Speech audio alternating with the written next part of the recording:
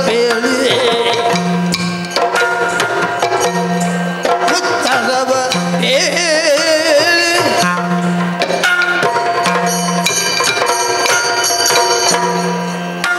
ಬ್ರಹ್ಮರ್ಷಿ ವಿಶ್ವಾಮಿತ್ರರು, ಇಂದ್ರ, ಮುನಿವರೇಣ್ಯರಾದ ವಸಿಷ್ಠರು, ದೇವೇಂದ್ರ, ಆಚಾರ್ಯ ಬೃಹಸ್ಪತಿಗಳ ಸನ್ನಿಧಾನದಲ್ಲೇ ನಾವು ಇಷ್ಟ ದೇವತೆಯನ್ನು ಧ್ಯಾನಿಸಿ ತ್ರಿವಿಷ್ಟಪ ಗದ್ದುಗೆಯನ್ನು ಆರೋಹಿ ತುಂಬಿದ ಸಭೆ ಪುಣ್ಯಾತ್ಮರ ಸದನ. ನನಗೂ ಆನಂದವೇ ಆಗುತ್ತದೆ. ಕಾರಣ ಸ್ಪಷ್ಟ ಇದೆ. 14 ಲೋಕಗಳಲ್ಲಿ ಶ್ರೇಷ್ಠವಾದದ್ದು ನಾಕಲೋಕ. ಈ ನೆಗಳತೆಗೆ ಪಾತ್ರವಾದದ್ದು ಈ ಸ್ವರ್ಗ. ಯಾಕೆ ಶ್ರೇಷ್ಠ? ಭೋಗಭೂಮಿ ಅದು ಆ ಕಾರಣದಿಂದ ಶ್ರೇಷ್ಠ. ಸುಖವನ್ನು ಉಣ್ಣುವುದಕ್ಕಾಗಿಯೇ ನಾಕ. ಹೀಗೆ ಒಂದು ಕಲ್ಪನೆ ಉಂಟು. ಅದು ಪೂರ್ತಿ ಸುಳ್ಳಲ್ಲ. ಆದರೆ ಪೂರ್ತಿ ನಿಜವಾದ ಅಭಿಪ್ರಾಯ ಏನು? ಈ ಸುರಪ ಆಲೋಚಿಸುವುದು ಹೀಗೆ. ಕರ್ಮಭೂಮಿಯಲ್ಲಿ ತ್ಯಾಗಭೂಯಿಷ್ಠವಾದಂತಹ ಕರ್ಮವನ್ನು ಆಚರಿಸಿ ಅದರ ಫಲವಾಗಿ ನಾಕಲೋಕದ ಸಿಂಹಾಸನ ಒಬ್ಬನಿಗೆ ಲಭ್ಯವಾಗುತ್ತದೆ. ಆದರೆ ಅದಕ್ಕೆ ಅಪವಾದವೂ ಇದೆ. ಸ್ವಯಂ ವರ್ಚಸ್ಸಿನಿಂದ ಅಥವಾ ಬೇರೆ ಇನ್ನಿತರ ಯೋಗ್ಯತೆಯಿಂದ ಅಥವಾ ನಾಕವಾಸಿಗಳ ಆಹ್ವಾನದ ಮೇರೆಗೆ ಸ್ವರ್ಗದಲ್ಲಿ ಅಧಿಪನಾಗಿ ಮೆರೆಯುವ ಅವಕಾಶವು ಅಪೂರ್ವವಾಗಿ ಕೆಲವರಿಗೆ ದೊರೆಯುವುದುಂಟು. ಆದರೆ ಶತಾಧ್ವರಗಳನ್ನು ಮಾಡಿದ ಪುಣ್ಯಾತ್ಮನಿಗೆ ನಾಕ. ಇದು ಪ್ರಚಲಿತವಾದಂಥ ಅಭಿಪ್ರಾಯ, ಪ್ರಚಲಿತವಾದ ನಂಬಿಕೆ. ಯಾಕೆ 100 ಯಾಗಗಳನ್ನು ಮಾಡಿದವನಿಗೆ ಈ ಭೋಗ, ಈ ಸ್ವರ್ಗ? ಒಂದು ಅಶ್ವಮೇಧ ಮಾಡಬೇಕಾದರೆ ತ್ಯಾಗ, ಆ ಯಾಗ ದೀಕ್ಷಿತದಲ್ಲಿ ಹೆಪ್ಪುಗಟ್ಟಿರಬೇಕು. ಅಂತಹ ತ್ಯಾಗವೇ ಜೀವನದ ಜೀವಾಳ. ಭೋಗವಲ್ಲ ಅನ್ನುವಂಥ ಯಥಾರ್ಥವನ್ನು ಯಾವನ್ನು ಅರ್ಥ ಮಾಡಿಕೊಂಡು ಒಂದಲ್ಲ ಎರಡಲ್ಲ 100 ಯಾಗಗಳನ್ನು ಆಚರಿಸುತ್ತಾನೋ ಅವನಿಗೆ ಸುಖದ ಸುಗ್ಗಿಯನ್ನುಣ್ಣಬಹುದಾದ ನಾಕ. ತ್ಯಾಗ ಸರ್ವಶ್ರೇಷ್ಠ ಅನ್ನುವುದನ್ನು ಅರ್ಥ ಮಾಡಿಕೊಂಡವನಿಗೆ ಒದಗುವುದು ಯಾವುದು? ಸುಖದ ಲೋಕ. ಹಾಗಾದರೆ ಸುಖ ಬಂದಾಗ ಅದನ್ನು ಹೇಗೆ ಸ್ವೀಕರಿಸಬೇಕು ಅನ್ನುವ ಮನಸ್ಸಿನ ಪರಿಪಕ್ವತೆ ಅವನಿಗೆ ಒದಗಿ ಬರಲಿಲ್ಲ, ಅವನಿಗೆ ಸುಖದ ಲೋಕದ ಅಧಿಕಾರ ಒದಗಿ ಬರುವುದಿಲ್ಲ. ನಾನು ತ್ರಿಮೂರ್ತಿಗಳ ಆದೇಶದ ಮೇಲೆ ಈ ನಾಕದ ಸಿಂಹಾಸನವನ್ನು ಆರೋಹಿಸಿ ನಿಮ್ಮಂತಹ ಮನು ಮುನೀಷಿಗಳ ಆಶೀರ್ವಾದದ ಸೇಸೆಗೆ ಒಳಗಾಗಿದ್ದೇನೆ. ಇದು ನನ್ನ ಭಾಗ್ಯ ವಿಶೇಷ. ಹಾಗೆಂದು ಪ್ರಪಂಚದಲ್ಲಿ ಒದಗಿ ಬಂದ ಸುಖ ಮೈಮರೆವಿಗೆ ಕಾರಣವಾಗ ಕೂಡದಲ್ಲ. ಸದಾ ಕಾಲವು ಚಿಂತನಾಶೀಲವಾಗಿರಬೇಕು ಮಾತ್ರವಲ್ಲ, ಕರ್ಮಭೂಮಿಯತ್ತ ನಮ್ಮ ದಿಟ್ಟಿ ನೆಟ್ಟಿರಬೇಕು. ಯಾಕೆ ನೆಟ್ಟಿರಬೇಕು? ಕರ್ಮಭೂಮಿ ನವೋನ್ಮೇಷಶಾಲಿಯಾದದ್ದು, ಅದು ವೈವಿಧ್ಯಮಯವಾದದ್ದು. ಹಾಗಾದರೆ ಅಲ್ಲಿಯ ಹೊಸ ಹುಟ್ಟೇನು, ಹೊಸ ವಿಶಿಷ್ಟತೆ ಏನು, ವೈಚಿತ್ರ್ಯಗಳೇನು, ಅದನ್ನು ಸದಾ ಕಾಲವು ತೆರೆದ ಕಣ್ಣುಗಳಲ್ಲಿ ಅನಿಮಿಷರಾದ ನಾವು ನೋಡುತ್ತಿರಬೇಕು. ಈ ಭಾವನೆ ನನಗೆ ಬರುವಾಗ ಅದಕ್ಕೆ ಮತ್ತೊಂದು ಬಲವಾದ ಕಾರಣವೂ ಹುಟ್ಟಿಕೊಳ್ಳುತ್ತದೆ. ಭೂಲೋಕದಲ್ಲಿ ಸಂಭವಿಸಬಹುದಾದ ಚಮತ್ಕಾರಗಳು, ಅಪೂರ್ವವಾದ ಹುಟ್ಟು, ಅಪೂರ್ವವಾದ ಬೆಳವಣಿಗೆಯು ಭಾವಿ ಭವಿಷ್ಯವನ್ನು ನಿರ್ಮಿಸುವುದಕ್ಕೆ ಕಾರಣವಾಗುತ್ತದೆ. ಹಾಗಾಗಿ ಈಗ ಪ್ರಕೃತ ಭೂಲೋಕದತ್ತ ನಾನು ದಿಟ್ಟಿಯನ್ನು ನೆಟ್ಟಾಗ ನನಗೊಂದು ಪ್ರಶ್ನೆ ಹುಟ್ಟಿ ಬಂತು. ಏನದು? ಚಕ್ರವರ್ತಿಗಳು ಭೂಮಿಯನ್ನು ಆಳುವುದು ವಿಶೇಷವೇನು ಅಲ್ಲ. ಆದರೆ ಚಕ್ರವರ್ತಿಯು ಒಂದು ಭೋಗದ ಸಂಕೇತವೇ ಹೌದು. ಚಕ್ರವರ್ತಿ ಪೀಠವು ಅದರಲ್ಲಿ ಮೈ ಮರೆತು ತಾನೇನನ್ನು ಆಚರಿಸಬೇಕು ಅದನ್ನೇ ಮರೆತು ಬಿಡುವವರು ಹಲವರಿದ್ದಾರೆ ಪ್ರಪಂಚದಲ್ಲಿ. ಒದಗಿ ಬಂದ ಅಧಿಕಾರದಿಂದ ಮೈ ಮರೆತು ಶಿಕ್ಷೆಗೊಳಗಾದವರಿಲ್ವೇ? ಆದರೆ ಈಗ ತನಗೆ ಒದಗಿದ ಅಧಿಕಾರ ಏನು, ಯಾಕೆ, ತಾನದನ್ನು ಹೇಗೆ ವಿನಿಯೋಗಿಸಬೇಕು, ಇದನ್ನು ಸುಸ್ಪಷ್ಟವಾಗಿ ಅರ್ಥ ಮಾಡಿಕೊಂಡು ಕ್ಷತ್ರಿಯ ವರೇಣ್ಯನೊಬ್ಬ ಇದ್ದಾನೆ ಅನ್ನುವಂತಹ ಪ್ರಶ್ನೆ ನನಗೆ ಒಡಮೂಡಿಕೊಂಡು ಬಂತು. ಆದ್ದರಿಂದ ಕೇಳುವುದು, ಭೂಲೋಕದಲ್ಲಿ ಪರಮೋತ್ಕೃಷ್ಟವಾದ ಅಧಿಕಾರವನ್ನು ಆಚರಿಸುತ್ತಾ ಅನುಭವಿಸುತ್ತಾ ಏಕಪತ್ನಿ ವ್ರತಸ್ಥನಾಗಿ ತ್ಯಾಗವನ್ನು ತನ್ನ ಮನದಲ್ಲಿ ಪರಿಪಕ್ವಗೊಂಡು ಆಚರಿಸುತ್ತಾ ಸತ್ಯವೇ ಸಕಲಕ್ಕೂ ಸಾಧನ, ಧರ್ಮಾಚರಣೆಯೇ ಮಿಗಿಲಾದದ್ದು, ಈ ಭಾವದಿಂದ ಬದುಕುವವರಿದ್ದಾರೆ. ಸತ್ಯಂ ವದ ಧರ್ಮಂ ಚರ. ಮಾತೊಂದು ಕರ್ಮವೂ ಒಂದು. ವಚಸ್ಸೇಕಂ ಕರ್ಮಣ್ಯೇಕಂ. ಅನೃತವನ್ನಾಡದೆ ಜೀವನವನ್ನು ಸವಿಸಬಹುದಾದ, ಸವಿಯಬಹುದಾದ ಅರ್ಹತೆಯುಳ್ಳ ಒಬ್ಬ ವ್ಯಕ್ತಿ ಪ್ರಪಂಚದಲ್ಲಿ ಇದ್ದಾನೆಯೇ? ಕ್ಷತ್ರಿಯರ ಪಂಗಡದಲ್ಲಿ ಅಂಥವ ಒಬ್ಬನಿದ್ದರೆ ಅವನು ಯಾರು ಅನ್ನುವುದನ್ನು ತಿಳಿಯಬೇಕನ್ನುವಂತಹ ಜಿಜ್ಞಾಸೆ ನನಗೆ ಮೂಡಿಯದೆ. ಆದ್ದರಿಂದ ತುಂಬಿದ ಸಭಾಮಂದಿರದಲ್ಲಿ ಇರಬಹುದಾದ ಭೂಲೋಕದ ತಿಳುವಳಿಕೆಯಿಲ್ಲ ಪ್ರಾಜ್ಞರು ನನ್ನ ಸಂದೇಹಕ್ಕೆ ಸರಿಯಾದ ಉತ್ತರವನ್ನು ಕೊಡಬೇಕು. ಹೀಗೆ ನಾನು ಬಯಸುತ್ತಿದ್ದೇನೆ. ಯಾರಿದ್ದಾರೆ ಅಂತ ಕ್ಷತ್ರಿಯ ಪುಂಗವ, ಕ್ಷತ್ರಿಯ ಶ್ರೇಷ್ಠ ಯಾರಿದ್ದಾರೆ? ಸುರಪಾಲ ಕೇಳಯ್ಯ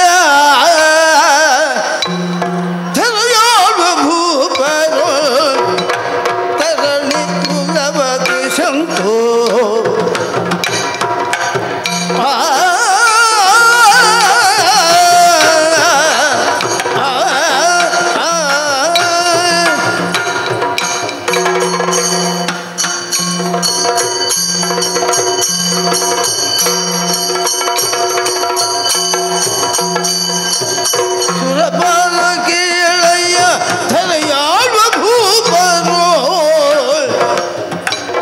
ತರಣಿ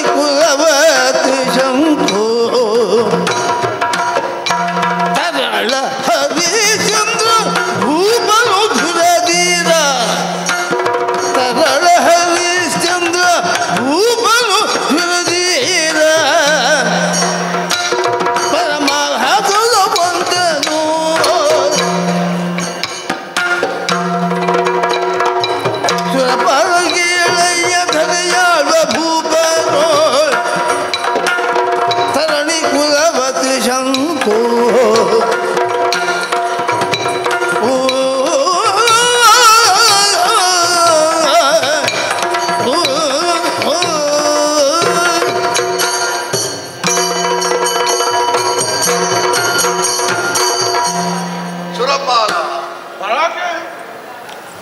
ಈ ಪ್ರಪಂಚದಲ್ಲಿ ಯಾವನಿಗೆ ಇದು ನನ್ನದಲ್ಲ ಎನ್ನುವ ಭಾವ ಉಂಟೋ ಅವನಿಗೆ ಸಿಗಬಹುದಾದ ಅತಿ ಉತ್ಕೃಷ್ಟ ಪದವಿ ಇನ್ನ ಸ್ಥಾನ. ಇದು ನನ್ನದಲ್ಲ ಎನ್ನುವ ಭಾವ 100 ಬಾರಿ ಆವರ್ತವಾದಾಗ ಸಿಗಬಹುದಾದ ಆನಂದದ ಅತಿರೇಕದಲ್ಲಿ ನೀನಿದ್ದರೂ ನೀನು ಯಥಾರ್ಥವನ್ನು ಮರೆಯದೆ ಪ್ರಪಂಚದ ಬಗ್ಗೆ ಸದಾ ದೃಷ್ಟಿಯನ್ನು ಹರಿಸುವುದು ನಮಗೆಲ್ಲ ಸಂತೋಷದ ವಿಷಯ. ದೇವಲೋಕಕ್ಕೆ ನೀನು ಅಧಿಪತಿ ಹೌದಾದರೂ ಕೂಡ ದೇವಲೋಕದ ಸುಖವೊಂದೇ ನಿನ್ನ ಲಕ್ಷ್ಯವಲ್ಲವಲ್ಲ. 3 ಲೋಕವೂ ನಿನ್ನ ದೃಷ್ಟಿಯ ಅಧೀನದಲ್ಲಿರ್ತದೆ. ಅದೊಂದು ಕೊಂಡಿ ಇದ್ದ ಹಾಗೆ ಭೂಲೋಕಕ್ಕೆ ಆಗುವಂತಹ ನೋವು, ಪಾತಾಳದಲ್ಲಿ ಆಗುವಂತಹ ಪರಿಭವ ಪರ್ಯಾಯವಾಗಿ ದೇವಲೋಕಕ್ಕೆ ತಟ್ಟುತ್ತದೆ. ಕಾಲಿಗಾದ ನೋವು ನನ್ನದಲ್ಲ, ಕೈಗಾದ ನೋವು ನನ್ನದಲ್ಲ, ತಲೆಗಾದ ನೋವು ಮಾತ್ರ ನನ್ನದು ಅಂತ ಒಂದು ಶರೀರ ಹೇಳಲಿಕ್ಕಿಲ್ಲವಲ್ಲ. ಕಾಲಿಗೆ ಮುಳ್ಳು ಚುಚ್ಚಿದರೂ ಕಣ್ಣಿನಲ್ಲಿ ನೀರು ಸರ್ ಅಲ್ವೇ? ಅದೇ ರೀತಿಯಾಗಿ ಸರಪಣಿಯಾಗಿ ಕೊಂಡಿಯಾಗಿರುವಂತಹ ಈ ಲೋಕದ ವ್ಯವಸ್ಥೆಯನ್ನು ಸದಾ ನೋಡಿಕೊಳ್ಳಬೇಕು ಎನ್ನುವಂತಹ ನಿನ್ನ ಕರ್ತವ್ಯ ಪ್ರಜ್ಞೆಯನ್ನು ಈ ಆನಂದದ ಸಾಗರದಲ್ಲಿಯೂ ಮರೆಯದೆ ನೀನು ಕೇಳಿದ್ದಿ ಎನ್ನುವುದು ನಮಗೆ ಆತ್ಮಾನಂದದ ವಿಷಯ. ಲೋಕವನ್ನೆಲ್ಲ ನೋಡುವ ಕಣ್ಣುಗಳುಳ್ಳವ ನೀನು, ಸುರಪಾಲನಾದ ನೀನು ಸುರರನ್ನು ಮಾತ್ರ ಪಾಲಿಸುವುದಲ್ಲ, ನಾವು 1000 ಕಣ್ಣುಗಳಿಂದ ನೋಡಬೇಕಾಗ್ತದೆ, ಸಹಸ್ರಾಕ್ಷಗಳಿಂದ. ಯಾರೆಲ್ಲ ಸುರ ಸ್ವಭಾವದಲ್ಲಿದ್ದಾರೆ ಅವರೆಲ್ಲರನ್ನೂ ಪಾಲಿಸಬೇಕಾದ ಸುಮನಸರ ಒಡೆ ಅಲ್ವಾ? ಜಗಕ್ಕೆ ಹಿತವನು ಶಕ್ರ, ಯಾರು ಅಹಿತರಿದ್ದಾರೆ ಅವರನ್ನು ದಮನಿಸುವಲ್ಲಿ ಒಂದೋ ನೀನೇ ಪ್ರತ್ಯಕ್ಷವಾಗಿ ಹೋಗಬೇಕಾಗ್ತದೆ, ಇಲ್ಲಂದ್ರೆ ಬೇರೆ ಬೇರೆ ಪರ್ಯಾಯ ವಿಧಾನದಿಂದ ಪರೋಕ್ಷವಾಗಿ ವ್ಯವಹರಿಸಬೇಕಾಗ್ತದೆ. ಆ ವಿಭಾಗದಲ್ಲಿ ನೋಡಿದರೆ ಈಗ 3 ಲೋಕವು ಕ್ಷೇಮದಲ್ಲಿ ಉಂಟು. ಭೂಲೋಕದ ಬಗ್ಗೆ ಯೋಚಿಸುವುದಿದ್ರೆ ಅಮಿತವಾದಂತಹ ಸಾಧನೆಯನ್ನು ಮಾಡಿ ನ್ಯಾಯದ ನೈಷ್ಠುರ್ಯವೋ ಧರ್ಮದ ಬಗ್ಗೆ ಪ್ರೀತಿಯೋ ಇದನ್ನೆಲ್ಲ ತಾಳಿದ ವಂಶದಲ್ಲಿ ಅಗ್ಗಳೆಯಾಗಿ ಕಾಣುವುದು ಸೂರ್ಯವಂಶ. ಸೂರ್ಯವಂಶದಲ್ಲಿ ಹುಟ್ಟಿದ ಧರಣಿ ಪಾಲಕರು ಅದೆಷ್ಟೋ ಮಂದಿ ಬಂದು ಹೋಗಿದ್ದಾರೆ, ಅದೆಷ್ಟೋ ಕೊಡುಗೆಯನ್ನು ಕೊಟ್ಟಿದ್ದಾರೆ. ಆದರೆ ವರ್ತಮಾನ ಕಾಲದಲ್ಲಿ ಈಗ ಚಕ್ರವರ್ತಿಯಾಗಿರುವವ ತ್ರಿಶಂಕು ಭೂಪತಿಯ ತರಣನಾದಂಥ ಹರಿಶ್ಚಂದ್ರ. ಅವನ ಹೆಸರು ನಿಜವಾಗಿ ತ್ರಿಶಂಕು ಅಲ್ಲ, ಸತ್ಯವ್ರತ ಎಂದಾಗಿ. ಆಮೇಲೆ ತ್ರಿಶಂಕುವಾಗಿ ಅವ ಬದಲಾಗಿ ಹೋದ. ಬೇರೆ ಬೇರೆ ಕಾರಣ ನಿನಗೂ ಗೊತ್ತಿದೆ, ಅದನ್ನು ನಾನು ವಿವರಿಸುವುದಿಲ್ಲ. ಸತ್ಯವ್ರತ ನಾಮಕನಾದರೂ ಹುಟ್ಟಿದ ನಂತರ ಬದುಕಿನಲ್ಲಿ ಅದನ್ನು ಆಚರಿಸಿಕೊಂಡು ಬರುವುದಕ್ಕೆ ಬೇರೆ ಬೇರೆ ಅಂತರಾಯಗಳು ಒದಗಿ ಬಂದ ಕಾರಣ ಅವ ಅಂಕಿತ ನಾಮದಲ್ಲಿ ಮಾತ್ರ ಸತ್ಯವ್ರತನಾಗಿ ಉಳಿದ. ನಿಜ, ಅವನಿಗೆ ಒದಗಿದ ಸ್ವರ್ಗದಿಂದಲಾಗಿ ಸ್ವರ್ಗಕ್ಕೆ ತ್ರಿಶಂಕು ಸ್ವರ್ಗ ಅನ್ನುವ ಹೆಸರು ಬಂತು. ಬೇರೆ ಒಂದು ಹೆಸರು ಮಾತ್ರವಲ್ಲ, ಆ ಕಡೆಗೂ ಇಲ್ಲ ಈ ಕಡೆಗೂ ಇಲ್ಲ ಅನ್ನುವ ಅತಂತ್ರ ಸ್ಥಿತಿಯಲ್ಲಿ ಯಾವನಾದರೂ ಇದ್ದರೆ ಅಯ್ಯೋ ಅವ ತ್ರಿಶಂಕು ಆಗಿಬಿಟ್ಟ ಅಲ್ವೇ. ನಾನು ನುಡಿಯು ಬಂತು. ಹಿರಿಯರು ಏನು ಮಾಡ್ತಾರೆ ಎನ್ನುವುದು ನಮಗೆ ಒಂದು ಆದರ್ಶ, ಇನ್ನೊಂದು ನಿಷೇಧವೂ ಹೌದು. ಮಾಡಬೇಕಾದ್ದನ್ನೇ ಹಿರಿಯರು ಮಾಡಿದರೆ ಆದರ್ಶ, ಮಾಡಬಾರದನ್ನು ಮಾಡಿದರೆ ಅದು ನಿಷೇಧ. ನಿಷೇಧ. ಹಿರಿಯರಿಂದ ನಾವು ಕಲಿಬೇಕಾದ ಏನು ಮಾಡಬೇಕು ಎನ್ನುವುದು ಮಾತ್ರ ಅಲ್ಲ, ಏನು ಮಾಡಬಾರದು ಅನ್ನುವುದನ್ನು ಕಲಿಯಬೇಕಾದ್ರೆ ಅದನ್ನು ಕಲಿತಿದ್ದಾನೆ ಅಪ್ಪನಿಂದ ಮಗ. ಏನು ಮಾಡಬಾರದು ಎನ್ನುವುದನ್ನು ಕಲಿತಂತಹ ಮಗನಾಗಿ ಈಗ ವರ್ತಮಾನ ಕಾಲದಲ್ಲಿ ಹರಿಶ್ಚಂದ್ರ ಇದ್ದಾನೆ. ಅಂಕಿತ ನಾಮದಲ್ಲಿ ನನ್ನಪ್ಪ ಸತ್ಯವ್ರತನಾದರೂ ಅನ್ವರ್ಥವಾಗಿ ನಾನು ಸತ್ಯವ್ರತನಾಗಿ ಉಳಿಯುತ್ತೇನೆ ಎನ್ನುವುದಾಗಿ ಸಂಕಲ್ಪ ಮಾಡಿದವನಂತೆ ಬದುಕುತ್ತಾ ಇದ್ದಾನೆ. ಸುರಪತಿಯಾದ ನಿನ್ನ ಭೋಗ, ಅಗ್ನಿಯ ತೇಜಸ್ಸು, ಅಂತಕನ ಭರದದಟು, ನೈಋತಿಯ ಕಾಯ್ಪು, ರತ್ನಾಕರೇಶ್ವರನ ಗಾಂಭೀರ್ಯ, ಅನಿಲನ ಬಲ, ವಿತ್ತಪನ ಸಿರಿ, ರುದ್ರನ ಉಗ್ರತ್ವ, ತರಣಿಯ ಪ್ರಭೆ, ಚಂದ್ರನ ಶಾಂತಿ, ಭೂಮಿಯ ತಾಳ್ಮೆ, ಇದೆಲ್ಲ ಒಬ್ಬ ಅಷ್ಟದಿಕ್ಪತಿಗಳ ಅಂಶ ಒಬ್ಬ ಚಕ್ರವರ್ತಿಯಲ್ಲಿ ಇರಬೇಕು. ಅದೆಲ್ಲವನ್ನು ಇರಿಸಿಕೊಂಡು ಅದೇ ರೂಪು ತಳೆದ ರೀತಿಯಲ್ಲಿ ಚಕ್ರವರ್ತಿಯಾಗಿ ಮೈದಾಳಿ ಬಂದಿದ್ದಾನೋ ಎನ್ನುವ ಹಾಗೆ ನಮ್ಮಂಥವರಾದರೂ ಒಮ್ಮೆ ಸಂತೋಷ ಪಡುವ ರೀತಿಯಲ್ಲಿ ಬದುಕಿದ್ದಾನೆ. ಎಲ್ಲಿಯವರೆಗೆ ಅಂತ ಕೇಳಿದರೆ ಅವನ ತ್ಯಾಗದ ಬಗ್ಗೆ ಕೇಳುವುದಿದ್ರೆ ಎಷ್ಟು ತ್ಯಾಗದ ಪ್ರಮಾಣ. ವಿದ್ವಾಂಸರಿಗೆ ತೃಪ್ತಿಯಾಗುವುದೇ ಅವನ ತ್ಯಾಗದ ಪ್ರಮಾಣ. ಏನವನ ರಾಜ್ಯದ ಪ್ರಮಾಣ? ಸಪ್ತಸಾಗರವೇ ಅವನ ರಾಜ್ಯದ ಪ್ರಮಾಣ. ಏನವನ ಭಕ್ತಿಯ ಪ್ರಮಾಣ? ಲೋಕನಾಯಕ ತಲೆದೂಗುವಂತೆ ಮೆಚ್ಚಿಸುವುದೇ ಅವನ ಭಕ್ತಿಯ ಪ್ರಮಾಣ. ಏನವನ ಶೌರ್ಯದ ಪ್ರಮಾಣ? ಶತ್ರು ನಿರ್ನಾಮವೇ ಅವನ ಶೌರ್ಯದ ಪ್ರಮಾಣ. ಏನವನ ಕೀರ್ತಿಯ ಪ್ರಮಾಣ? ಮೂರು ಲೋಕವೇ ಅವನ ಕೀರ್ತಿಯ ಪ್ರಮಾಣ. ಇಷ್ಟು ದೊಡ್ಡ ಸ್ಥಿತಿಯಲ್ಲಿ ಮೆರೆಯುತ್ತಾ ಇದ್ದಾನೆ. ಅದರೊಂದಿಗೆ ಲೋಕದಲ್ಲಿ ಕುಂದಿಲ್ಲದ ವ್ಯಕ್ತಿತ್ವವನ್ನು ತೋರಿಸಿದ್ದಾನೆ. ನೀತಿಯುತನಾಗಿದ್ದಾನೆ. ಸಜ್ಜನ ವ್ರಾತವನ್ನು ಜೊತೆಗಿರಿಸಿಕೊಂಡಿದ್ದಾನೆ.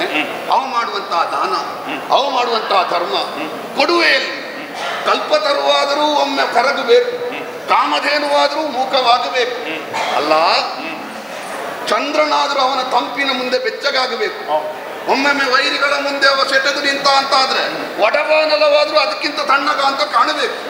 ವೈರಿಗಳ ಎದುರಿನಲ್ಲಿ ಕಂಠೀರವನಂತೆ, ವೈರಿಗಳೆನ್ನುವ ಗಜಕ್ಕೆ ಕಂಠೀರವನಂತೆ ಯಾರೆಲ್ಲ ಮೃದುವಾಗಿ ಬರ್ತಾರೋ ಅವರಿಗೆ ಚಂದ್ರನಿಗಿಂತಲೂ ತಂಪಾಗಿ ರಾಜ್ಯವನ್ನು ಆಳುತ್ತಿರುವ ಮೃದೂನಿ ಕುಸುಮಾದಪಿ ವಜ್ರಾದಪಿ ಕಠೋರಾಣಿ ಎನ್ನುವ ಮಾತಿಗೆ ಅಕ್ಷರಾರ್ಥದ ಒಂದು ಸಂಕೇತವು ಎನ್ನುವಂತೆ ಬಾಳುತ್ತಿರುವ ಸಜ್ಜನ ವ್ರಾತದ ಬಹುದೊಡ್ಡ ನಾಯಕನಾಗಿ ಬಲ್ಲಿದನಾಗಿದ್ದಾನೆ. ಅವನ ಬದುಕೇ ಒಂದು ತಪಸ್ಸು. ಧರ್ಮದ 4 ಪಾದ ಯಾವುದು? ಶೌಚ, ದಯೆ, ತಪಸ್ಸು. ಬದುಕೇ ಒಂದು ತಪಸ್ಸು. ತಪಸ್ಸಿನಂತೆ ಬದುಕಿದ್ದಾನೆ. ಒಂದು ದಿವಸವು ಕಾಡಿಗೆ ಹೋಗಲಿಲ್ಲ. ಅವ ಪೀಠದಲ್ಲಿದ್ದುಕೊಂಡು ಅವ ಮಾಡುವುದು ತಪಸ್ಸು. ನೀನು ಹೇಳಿದೆಯಲ್ಲ, ಭೋಗ ಜೀವನದಲ್ಲಿ ಇದ್ದುಕೊಂಡು ತ್ಯಾಗವನ್ನು ಅನುಸರಿಸಬೇಕು ಅಂತ. ಕೆಸರಿನಲ್ಲಿ ಹುಟ್ಟಿದಂತ ತಾವರೆಯೊಂದು ಕೆಸರಿಗೆ ನೋಡುವುದಲ್ಲ ಅಲ್ಲ ಅಲ್ಲ ಸೂರ್ಯನನ್ನು ನೋಡು. ತಾವರೆ ಎಲೆಯ ಮೇಲಿನ ನೀರಿನ ಹನಿ ಹಾಗೆ ಬದುಕಬೇಕು ಅಲ್ವಾ? ಭೋಗದ ಕೆಸರಿನಲ್ಲಿ ಇದ್ದರೂ ಕೂಡ ತ್ಯಾಗದ ಬಗ್ಗೆ ಲಕ್ಷ್ಯ ಇರಿಸುವ ಅಂಕಜವಾಗಿ ಬರುತ್ತೆ. ಹಾಗೆಯೇ ಇದ್ದಾನೆ. ಹಾಗಾಗಿಯೇ ತಪಸ್ಸಿನಂತೆ ಬದುಕಿದವ. ದಯ, ಭೂತದಯ ಕೊರತೆಯನ್ನು ಜೀವನದಲ್ಲಿ ಅಳವಡಿಸಿಕೊಂಡವ. ದಯೆ, ತಪಸ್ಸು. ಧರ್ಮದ 2 ಪಾದ ಆಯ್ತು. ಇನ್ನು 2 ಪಾದ, ಒಂದು ಶೌಚ, ಇನ್ನೊಂದು ಸತ್ಯ. ಈ 2ರಲ್ಲಿ ಕೇಳುವುದಿದ್ರೆ ಆಡಿದ ಮಾತನ್ನು ಬಿಡಲು, ಆಡಿದ ಮಾತನ್ನು ಬಿಡಲ ಸರ್ವಥಾ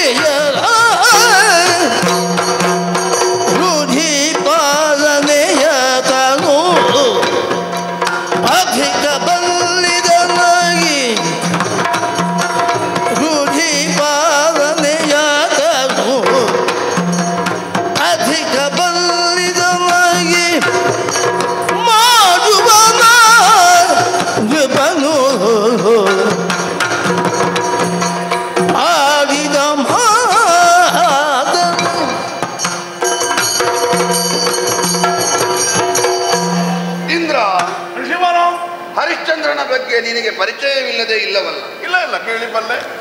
ಅವ ಮಾಡಿದಂತ ಬಹುದೊಡ್ಡ ಯಾಗ ರಾಜಸೂಯಾಧ್ವರ ಅವಭೃತ ಸ್ನಾನದ ಹೊತ್ತಿನಲ್ಲಿ ನೀನೇ ಮೆಚ್ಚಿ ಅವನಿಗೆ ಜೈತ್ರ ಎನ್ನುವಂತ ಸ್ವರ್ಣರಥವನ್ನು ಕೊಟ್ಟಲ್ಲಿಂದ ಅವ ರಾಜಸೂಯಾಧ್ವರವನ್ನು ಮಾಡಿ ಪ್ರಪಂಚವನ್ನೆಲ್ಲ ಜಯಿಸಿದವನು. ಅವನ ವಾಕ್ನಿಷ್ಠೆ, ಸತ್ಯವ್ರತ, ಆಡಿದ ಮಾತನ್ನು ಎಂದಿಗೂ ಬಿಡಲಾರ. ತಾನು ಆಡುವ ಮಾತಿಗೆ ಮಾತೆಯ ಸ್ಥಾನವನ್ನು ಕೊಡಬಲ್ಲಂತ ಒಂದು ತಪಸ್ಸಿನ ಸದೃಶವಾದ ಜೀವನವನ್ನು ನಡೆಸುವ ವ್ರತವನ್ನು ಜೀವನದಲ್ಲಿ ಅವನೇ ಅಳವಡಿಸಿಕೊಂಡಿದ್ದಾನೆ.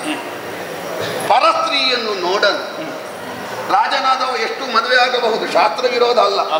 ಆದರೆ ಏಕಭಕ್ತಿ ವ್ರತಸ್ಥನಾಗಿಯೇ ಬದುಕಿ, ಕೇವಲ ತೋರಿಕೆಗೆ ಮಾತ್ರ ಅಲ್ಲ, ಕಾಯೇನ ವಾಚಾ ಮನಸ, ಮಾತಿರಬಹುದು, ಅವನ ಬದುಕಿನ ವ್ರತ ಇರಬಹುದು. ಇದನ್ನು ತ್ರಿಕರಣಪೂರ್ವಕವಾಗಿ ಕಾಯೇನ ವಾಚಾ ಮನಸ ಅಳವಡಿಸಿಕೊಂಡು ಬಂದವನಿದ್ದಾನೆ. ಮಾಸದೇ ಇರುವ ತೇಜಸ್ಸು, ಬುದ್ಧಿಲ್ಲದ ಕೀರ್ತಿ, ಕಳಂಕ ಇಲ್ಲದ ಹೆಸರು, ಇಂಗದ ಓಜಸ್ಸು, ಮತ್ತೊಬ್ಬರಿಗೆ ಹೊರೆಯಾಗದ ದರ್ಪ, ಅಹಂಕಾರದಲ್ಲಿ ಮೆರೆಯದ ಮನಸ್ಸು, ಯಾವತ್ತೂ ಮರೆಯದ ಅರಿವು, ಆಲಸ್ಯವಿಲ್ಲದ ಪರಮಭಕ್ತಿ, ಇದನ್ನೆಲ್ಲ ಕ್ರೋಢೀಕರಿಸಿಕೊಂಡಂತ ಅವನಿಗೆ ನಾನು ಎನ್ನುವ ಅಹಂಕಾರವೇ ಇಲ್ಲ. ಹಾಗೆಂದು ಮಾಡಬೇಕಾದ ಕರ್ತವ್ಯವನ್ನು ಮಾಡುವಲ್ಲಿ ವೈರಾಗ್ಯವೂ ಇಲ್ಲ. ಎಲ್ಲವನ್ನು ಸೇರಿಸಿಕೊಂಡಿದ್ದಾನೆ.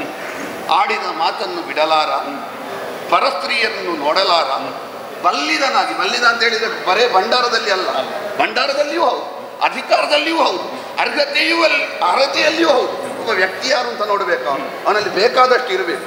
ಬೇಕಾದಷ್ಟು ಇರುವಾಗಲೂ ಯಾವನು ಶೀಲದಿಂದ ಪತಿತನಾಗುವುದಿಲ್ವೋ ಅವ ನಿಜವಾಗಿಯೂ ಬಲ್ಲಿದ ಎನ್ನುವುದಾಗಿ ಅರ್ಥ. ಬಲ್ಲಿದನಾಗಿದ್ದಾನೆ. ಎಷ್ಟು ಬಲ್ಲಿದ ಅಂತ ಕೇಳಿದ್ರೆ, ಸತ್ಯವಾಕ್ಯದಲ್ಲಿ ಅವನ ನಿಷ್ಠೆ ಎಷ್ಟು ಅಚಲ ಅಂತ ಕೇಳಿದ್ರೆ, ಮೂರು ಮೂರ್ತಿಗಳು ಪ್ರತ್ಯಕ್ಷವಾಗಿ ಮೂರು ಲೋಕದ ಹೆಚ್ಚಿನ ಅಧಿಕಾರವಾದಂತ ಸ್ವರ್ಗದ ಪದವಿ ನಿನಗೆ ಬೇಕೋ ಅಥವಾ ನೀನು ಸತ್ಯವಾದಿಯಾಗಿ ಉಳಿಯಬೇಕೋ ಅಂತ ಕೇಳಿದ್ರೆ, ನನಗೆ ಸ್ವರ್ಗ ಬೇಡ, ನನಗೆ ಸತ್ಯವೇ ಬೇಕು ಎನ್ನುವುದಾಗಿ ಹೇಳಬಲ್ಲಷ್ಟು ದೊಡ್ಡ ಸತ್ಯವಾದಿ ವರ್ತಮಾನ ಕಾಲದಲ್ಲಿ ಹರಿಶ್ಚಂದ್ರನಷ್ಟು ನೀನು ಹೇಳಿದ ಗುಣಗಳಿಗೆ ಅನ್ವಯವಾಗುವ ಒಂದು ವ್ಯಕ್ತಿತ್ವ ಬೇರೆಯದನ್ನು ನಾನು ಕಾಣೆ. ವಸಿಷ್ಠರೇ, ಒಂದು ಪ್ರಶ್ನೆಯನ್ನು ನಾನು ಕೇಳಿದೆ, ಅದಕ್ಕೆ ಅತ್ಯಂತ ಖಚಿತವಾದ ಒಂದು ಉತ್ತರ ದೊರೆತಾಗ ನನಗಾಗುತ್ತಿರುವ ಆನಂದವನ್ನು ವರ್ಣಿಸುವುದಕ್ಕೆ ಸಾಧ್ಯ ಇಲ್ಲ. ಇಂಥವ ಇದ್ದಾನೆ ಅನ್ನುವ ಹಾಗೆ ಹೇಳುವುದು ದೊಡ್ಡ ವಿಷಯ ಅಲ್ಲ. ಅಲ್ಲಿ ಹೋಗಿರಬೇಕೆಂದಿಲ್ಲ, ನೋಡಿರಬೇಕೆಂದಿಲ್ಲ, ಮಾತನಾಡಿಸಿದ್ದಿರಬೇಕೆಂದಿಲ್ಲ. ಆದರೆ ನೀವು ಹಾಗ ಅವನ ಪೂರ್ವಾಪರ ಇತಿವೃತ್ತಗಳನ್ನು ಅತ್ಯಂತ ಸುಶಿಕ್ಷಿತನಾದವನು ಅಧ್ಯಯನ ಮಾಡುವಂತೆ ಅಧ್ಯಯನ ಮಾಡಿ ನನ್ನ ಮುಂದೆ ಬಣ್ಣಿಸಿದ್ರಲ್ಲ, ನನಗೆ ಬಹಳ ಸಂತೋಷ ಆಗಿದೆ. ನಿಜವಾಗಿ ಪೂರ್ತಿ ಹೇಳಲಿಲ್ಲ, ಅವನ ವಿಷಯ ಹೇಳಿದ್ರೆ 1000 ನಾಲಿಗೆ ಇರುವವನಿಗೂ ಸಾಧ್ಯ ಇಲ್ಲ. ಸಂಕ್ಷಿಪ್ತವಾಗಿ ಹೇಳಿದ್ದು ಬಹಳ ಸಂತೋಷ. ಆಚಾರ್ಯ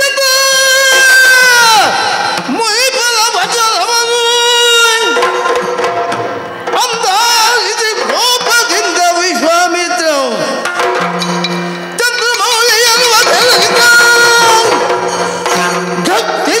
ಮುನಿಯುಳ್ಳ ನಿಂತೆಂದರು.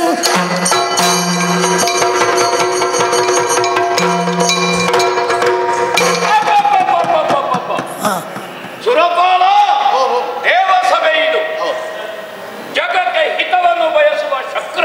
ನಿಜ. ನಾವು ಲೋಕಹಿತಮ್ಮವ ಕರಣೀಯಂ ಮುನಿವರ್ಗ.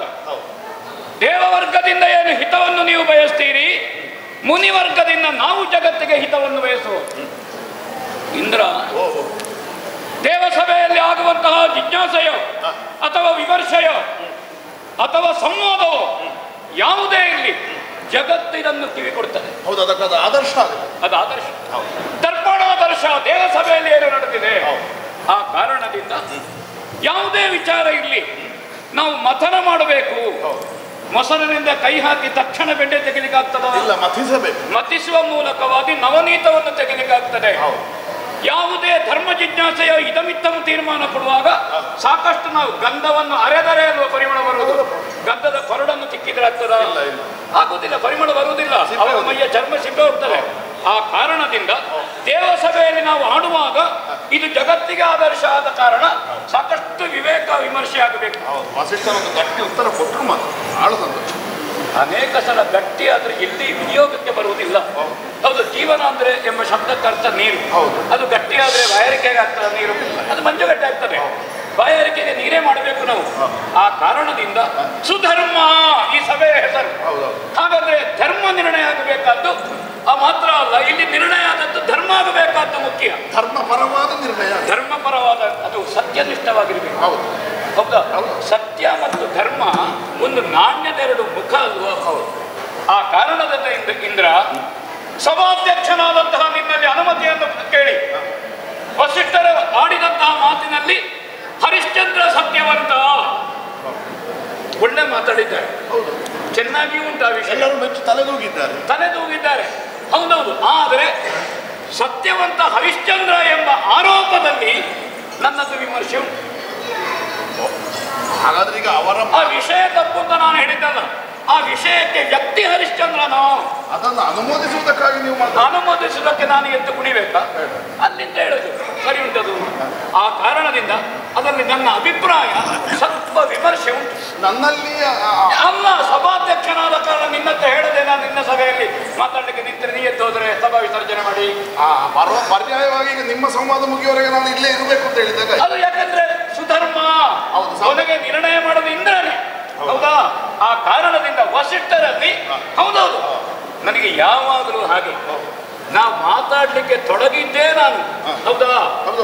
ಅದು ವಸಿಷ್ಠರ ಆಶ್ರಮದಿಂದ. ಎಲ್ಲಿ ವಸಿಷ್ಠರಿದ್ದಾರೋ ಅಲ್ಲಿ ವಸಿಷ್ಠರ ಆಡಿದ್ರೆ ನನಗೊಂದು ಎರಡು ಮಾತಾಡಬೇಕು ಅಂತ ಕಾಣು, ಅಷ್ಟೇ, ಬೇರೆ ಏನಿಲ್ಲ. ಆ ಕಾರಣದಿಂದ ಹಾಗಂತ ಬಹಳ ದೀರ್ಘ ನಾವು ಮಾತಾಡೋದು ಇಲ್ಲ. ಸತ್ಯದ ನಿಷ್ಕರ್ಷ ಆಗಬೇಕಾದ ಮುಖ್ಯ. ಸಮಾಧಾನ ಆಯಿತು. ನೀವು ವಸಿಷ್ಠರಲ್ಲಿ ಮಾತನಾಡಿದುದರ ಫಲವನ್ನು ಪರೋಕ್ಷವಾಗಿ ಪರ್ಯಾಯವಾಗಿ ಇಂದ್ರನು ಅನುಭವಿಸಬೇಕಾಗಿ ಬಂದಿದೆ.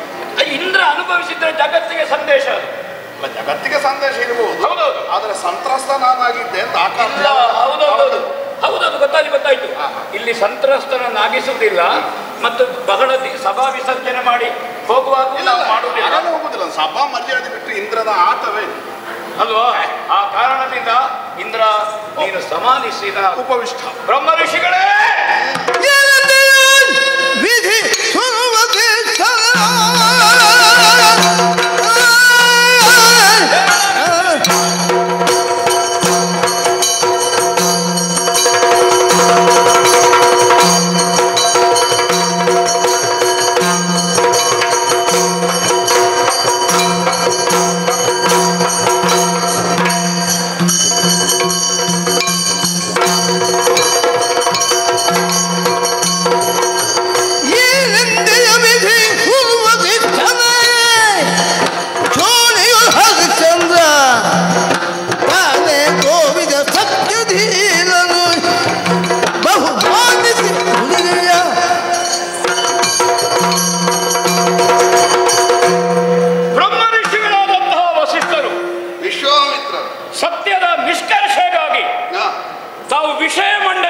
ನಮಗೆ ಆಪ್ಯಾಯಮಾನವಾಗಿದೆ. ಹೇಗಿರಬೇಕು ಸತ್ಯ, ಅದರ ಸ್ವರೂಪವೇನು, ಅದರ ಅನುಷ್ಠಾನವೇನು, ಅದರ ಆಚರಣೆ ಏನು, ಅದರ ವಿಧಿ ಏನು, ನಿಷೇಧ ಏನು. ಆದರೆ ಹರಿಶ್ಚಂದ್ರನ ಕುರಿತಾಗಿ ತಾವು ಆರೋಪ ಮಾಡಿದ್ರಿ. ಆ ವಿಷಯಕವಾಗಿ 100 ಸುಳ್ಳು ಹೇಳಬೇಕಾಗಿಲ್ಲ. ಒಬ್ಬ ಸುಳ್ಳುಗಾರನಾಗಬೇಕಿದ್ರೆ ಬೇಡ, ಒಂದು ಸುಳ್ಳು ಹೇಳಿದ್ರೆ ಸಾಕಪ್ಪ. ಒಬ್ಬ ಸತ್ಯವನ್ನೇ ಹೇಳುತ್ತಾನೆ ಅಂತ 100 ಸಲ ಹೇಳುತ್ತಾನೆ. 100 ಸುಳ್ಳು ಹೇಳುವ ಅಪಾಯ ಅಲ್ಲ, ಒಂದು ಸುಳ್ಳು ಹೇಳುವ ಅಪಾಯ. ಯಾಕೆ ಅಪಾಯ? ಯಾಕೆ? ಆ 100ರ ಮಧ್ಯೆ ಒಂದು ಸುಳ್ಳವ ಎಲ್ಲಿ ಹೇಳ್ತಾನೆ ಅಂತ ನಾವು ಹೇಗೆ ಕಾಯುವುದು? ಅದಷ್ಟೇ ಅಲ್ವೋ? ಸತ್ಯ ಸತ್ಯ ಸತ್ಯ ಅಂತ ಶಬ್ದವನ್ನೇ ಹೇಳುವುದು ಸತ್ಯ ಅಲ್ಲಲ್ಲ. 100 ಸುಳ್ಳಿನ ಮಧ್ಯೆ ಒಂದು ಸತ್ಯ ಹೇಳುವುದು ಅಪಾಯವೇ? ಅದು ಅಪಾಯ. ಹೌದು. ಅದು ಸತ್ಯವನ್ನು ಅವನೇ ಅವ ಸುಳ್ಳು ಹೇಳಿದ್ರು ಸತ್ಯ ಹೇಳಿದ್ರು ನಾವು ಸುಳ್ಳು ಅಂತಲೇ ಭಾವಿಸ್ತಾರೆ. ಸತ್ಯ ಸತ್ಯ ಅಂತ 100 ಬಾರಿ ಹೇಳುವುದು ಸತ್ಯವಲ್ಲ. ಒಂದು ಆಡುವುದಕ್ಕೆ ಸತ್ಯ, ಅನುಷ್ಠಾನಕ್ಕೆ ಧರ್ಮ, ಆರಾಧನೆಗೆ ದೇವರು. ಸರಿ, ನಾನು ಸತ್ಯವನ್ನೇ ಹೇಳುತ್ತೇನೆ, ಸತ್ಯವನ್ನಲ್ಲದೆ ಬೇರೆ ಏನನ್ನು ಹೇಳುವುದಿಲ್ಲ. ನಾನು ಹೇಳುವುದೆಲ್ಲವೂ ಸತ್ಯವಾಗಿರುತ್ತದೆ, ಅದು ಅಪಾಯ. ನಾನು ಹೇಳುವುದೆಲ್ಲವೂ ಸತ್ಯವಾಗಿರುತ್ತದೆ ಎನ್ನುವುದು ಅಪಾಯ. ವಸಿಷ್ಠರೇ, ಹರಿಶ್ಚಂದ್ರನ ವಿಷಯಕವಾಗಿ ಹರಿಶ್ಚಂದ್ರನ ಪಿತೃಮಹಾಶಯ ತ್ರಿಶಂಕು ಅವ ನನ್ನ ಕರಕಮಲ ಸಂಜಾತ. ಅವನ ಹೆಸರು ಹೇಳುವಾಗ ನನಗೆ ರೋಮರಾಜ್ಯಗಳು ನಿಮಗೆ ನಿಲ್ತದೆ. ಹೌದಲ್ಲ? ಅದೊಂದು ವಾಡಿಕೆಯಾಗಿ ಹೋಗಿದೆ. ಸತ್ಯವೃತ ತ್ರಿಶಂಕುವಾದ, ತ್ರಿಶಂಕು ಸತ್ಯವೃತನಾದ. ಆ ಬಗ್ಗೆ ನಾನು ಬಹಳ ವ್ಯಾಖ್ಯಾನಿಸುವುದಿಲ್ಲ. ನಮಗೆ ಹರಿಶ್ಚಂದ್ರ ಸತ್ಯವಂತ ಎನ್ನುವುದರಲ್ಲಿರುವಂತಹದ್ದು. ಬಹಳ ಪ್ರಕರಣಗಳನ್ನು ಹೇಳುವುದು ಬೇಡ.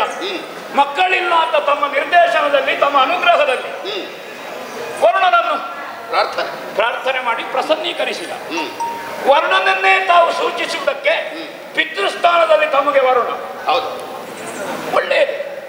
ವರುಣನೇ ಪ್ರತ್ಯಕ್ಷನಾಗಿ ನನಗೆ ಏನನ್ನು ಕೊಡುತ್ತೆ ನೀನು? ಹುಟ್ಟಿದ ಮಗನನ್ನೇ ಕೊಡ್ತೇನೆ ಅಥವಾ ಹುಟ್ಟಿದ ಶಿಶುವನ್ನು ಕೊಡ್ತೇನೆ. ಫಲಾನುಭವಿಯಾದಂತಹ ವರುಣ ಬಂದಲ್ಲ.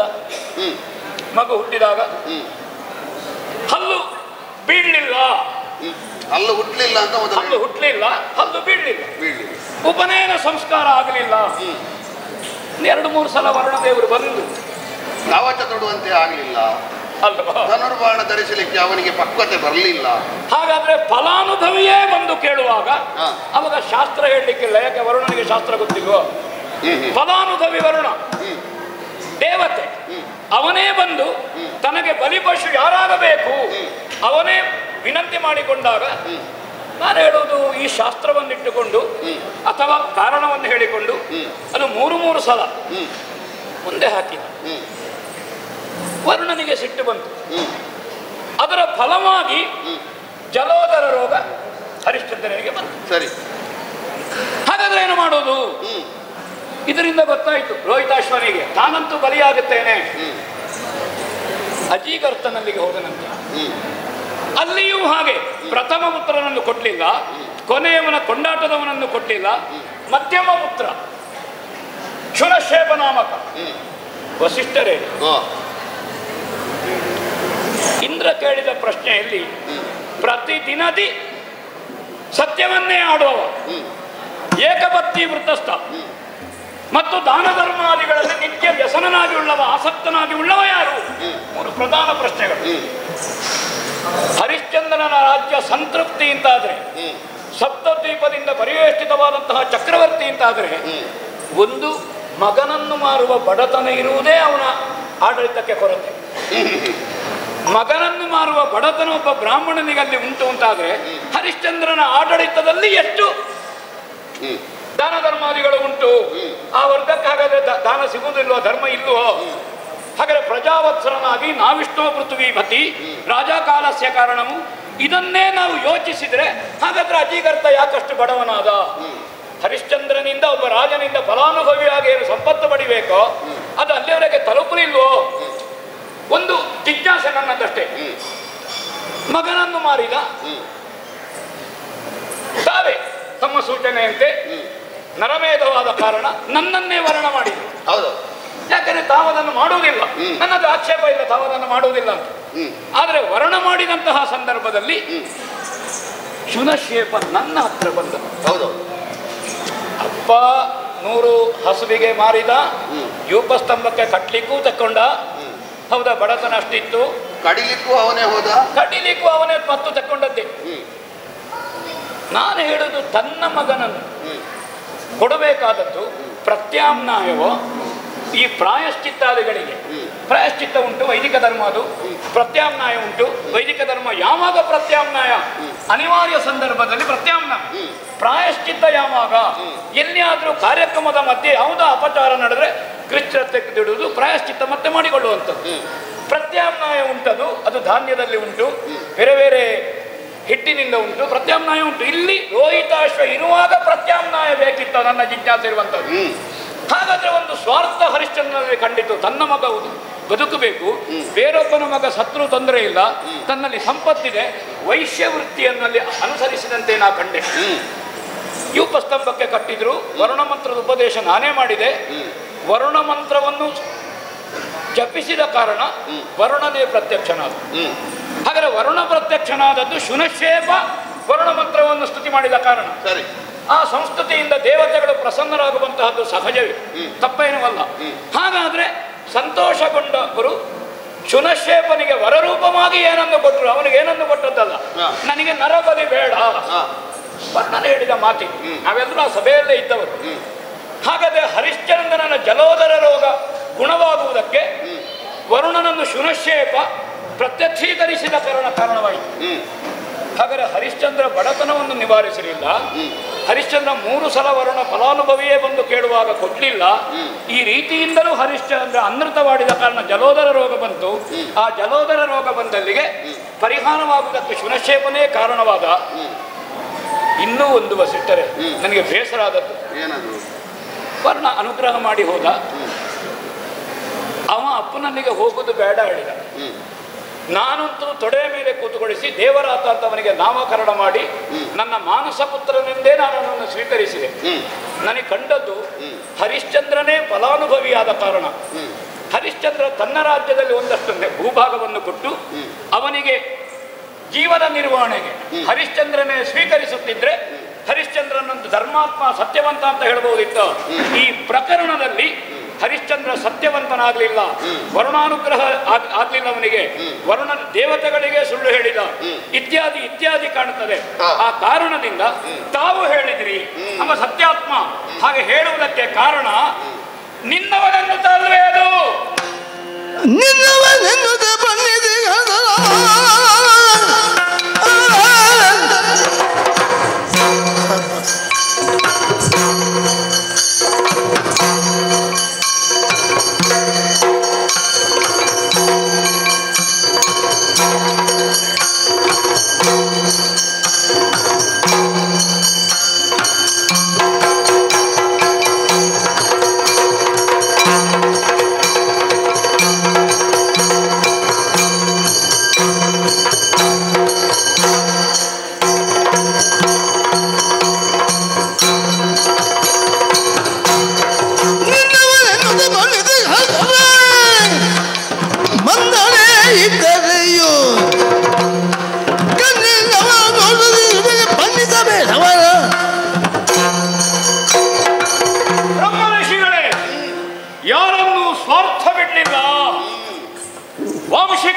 ಪರಂಪರೆಯಿಂದ ಸೂರ್ಯವಂಶಕ್ಕೆ ತಾವು ಗುರುಗಳು. ನಮಗೂ ಅಭಿಮಾನ ಇದೆ. ವರ್ತಮಾನ ಕಾಲದ ತಪಸ್ವಿಯಾಗಿ ಬ್ರಹ್ಮರ್ಷಿ ಪದವಿಯನ್ನು ಏರಿದರೆ ಅದು ವಸಿಷ್ಠರನ್ನು ಬಹಿರಂಗವಾಗಿ ವಿರೋಧಿಸಿ ಅಂತರಂಗದಲ್ಲಿ ಪ್ರೀತಿಸಿದ್ದೇನೆ.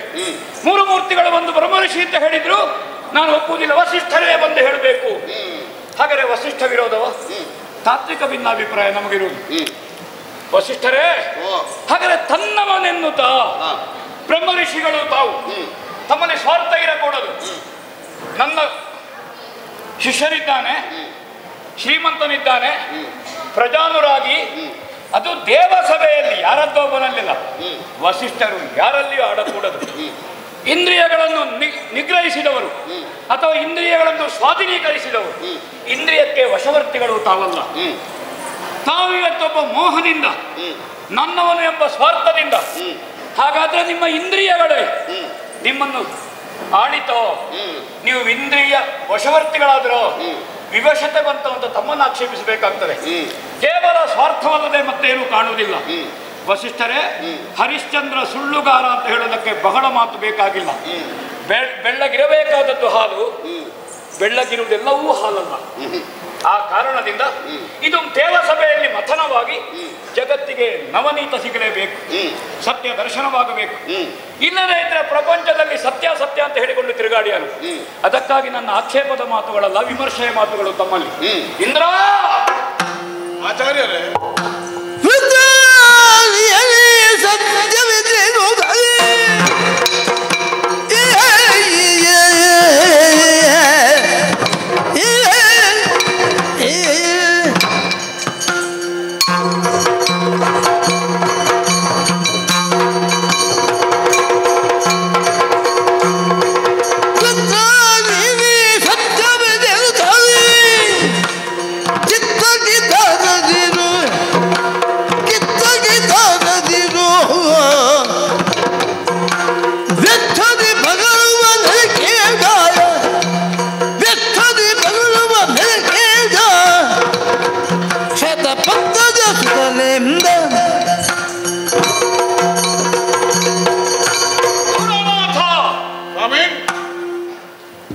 ಒಳ್ಳೆಯ ಪ್ರಶ್ನೆಯನ್ನೇ ಮುಂದಿಟ್ಟಿದ್ದೀನಿ ನೀನು. ಹರಿಶ್ಚಂದ್ರನ ಪ್ರಕರಣದಲ್ಲಿ ಅಥವಾ ಸೂರ್ಯವಂಶದ ತ್ರಿಶಂಕು ಹರಿಶ್ಚಂದ್ರನ ಪ್ರಕರಣದಲ್ಲಿ ನಾನು ಸಕ್ರಿಯನಾಗಿದ್ದೆ. ದೇವಸಭೆಯಲ್ಲಿಟ್ಟ ಪ್ರಶ್ನೆ ಅಂದ್ರೆ ಒಬ್ಬ ವಸಿಷ್ಠನಿಗಲ್ಲ, ಇದು ಲೋಕಜ್ಞಾನವುಳ್ಳ ಅನುಷ್ಠಾನವುಳ್ಳಂತಹ ಧರ್ಮಾಧರ್ಮದಲ್ಲಿ ವಿಮರ್ಶೆ ಉಳ್ಳಂತಹ. ಹೌದಾ? ಹೌದು. ಈ ಪ್ರಶ್ನೆ ಇಟ್ಟಿ ಹರಿಶ್ಚಂದ್ರ ಸತ್ಯವಂತ. ವಸಿಷ್ಠರಾಡಿದ ಮಾತಿನಲ್ಲಿ ಹರಿಶ್ಚಂದ್ರ ಸತ್ಯವಂತ ಎನ್ನುವುದು ನಮಗೆ ಇಷ್ಟವಾದ ಸಂಗತಿಯಲ್ಲ. ಯಾಕೆ ನಾವು ಅಲ್ಲೇ ಇದ್ದವು. ತ್ರಿಶಂಕುವಿಗೆ ಸ್ವರ್ಗ ಕೊಡುವ ವಿಷಯವೂ ತಮಗೊತ್ತುಂಟು ಅಲ್ವಾ? ನಾವೇ ಮುಖಾಮುಖಿಯಾದವರು ಮತ್ತೊಂದು ಸಂಧಾನಕ್ಕೆ ಒಪ್ಪಂದಕ್ಕೆ ನಾವು ಬಂದಿದ್ದೇವೆ. ನನ್ನ ಮೇಲೆ ಒಂದು ಪ್ರೀತಿ ಇಟ್ಟಿರಿ ನೀವು. ನಿನ್ನ ಮೇಲೆ ಪ್ರೀತಿ ಇಟ್ಟಿದ್ದಿ ಅಂತ ವಸಿಷ್ಠರಲ್ಲಿ ದ್ವೇಷ ಉಂಟು ಅಂತ ಆ ವಿಷಯದಲ್ಲಿ ಮಾತ್ರ ನನಗಿರುವಂತಹದ್ದು ಆಕ್ಷೇಪ. ಆ ಕಾರಣದಿಂದ ಹರಿಶ್ಚಂದ್ರ ಸತ್ಯವಂತನಲ್ಲ, ಸುಳ್ಳು ಹೇಳಿದ. ಒಂದು ಸುಳ್ಳು ಹೇಳಿದ ಮೇಲೆ ಇನ್ನೊಂದು ಸುಳ್ಳು ಹೇಳುವುದಿಲ್ಲ ಅಂತ ನಂಬುವುದು ಹೇಗೆ ಇಂದ್ರ? ಒಂದು ಸುಳ್ಳೇ ಸಾಕು ಸತ್ಯವಂತ ಅಲ್ಲ ಅನ್ನುವುದಕ್ಕೆ. ಆ ಒಂದೇ ವಿಷಯದಲ್ಲಿ 3-4 ಸುಳ್ಳಾಗಿದೆ. ಅದು ಹಾಗೆ ಮಾತ್ರವಲ್ಲ, ಆ ಪ್ರಕರಣದಲ್ಲಿ ನಾವೇ ನಿರ್ವಹಣೆಗಿದ್ದದ್ದು, ವರ್ಣ ಮಾಡಿಕೊಂಡದ್ದು ನಮ್ಮನ್ನೇ. ಸತ್ಯ ಹೇಳ್ತೇನೆ, ಸತ್ಯ ಹೇಳ್ತೇನೆ ಅಂತ ಅವನು ಹೇಳಬೇಕಾಗಿಲ್ಲ. ನೀವು ಸತ್ಯವೇ ಹೇಳಿ. ಅಲ್ಲ, ನಾನು ಮಾತಿಗೆ ಹೇಳಿದ್ದದು. ಸತ್ಯ ಹೇಳ್ತೇನೆ ಅಂದಾಗ ಇಷ್ಟರಾಗ ಮಾತಾಡಿದ್ದು ಸುಳ್ಳು ಅಂತ ಇಲ್ಲಪ್ಪ, ಒಂದು ಪ್ರಮಾಣ ವಾಕ್ಯ ಅಷ್ಟೇ. ಧರ್ಮಾನುಷ್ಠಾನ ಇಲ್ಲ, ಧಾರ್ಮಿಕನೇ ಅಲ್ಲ. ಹೌದೌದು, ಆ ಬಡವ ಅಜೀಗರ್ತನ ಬಡವತನವನ್ನು ತಾನು ವಿನಿಯೋಗಿಸಿಕೊಂಡ ಸಮಯ ಸಾಧಕತನ. ಒಂದು ವೇಳೆ ತನ್ನ ಮಗ ರೋಹಿತಾಶ್ವನನ್ನೇ ಯಜ್ಞ ಪಶುವಾಗಿ ತೊಡಗುತ್ತಿದ್ರೆ ವರುಣ ಅಲ್ಲೇ ಪ್ರತ್ಯಕ್ಷನಾಗ್ತಾನೆ. ಒಬ್ಬನೇ ಮಗನನ್ನು ಕೊಡು, ಏನು ವರುಣ ಕೃತಜ್ಞನ ಅಲ್ಲಪ್ಪ. ಅನೇಕ ಮನುಷ್ಯರು, ಹೌದಾ, ನಾವು ಯಾರನ್ನು ಬಹುಮಾನಿಸ್ತೇವೆ, ಯಾರು ಸಮಾಜದಲ್ಲಿ ಮುಂದಿದ್ದಾರೆ, ಯಾರು ಕೊಡುಗೈ ದಾನಿಗಳು, ಅವರ ಸಿಟ್ಟನ್ನ ತಾತ್ಕಾಲಿಕದಿಂದ ವರುಣನು ಹಾಗೆ ಒಂದು ಪ್ರಾರ್ಥನೆ ಮಾಡುತ್ತಿದ್ರೆ ವರುಣ ಶುನಶೇಪನ ವರುಣ ಮಂತ್ರಕ್ಕೆ ಪ್ರಾರ್ಥನೆಗೆ ಪ್ರಸನ್ನನಾಗಲಿಲ್ವೋ, ಯೂಪಸ್ತಂಭದಿಂದ ಬಿಡುಗಡೆ ಆಗಲಿಲ್ವೋ? ಆ ಕಾರಣದಿಂದ ಹರಿಶ್ಚಂದ್ರ ಕಾಣಲಿಕ್ಕೆಲ್ಲ ಹೌದು ಅಲ್ಲ. ವಸಿಷ್ಠರು ಹೇಳಿದ್ದಾರೆ ಅಂತ ನೀನದನ್ನು ತಲೆಗೆ ಹಾಕಿಕೊಳ್ಬೇಡ. ಪಕ್ಕ ಒಪ್ಪಿ ಹೋಗ್ತಿತ್ತು. ಇಲ್ಲ, ಪಕ್ಕ ಒಪ್ಪಿಗೆ ಆಗುವುದಿಲ್ಲ. ಒಪ್ಪಬೇಡ, ತೀರ್ಮಾನ ಮಾಡಬೇಡ. ಹರಿಶ್ಚಂದ್ರ ಹೀಗೆ ಮಾಡುವ, ಸತ್ಯವನ್ನೇ ಹೇಳ್ತಾನೆ, ಅಪರೂಪಕ್ಕೊಂದು ಸುಳ್ಳು ಹೇಳ್ತಾನೆ. ಹಾಗೆ ಬಹುಮತ ಸತ್ಯವೇ. ಜನ್ಮಜಾತ ಸುಳ್ಳುಗಾರ ಅಲ್ಲ. ಅಲ್ಲ, ಸುಳ್ಳು ಬಂದು ಬಿಡ, ಸ್ವಾರ್ಥಕ್ಕಾಗಿ ಸುಳ್ಳು ಹೇಳ್ತಾನೆ, ಜನ್ಮಜಾತ ಅಲ್ಲ. ಅದು ಒಂದು ಕೊಪ್ಪರಿಗೆ ಹಾಲಿಗೆ ಮೊಸರಾಗಬೇಕಿದ್ರೆ ಕೊಪ್ಪರಿಗೆ ಮಜ್ಜಿಗೆ ಬೇಕಾ? ಹೌದಾ? ಹಾಗಾದ ಕಾರಣ 10 ಹೇಳಿ 100 ಹೇಳಿ ಒಂದೇ ಹೇಳಿ. ಈಗ ಕೆಲವರು ಹೇಳ್ತಾರೆ ಅರ್ಧ ಸತ್ಯ ಅಂದ್ರೆ ಅರ್ಥ ಎಂತದ್ದು? ಅರ್ಧ ಸುಳ್ಳು ಅಂತ. ಅರ್ಧ ಸುಳ್ಳು ಅಂತ. ಪೂರ್ತಿ ಸತ್ಯ ಅಲ್ಲ. ಸತ್ಯದಲ್ಲಿ ಸಣ್ಣದು ದೊಡ್ಡದು ಅಂತ ಇಲ್ಲ. ಸತ್ಯ ಒಂದೇ. ಸುಳ್ಳಿನಲ್ಲಿ ಉಂಟು, ಅವ ಸಣ್ಣ ಸುಳ್ಳು ಹೇಳಿದ, ಅವ ದೊಡ್ಡ ಸುಳ್ಳು ಹೇಳಿದ, ಅವ ಅರ್ಧ ಸತ್ಯ ಹೇಳಿದ ಅಂತ ಉಂಟು. ಆದ್ರೆ ಸತ್ಯದಲ್ಲಿ ಅರ್ಧ ಇಡೀ ಅಂತ ಇಲ್ಲ, ಸಣ್ಣದು ದೊಡ್ಡದಿಲ್ಲ. ಹಾಗಾಗಿ ಇವತ್ತಿನ ಸಭೆಯಲ್ಲಿ ನೀನು ತೀರ್ಮಾನ ಮಾಡಬೇಡ. ನೀನೇ ಆಗಿದ್ದದ್ದು, ನಾನು ಕೊಡ್ಲಿಕ್ಕೆ ಉಂಟಲ್ಲ ಪ್ರಮಾಣ. ವಿಶ್ವಾಮಿತ್ರರೇ ಹೇಳೋಣ. ಹರಿಶ್ಚಂದ್ರನು ಸತ್ಯವಂತನಲ್ಲವೆಂದೋನು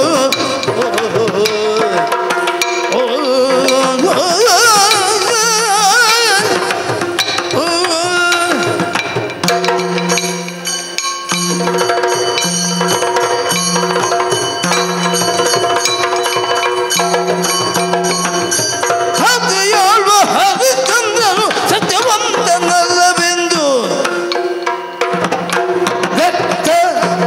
ಬಗುಳ ಬೇಡ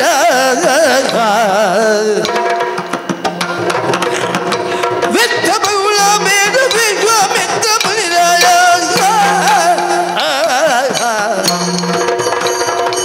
ತಾತೆಯಾಳ ಹರಿಶ್ಚಂದ್ರನು ಸತ್ಯವಂತನಲ್ಲವೆಂದು ವೆತ್ತ ಬಗುಳ ಬೇಡ ವಿಶ್ವಾಮಿತ್ರ ಮುನಿರಾಯ ಧಾತಿಯಾಳ ಹರಿಶ್ಚಂದ್ರನು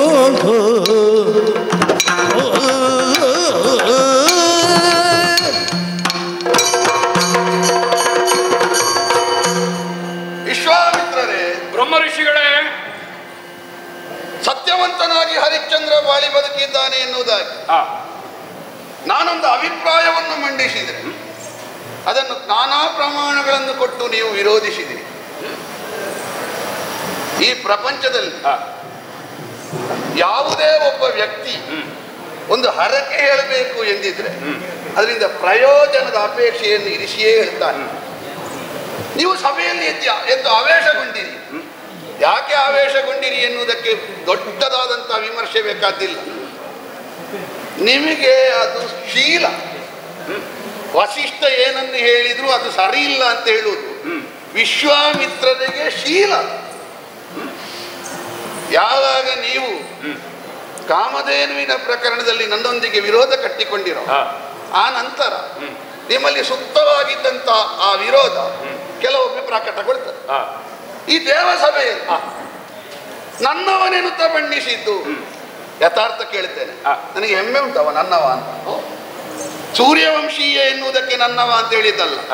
ಯಾವನು ಧಾರ್ಮಿಕನಾಗಿ, ಯಾವನು ಸತ್ಯವಾದಿಯಾಗಿ, ಯಾವನು ನ್ಯಾಯನಿಷ್ಠೈಶ್ವರ್ಯದಿಂದ ಬದುಕ್ತಾನೋ ಅವ ಯಾವ ವಂಶದಲ್ಲಿ ಹುಟ್ಟಿದ್ರು ನನ್ನವ ಅಂತ ಭಾವಿಸ್ತೇನೆ. ಅದಕ್ಕೆ ವಿರೋಧದಲ್ಲಿ ಹುಟ್ಟಿದ್ರೆ, ಸೂರ್ಯವಂಶದಲ್ಲೇ ಹುಟ್ಟಿದ್ರು ನನಗೆ ವಿರೋಧಿಯಾಗಿ ಕಾಣ್ತಾನೆ. ಅವನ ಅಪ್ಪನ ಪ್ರಕರಣವೇ ಉಂಟಲ್ಲ. ನೀವೇ ಹೇಳ್ತೀರಿ ಇಂದ್ರಿಯಗಳನ್ನು ವಶದಲ್ಲಿ ಇರಿಸಿಕೊಂಡ ಕಾರಣ ವಶಿಷ್ಠ. ಅದೇ ಹೌದಾದ್ರೆ ಯಾವುದೋ ಒಂದು ವ್ಯಾಮೋಹದ ಬೆಲೆಗೆ ಸಿಲುಕುವುದಕ್ಕುಂಟ ಅದು ಇಲ್ಲ ಎನ್ನುವ ಕಾರಣಕ್ಕಾಗಿ ಅಲ್ವ ನಿಮಗಿಂತ ಮೊದಲೇ ನಾನು ಬ್ರಹ್ಮರ್ಷಿ ಆದದ್ದು. ಬ್ರಹ್ಮರ್ಷಿ ಆಗಬೇಕಾದ್ರೆ ಅರ್ಹತೆ ಬೇಡುವ ಯಾವುದೋ ಒಂದು ವ್ಯಾಮೋಹದ ಪಾಶಕ್ಕೆ ಸಿಲುಕಿಕೊಳ್ಳಿಕ್ಕಾಗ್ತದ? ವರುಣಯಾಗದ ಪ್ರಕರಣವನ್ನು ಉಚ್ಚರಿಸಿದ್ರಿ. ವರುಣನಲ್ಲಿ ಹರಕೆ ಹೇಳುವುದಕ್ಕೆ ಕಾರಣ ಏನು? ನಾನು ಹೇಳಿದ್ದು ಹಾಗೆ, ನೀವು ಹೇಳಿದ್ದೊಂದು ಕಾರಣ. ನನ್ನ ಅಪ್ಪನ ಸ್ಥಾನದಲ್ಲಿದ್ದಾನೆ ಎನ್ನುವುದು ಒಂದು ಕಾರಣ. ಆದರೆ ಅದಕ್ಕಿಂತ ಪ್ರಮುಖ ಕಾರಣ ಯಾವುದು? ಒಂದು ವಿವಕ್ಷೆ ಅಷ್ಟೇ ಇದು. ಅದಕ್ಕಿಂತ ಪ್ರಮುಖ ಕಾರಣ ಯಾವುದು ಅಂತ ಕೇಳಿದ್ರೆ, ಸಂತಾನವಾಗುವುದಕ್ಕೆ ವರುಣನ ಅನುಗ್ರಹಕ್ಕಿಂತ ಹೆಚ್ಚಿನ ಅನುಗ್ರಹ ಇಲ್ಲ. ಇದು ನನ್ನ ಶಿಷ್ಯ ಹರಿಶ್ಚಂದ್ರನಿಗೆ ನಾನು ಹೇಳಿದ್ದೆ. ಹಾಗಾಗಿ ವರುಣನಿಗೆ ಹರಕೆ ಹೇಳಿದ. ಒಬ್ಬ ಹರಕೆ ಹೇಳಿ ಸಂತಾನ ಪಡೆದು ಅದನ್ನು ನಿನಗೆ ಕೊಡ್ತೇನೆ ಎನ್ನುವುದರಲ್ಲಿ ಹೇಳುವುದರಲ್ಲಿ ಇದ್ದಿರುವ ಆಶಯ ಏನು? ಆಶಯ ಈಗ ಒಬ್ಬ ಮಗುವನ್ನು ಪಡೆದು ಅದನ್ನು ಬಲಿ ಕೊಡ್ತೇನೆ ಅಂತ ಒಬ್ಬ ಹೇಳ್ತಾನೆ ಎಂದಿದ್ರೆ ಹಾಗಾದ್ರೆ ಮಗುವನ್ನು ಪಡೆಯುವುದಕ್ಕೆ ಅವ ಅಂದ್ರೆ ದೈವ ಒಲಿದು ನನಗೆ ಮತ್ತೊಂದು ಮಗುವನ್ನು ಕೊಟ್ರೆ ಅದನ್ನು ಬಲಿ ಕೊಡ್ತೇನೆ ಎನ್ನುವುದೇ ಅದರ ಆಶಯ. ಆಗ್ಲಿಲ್ಲ. ಮೊದಲಾಗಿ ಬರುವಾಗ ಹೇಳಿದ ಹಲ್ಲು ಬರಲಿಲ್ಲ ಅಂತ ಹೇಳಿದ. ಎರಡನೇ ಸಲ ಬರುವಾಗ ಹಲ್ಲು ಬೀಳಲಿಲ್ಲ ಅಂತ ಹೇಳಿದ. ಹೀಗೆ ಬೇರೆ ಬೇರೆ ಕಾರಣಗಳನ್ನು ಯಾಕೆ ಹೇಳಿದ ಅಂತ ಕೇಳಿದ್ರೆ, ಇನ್ನೊಂದು ಸಂತಾನ ಆದ್ರೆ ಕೊಡ್ತೇನೆ ಎನ್ನುವ ಕಾರಣಕ್ಕಾಗಿ. ಅದಕ್ಕೆ ಸುಳ್ಳು ಅಂತ ಹೆಸರಲ್ಲ. ಸಂತಾನ ಆದ್ರೆ ಕೊಡ್ತೇನೆ ಎನ್ನುವ ನನ್ನ ಮಾತನ್ನು ಸತ್ಯವಾಗಿರ್ತೇನೆ. ಹುಟ್ಟಿದ ಕೂಡಲೇ ತಲೆ ಕಡ್ದು ಕೊಡ್ತೇನೆ ಅಂತ ಹೇಳಿಲ್ಲಲ್ಲ, ಕೊಡ್ತೇನೆ ಅಂತ ಹೇಳಿದ್ದಾನೆ. ಅದಕ್ಕೆ ಅವಧಿ ನಿರ್ಣಯವೂ ಇರಲಿಲ್ಲ. 3 ಸಲ ಬಂದ ಮೇಲೆ 4ನೇ ಸಲ ಅವ ಬರುವ ಮೊದಲು ಏನಾಗಿತ್ತು? ಕವಚ ಧರಿಸಿದಂತ ಲೋಹಿತಾಶ್ವನಿಗೆ ಯಥಾರ್ಥ ಅರಿವಾಗಿತ್ತು. ಸತ್ಯವಾದಿಯಾದ ನನ್ನಪ್ಪಯ್ಯ ನನ್ನನ್ನು ವರುಣನಿಗೆ ಬಲಿ ಕೊಡದೆ ಬಿಡುವುದಿಲ್ಲ. ಅಪ್ಪ ಸತ್ಯವಾದಿಯಾಗಿ ನಿಷ್ಠುರಿಯಾಗಿ ವ್ಯವಹಾರ ಮಾಡುತ್ತಾನೆ ಎನ್ನುವಂತ ಸತ್ಯ ಮಗನಿಗೆ ಗೊತ್ತಾದ ಕಾರಣ ಅವ ತಪ್ಪಿಸಿಕೊಂಡು ಹೋದದ್ದು. ಇಲ್ಲದವರಿಗೆ ತಪ್ಪಿಸಿಕೊಳ್ಳಬೇಕಾದ ಅನಿವಾರ್ಯತೆ. ಈಗ ಅಪ್ಪ ಬಲಿ ಕೊಡ್ತಾನೆ ಎನ್ನುವ ನಿರ್ಣಯ ಇದ್ದ ಕಾರಣ ಅಲ್ವ ಲೋಹಿತಾಶ್ವ ತಪ್ಪಿಸಿಕೊಂಡು ಹೋದದ್ದು. ಅವ ತಪ್ಪಿಸಿಕೊಂಡು ಹೋದವ ಹಿಂದೆ ಜಲೋದರ ರೋಗ ಬಂತು ಅಂತ ಬರುವಾಗ ಅವನನ್ನು ಮತ್ತೆ ಹಿಂದೆ ಹೋಗುತ್ತೆ ಹೇಳಿದ್ಯಾರು? ಇಂದ್ರ. 5-6 ಸಲ ಹಿಂದೆ ಹೋಗು ಅಂತ ಹೇಳಿ ತೀರ್ಥಯಾತ್ರೆ ಕಳುಹಿಸಿದ. ಈಗ ದೇವಕಲ್ಪ ಒಂದು ವಿಷಯದಲ್ಲಿ ಪ್ರವೇಶ ಮಾಡಿತು ಎಂದಾದ್ರೆ ಅದನ್ನು ಜೀವರ ವ್ಯಾಪ್ತಿಯಲ್ಲಿ ನೋಡ್ಲಿಕ್ಕೆ ಆಗ್ತದ? ಆಗುದಿಲ್ಲಲ್ಲ ಮುನಿರಾಯ. ಯಾಕಾಗುದಿಲ್ಲ? ಯಾವುದೇ ಪ್ರಕರಣ ಇರಲಿ, ಜೀವರ ವ್ಯಾಪ್ತಿಯಲ್ಲಿ ಸತ್ಯವೋ ಧರ್ಮವೋ ಅಂತ ನಿರ್ಣಯ ಮಾಡಿದ್ದಕ್ಕೆ ದೇವೇಂದ್ರನೋ ದೇವಕಲ್ಪವೋ ಪ್ರವೇಶ ಮಾಡಿದ್ರೆ, ಈಗ ಉದಾಹರಣೆಗೆ ಒಂದು ಪುಂಸವನ ವ್ರತ ಅಂತ ಹಿಂದೆ ಒಂದಾಯ್ತು. ದಿತಿದೇವಿ ಪ್ರಾರ್ಥಿಸಿದಳಂತೆ ಕಶ್ಯಪ ಬ್ರಹ್ಮನಲ್ಲಿ, ಇಂದ್ರನನ್ನು ಗೆಲ್ಲುವ, ಇಂದ್ರನನ್ನು ನಾಶ ಮಾಡುವ ಒಬ್ಬ ಮಗು ಬೇಕು ಅಂತ ಪ್ರಾರ್ಥಿಸಿದಳಂತೆ. ಕಶ್ಯಪ ಬ್ರಹ್ಮರು ಪುಂಸವನ ವ್ರತ ಮಾಡು, ನಿನಗೆ ಅನುಗ್ರಹ ಆಗ್ತದೆ ಅಂತ ಹೇಳಿದ್ರಂತೆ. ಇಂದ್ರನನ್ನು ನಾಶ ಮಾಡುವ ಮಗ ಹುಟ್ಟಿದನೋ? ಹುಟ್ಟುವ ಮೊದಲೇ ದಿತಿಗರ್ಭ ಛೇದನ ಮಾಡಿದ. ಈಗ ದಿತಿಗರ್ಭರ ಛೇದನ ಮಾಡಿದ್ರಿಂದ ಕಶ್ಯಪ ಬ್ರಹ್ಮರ ಅನುಗ್ರಹ ಸುಳ್ಳು ಅಂತ ಆಯ್ತಾ? ಇಲ್ಲಲ್ಲ. ಅದು ಸುಳ್ಳು ಯಾಕಾಗ್ಲಿಲ್ಲ ಅಂತ ಕೇಳಿದ್ರೆ ದೇವಕಲ್ಪ ಮಧ್ಯೆ ಪ್ರವೇಶ ಮಾಡಿತು. ಲೋಹಿತಾಶ್ವನನ್ನು ದೇವಕಲ್ಪವೇ ಉಳಿಸಬೇಕು ಅಂತ ನಿರ್ಣಯ ಮಾಡಿದ ಮೇಲೆ ಅದು ಅಲ್ಲ ಇಲ್ಲ ಅಂತ ಹೇಳಿಕ್ಕೆ ಹರಿಶ್ಚಂದ್ರ ಯಾರು? ದೇವಕಲ್ಪವೇ ನಿರ್ಣಯ ಮಾಡಿದೆ. ಮತ್ತೆ ನೀವು ಹೇಳಿದ್ರೆ ಅಜೀಕರ್ತನಿಗೆ ಬಡತನ ಬಂದಿದೆ, ಅವನು ದಾನ ಧರ್ಮ, ಅದಲ್ಲ. ಈಗ ಒಬ್ಬ ಬ್ರಾಹ್ಮಣನಾದ ಅವನಿಗೆ ಬಡತನ ಶ್ರೀಮಂತಿಗೆ ಯಾವ ವ್ಯಾಪ್ತಿಯಲ್ಲಿ ಹೇಳುವುದು ನೀವು? 1 ದಿವಸದ ಸಂಗ್ರಹ ಬೇಕಾದವನಿಗೆ 1 ದಿವಸದ ಸಂಗ್ರಹಕ್ಕಿಂತ ಹೆಚ್ಚು ಲೋಭವನ್ನು ಅವ ಪಟ್ಟ ಎಂದಾದ್ರೆ ಬ್ರಾಹ್ಮಣನಾದವ ಚೋರತನದ ಪಾಪಕ್ಕೆ ಒಳಗಾಗ್ತಾನೆ. ಈಗ 100 ಹಸುಗಳನ್ನು ಕೊಟ್ಟ ಮೇಲೆ ತನ್ನ ಮಧ್ಯಮ ಪುತ್ರನನ್ನು ಕೊಟ್ಟವ. ಆಮೇಲೆ ಏನು ಹೇಳಿದ, ಯೂಪಸ್ತಂಭಕ್ಕೆ ಕಟ್ಟುವವರು ಯಾರಿಲ್ಲ ಅಂತ ಹೇಳುವಾಗ 200 ಕೊಟ್ಟರೆ ನಾನು ಕಟ್ತೇನೆ ಅಂತ ಹೇಳಿದ. 200 ಕೊಡುವಾಗ ಕಳೀತೇನೆ ಅಂತ ಹೇಳಿದ. ಅದರ ಅರ್ಥ ಎಂಥದ್ದು? ಅಧಿಕರ್ತನಿಗೆ ಬಡತನ ಇರುವುದು ಸಂಪತ್ತಿನಲ್ಲಿ ಅಲ್ಲ, ಅವನ ಹೃದಯದಲ್ಲಿ. ಅವನಿಗೆ ಲೋಭ ಇರುವುದು. ಈಗ 100 ಹಸು ಸಾಕಾಗುದಿಲ್ಲ ಅವನಿಗೆ ಬದುಕಲಿಕ್ಕೆ. ಯೂಪಸ್ತಂಭಕ್ಕೆ ಕಟ್ಟಲಿಕ್ಕೆ ಒಪ್ಪಿದ್ದಾನೆ, ಬಲಿ ಕೊಡ್ಲಿಕ್ಕೆ ಒಪ್ಪಿದ್ದಾನೆ. ಅದರ ಅರ್ಥ ಎಂಥದ್ದು? ಅಧಿಕವಾದ ಅಪೇಕ್ಷೆ ಉಂಟು, ಲೋಭ ಉಂಟು. ಲೋಭ ಎಲ್ಲಿ ಇರ್ತದೋ ಅಲ್ಲಿ ಎಷ್ಟಿದ್ರೂ ಬಡತನವೇ ಕಾಣುವುದು ಮುನಿರಾಯ. ಒಬ್ಬನಿಗೆ ಸಿಕ್ಕಿದ್ರಲ್ಲಿ ತೃಪ್ತಿ ಇಲ್ವೋ ಅವನಿಗೆ ಎಷ್ಟು ಕೋಟಿ ಸಿಕ್ಕಿದ್ರು ಅದರಲ್ಲಿ ತೃಪ್ತಿ ಅಂತ ಕಾಣುವುದಿಲ್ಲ. ಯಾವನಿಗೆ ತೃಪ್ತಿ ಉಂಟೋ ಅವನಲ್ಲಿ ಯಾವಾಗಲೂ ಸ್ವಲ್ಪ ಸಿಕ್ಕಿದ್ರು ಶ್ರೀಮಂತಿಕೆ ಇರ್ತದೆ. ಅಧಿಕರ್ತನಲ್ಲಿದ್ದ ಬಡತನ ಏನು ಅಂತ ಕೇಳಿದ್ರೆ ಇದ್ದದ್ದು ಸಾಕಾಗ್ಲಿಲ್ಲ ಎನ್ನುವಂತ ಅತೃಪ್ತಿಯೇ ಬಡತನ ಅಲ್ಲದೆ ನೀವು ಹೇಳಿದ ಬಡತನ ಇದ್ದದ್ದಲ್ಲ. 100 ಹಸುಗಳೇ ಸಾಕಿತ್ತಲ್ಲ ಒಬ್ಬ ಬ್ರಾಹ್ಮಣನಿಗೆ ಬದುಕುವುದಕ್ಕೆ, ಅದಕ್ಕಿಂತ ಹೆಚ್ಚು ಬೇಕಿತ್ತ? ಮತ್ತೆ 200ಕ್ಕೆ ಯಾಕೆ ಕೈ ಚಾಚಿದವ? ಅದರ ಅರ್ಥ ಎಂತದ್ದು? ಅವನಿಗೆ ಲೋಭ ಇತ್ತು, ಅತಿಯಾದ ಅಪೇಕ್ಷೆ ಇತ್ತು, ಹಾಗಾಗಿ ಕೈ ಚಾಚಿದ.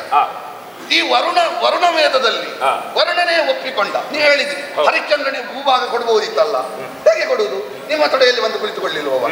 ನೀವೇ ಹೇಳಿಲ್ವಾ ನನ್ನ ನನ್ನ ಗೋತ್ರ ಪ್ರವರ್ತಕನಾಗಿ ನನ್ನ ಪುತ್ರನಾಗಿ ಜ್ಯೇಷ್ಠನಾಗಿ ನೀನು ದೇವರಾತ ಅಂತ ನಿನಗೆ ಹೆಸರು ಹೇಳಿಲ್ವಾ? ಆಮೇಲೆ ಹರಿಶ್ಚಂದ್ರ ಹೇಳಿದ್ದ ಕೊಡುವುದು. ಹರಿಶ್ಚಂದ್ರ ಕೊಡುವುದಕ್ಕಿಂತ ಹೆಚ್ಚಿನದನ್ನು ಕೊಡಬಹುದಾದಂತಹ ಸಾಮರ್ಥ್ಯ ಇರುವ ಜಾಗದಲ್ಲಿರುವ ನೀವಿರುವಾಗ ಹರಿಶ್ಚಂದ್ರ ಮಧ್ಯ ಪ್ರವೇಶ ಮಾಡ್ಲಿಕ್ಕೆ ಹೇಗಾಗ್ತದೆ? ವರುಣ ವೇದದಲ್ಲಿ ಅವನಿಂದ ಪ್ರಮಾದ ಆಗಿದೆ. ಆದ್ರೆ ಸತ್ಯವನ್ನು ಹೇಳದೆ ಸುಳ್ಳು ಹೇಳಿದ್ದಲ್ಲವ. ನಾನು ಕೊಡ್ತೇನೆ ಅಂತ ದಿನ ದೂಡಿದ್ದಾನೆ, ಅದು ಸುಳ್ಳು ಹೇಗಾಗುತ್ತೆ? ಅದರ ಮಧ್ಯೆ ದೇವಕಲ್ಪ ಪ್ರವೇಶ ಮಾಡಿದೆ. ಹಾಗಾಗಿ ಮಾನವ ಕಲ್ಪದಲ್ಲಿರುವಾಗ, ಮಾನವ ಮಿತಿಯಲ್ಲಿರುವಾಗ ಸುಳ್ಳು ಹೇಳಿದ್ದಾನೆ ಅಂತ ನೀವು ಹೇಳಿದ್ರೆ ಇದು ಹೇಗಾಗ್ತದೆ ಅಂತ ಕೇಳಿದ್ರೆ, ವಸಿಷ್ಠ ಯಾವುದನ್ನಾದ್ರೂ ಸರಿ ಇಲ್ಲ ಅಂತ ಬಿಟ್ರೆ ಆ ತ್ರಿಶಂಕುವನ್ನು 2 ಕೈಯಿಂದ ಆಲಂಗಿಸಿಕೊಂಡು ನಿನಗೆ ಕೊಡಿಸ್ತೇನೆ, ಸಿಗಲಾರದ ಸಶರೀರ ಸ್ವರ್ಗವನ್ನಾದ್ರೂ ಕೊಡಿಸ್ತೇನೆ ಅಂತ ಹೊರಡ್ತೀನಿ. ಯಾರಾದ್ರೂ ಒಳ್ಳೆಯವ ಅಂತ ವಸಿಷ್ಠ ಹೇಳಿದ್ರೆ ಇಲ್ಲ ಅವ ಸರಿ ಇಲ್ಲ ಅಂತ ಹೇಳ್ತೀನಿ. ಮಾನ್ಯನಾದವನನ್ನು ಮಾನ್ಯನಲ್ಲ ಅಂತ ಹೇಳುದು, ಅಮಾನ್ಯನಾದವನನ್ನು ಮಾನ್ಯನಾಗಿದ್ದೇನೆ ಅಂತ ಹೊರಡುದು. ಮಂತ್ರ ಹೇಳುವ ಬಾಯಿಯಲ್ಲಿ ಸರಿಯೋ? ಮಂತ್ರ ಹೇಳುವವರು ಹಾಗೆ ಮಾತಾಡಿದ್ರೆ ನೋಡೋರು ಏನ್ ಹೇಳಲಿಕ್ಕಿಲ್ಲ ಮುನಿರಾಯ, ಬಗಳುದು ಅಂತ ಹೇಳಲಿಕ್ಕಿಲ್ವಾ? ಏನು ಜಲ್ಪವನ್ನಾಡುವ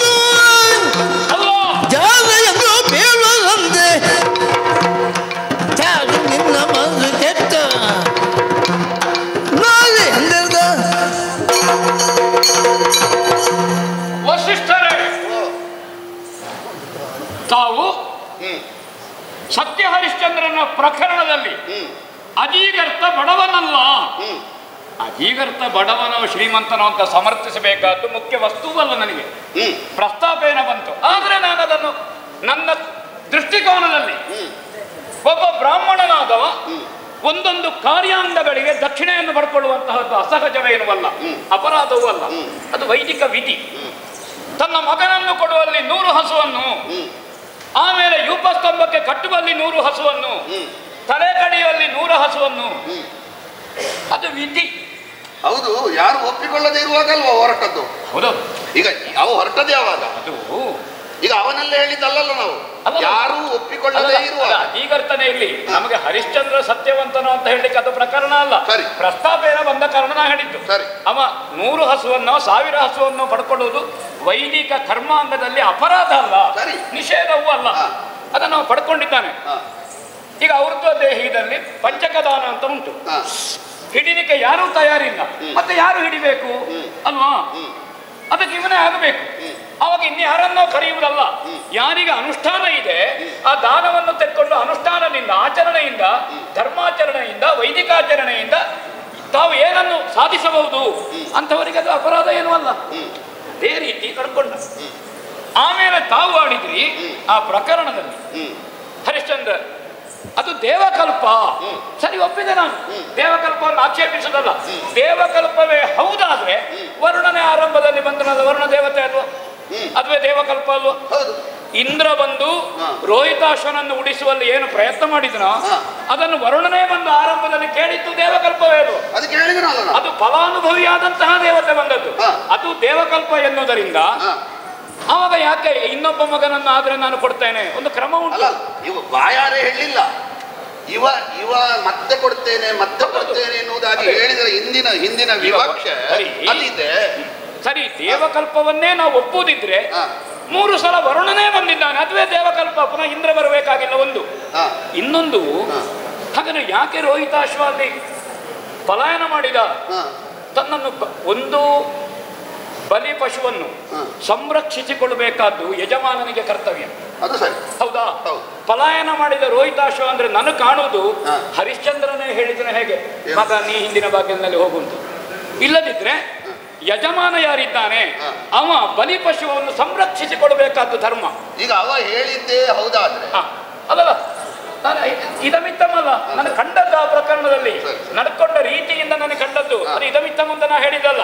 ಹೌದೌದು, ಬಲಿ ಪಶುವನ್ನು ಸಂರಕ್ಷಿಸಿಕೊಳ್ಳದೇ ಇದ್ದ ಕಾರಣ ನಾವು ಏನು ತಿಳ್ಕೊಳ್ಬಹುದು, ಹರಿಶ್ಚಂದ್ರನೇ ಮಗಬೋಡು ಹಾಗೆ ಮಾಡಿದನೋ. ಯಾಕೆಂದ್ರೆ ಅಂತಹ ಸ್ಥಾನದಲ್ಲಿರುವವರು ಅಂತ ಮಾತಿಗೆ ಅವಕಾಶ ಮಾಡಿಕೊಡಬಾರದು, ಅಥವಾ ಸಂರಕ್ಷಿಸಿಕೊಳ್ಳುವಲ್ಲಿ ವಿಫಲನಾದ ಒಂದು. ಇನ್ನೊಂದು, ಇಂದ್ರ ಬಂದ ಕೇಳಿದ. ಇಲ್ಲಿ ಪ್ರಧಾನವಾಗಿ ಜಲೋದರ ರೋಗ ಬಂದ ಕಾರಣದಿಂದ ಹರಿಶ್ಚಂದ್ರ ಸುಳ್ಳುಗಾರ ಅಂತ ಆಯ್ತು, ಆಗಲೇ ಪರಿಹಾರ ಆಯ್ತು. ಸುಳ್ಳುಗಾರ ಅಂತ ಹೇಗಾಗುದು? ರೋಗ ಬಂತಲ್ವ ಸಿಟ್ಟರೆ, ರೋಗ ಬಂದ ಕಾರಣ ಆ ದೇವತೆ ಮುನಿಸಿದ್ದು ತಪ್ಪ, ಮುನಿದಿದೆ, ಸುಳ್ಳುಗಾರ ಅಂತ ಆಗುದು ಹೇಗೆ? ಅಲ್ಲಲ್ಲ, ಅದುವೇ ಅಲ್ಲೋ. ಈಗ ತಾವು ಹೇಳಿದ್ರಿ ಅವ ತಪ್ಪು ಮಾಡಲಿಲ್ಲ, ಪ್ರಮಾದ ಆಗಿದೆ ಅಂತ.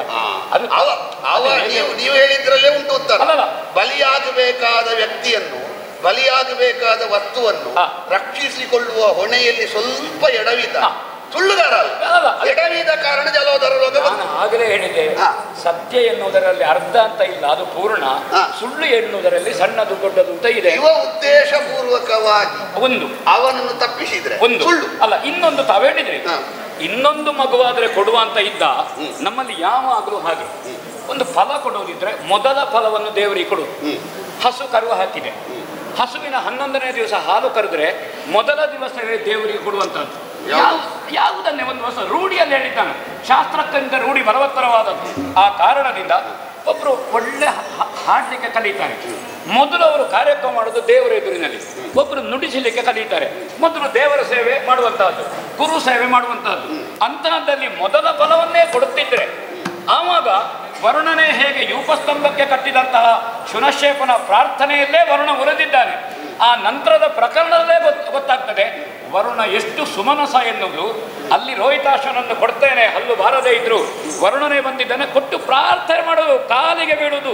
ಒಬ್ಬ ಮಗ ಇರುವುದು ವರುಣ ಹೇಳಿಕೊಂಡದ್ದು ಹೌದು, ನೀ ಅನುಗ್ರಹ ಮಾಡಬೇಕಿದ್ರೆ ಪ್ರಸೀದ ಪ್ರಸಾದ ಅಂದೇ ವರುಣ ಎತ್ತಿ ಕೊಡ್ತಿದ್ದ, ಹೀಗ ಪಡ್ಕ, ಇನ್ನು ನಿನಗೊಂದು 10 ಮಕ್ಕಳಾಗಿ ಹೇಳ್ತಿದ್ದ ಅಲ್ವಾ? ಇದು ಈಗ ಇದನ್ನು ನೀವು ಹೋತೃವಾಗಿದ್ದ ನಿಮಗೆ ಹೇಳ್ಬೋದಿತ್ತಲ್ಲ. ಯಾವುದನ್ನು? ಈಗ ಪ್ರತ್ಯಾಮ್ನಾಯವಾಗಿ ಶುನಶೇಪನನ್ನು ಬದಲಿಸುವ ಅವನನ್ನು ಪಡೆಯುವ ಮೊದಲು ಹೌದು ನೀನು ಶುನಶೇಪನನ್ನು ಯಾಕಯ್ಯ ಅವನನ್ನು ಬಡಪಾಯಿಯನ್ನು ಕರೆಸ್ತಿ, ನೀನು ಇದನ್ನು ಮಾಡುತ್ತ ನಿಮಗೆ ಹೇಳ್ಬೋದಿತ್ತಲ್ಲ. ಇಲ್ಲ ಇಲ್ಲ, ಅದಂದ್ರೆ ನನ್ನನ್ನು ವರುಣ ಮಾಡಿದ್ದೆ ಮತ್ತೆ ಅಲ್ವೋ, ಶುನಶೇಪನನ್ನು ಪಡ್ಕೊಂಡ ಮೇಲೆ ನಾನು ಪ್ರಕರಣಕ್ಕೆ ಬಂದದ್ದೇ ಮತ್ತೆ. ನಾನು ವರುಣ ಬರುವಾಗಲೇ ಮಾಡಬಹುದಿತ್ತು ಅಂತ ನಿಮಗೆ ನಾನು ಸ್ಮಾರ ಇತ್ತು ನೆನಪಿಸುದು ನೀವೇ. ಆಗಣ ಹರಿಶ್ಚಂದ್ರ ವರುಣ ಬಂದು ಕೇಳ್ತಾ ಇದ್ದಾನೆ ಕೊಡಪ್ಪ ಅಂತ ಹೇಳಿಬಿಡುದು. ಈಗ ನೀವು ನನ್ನನ್ನು ಹೇಳುದು ನಾನು ಸತ್ಯ ಹೇಳಿಸಬೇಕಿತ್ತು ಅಂತ ಪ್ರಕರಣಕ್ಕೆ ಮತ್ತೆ. ಈಗ ವರುಣನ ಅನುಗ್ರಹಕ್ಕೆ ಪಾತ್ರನಾಗುವುದಕ್ಕೆ ಒಂದು ದಾರಿ ಹೇಳಿದಿರಲ್ಲ ನೀವು. ಹೌದು, ವರುಣಾನುಗ್ರಹಕ್ಕೆ ಪಾತ್ರನಾಗುವುದಕ್ಕೆ ಈಗ ಸತ್ಯ ಸುಳ್ಳಿನ ವಿಷಯಕ್ಕೆ ಮತ್ತೆ ಮಾತಾಡುದು. ಹೌದು, ಈಗ ವರುಣಾನುಗ್ರಹಕ್ಕೆ ಪಾತ್ರನಾಗುವುದಕ್ಕೆ ಈ ಒಂದು ದಾರಿ ಉಂಟು ಅಂತ ನರಮೇಧದ ಆರಂಭದಲ್ಲಿ ಹೇಳ್ಬೋದಿತ್ತಲ್ಲ ನಿಮಗೆ. ಅಲ್ಲ, ಆರಂಭದಲ್ಲಿ ಶುನಶೇಪನನ್ನು ಪಡ್ಕೊಂಡಾಗಿದೆ, ಅವನಿಗೆ ಪ್ರಾಣಂ ದೇಹಿ ಅಂತ ನಿಮ್ಮಲ್ಲಿ ಕೇಳಿದ ಅವನನ್ನು ಯೂಪಸ್ತಂಭಕ್ಕೆ ಕಟ್ಟಿ ನೀವು ಸುತ್ತು ಬಂದು ಹಾಗೆಲ್ಲ ಮಾಡಬೇಕು ಅಂತ ಇರಲಿಲ್ಲ. ಹರಿಶ್ಚಂದ್ರನಲ್ಲೇ ಹೇಳು, ನಿನ್ನ ಜಲೋದರ ರೋಗ ನಿವಾರಣೆಗೆ ರೋಹಿತಾಶ್ವ ಉಳಿಯುವುದಕ್ಕೆ ಬಹಳ ಒಳ್ಳೆಯ ದಾರಿ ಉಂಟು, ಅವನಿಗೆ ಕೈ ಮುಗಿ ವರುಣ ಕೃತಜ್ಞನಲ್ಲ ಹೇಳ್ಬೋದಿತ್ತಲ್ಲ ನಿಮಗೆ. ಹೇಳುವ ಮತ್ತೆ ಅದೀಗ ಹಾಗೆ ಹೋಯ್ತು. ನಾವು ಆದ ಪ್ರಕಾರ ಮಾತಾಡೋದು. ನಾನು ಯಜ್ಞಕ್ಕೆ ನನ್ನನ್ನು ವರುಣ ಮಾಡಿದ್ದು ನರಮೇಧಕ್ಕೆ, ಆವಾಗ ಅವನನ್ನು ಉಳಿಸ್ಲಿಕ್ಕೆ ಏನು ಬೇಕು ಅದನ್ನು ನನ್ನ ನೆಲೆಯಲ್ಲಿ ವಸಿಷ್ಠರೇ ನನ್ನ ನೆಲೆಯಲ್ಲಿ ನಾ ಮಾಡಿದ್ದೇನೆ. ನನ್ನ ಅನುಗ್ರಹ ಶುನಶೇಪನಿಗಾಗಿದೆ, ನನ್ನ ಅನುಗ್ರಹ ಅಜೀಗರ್ತನಿಗಾಗಿದೆ, ನನ್ನ ವಿಶೇಷ ಅನುಗ್ರಹ ಹರಿಶ್ಚಂದ್ರನಿಗಾಗಿದೆ. ನಾನು ಹೇಳುದು ತಮ್ಮ ಶಿಷ್ಯನಾಗಿ ತಾವು ಈ ಹಲ್ಲು ಬೀಳುವುದೋ ಹಲ್ಲು ಹುಟ್ಟುವುದೋ ಉಪನಯನ ಸಂಸ್ಕಾರ ಹೇಳುವುದಕ್ಕಿಂತ ಅಲ್ಲೇ ಒಂದು ವರುಣ ಸೇವೆ ಮಾಡಬಹುದಿತ್ತ. ಇದನ್ನು ಯಾಕೆ ಹೇಳಿದೆ? ಹಾಗಾದ್ರೆ ಹರಿಶ್ಚಂದ್ರ ಈ ಅರ್ಧ ಸತ್ಯ ಅಲ್ಲ ಆಗ್ತಿತ್ತ. ಇದನ್ನು ಯಾಕೆ ಹೇಳಿದೆ? ಯಾಕೆ ಒಂದು ಪ್ರಕರಣ ಮುಗಿದ ಮೇಲೆ ಹಾಗೆ ಮಾಡಬಹುದಿತ್ತು, ಹೀಗೆ ಮಾಡಬಹುದಿತ್ತು ತರ್ಕ ಮಾಡೋದು ಸುಲಭ. ಹೌದೌದು. ಆ ಪ್ರಕರಣ ಆಗುವಾಗ ಅದೇ ಚಿಂತನೆ ಬರಬೇಕು ಅಂತ ಇಲ್ಲ. ಸಜ್ಜನನಾಗಿ ಹರಿಶ್ಚಂದ್ರ ಯೋಚಿಸಿದ್ರು ಕೂಡ ವರುಣನನ್ನು ಪ್ರತ್ಯಕ್ಷೀಕರಿಸಿಕೊಳ್ಳುವುದಕ್ಕೆ ಇಂಥದ್ದೊಂದು ದಾರಿ ಉಂಟು ಎನ್ನುವುದಾಗಿ ಅವನಿಗೆ ಹೊಳೆಯಬೇಕೆಂದೇನು ಇಲ್ಲ. ಅದು ಹೊಳೆಯದೇ ಇದ್ದ ಕಾರಣ ಅವ ಸುಳ್ಳುಗಾರ ಅಂತ ಆಗುವುದಿಲ್ಲ. ನೀವೊಂದು ಹೇಳಿದ್ರಿ, ಸಂಗೀತ ಮಾಡಿದ್ರೆ ಮೊದಲಿಗೆ ದೇವರ ಸೇವೆ ಮೊದಲ ಫಲವನ್ನೇ ಕೊಡ್ತೇನೆ ಅಂತ ಹಾಲು ಕರೆದ್ರೆ ಮೊದಲ ದಿವಸವೇ 11ನೇ ದಿವಸವೇ ಕೊಡುವುದು. ಅವರಿಗೆ ನಿರ್ಣಯ ಉಂಟು, ಮರುದಿವಸ ಒಂದು ತಂಬಿಗೆ ಹಾಲು ಸಿಗುತ್ತದೆ ಅಂತ. ಅಲ್ಲ, ಇಲ್ಲಿ ನಿರ್ಣಯ ಇಲ್ಲಲ್ಲ. ಅದು ಯಾವಾಗ ಬರ್ತದೆ ಸಿಗ್ತದೆ ಅಂತಲ್ಲ, ಅದು 1 ವರ್ಷ ಸಿಗ್ತದೆ. ಹೌದಾ? ಅದಲ್ಲ, ಇಲ್ಲಿ ಮೊದಲ ಫಲವೇ ಅಲ್ವೋ. ಈಗ 2ನೇದು ಕೊಡ್ಲಿಕ್ಕೆ 2ನೇದು ಆಗದೇ ಇದ್ರೆ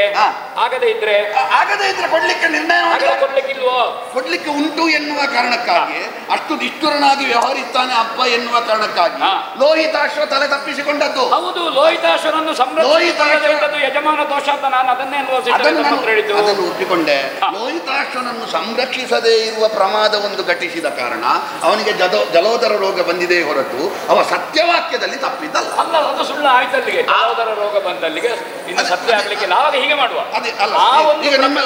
ಆ ಒಂದು ಪ್ರಕರಣವನ್ನು ಬಿಟ್ಟು ಮತ್ತೆ ಹರಿಶ್ಚಂದ್ರ ಎಲ್ಲ ಸತ್ಯ ನಿಮ್ಮಲ್ಲೇ ಕೇಳುದು. ಶತಯಾಗ ಅನುಭವವನ್ನು ಪಡೆಯಬೇಕು ಅಂತ ಶತಯಾಗಗಳನ್ನು ಮಾಡಿದೆ, ಶತಯಾಗ ಭೋಗ ಅನುಭವವನ್ನು ಪಡೆಯಬೇಕು ಎನ್ನುವುದಾಗಿ ತ್ರಿಶಂಕು ಬಂದು ಕೇಳಿದರೆ ನೀವು ಕೊಡಿಸ್ತೇನೆ ಅಂತ ಹೇಳಿದ್ರಲ್ವಾ? ಹೌದು. ಈಗ ಅದನ್ನು ಪಡೆದಿದ್ದಾನವ ಯಾರು? ತ್ರಿಶಂಕುವಿಗೆ ತೃಪ್ತಿ ಆಗಬೇಕಾದ್ದು ಅವನಿಗೆ ಇಂದ್ರ ಹೇಳ್ತಾನೆ, ಅವನಿಗೆ ಬೇಕಾದ್ದು ನನಗೆ ಸ್ವರ್ಗದ ಸುಖ. ಶತಯಾಗ ಭೋಗ ಅನುಭವ ಅಂದ್ರೆ ಎಂತ? ಅಲ್ಲಲ್ಲ, ಶತಯಾಗ ಭೋಗ ಅನುಭವ ಅಂದ್ರೆ ಅದೇ. ಶತಯಾಗ ಮಾಡಿದವರಿಗೆಲ್ಲ ಸ್ವರ್ಗದಲ್ಲಿ ಸ್ಥಾನ ಸಿಗ್ತದೆ. ಅದಕ್ಕಿಂತ ಹಿಂದೆ ಮಾಡಿದವರೆಲ್ಲ ಕಾದು ಕೂತ್ಕೊಳ್ಳಿಲ್ವ ಬಲಿಯಲ್ಲ ಈಗ ಸರತಿಯ ಸಾಲಿನಲ್ಲಿ. ಈಗ ಶತಯಾಗ ಭೋಗ ಅನುಭವ ವಸಿಷ್ಠರೇ, ನಮಗೆ ಫಲಾನುಭವಿಯ ಅನ್ನಿಸಿಕೆ ಏನು ಅಂತ ಇರುವಂತಹದ್ದು. ಫಲಾನುಭವಿಯಾದಂತಹ ತ್ರಿಶಂಕುವಿಗೆ ತೃಪ್ತಿ ಉಂಟು. ಹೌದಾ? ನಾ ಕೇಳಿದ್ದೇನೆ, ತ್ರಿಶಂಕು ನಿನಗೆ ತೃಪ್ತಿ ಉಂಟ ಮಗ? ಉಂಟು ಗುರುಗಳೇ, ನನಗೆ ಸ್ವರ್ಗ ಸುಖ ಉಂಟು. ಸುಲಭ ಉಂಟಲ್ಲ ವಿಶ್ವಾಮಿತ್ರ. ಈ ಪ್ರಕರಣದಲ್ಲಿ ವರುಣ ತೃಪ್ತನಾಗಿದ್ದಾನಲ್ಲ, ಮುಗೀತಲ್ಲ. ಇಲ್ಲ, ಜಲೋದರ ನಿವಾರಣೆ ಆಗಿದೆ ಅಲ್ವಾ? ಅಲ್ಲಿ ಈಗ ಈ ತ್ರಿಶಂಕುವಿಗೆ ತೃಪ್ತಿ ಬಂದದ್ದೇ ನಿಮಗೆ ಪ್ರಮಾಣ ಅಂತ ಕಾಣುವುದಿಲ್ಲ. ಈ ಪ್ರಕರಣದಲ್ಲಿ ವರುಣ ತೃಪ್ತನಾಗಿದ್ದಾನೆ, ಮುಗೀತಲ್ಲ. ತೃಪ್ತನಾದದ್ದು ನಮ್ಮ ಅನುಗ್ರಹದಿಂದ. ಅವನಿಗೊಂದು ಸುಳ್ಳಾದದ್ದು ಸುಳ್ಳಲ್ಲ. ಅದೇ ಸುಳ್ಳು. ನಾನು ಹೇಳಿದ್ನಲ್ಲ, ಅವ ಸತ್ಯವಾದಿ. ಅವನಿಂದ ರಕ್ಷಿಸಿಕೊಳ್ಳುವಲ್ಲಿ ಪ್ರಮಾದವಾದ ಕಾರಣ ಜಲೋದರ ರೋಗ ಬಂದಿದೆ. ಈಗ ಜಲೋದರ ರೋಗ ನಿವಾರಣೆ ಆಗಿದೆ ಎಂದಾದಲ್ಲಿಗೆ ಅದು ಪ್ರಮಾಣೀಕೃತವಾಗಿ ಮಾಡುವ. ಅದು ಸುಳ್ಳಾಗಿತ್ತು, ಆಮೇಲೆ ಸತ್ಯ ಮಾಡಿದೆವು. ಹಾಗೆ ಮಾಡುವನಾ? ಅದೇ ಸತ್ಯ ಅಲ್ಲ, ಹಾಗೆ ಆಯ್ತಲ್ಲ. ಅದೇ ಮತ್ತೆ ಅಲ್ಲ, ಈಗ ಅದೇ ಹೌದಾದ್ರೆ ನಾನು ಶತಯಾಗ ಭೋಗ ಅನುಭವ ಸ್ವರ್ಗ ಕೊಡಿಸ್ತೇನೆ ಅಂತ ತ್ರಿಶಂಕುವಿಗೆ ಹೇಳಿದೆ. ತ್ರಿಶಂಕುವಿಗೆ ಸ್ವರ್ಗದಂತಿರುವ ಮತ್ತೊಂದನ್ನು ಕೊಡಿಸಿದೆ ಅಂತ ನೀವು ಹೇಳಿದ್ರಲ್ಲ. ಸ್ವರ್ಗದಂತಿರುವಲ್ಲ, ಫಲಾನುಭವಿಗೆ ತೃಪ್ತಿಯಾಗಿದೆ. ವರುಣ ತೃಪ್ತನಾದದ್ದು ಯಾವುದರಿಂದ ಅಲ್ವಾ? ಅದು ನಮ್ಮ ಅನುಗ್ರಹದಿಂದ ಅಲ್ವಾ ವರುಣ ತೃಪ್ತನಾದದ್ದು. ಈಗ ಅನುಗ್ರಹ ಅಂದ್ರೆ ನೀವು ಯಾವುದಕ್ಕೆ ಅನುಗ್ರಹ ಮಾಡಿದ್ದು? ಶುನಶೇಪನಿಗೆ ಅದನ್ನೇ ಪುನಃ ಶುನಶೇಪನಿಗೆ ಯಾವುದರಲ್ಲಿ ಅನುಗ್ರಹ ಮಾಡಿ? ಅವನಿಗೆ ಮಂತ್ರೋಪದೇಶ ಮಾಡಿ ಅವನ ಮಂತ್ರದ ಪ್ರಭಾವದಿಂದ ವರುಣ ಪ್ರತ್ಯಕ್ಷನಾದದ್ದು. ನೀವು ಶುನಶೇಪನಿಗೆ ಅನುಗ್ರಹ ಮಾಡಿದ್ದು ಯಾಕೆ ವಿಶ್ವಾಮಿತ್ರ ಮುನಿಗಳೇ? ಅವ ಸಾಯದೆ ಅವನನ್ನು ವರುಣ ಅನುಗ್ರಹಿಸುವುದಕ್ಕೆ ನೀವು ಅವನಿಗೆ ಮಂತ್ರೋಪದೇಶ ಮಾಡಿದ್ದು. ಇವನ ಜಲೋದರ ರೋಗ ಹೋಗುವುದಕ್ಕೆ ನರಮೇಧವೇ. ನೀವು ಅವ ಪ್ರಾಣಂ ದೇಹಿ ಅಂತ ಕೇಳಿದ್ದಕ್ಕೆ ಸಾಯದೆ ನರಮೇಧದಲ್ಲಿ ನಾನು ಹೇಳ್ತೇನೆ, ವರುಣನೇ ಪ್ರತ್ಯಕ್ಷನಾಗಿ ನರಮೇಧ ಬೇಡ ಅಂತ ಹೇಳಿದ್ದಲ್ವ ವಸಿಷ್ಠ? ಹೌದಾ? ಹಾಗಾದ್ರೆ ಅನುಗ್ರಹ ಅಲ್ವ ಅದು? ನರಮೇಧ ಬೇಡ ಅಂತ ಹೇಳಿದ್ದಲ್ಲ, ನರಮೇಧದಲ್ಲಿ ನನಗೆ ತೃಪ್ತಿಯಾಯಿತು. ನರಮೇಧವನ್ನು ನರಮೇಧದಲ್ಲಿ ತೃಪ್ತಿ ಆಯ್ತು ಅಂದ್ರೆ ನರಮೇಧ ಆಗ್ಲಿಲ್ಲ. ಯಾಕೆ ಕಡಿಲಿಲ್ಲ? ನೀವು ಮಂತ್ರವನ್ನು ಹೇಳಿದ್ದು. ಹೌದು. ನೀವು ಬಂದದ್ದು ಯಾವುದಕ್ಕೆ? ನರಮೇಧ ಮಾಡುವುದಕ್ಕೆ ಬಂದದ್ದು. ಹೌದು. ಶುನಶೇಪ ಮಧ್ಯದಲ್ಲಿ ಬಂದು ನಿಮ್ಮಲ್ಲಿ ಕೇಳಿಕೊಂಡ ಕಾರಣ, ನನ್ನ ಪ್ರಾಣವನ್ನು ಉಳಿಸಬೇಕು ಎನ್ನುವುದಾಗಿ ಕೇಳಿಕೊಂಡ ಕಾರಣ ಅವನ ತಲೆ ಕಡಿಯದೆ ಅವನನ್ನು ಉಳಿಸುವುದಕ್ಕೆ ಮಂತ್ರೋಪದೇಶ ಮಾಡಿದ್ದೆ ಹೊರತು ಹರಿಶ್ಚಂದ್ರನಿಗೆ ವರುಣ ತೃಪ್ತನಾಗುವುದಕ್ಕೆ ಮಂತ್ರೋಪದೇಶ ಮಾಡಿದಲ್ಲ. ಅದು ಹೇಗೆ ಗೊತ್ತುಂಟ? ಅದು ಮಳೆ ಬಂದ್ರೆ ನಮ್ಮ ಅಂಗಳಕ್ಕೆ ಮಾತ್ರ ಬರುವುದಲ್ಲ, ಅದು ಆಚೆಯವನ ಅಂಗಳಕ್ಕೆ ಮಾಡುವುದಿಲ್ವಾ? ಈಗ ವರುಣ ಪ್ರಾರ್ಥನೆಯೋ ಅಥವಾ ಸಿಯಾಳ ಅಭಿಷೇಕವೋ ಮಾಡಿ ಮಳೆ ಬಂದ್ರೆ ಅಭಿಷೇಕ ಮಾಡಿದವನ ತಲೆಗೆ ಮಾತ್ರ ಮಳೆ ಬೀಳುವುದಾ? ಫಲಾನುಭವಿ ಇನ್ನೊಬ್ಬನು ಆಗುವುದಿಲ್ವೋ? ಹಾಗೆ ಇಲ್ಲಿ ನನಗೆ ಶರಣಾದಂತಹ ಶುನಶೇಪನ ಅನುಗ್ರಹ ಹರಿಶ್ಚಂದ್ರನ ಜಲೋದರ ರೋಗವನ್ನು ಗುಣ ಮಾಡಿತು. ಅದು ಬಹಳ ಮುಖ್ಯ. ಹೌದೌದು, ಆ ಕಾರಣದಿಂದ ನಾನು ಹೇಳಿದ್ದೇನೆ. ಈಗ ನೀವು ಮಂತ್ರ ಹೇಳದೇ ಇದ್ರೆ ನರಮೇಧದಲ್ಲಿ ಶುನಶೇಪನ ತಲೆ ಕಡಿಯುತ್ತಿದ್ರೆ ಅವನ ಜಲೋದರ ರೋಗ ಹೋಗ್ತಿರ್ಲಿಲ್ವಾ? ಅಲ್ಲ, ಅದು ಆಗ್ಲಿಲ್ಲಲ್ಲ. ನರಮೇಧದಲ್ಲಿ ಲೋಹಿತಾಶ್ವನ ಬದಲಿಗೆ ಶುನಶೇಪನನ್ನು ಬಲಿ ಕೊಡ್ತಿದ್ರೆ ಈಗ ಹರಿಶ್ಚಂದ್ರನ ಜಲೋದರ ರೋಗ ಹೋಗ್ತಿತ್ತೋ ಇಲ್ವೋ? ಬಲಿ ಕೊಡ್ತಿದ್ರೆ ಅಲ್ಲ ಕೊಟ್ಲೇ ಇಲ್ಲಲ್ಲ ಅಲ್ಲ, ಕೊಡ್ತಿದ್ರೆ ಹೋಗ್ತಿತ್ತೋ ಇಲ್ವೋ? ಒಂದು ಪ್ರಕಾರ- ಸುಲಭದ ತರ್ಕ ಅಲ್ವಾ? ಕೊಡ್ತಿದ್ರೆ ಹೋಗ್ತಿತ್ತಲ್ವಾ? ಕೊಡ್ಲಿಕ್ಕೆ ನಾನು ಇದ್ದೇನಲ್ಲ ಅಲ್ಲಿ. ಅಯ್ಯ. ನಾನಿರುವಾಗ ಒಬ್ಬನ ಬಲಿ ಕೊಡ್ತೇನೆ ನಾನು. ಅಲ್ಲ ಬಲಿ ಕೊಡ್ತೇನೆ. ನೀವು ಬಲಿ ಕೊಡ್ತೇನೆ. ಈಗ ನರಮೇಧಕ್ಕೆ ನೀವು ಒಪ್ಪಿಕೊಂಡದ್ದು ಯಾಕೆ? ಯಾಕೆ ನರಮೇಧಕ್ಕೆ ಒಪ್ಪಿಕೊಂಡದ್ದು ಯಾಕೆ ಅಂತ, ಅದು ನನಗೆ ತ್ರಿಶಂಕುವಿನಲ್ಲಿರುವಂತಹ ಒಂದು ಪ್ರೀತಿ. ಹೌದು, ಆ ತ್ರಿಶಂಕುವಿನ ಮಗನಲ್ಲಿರುವಂತದ್ದು. ಮತ್ತೆ ನನಗೆ ಸಾಮರ್ಥ್ಯ ಉಂಟು. ನೀವು ಈಗ ನನಗೆ ಸಾಮರ್ಥ್ಯ ಉಂಟು. ಆ ನರಮೇಧಕ್ಕೆ ಕಾರಣದಿಂದ ನರಮೇಧಕ್ಕೆ ಬರುವಾಗ ಬಲಿ ಕೊಡ್ಲಿಕ್ಕಿಲ್ಲ ಎನ್ನುವ ಭಾವದಿಂದ ಬಂದದ್ದ? ಅಲ್ಲಲ್ಲ ಅಲ್ಲಲ್ಲ, ಅದು ನನ್ನ ಭಾವ ಯಾವುದು ಅಂತ ನನಗೆ ಗೊತ್ತುಂಟದು. ಯಾವುದು? ಎಲ್ಲವೂ ಗೊತ್ತಿದ್ದದ್ದೆಲ್ಲ ಹೇಳಲಿಕ್ಕಿರುವುದಲ್ಲ. ಅಲ್ಲಲ್ಲ, ಎಷ್ಟು ಈಗ ಬೇಕೋ ಅಷ್ಟು ಹೇಳುದು. ಅಲ್ಲ, ನನಗೆ ನರಮೇಧಕ್ಕೆ ನಾನು ಯಾವ ಭಾವದಲ್ಲೇ ಬರಲಿ, ಹಾ. ನನ್ನ ಕಾಲಿಗೆ ಬಿದ್ದಂತಹ ಶುನಶೇಪನನ್ನು ಉಳಿಸಿದ್ದೇನಾ? ಉಳಿಸಿದ್ದೀರಿ. ಅದೇ ಹೇಳಿದ್ರು ನಾನು. ಶುನಶೇಪನನ್ನು ತಲೆಗಡಿಬೇಕೊಳ್ಳುದ. ಶುನಶೇಪನನ್ನು ಉಳಿಸುವುದಕ್ಕೆ ನಿಮ್ಮ ವರುಣ ಮಂತ್ರೋಪದೇಶವೇ ಹೊರತು ಹರಿಶ್ಚಂದ್ರನನ್ನು ಉಳಿಸುವುದಕ್ಕೆ ನಿಮ್ಮೊಬ್ಬರದ್ದೇ ಅಲ್ಲ. ಅಲ್ಲಿ ಜಮದಗ್ನಿ ಇದ್ರು, ನಾನಿದ್ದೆ. ಪ್ರಧಾನ ನಾನು ವರುಣ ಮಂತ್ರ ಉಪದೇಶ ಮಾಡಿದವ ನಾನಲ್ಲವ ಸಿಟ್ಟರೆ. ಅದೌದು, ಮತ್ತೆ ವರುಣ ಮಂತ್ರಕ್ಕೆ ನೀವು, ನರಮೇಧಕ್ಕೆ ಬ್ರಹ್ಮನಾಗಿ ನಾನಿದ್ದೆ, ಹೋತೃವಾಗಿ ನೀವಿದ್ದೀರಿ, ಅದ್ವೈರ್ಯವಾಗಿ ಮತ್ತೊಬ್ಬರು ಅದೆಲ್ಲ ಇದ್ರು, ಜಮದಗ್ನಿ ಇದ್ರು, ಆಯಾಸ್ಯ ಇದ್ದ, ಇವರೆಲ್ಲ ಸೇರಿ ಮಾಡಿದ್ದಲ್ವಾ? ಹೌದು. ಹಾಗಾದ್ರೆ ವರುಣ ಯಾವುದಕ್ಕೆ ಪ್ರತ್ಯಕ್ಷನಾದದ್ದು ಎನ್ನುವುದಾಗಿ ಕೇಳಿದ್ರೆ, ನೀವು ಮಂತ್ರೋಪದೇಶ ಮಾಡಿದಕ್ಕಲ್ಲ, ಮಂತ್ರೋಪದೇಶ ಮಾಡಿದಕ್ಕೆ ಶುನಶೇಪನನ್ನು ಉಳಿಸಿದ್ದು, ಜಲೋದರ ರೋಗ ನಿವಾರಣೆಯಾದದ್ದು ನರಮೇಧ ಪ್ರತ್ಯಾಮ್ನಾಯದಿಂದ ಪೂರ್ತಿ ಆಯಿತು ಎನ್ನುವ ಕಾರಣ. ಅದು ವರುಣನೇ ಹೇಳಿದ್ದು. ಅವನ ಪ್ರಾರ್ಥನೆಗೆ ವರುಣ ಬಂದದ್ದು. ಅದರಲ್ಲಿ ಬೇರೆ ಬೇರೆ ವ್ಯಾಖ್ಯಾನ ಇಲ್ಲ. ವ್ಯಾಖ್ಯಾನ ಇರೋದು ಅಲ್ಲ, ವರುಣ ಬಂದದ್ದೇ ಪ್ರಾರ್ಥನೆಗೆ ಪ್ರಸನ್ನರಾಗುವುದು ದೇವತೆಗಳಿಗೆ ಸ್ವಭಾವ. ಸರಿ, ಈಗ ನೀವು ನರಮೇಧ ಅರ್ಧದಲ್ಲಿ ನಿಲ್ಲಿಸಿದ ಪೂರ್ತಿ ಮಾಡಿದ್ದ ವರುಣ ತೃಪ್ತನಾಗಿದ್ದಾನೆ. ಯಾವುದೇ ಯಾವ ಅಂಗದಲ್ಲಿ ಯಾವ ಬಗೆಯಾದಂತಹ ದೇವತೆ ತೃಪ್ತಿಯಾಗಬೇಕಾದ ಮುಖ್ಯ. ಅಲ್ಲ, ಹೇಗೆ ಕಾರ್ಯಾಂಗ ಮುಖ್ಯ ಅಲ್ಲ. ಅಲ್ಲ, ಕಾರ್ಯಾಂಗದಲ್ಲೇ ತೃಪ್ತನಾಗಿದ್ದಾನೆ. ಹೌದು. ಪ್ರತ್ಯಾಮ್ನಾಯವಾಗಿ ಶುನಶೇಪನನ್ನು ಬಲಿ ಕೊಡುವ ಬದಲು ವರುಣ ಮಂತ್ರವನ್ನು ಉಪದೇಶಿಸಿದ್ದೀನಿ ನಾವು. ಕಾರ್ಯಾಂಗದಲ್ಲೇ ತೃಪ್ತನಾಗಿದ್ದಾನೆ. ಅದು ನಾನೇ ಅಲ್ವಾ ನಿಮ್ಮಿಂದಲ್ಲ. ಈಗ ನೀವು ಪರ್ಯಾಯವಾಗಿ ನನ್ನನ್ನೇ ಹೇಳುವುದು ನೀವು. ಏನು? ಹೌದೌದಾ? ನಾನೇ ಅಲ್ವಾ? ನಾವು ಅದನ್ನೇ ಜಗಿಯುವುದು ಬೇಡ. ಹೌದಾ? ಎಷ್ಟು ಜಗದ್ರು ಅದಲ್ಲಿ ಹರಿಶ್ಚಂದ್ರ ಸಣ್ಣ ಸುಳ್ಳು ಹೇಳಿದ್ದಾನೆ ಅನ್ನೋದು ಸತ್ಯವೇ. ಅದನ್ನು ಸತ್ಯ ಮಾಡ್ಲಿಕ್ಕೆ ಇನ್ನೂ ಹರಿಶ್ಚಂದ್ರ ಸುಳ್ಳು ಹೇಳದಾಗ ಏನು ಮಾಡುದು ಅಂತ ಆಲೋಚನೆ ಮಾಡಬೇಕು. ಅಲ್ಲ, ನಿಮಗೆ ಸುಳ್ಳು ಅಂತ ಯಾಕೆ ಕಾಣುದು ಗೊತ್ತುಂಟ? ಯಾಕೆ? ಅದು ನಿಮ್ಮ ಗುಣ. ಅದೇ ಯಾವುದು? ನನ್ನ ಗುಣ.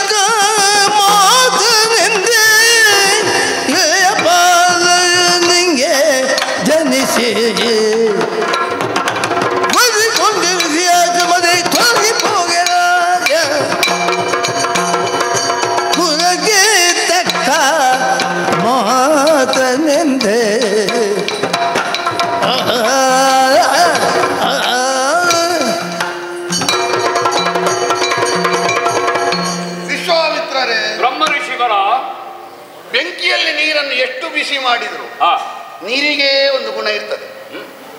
ಬಿಸಿಯಾದ ನೀರನ್ನು ಬೆಂಕಿಗೆ ಹಾಕಿದ್ರೆ ಬೆಂಕಿ ಆರದೇ ಇರ್ತದ?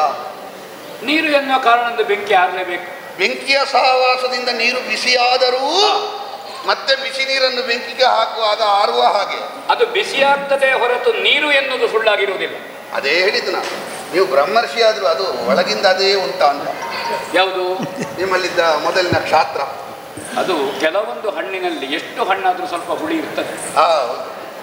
ಇದು ಹುಳಿ ಹೋಗಲಿಲ್ಲ.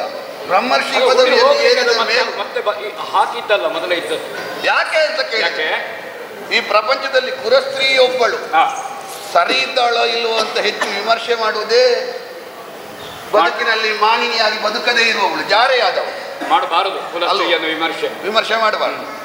ಹರಿಶ್ಚಂದ್ರನಂತವನನ್ನು ವಿಮರ್ಶೆ ಮಾಡುವಲ್ಲಿ ನಿಮಗೆ ಮತ್ತೆ ಮತ್ತೆ ಮತ್ತೆ ಮತ್ತೆ ಮತ್ತೆ ಮತ್ತೆ ಉತ್ಸುಕತೆ ಕಾಣುವುದು ಯಾಕೆ ಅಂತ ಕೇಳಿದ್ರೆ, ನಿಮ್ಮ ಒಳಗಿನ ಕ್ಷಾತ್ರ. ಒಬ್ಬ ಕ್ಷತ್ರಿಯನನ್ನು ತಾವು ಹೊಗಳಿದ್ರಿ ಅಂತ. ಹೌದು. ಮತ್ತೆ ಇನ್ನೊಂದುಂಟು, ಆಕ್ಷೇಪ ಅಂತಲ್ಲ, ಹೇಳಿ. ನಿಮಗೆ ಕ್ಷತ್ರಿಯನಾಗಿ ಬದುಕಲಿಕ್ಕೆ ತುದಿ ಮುಟ್ಲಿಕ್ಕೆ ಆಗ್ಲಿಲ್ಲ. ಒಂದು ರೀತಿಯಲ್ಲಿ ನಿಮ್ಮದು ಹಾಗೆ ಅಲ್ವ? ಹೇಗೆ? ನೀವು ಸ್ವರ್ಗ ಕೊಟ್ಟವನ ಸ್ಥಿತಿ. ಅಂದ್ರೆ ಕ್ಷತ್ರಿಯನಾಗಿ ಬದುಕುವಾಗ ನಿಮ್ಗೆ ಆಯುಧದಿಂದ ಹೊಡೆದು ಒಬ್ಬನನ್ನು ಸೋಲಿಸಲಿಕ್ಕೆ ಆಗ್ಲಿಲ್ಲ. ಈಗ ಬ್ರಾಹ್ಮಣನಾಗಿ ಬದಲಾದ ಮೇಲೂ ಕ್ಷಾತ್ರವನ್ನು ಬಿಡ್ಲಿಕ್ಕೆ ಆಗ್ಲಿಲ್ಲ. ಅವ ಅಲ್ಲಿದ್ದಾನೆ, ಅಭಿನವ ತ್ರಿಶಂಕು ನೀವು ಇಲ್ಲಿದ್ದೀರಿ ಅಂತ ನೀವು ತಿಳ್ಕೊಂಡಿದ್ದೀರಿ. ಅಲ್ಲ, ಹೇಳಿದ್ದು ನಾನು. ನೀವು ಶಾಸ್ತ್ರವನ್ನು ಪೂರ್ತಿ ಬಿಡ್ಲಿಲ್ಲ, ಬ್ರಾಹ್ಮಣ್ಯದಲ್ಲಿಯೂ ಪೂರ್ತಿ ಉಳಿಲಿಲ್ಲ. ಹಾಗಾಗಿ ನಿಮ್ಮಲ್ಲಿರುವ ಗುಣ ಯಾರೋ ಚರು ಬದಲಾದದ್ದು. ಹೌದಪ್ಪ, ಅದು ಹೆಂಡತಿಗೆ ಗಂಡನೇ ಉಪದೇಶ ಮಾಡಿದ್ದು. ಹೌದಾ? ರುಚಿಕ ಸತ್ಯವತಿಗೆ. ಹೌದು. ಹೌದಾ? ಸತ್ಯವತಿ ದೇವಿಗೆ ಉಪದೇಶ ಮಾಡಿದ್ರಲ್ಲಿ ಸ್ವಲ್ಪ ಚರು ಬದಲಾಯ್ತು. ಆಚೆ ಈಚೆ ಆಯ್ತು. ಬ್ರಾಹ್ಮಣನಾಗಿ ಹುಟ್ಟಬೇಕಾದ ಅದರಲ್ಲಿ ನನ್ನನ್ನು ಅಪರಾಧಿ ಮಾಡಬೇಡಿ ನೀವು. ಯಾಕೆ ಮಾಡಬೇಡಿ?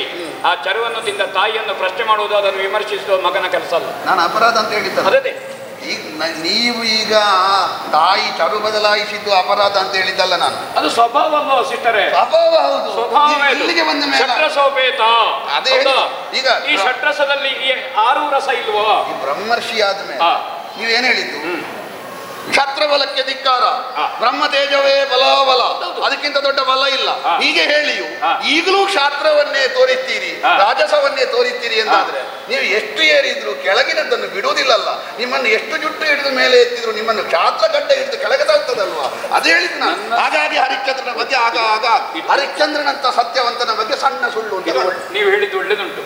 ಎಷ್ಟು ಜುಟ್ಟು ಹಿಡಿದ್ರು ಮೇಲೆ ಹೋಗುವುದಿಲ್ಲ, ಗಡ್ಡೆ ಹಿಡಿದು ಕೆಳಗೆ ಜುಟ್ಟು ಕೆಳಗಂತೆ ಗೊತ್ತಿಲ್ಲ. ಹೌದಾ? ಅದ್ಯಾಕೆ? ಅದು ಗೊತ್ತುಂಟಲ್ಲ. ಏನು? ಇದು ಪುನಃ ಬಂದದೇನಲ್ವಾ? ಮತ್ತೆ ಎನ್ನ ಕುಲವ ಎನಿಸದಿರು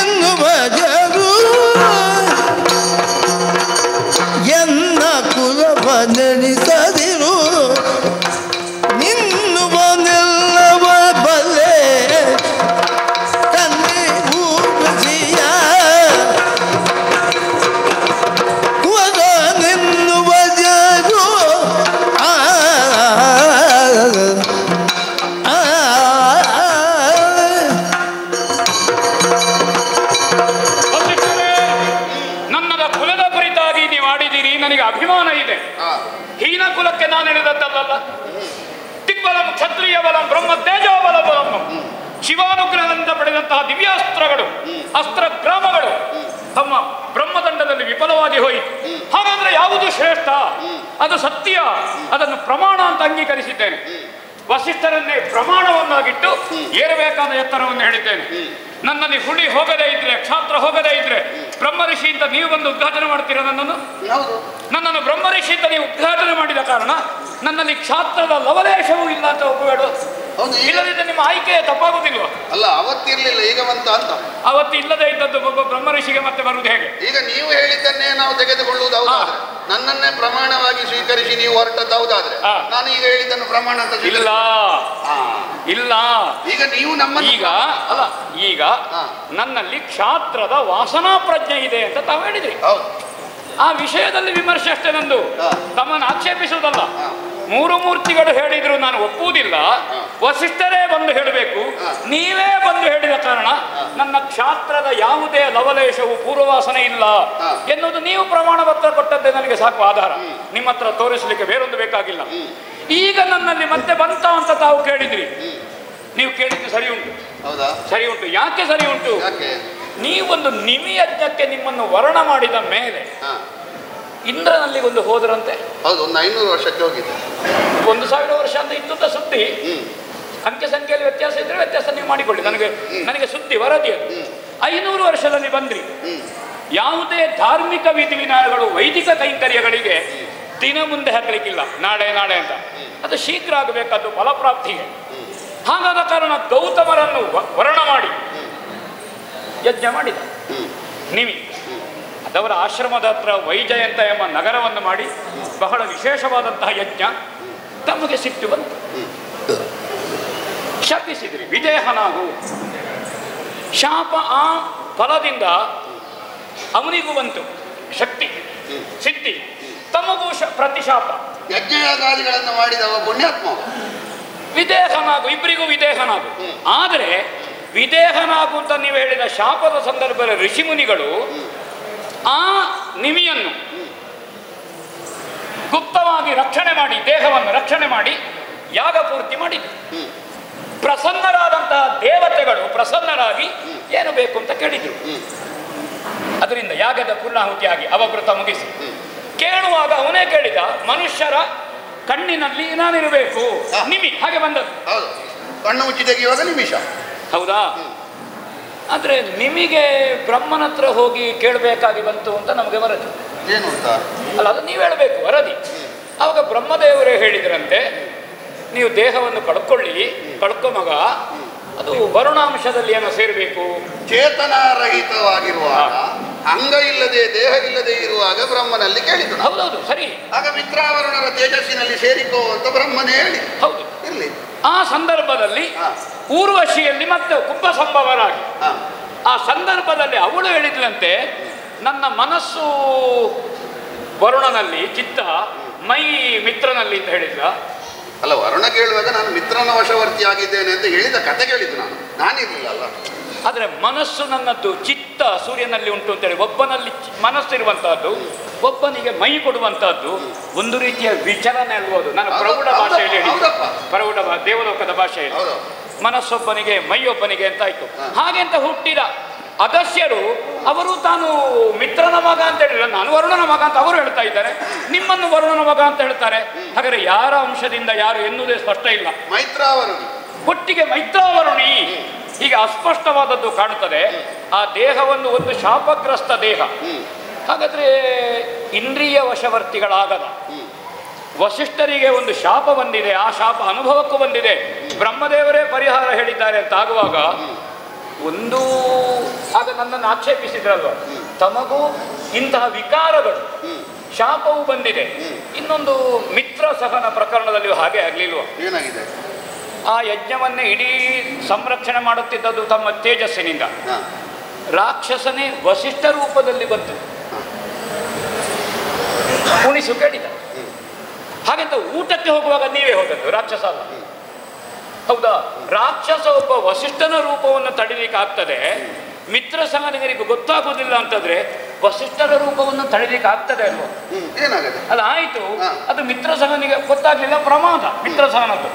ಆಗ ಹರಿಶ್ಚಂದ್ರನಂತೂ ಪ್ರಮಾದ ಅಂತ ತಾವು ಹೇಳಿದ್ರಿ, ಇಲ್ಲಿ ಮಿತ್ರ ಸಹನಂತೂ ಪ್ರಮಾದವೇ.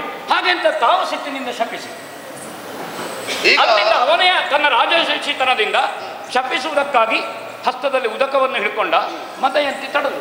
ಹಾಗೆ ಅಂತ ಆ ಶಾಪಜಲದಲ್ಲಿ ಶಕ್ತಿ ಇತ್ತು. ಯಾಕೆ? ಕಲ್ಮಾಶವಾದನಾದ. ಈ ಕಾರಣದಿಂದ ಕಾಮಾದಿ ವಿಕಾರಗಳು ಹೇಗೆ ನನ್ನಲ್ಲಿ ಮೂಲವಾಸನ ಅಂತಂದು ತಾವು ಹೇಳಿದ್ರ, ತಮಗೆ ಯಾವ ಮೂಲವಾಸನ ಪ್ರಜ್ಞೆ? ಈಗ ಮಿತ್ರ ಸಹನ ಪ್ರಕರಣವು ಮತ್ತು ನಿಮಿಯ ಪ್ರಕರಣದಲ್ಲಿಯೂ ತಾವು ಹಾಗೆ ದೇಹವನ್ನು ಕಳ್ಕೊಂಡು ಇದ್ರಿ. ಹಾಗಾದ್ರೆ ಇಂದ್ರಿಯವನ್ನು ನಿಗ್ರಹಿಸಿ ಇಂದ್ರಿಯಗಳಿಗೆ ವಶವರ್ತಿಯಾಗದೇ ಇರುವಂತಹ ವಸಿಷ್ಠ ಎಂಬ ಹೆಸರಿನಲ್ಲೇ ಒಂದು ಆಕ್ಷೇಪ ಕಾಣುತ್ತದೆ. ನಾನಾದ್ರೂ ಕ್ಷತ್ರಿಯನಾಗಿದ್ದವ ಬ್ರಹ್ಮ ಋಷಿ ಆದದ್ದು, ಏನೋ ಒಂದು ಪೂರ್ವವಾಸನೆಯೋ, ಮರಕ್ಕೆ ಅಂಟಿಕೊಂಡಿದ್ದಂತಹ ಬಳ್ಳಿ ಒಣಗಿ ಬೀಳುತ್ತದೆ, ಒಣಗಿ ಬಿದ್ದ ಮೇಲೆ 10 ವರ್ಷ ಕಳೆದರೂ ಬಳ್ಳಿ ಅಂಟಿಕೊಂಡಿದೆ ಅಂತ ಒಂದು ವಾಸನ ಇರ್ತದೆ ಮರದಲ್ಲಿ, ಹೇಗೆಯೋ. ಹೌದಾ? ನಾವು ಊಟ ಮಾಡಿದರೆ 2 ದಿವಸ ಕೈಯ ಪರಿಮಳ ಹೋಗುವುದಿಲ್ಲ. ಆ ಕಾರಣದಿಂದ ವಾಸನ ಒಬ್ಬ ಕ್ಷತ್ರಿಯನ ಬ್ರಹ್ಮಋಷಿ ಆದದ್ದಲ್ಲಿ ಇದ್ರೆ ಇರಬೇಕೆಂದೇನೂ ಇಲ್ಲ, ಇದ್ರೆ ಆಕ್ಷೇಪಿಸುವುದಕ್ಕಿಂತ ಅದು ಇಲ್ಲದೆ ಇರುವ ಬರುವ ಬ್ರಹ್ಮಋಷಿಗಳು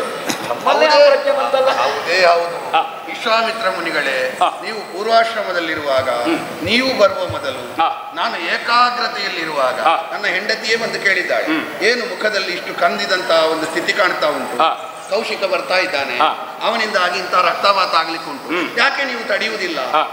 ಕಾಲವನ್ನು ನಾನು ತಡೆಯುವುದಕ್ಕೆ, ಕಾಲಚೋದಿತವಾಗಿ ಕರ್ಮಕ್ಷಯ ಮಾಡುವುದಕ್ಕೆ ನಾನಿರುವುದು. ಪುಣ್ಯವೂ ಮಾಡ್ಲಿಕ್ಕಿಲ್ಲ, ಪಾಪವೂ ಮಾಡ್ಲಿಕ್ಕಿಲ್ಲ. ಪಾಪ ಮಾಡಿದ್ರೆ ಬೇರೆ, ಪುಣ್ಯ ಮಾಡಿದ್ರೆ ಬೇರೆ, ಅದು ಎರಡೂ ಜಯ ಆಗುದು. ಮೋಕ್ಷಾಪೇಕ್ಷಿಗಳಾದವರು ಏನು ಮಾಡುದು? ಕರ್ಮಕ್ಷಯ ಮಾಡುದು. ನಿಮಿಯ ಯಜ್ಞದಲ್ಲಿ ಆದದ್ದು ಅದು. ಕರ್ಮಕ್ಷಯಕ್ಕೆ ಬೇಕಾಗಿ ಶಾಪ ಕೊಟ್ಟದ್ದು, ಮತ್ತೊಂದು ರೂಪವನ್ನು ಧರಿಸುವುದಕ್ಕೆ. ನಾನು ಕಾಲಜೋದಿತವಾಗಿ ಶಾಪ ಕೊಟ್ಟದ್ದು. ಮತ್ತೆ ಮಿತ್ರ ಸಹನ ಪ್ರಕರಣ, ಅವನದ್ದು ಪ್ರಮಾದ ಹೌದು, ತಪ್ಪು ಹೌದು, ಪ್ರಮಾದ ಹೌದು. ಯಾಕೆ? ಈಗ ಅವ ಬಡಿಸಿದವ ಯಾರು ಅಂತ ಅವನಿಗೆ ಗೊತ್ತಿಲ್ಲದೇ ಇದ್ರು, ಒಬ್ಬ ಪಾಕಕ್ಕೆ ಯಾರನ್ನು ಇಟ್ಟುಕೊಳ್ಳಬೇಕು ಎನ್ನುವುದಾಗಿ ವಿಚಾರಣೆ ಮಾಡದೆ ರಾಜನಾದವ ಇಟ್ಟುಕೊಂಡ್ರೆ ಅದು ಅವನದು ತಪ್ಪೇ. ಅದಕ್ಕೆ ಶಾಪ ಕೊಟ್ಟದ್ದು. ಅದೇ ವಸಿಷ್ಠರೇ, ನಾನು ಹೇಳುದು ಹೇಗೆ ಪ್ರಮಾದ ಒಂದು ದೀರ್ಘ ಸಮಯ ನಿಮ್ಮ ಸೇವೆ ಮಾಡಿ ಕುಲಗುರುಗಳಾಗಿ ಒಂದು ಪ್ರಮಾದ ತಿಳಿದು ಮಾಡಿದ್ದಲ್ಲ. ನೋಡು ನೋಡು, ತಿಳಿದು ಮಾಡಿದ್ದಲ್ಲ. ಹೇಗೆ ಹರಿಶ್ಚಂದ್ರನನ್ನು ಪ್ರಮಾದ ಅಂತ ಹೇಳಿ ನೀವು ಸಮರ್ಥಿಸಿದ್ರ, ಅದೇ ಸೌದಾಸನ ಒಂದು ಪ್ರಮಾದ ಅಂತ ಒಪ್ಪಿ ತಾವು ಅನುಗ್ರಹ ಮಾಡಬೇಡ ವಸಿಷ್ಠರೇ. ಮತ್ತೆ ಅವನಿಗೆ ಅನುಗ್ರಹ ಆಗ್ಲಿಲ್ವಾ 12 ವರ್ಷದ ನಂತರ? 12 ವರ್ಷದ ನಂತರ ಅನುಗ್ರಹ. 12 ವರ್ಷ ವರುಣ ನನ್ನ ಅಪ್ಪನ ಸ್ಥಾನದಲ್ಲಿರುವವ ಅಂತ ಹೇಳ್ತೀನಿ. ಪ್ರಮಾದ ಮಾಡಿದ ಹರಿಶ್ಚಂದ್ರನಿಗೆ ಜಲೋದರ ರೋಗ ದೇವಕಲ್ಪವಾದ ವರುಣನೇ ಕೊಡ್ತಾನೆ. ಪ್ರಮಾದ ಮಾಡಿದಂತಹ ಮಿತ್ರಸಹನಿಗೆ ಋಷಿ ಕಲ್ಪನಾದ ವಸಿಷ್ಠ ಕೊಟ್ಟರೆ ತಪ್ಪ? ಕೊಡಬಾರದು. ಯಾಕೆ ಕೊಡಬಾರದು? ಈಗ ದೇವಕಲ್ಪದಲ್ಲೇ ಅದಕ್ಕೆ ತಾವಾಗ ಕೊಡಬಾರದು ಅಂತ ಕೇಳುತ್ತೀರಿ, ಹೌದಾ? ಹಾಗಾದ್ರೆ ಸ್ವಲ್ಪ ನಿಮ್ಮಲ್ಲಿ ಕರ್ಮ ವಾಸನೆ ಉಂಟಲ್ವೇ? ಇಲ್ವೇ ಇಲ್ಲ. ಕರ್ಮ ಕ್ಷಯ ಮಾಡು. ಅದೇ ಕರ್ಮ ಕ್ಷಯ ಮಾಡಬೇಕಾದ್ರೆ ಇರ್ಬೇಕಲ್ಲ, ಇಲ್ಲದೆ ಇದ್ದದನ್ನು ಕ್ಷಯ ಮಾಡಬೇಕು ಅಲ್ಲ. ಕರ್ಮ ಅಂದ್ರೆ ಕರ್ಮ ಮಾಡ್ತೇವಲ್ವ ನಾವು. ಅದೇ ನಾವು ಉಸಿರಾಡುವುದು ಒಂದು ಕರ್ಮವೇ, ನಾವು ನಡೆದಾಡುವುದು ಒಂದು ಕರ್ಮ. ನೀವು ಮಾಡಿದ್ರೆ ಕರ್ಮ ಕ್ಷಯ, ಹೌದಾ? ನಾವು ಮಾಡಿದ್ರೆ ಕರ್ಮ ಬಂಧನ. ಇದೆಲ್ಲ ನೀವು ಹೌದೌದು ಈ ಋಷಿ ಧರ್ಮವನ್ನು ಹಗುರ ಮಾಡಿದಾಗ ಆಗ್ತದ ಅಂತ ನನಗೆ ಕಾಣುವುದು ಅಲ್ವಾ? ಅಲ್ಲಿ ನೀವು ತಪ್ಪಿದ್ರಿ, ನಿಮಗೂ ಶಿಕ್ಷೆ ಆಯಿತು.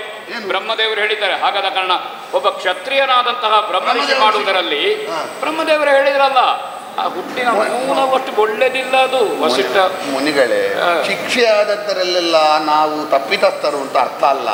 ಈಗ ವೃತ್ರವದ ತಪ್ಪ ಆದ್ರೂ ದೋಷ ಬರ್ಲಿಲ್ವಾ ಇಂದ್ರನಿಗೆ? ಬ್ರಾಹ್ಮಣ ಅದೇ ಈ ಕೆಲವು ನಾವು ಲೋಕ ಕಲ್ಯಾಣಕ್ಕೆ ಬೇಕಾಗಿ ನಮ್ಮನ್ನು ನಾವು ಅದರ ಮೊದಲು ವಿಶ್ವರೂಪನದ್ದೇ ಬಂದಿದೆ, ಹೌದು ಅಲ್ವಾ? ಹಾಗಾದ್ರೆ ಆ ಪ್ರೇತ ಬಾಧೆ ಇವನ ಪ್ರೇತ ಬಾಧೆಯಿಂದ ಮತ್ತೆ ಆಗ್ತಾ ಹೋದ. ಈಗ ನಮ್ಮಂತವರೆಲ್ಲ ಅನುಭವಿಸುವುದು ನಮ್ಮ ದುಃಖವನ್ನೇ ಅನುಭವಿಸುವುದಲ್ಲ, ಕೆಲವೊಮ್ಮೆ ಲೋಕದ ದುಃಖವನ್ನು ಅನುಭವಿಸಬೇಕಾ ನಮ್ಮಂತವರು. ಹೌದು, ನಮ್ಮಂತವರು ನಮ್ಮ ಮಟ್ಟಕ್ಕೇರಿದ್ರೆ ಈಗ ರಾಜಸವನ್ನು ಉಳಿಸಿಕೊಂಡ್ರೆ ಆಗುದಿಲ್ಲ. ಮತ್ತೊಂದು ನೀವು ಹೇಳಿದಿರಿ, ವಿಚಲನೆಯಾದ ಮನಸ್ಸಿನ ಊರ್ವಶಿ ಯಾವುದೇ ಕಾರಣದಿಂದ ರೇತಸ್ಖಲನ ಆಗಲಿ, ಹುಟ್ಟು ನಮ್ಮ ಕೈಯಲ್ಲಿ ಉಂಟಾ? ಇಲ್ಲ, ಅದು ಆಕಸ್ಮಿಕ ಅಲ್ವಾ? ಈಗ ಅಷ್ಟೆಲ್ಲ ವಿಚಲನೆ. ಹಾಗೆ ನೀವು ಹೇಳಿದ ಮೇಲೆ ನನಗೆ ಸಂತೋಷ ಆಯ್ತು. ಈಗ ನಾನು ಕ್ಷತ್ರಿಯನಾಗಿ ಬ್ರಾಹ್ಮಣನದ್ದು ನನ್ನ ಸಂಕಲ್ಪವ ಅಲ್ಲ, ಅದು ರುಚಿಕರ ಅನುಗ್ರಹ. ಆದ್ರೆ ಒಂದುಂಟು, ಈಗ ಹುಟ್ಟಿನಲ್ಲಿರುವ ಸ್ವಭಾವವನ್ನು ಮತ್ತೆ ನಾವು ಪರಿವರ್ತಿಸಿ ಸಂಸ್ಕಾರವನ್ನು ಬೆಳೆಸಿಕೊಳ್ಳುವುದು ನಮ್ಮ ಕೈಯಲ್ಲಿರುವುದು. ಅದು ನಮ್ಮ ಕೈಯಲ್ಲಿರುವುದು. ಅದು ನಮ್ಮ ಕೈಯಲ್ಲಿರುವುದು. ನೀವು ಸಂಸ್ಕಾರವನ್ನು ಬೆಳೆಸಿಕೊಂಡು ಬ್ರಹ್ಮರ್ಷಿ ಆದ್ಮೇಲೆ ಅದನ್ನು ಪಡೆಯಬಾರ್ದು. ನೀವೊಂದು ಹೇಳಿದಿರಿ, ವಿಚಲನೆಯಾದವಳಿಂದ ಹುಟ್ಟಿದವ. ಈಗ ಅದು ನನಗೆ ಗೊತ್ತಿಲ್ಲದೆ ಹುಟ್ಟಿದ್ದಲ್ವ? ಹೌದೌದು. ಈಗ ಗೊತ್ತಿದ್ದು ನೀವು 25 ವರ್ಷ ಇರಲಿಲ್ವ? ಯಾವುದು ವಿಚಲನೆ ಆದ ಮೇನಕೆಯೊಂದಿಗೆ? ಅದು ಬೇಕು ಅಂತ ಇದ್ದದ್ದು ನಾನು. ಹೌದೌದು. ಈಗ ನೀವು ಅಷ್ಟು ಮಾಡಿ ಅಲ್ಲಲ್ಲ, ಅಷ್ಟು ಮಾಡಿ ಈಗ ಬ್ರಹ್ಮಋಷಿಗೆ ನೋಡಿ, ಬ್ರಹ್ಮಋಷಿಗೆ ನಾನು ಏರುತ್ತಾ ಇರುವ ದಾರಿ ಅದು ಕರ್ಮಕ್ಷಯ ಅಂತ ಒಂದು ಮಾತು ಹೇಳಿದಿಲ್ವ? ಅದು ಸಹ ಕರ್ಮಕ್ಷಯವೇ. ಅದಿದ್ರೆ ಬ್ರಹ್ಮಋಷಿಗೆ ಹೋಗ್ಲಿಕ್ಕೆ ಆಗುದಿಲ್ಲ. ಬ್ರಹ್ಮಋಷಿ ಆದಮೇಲೆ ಯಾರೋ ಒಬ್ಬಳು ಸೆರಗ ಹಾಸಿದಾಗ ತಿರುಗಿ ನೋಡುವುದಲ್ಲ. ಬ್ರಹ್ಮಋಷಿ ಆಗುವ ಮೊದಲೇ ಏನನ್ನೆಲ್ಲ ನಾವು ಕಳ್ಕೊಳ್ಬೇಕೋ ಇಂದ್ರಿಯಾಪೇಕ್ಷೆಯನ್ನು ಅದನ್ನು ಕಳೆಯುವುದಕ್ಕಾಗಿ 25 ವರ್ಷ ಮಾಡಿದ್ದೇನೆ. ಅದರ ಸುಮ್ಮನೆ ಮಾಡೋದು ನನಗೆ ನೆನಪಿಲ್ಲದೆ ಸಂಸಾರ ಮಾಡಿದ್ದೆ. ಬ್ರಹ್ಮರ್ಷಿ ಪದವಿಯತ್ತ ಲಕ್ಷ್ಯ ಇಟ್ಟಿದ್ದೇನೆ ಎನ್ನುವುದನ್ನು ಮರೆತ ಹಾಗೆ 25 ವರ್ಷ ಸಂಸಾರ ಜೀವನದಲ್ಲಿ ಮುಳುಗಿದ ನಿಮ್ಮನ್ನು ನಾರದರು ಎಚ್ಚರಿಸಿದ ಮೇಲೆ ನೀವು 25 ವರ್ಷ ಇರ್ತಿರ್ಲಿಲ್ಲ. 10 ವರ್ಷದ ಅವಳಿಗೆ ಮಗು ಆಗ್ತಿದ್ರೆ ಅದು 11ನೇ ವರ್ಷದಲ್ಲಿ ಹೋಗ್ತಿದ್ದೆ. 25 ವರ್ಷ ಬೇಕಾಯಿತು ಮಗು ಪಡೀಲಿಕ್ಕೆ. ಯಾಕೆಂದ್ರೆ ನನ್ನ ಈ ತಪಸ್ಸು ಬಿಡ್ಲಿಲ್ಲ. ಯಾಕೆ ನಾನು ಹೇಳಿದೆ, ಪುನಃ ಕುಟುಂಬಕ್ಕೆ ಹೋಗಲಿಕ್ಕೆ ತಪಸ್ಸು ಬಿಡ್ಲಿಲ್ಲ. ಯಾಕೆ? ಈಗ ನೀವು ಹೇಳಿದ್ರಲ್ವಾ, ವಿಚಲನೆಯಾದವನಿಗೆ ಹುಟ್ಟಿದ ಕಾರಣ ನಿಮ್ಮಲ್ಲಿ ಈ ಸ್ವಭಾವ ಉಂಟು ಅಂತ ನೀವು ಹೇಳಿದ್ರೆ ನಿಮಗೆ ಕಷ್ಟ ಆಗ್ತದೆ. ಏನು? ನಿಮ್ಮಿಂದ ಹುಟ್ಟಿದವಳಿಗೂ ನಾಳೆ ಲೋಕದವರು ಹೇಳ್ತಾರೆ, ಹಾಗೆ ಹೇಳಕೂಡದು. ಹಾಗಾಗಿ ನಿಮ್ಮಿಂದ ಹುಟ್ಟಿದವಳು, ಅವಳು ಹುಟ್ಟಿದ್ದು ಮೇನಕೆಯಿಂದ ಹುಟ್ಟಿದವಳು, ಅವಳು ಲೋಕದಲ್ಲಿ ಹುಟ್ಟನ್ನು ನೋಡಿಯೇ ಅವಳಿಗೆ ಮಾನ್ಯತೆ ಸಿಗುವುದಲ್ಲ, ಹುಟ್ಟನ್ನು ನೋಡದೆಯೂ ಸಂಸ್ಕಾರದಿಂದ ಮಾನ್ಯತೆ ಸಿಗುತ್ತದೆ. ಕಣ್ವರ ಅನುಗ್ರಹದಿಂದ ಆಯ್ತು. ಸರಿ, ಕಣ್ವರ ಅನುಗ್ರಹದಿಂದ ಮತ್ತೊಬ್ಬರು ತಪಸ್ಸುಗಳೇ ಅನುಗ್ರಹ ಮಾಡಿದ್ದು, ಬೇರೆ ಯಾರು ಅಲ್ಲ. ಸರಿ ಸರಿ. ಹರಿಶ್ಚಂದ್ರ ಈ ಪ್ರಮಾದದಿಂದ ಜಲೋದರ ರೋಗ ಬಂತು ಅಂತ ಹೇಳಿದ್ರೆ ಅವನಿಗೆ ಸುಳ್ಳು ಹೇಳಿ ಜಲೋದರ ರೋಗ ಬಂತು ಅಂತ ನೀವು ಭಾವಿಸುವುದು ಬೇಡ. ಈಗ ಮಿತ್ರಸಹನ ಪ್ರಕರಣವನ್ನು ಏನು ಪ್ರಮಾಣವಾಗಿ ಸ್ವೀಕರಿಸಿದ್ರೋ ಅದೇ ಪ್ರಮಾಣವನ್ನು ಇಲ್ಲಿಯೂ ಸ್ವೀಕರಿಸಿದ್ರೆ ನಾನೊಂದು ಪ್ರತಿಜ್ಞೆಯಾಗಿ ಹೇಳಬಲ್ಲೆ. ಏನು? ಈ ಭೂಮಿಯಲ್ಲಿ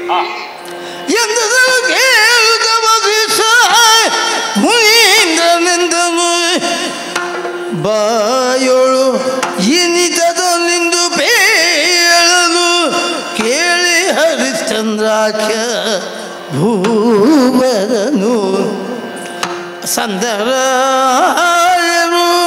ಅಧಿಕ ಭಿಜಕುಲ ವೃಂದ ಪೋಷಿತ ಸತ್ಯನಿಧಿ ವರ ಸಿಂಧು ಶಯನನ ಭಜಕನೆ ವರ ಸಿಂಧು ಶಯನನ ಭಜಕನೆ ಎನೆ ಕೇಳುತ್ತ ಮುನಿ ನುಡಿದ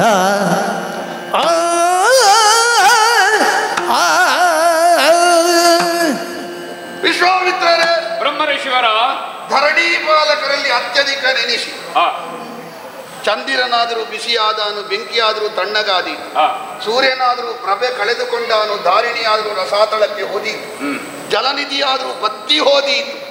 ಆದರೆ ಹರಿಶ್ಚಂದ್ರನಲ್ಲಿರುವಂತಹ ಧರ್ಮ ಪ್ರಜ್ಞೆ, ಹರಿಶ್ಚಂದ್ರನಲ್ಲಿರುವಂತಹ ಸತ್ಯವ್ರತ, ಹರಿಶ್ಚಂದ್ರನಲ್ಲಿರುವಂತಹ ನೀತಿಯ ಮೇಲೆ ಮಮತೆ, ಇದು ಯಾವ ಕಾಲಕ್ಕೂ ಬತ್ತಿ ಹೋಗುವುದಕ್ಕಿಲ್ಲ.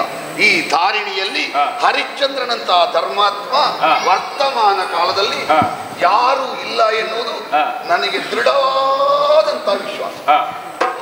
ಖಂಡಿತವಾಗಿ ಈ ಪ್ರಪಂಚದಲ್ಲಿ ಯಾರು ಎಷ್ಟು ಮನಸ್ಸು ಮಾಡಿದ್ರು ಹರಿಶ್ಚಂದ್ರನ ಸತ್ಯವ್ರತ ಸರಿ ಇಲ್ಲ ಅಂತ ಹೇಳಲಿಕ್ಕೆ ಸಾಧ್ಯವೇ? ಹೌದಾ? ಹೌದು, ನಿಶ್ಚಯ ಅದು.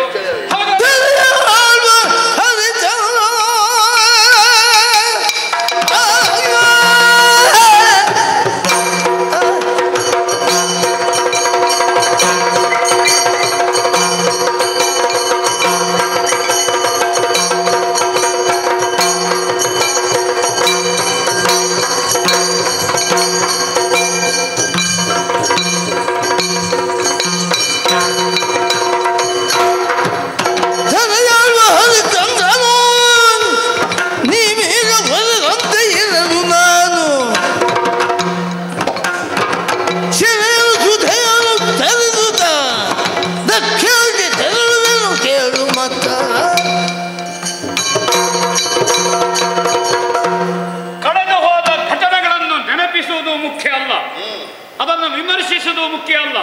ಮುಂದೆ ಆಗಬೇಕಾದ್ದೇನು ಅದರ ಬಗೆಗೆ ನಾವು ಲಕ್ಷ್ಯ ವಹಿಸಬೇಕು. ಹೋದ ವಿಷಯ ಕಳೆದು ಹೋಯಿತು, ಅದು ಸತ್ಯವೋ ಸುಳ್ಳೋ ಪ್ರಕರಣ ಆಗಿದೆಯೋ ಇಲ್ವೋ, ನಾವು ಎಷ್ಟು ಮಾತಾಡಿದ್ರೆ ಅದು ಆದ ಪ್ರಕರಣ ಅಲ್ವೋ ನಾವು ಆಡೋದು. ಮುಂದೇನು? ಈಗ ಸತ್ಯ ಹೇಳ್ತಾನೋ ಸತ್ಯ ಸುಳ್ಳು ಹೇಳ್ತಾನೋ ಎನ್ನುವುದು 4 ದಿವಸದ ತೀರ್ಮಾನ ಅಲ್ಲ. ಬದುಕಿನ ಉದ್ದಕ್ಕೂ ಅವನ ಅನುಷ್ಠಾನ ಏನು? ನನ್ನ ಲಕ್ಷ್ಯ ಈಗ ಹರಿಶ್ಚಂದ್ರನ ಕಡೆಗೆ, ಸತ್ಯದ ಸಾಕ್ಷಾತ್ಕಾರದ ಕಡೆಗೆ. ಹೌದೌದು, ಹರಿಶ್ಚಂದ್ರ ಸತ್ಯವಂತನೋ ಪ್ರಶ್ನಿಸಿ ಪ್ರಶಾಂತವಾದಂತಹ ಶಾಂತ ಸಾಗರಕ್ಕೊಂದು ಕಲ್ಲೆಸೆದು ಹೊರಟು ಹೋಗುವುದು ವಿಶ್ವಾಮಿತ್ರ ಪ್ರಜ್ಞೆಯಲ್ಲ. ಬದಲಾಗಿ ಆ ಶಾಂತತೆಯನ್ನು ಪ್ರಶಾಂತತೆಯನ್ನು ಸರ್ವದಾ ಕಾಯ್ದುಕೊಳ್ಳುವಂತಹದ್ದು ವಿಶ್ವಾಮಿತ್ರ ಲಕ್ಷ್ಯ. ಇದು ಪ್ರಸ್ತಾಪೇನ ತಾವೊಂದು ಮಾತು ಹೇಳಿದ್ವಿ, ಬ್ರಹ್ಮ ಋಷಿಗಳು ತಾವು. ಆ ಕಾರಣದಿಂದ ಇದನ್ನು ಪಂಥಾಹ್ವಾನವಾಗಿ ನಾನು ಸ್ವೀಕರಿಸಿದ್ದೇನೆ. ಹರಿಶ್ಚಂದ್ರ ಮುಂದೇನು? ಹಿಂದೆ ಹೋಗಲಿ, ಅಣೆಕಟ್ಟಿನಿಂದ ಕಳೆದು ಹೋದಂತಹ ನೀರನ್ನು ಮತ್ತೆ ಸೇರಿಸಲಿಕ್ಕೆ ಬರುವುದಿಲ್ಲ. ಹೌದಾ? ಆ ಕಾರಣದಿಂದ ಹರಿಶ್ಚಂದ್ರ ಸಟೆಯನ್ನಾಡಿದರೆ ಆಡಿದರೆ ಅಲ್ಲ, ಇಲ್ಲಿಯವರನ್ನು ಬಿಟ್ಟೆ ಅಂತ ಹೇಳಿದ್ರೆ ನಾವು ಪುನಃ ಇದೆ ಹಳೆ ಕಥೆಯಿಂದ ನಾವು ಹೇಳಬೇಕಾಗ್ತದೆ. ನಾವು ಮುಂದೆ ಹೋದ ಮೇಲೆ ಹಿಂದೆ ಹೋಗಲಿಕ್ಕಿಲ್ಲ. ಪ್ರವಾಹದಿಂದ ಕಳೆದು ಹೋದ ನೀರನ್ನು ಪುನಃ ಪ್ರವಾಹಕ್ಕೆ ಬಂದು ಸೇರ್ತದೆ. ಅದು ಕೊಡಕೋಣದಲ್ಲಿ ಹೊತ್ತು ಹಾಕಬೇಕಷ್ಟೇ, ಅಮ್ಮ ಅದೇ ಕೆಲಸ ಮಾಡಬೇಕು. ಹಾಗಾದ್ರೆ ಅದೆಲ್ಲ ಮುಖ್ಯ. ಕೆಚ್ಚಲಿನಿಂದ ಹಾಲು ಕೆಳಗೆ ಬಂತು, ಹೌದಾ? ಪುನಃ ಕೆಚ್ಚಲಿಗೆ ಸೇರಿಸಲಿಕ್ಕೆ ಆಗ್ತದ? ಹಸುವಿಗೆ ಕೊಡಬೇಕಷ್ಟೇ ಬಾಯಿಗೆ, ಅದುವೇ ಹಾಲಾಗ್ತದೆ ಅಂತ ಹೇಳಲಿಕ್ಕೆ ಬರುವುದಿಲ್ಲ. ಆ ಕಾರಣದಿಂದ ಹರಿಶ್ಚಂದ್ರ ಸತ್ಯವನ್ನಾಡಿದರೆ ಮತ್ತೆ ಸವಾಲು ನಮ್ಮದ್ದು ಹಾಗೆ. ಸತ್ಯವನ್ನಾಡ್ತಾ ಇದ್ದಾನೆ. ಅಸತ್ಯವನ್ನಾಡಿದರೆ ಮತ್ತೆಂತದುಂಟು ಅಲ್ವಾ? ಅಲ್ಲ, ಆಡುವುದಿಲ್ಲ ಅಂತ ನಾನು ಹೇಳುವುದು. ನಾನು ಮುಂದಿನ ಅಂತ ಹೇಳುದು, ಹಿಂದೆ ಅಂತ ನಾನು ಹೇಳಲಿಲ್ಲ. ಪುನಃ ಅದನ್ನೇ ನಾವು ಪುನಃ ಹಿಂದೆ ಹೋಗಬೇಕು. ಸತ್ಯವಂತನಾದರೇನು? ಅವ ಸತ್ಯ ಹೇಳಬೇಕು ಅಂತ ಇರುವುದು, ಅವ ಸುಳ್ಳು ಹೇಳಿಕೊಂಡೇ ಇರಬೇಕು ಅಂತಲ್ಲ. ಒಂದು ಅನುಭವದಿಂದ ನಾನು ಹೇಳುದು, ಮುಂದೆ ಹೇಳ್ತಾನ ಇಲ್ವೋ ಗೊತ್ತಿಲ್ಲ. ಸತ್ಯವಂತನೇ ಆದ ಸದಾ ಸರ್ವದ ನಾವು ಕೊಡುವವರು. ನಾನು ಹರಿಶ್ಚಂದ್ರ ವಿರೋಧಿ ಅಲ್ಲ, ಮತ್ತೆ ವಸಿಷ್ಠ ವಿರೋಧಿಯ? ನೀವು ತಪ್ಪು ತಿಳ್ಕೊಂಡಿದ್ರಿ ನಾನು ವಸಿಷ್ಠ ವಿರೋಧಿ ಅಂತ. ಬೇರೆಯವರಾದ್ರೆ ನಾನು ಇಷ್ಟೊತ್ತು ಮಾತಾಡುವುದೇ ಇಲ್ಲ, ವಸಿಷ್ಠರಾದ ಕಾರಣ ಮಾತಾಡಿ. ಮತ್ತೆ ಆ ಕಾರಣದಿಂದ ಏನನ್ನು ಕೊಡುವುದು? ಅವನ ಅಪ್ಪನಿಗೆ ನಾನು ನನ್ನ ತಪಸ್ಸನ್ನು ದಾರಿ ಎರೆದು ಸ್ವರ್ಗವನ್ನು ಕೊಟ್ಟಿದ್ದೇನೆ. ಈಗಲೂ ಹಾಗೆ ನನ್ನ ತಪಸ್ಸಿನ ಬಲುಭಾಗವನ್ನು ಹರಿಶ್ಚಂದ್ರನಿಗಾಗಿ ದಾರೆ ಎರೆಯುತ್ತೇನೆ. ಯಾಕೆ? ಅವನಿಂದ ಲೋಕ ಕಲ್ಯಾಣವಾಗ್ತದೆ. ಸುಮ್ಮನೆ ನನ್ನದು ಉಂಟು ಅಂತ ಕೊಡುವುದಲ್ಲ, ಹರಿಶ್ಚಂದ್ರನಿಗೆ ದಾರೆ ಎರೆದ್ರೆ ಆ ಸತ್ಯ ಲೋಕಕ್ಕೆ ವಿನಿಯೋಗವಾಗ್ತದೆ, ಅದು ಶಾಶ್ವತವಾಗ್ತದೆ. ಮಾತ್ರ ಅಲ್ಲ, ಸುರೆಯ ಭಾಂಡವನ್ನು ನೆತ್ತಿಯಲ್ಲಿ ಹೊತ್ತು ದಕ್ಷಿಣ ಮುಖವಾಗಿ ನಾನು ಯಾತ್ರೆ ಮಾಡಿಯೇನು. ಹೌದಾ? ನನ್ನದು ಪ್ರತಿಜ್ಞಾವಾಕ್ಯವೇ ನಿರ್ಣಯ. ಅದು ಒಂದು ವೇಳೆ ಅವ ಸುಳ್ಳು ಹೇಳಿದ್ರೆ ಹಾಕೊಳ್ಳಿ ಸತ್ಯ ಅಲ್ಲ, ಅಷ್ಟೇ, ನನ್ನ ಮಾತಿಲ್ಲ. ಸುಳ್ಳು ಹೇಳದೇ ಇದ್ರೆ ನೀವು ಮಾಡ್ತೇನೆ ಅಂತ ಹೇಳಿ ಸತ್ಯ ಹೇಳಿದೆ. ಸುಳ್ಳು ಹೇಳದೇ ಇದ್ರೆ ಸತ್ಯ ಅಂತ ಆಗುದಿಲ್ಲ. ಇನ್ನು ಮುಂದೆ ಅವನಲ್ಲಿ ಸಡ್ಡೆ ಬರದೇ ಮುಂದಿನದ್ದು ಅಲ್ವಾ? ಒಂದು ವೇಳೆ ಸಡ್ಡೆ ಬಂದು ಹೋಯಿತು ಅಂತಾದ್ರೆ ತಲೆಯನ್ನು ಬೋಳಿಸಿ, ಶಿಕೆಯನ್ನು ಬೋಳಿಸಿ, ನೀವು ಹೇಳಿದ ಹಾಗೆ ದಕ್ಷಿಣ ಯಾತ್ರೆ ನರಕಪಾಲದಲ್ಲಿ ಹೆಂಡವನ್ನು ಹಿಡಿದು ಕುಡಿಯುತ್ತಾ ನಾನು ಸಾಕ್ತೇನೆ. ಇಂದ್ರ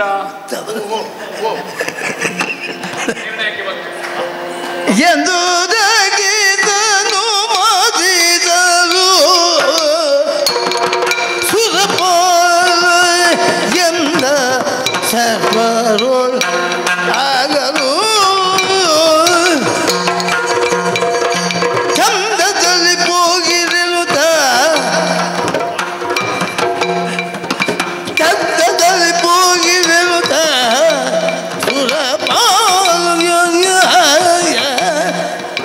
ಬಂದರ ಮನೆಗೆ ನಗುತ್ತ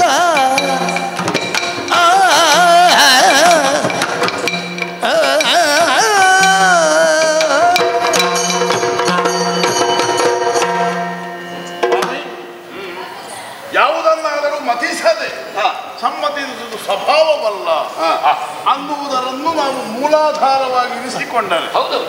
ಇಂದೀ ಬಗೆಯಾಗಿ ನೀವು ಮಾತಾಡಿಕೊಂಡದ್ರಲ್ಲಿ ನಮ್ಮ ಆಕ್ಷೇಪ ಇಲ್ಲ. ಆದರೆ ನಮ್ಮ ಸಭಿಕರ ಸಮ್ಮುಖದಲ್ಲಿ ನಾನು ಒಂದು ಧೈರ್ಯ ಹೇಳ್ತೇನೆ, ಇನ್ನು ಸದ್ಯಕ್ಕೆ ಇಂಥ ಪ್ರಶ್ನೆ ನಾನು ಕೇಳುವುದಿಲ್ಲ ಸಭಾಸದಲ್ಲಿ. ನಿನಗೆ ಅಷ್ಟು ಸಾಕಾಗಿ ಹೋಯ್ತು ಅಲ್ಲಲ್ಲ, ಇದು ಇತ್ಯರ್ಥ ಆಗಬೇಕಲ್ಲ.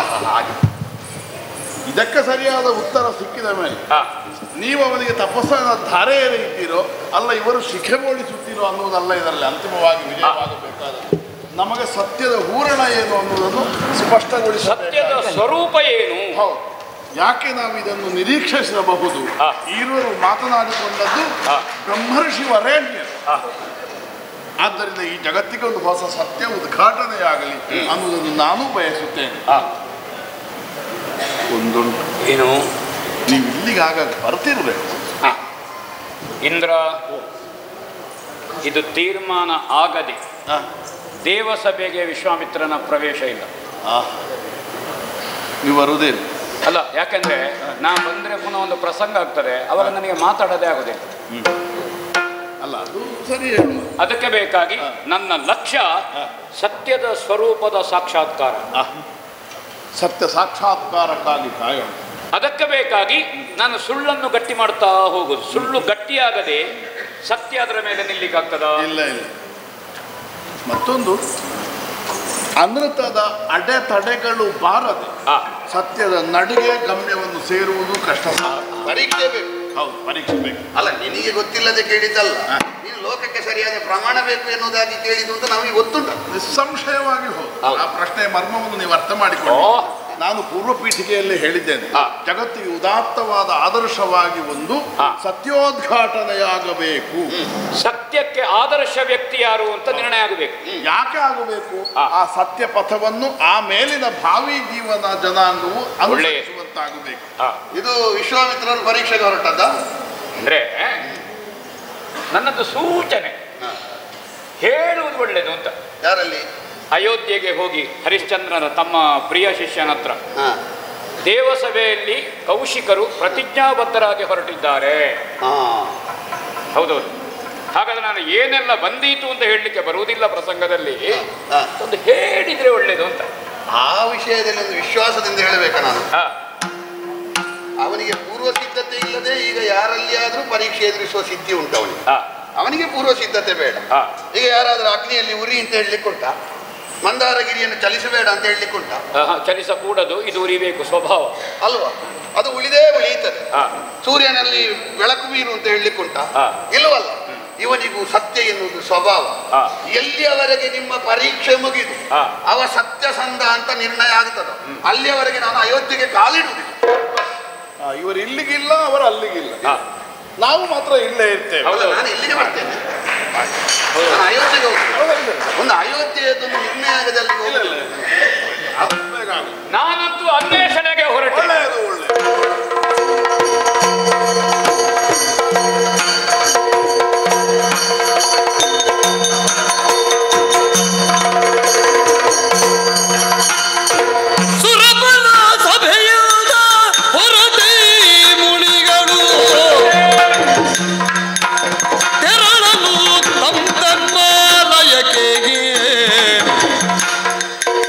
ಪರಮ ಕೌಶಿಕ ಮುನಿ ಮನದು ಆಲೋಚಿಸಿ ಒರೆದನು ತಂದೆಯ ಪರಿಯ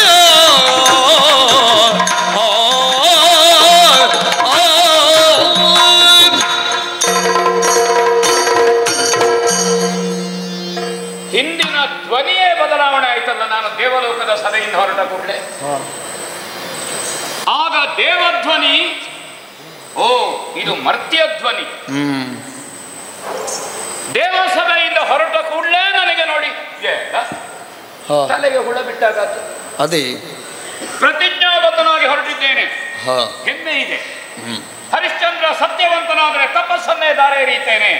ಸತ್ಯವಂತನಿಗೆಲ್ಲೋ ತಪಸ್ಸು ಬೇಕಾದ, ಸುಳ್ಳಿನವನಿಗೆ ತಪಸ್ಸೆ. ಹೌದು, ಹಾಗಾದ್ರೆ ಪರೀಕ್ಷೆ ಒಡ್ಡಬೇಕು.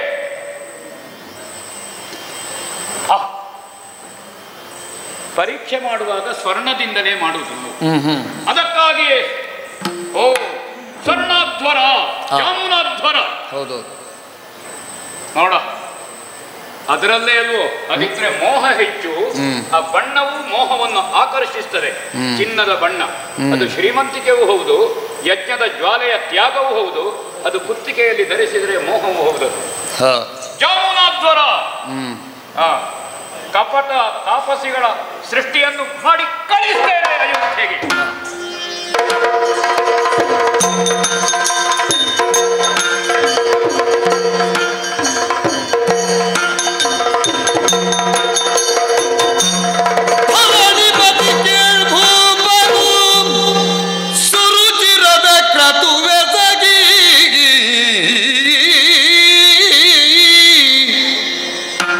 ಸುರುಚಿರದ ಕ್ರತು ಬೆಸಗಿ ವಿಪ್ರರಿಗಿರದೆ ದಕ್ಷಿಣಿ ದಾನ ಧರ್ಮದಿ ತೃಪ್ತಿಯನ್ನು ಗೊಳಿಸಿ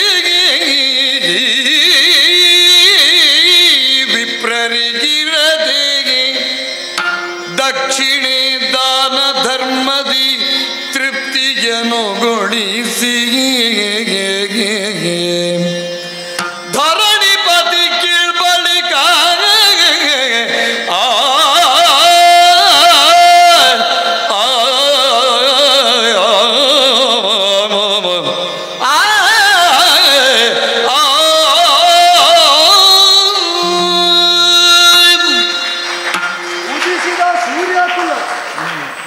ಗಳಿಸಿದ ಕೀರ್ತಿ ಎರಡಕ್ಕೂ ಸಮನ್ವಿತವಾಗುವಂತೆ ಕೈಗೊಂಡ ಬಹುಸುವರ್ಣ ಕೈಯಾಗ ರಾಜಸೂಯಾದಿ ಮಹಾಧ್ವರಗಳನ್ನು ಮಾಡಿದ ಹರಿಶ್ಚಂದ್ರ ನಾಮಕನಾದ ಭೂಪತಿಗೆ ಹೀಗೊಂದು ಯಾಗ ವೇದ ವಿಧಾನದಲ್ಲಿ ವಿಧಿತವಾಗಿದೆ ಅಂತ ತಿಳಿದದ್ದೇ ಅನ್ಯದೇಶೀಯರಾದಂತಹ ವಿಪ್ರವರೇಣ್ಯರು ಜ್ಞಾನಿಗಳು ಬಂದು ಆಡಿದ ಕಾಲ ಇದ್ದಂತಹ ಸಮೃದ್ಧಿ ಹೆಚ್ಚಾಗುವುದಕ್ಕೆ ಹೇತುವಾಗಬಹುದಾದ ಈ ವಿಶಿಷ್ಟ ಯಾಗವನ್ನು ಅವರು ನನ್ನಲ್ಲಿಗೆ ಹುಡುಕಿ ಬಂದು ಯಾಕೆ ಆಡಿದರು ಅಂತ ವಿಚಾರಿಸಿದರೆ ವಿಧಿ ಇದ್ದರೂ ಮಾಡುವಲ್ಲಿ ಪರ್ಯಾಪ್ತವಾದ ಯೋಗ್ಯತೆಯನ್ನು ಹೊಂದಿದವರನ್ನು ಅರಸ್ತಾ ಇದ್ದೆ. ರಾಜನು ನೀನದಕ್ಕೆ ಅರ್ಹನಿದ್ದಿ ಅಂತ ಆಡಿದ. ಸಪ್ತದ್ವೀಪಾಂಕಿತವಾದ ಭೂಮಂಡಲವನ್ನು ಚತುಸ್ಸಾಗರ ಪರಿವೇಷ್ಟಿತವಾಗಿ ಆಳುತ್ತಾ ಚಕ್ರವರ್ತಿತ್ವವನ್ನು ಸ್ಥಾಪಿಸಿ ರಾಜಸೂಯಾದಿ ಮಹಾಧ್ವರಗಳನ್ನು ಈಗಾಗಲೇ ಮಾಡಿರಬಹುದಾದ ನನಗೆ ಯಾಗಯಜ್ಞಾದಿಗಳು ವೇದವಿಹಿತವಾದ ಧರ್ಮವಾದದ್ದರಿಂದ ಮಾಡುವಲ್ಲಿ ಆಸಕ್ತಿ ಸದಾ ಊರ್ಜಿತವೇ. ಅದಕ್ಕೆ ಬೇಕಾದಂತಹ ಪರಿವಾರ, ಅನುಕೂಲಿಸುವ ಸತಿ, ಉತ್ತರಾಧಿಕಾರಿಯಾಗಿ ಈ ಪರಂಪರೆಯನ್ನು ಮುನ್ನಡೆಸ್ತಾನೆ ಎಂಬ ವಿಶ್ವಾಸವನ್ನು ಉದಿಸಿದಂತೆ ಮಾಡಿದಂತಹ ಲೋಹಿತಾಶ್ವನಾಮಕನಾದ ಸುತ ಮಂತ್ರಿ, ಸೇನಾಪತಿಗಳು, ಬಲಿಷ್ಠವಾದಂತಹ ಪಡೆಯ ಸೇನಾ ಪರಿವಾರ ಇವರೆಲ್ಲ ಇರುವಾಗ ಮಾಡುವುದಕ್ಕೆ ಅನುಕೂಲ್ಯ ಉಂಟು, ವಿಧಿಯೊಂದುಂಟು ಅಂತಾದರೆ ವಿಧಾನ ಏನು ಅಂತ ಕೇಳಿದೆ. ಯಾರು ಈ ಯಾಗಾಂಗವಾಗಿ ನೀನು ದಾನ ಕೊಡುವಾಗ ಬಂದರು ಕೇಳಿದ್ದನ್ನು ಕೇಳಿದಷ್ಟು ಅಥವಾ ಅದನ್ನು ಮೀರಿ ನೀ ಕೊಡಲೇಬೇಕಾಗುತ್ತದೆ. ಎಷ್ಟು ಕೊಟ್ಟರೂ ಬರಿದಾಗದ ಭಂಡಾರವನ್ನು ಹೊಂದಿದ ಹರಿಶ್ಚಂದ್ರನಿಂದ ಮಾತ್ರ ಇದನ್ನು ಮಾಡುವುದಕ್ಕೆ ಸಾಧ್ಯ ಅಂತ ಆಡಿದ್ದರಿಂದಲೇ ಯಾಗದೀಕ್ಷಿತನಾದ ಸಾಂಗೋಪಾಂಗವಾಗಿ ವೇದವಿದ್ಬ್ರಾಹ್ಮಣರು ಇದನ್ನು ಪೂರೈಸ್ತಾ ಇರುವಂತೆಯೇ ಆಹೂತರಾದಂತಹ ವಿಪ್ರವರೇಣ್ಯರು ಒಬ್ಬೊಬ್ಬರಾಗಿ ಬಂದಾಗ ಅವರನ್ನು ಸತ್ಕರಿಸಿ ಉಪಚರಿಸಿ ಮನದಿಂಗಿತವನ್ನು ಅರಿತು ಕೊಡ್ತಾ ಬಂದೆ ತೃಪ್ತಿಯಿಂದ. ಕೆಲವರು ಮುಗ್ಧರಂತೂ ಪ್ರಾಜ್ಞತೆಯನ್ನು ಬದಿಗಿರಿಸಿ ಕಣ್ಣೀರ್ಗೆರೆಯಿತ ನಿನ್ನಂಥವರ ಸಂತತಿ ಸಾವಿರವಾಗಲಿ ಅಂತ ಆಡಿದ. ಸಾವಿಲ್ಲದಂತಹ ಆಶಯವನ್ನಾಗಲಿ ಧರ್ಮವನ್ನಾಗಲಿ ಅಂತಹ ಮಹನೀಯರ ಆಶೀರ್ವಾದ ಅಲ್ವೇ ಸಾಧಿಸಿಕೊಡುವುದು. ವ್ಯಕ್ತಿಗೆ ನಾಶ ಇದ್ದದ್ದು, ಆದರೆ ಅವರ ಸದಾಶಯಕ್ಕೆ ಆಶೀರ್ವಾದಕ್ಕೆ ಮಹತ್ತರವಾದ ಶಕ್ತಿ ಉಂಟು. ಇದನ್ನರಿತು ಮತ್ತಷ್ಟು ಉತ್ಸಾಹದಿಂದ ಬಂದವರಿಗೆಲ್ಲ ದಾನ ದಕ್ಷಿಣೆಗಳನ್ನು ವಿರಚಿಸ್ತಾ ಇರುವಾಗ ಅದೇನದು ತೇಜಸ್ಸು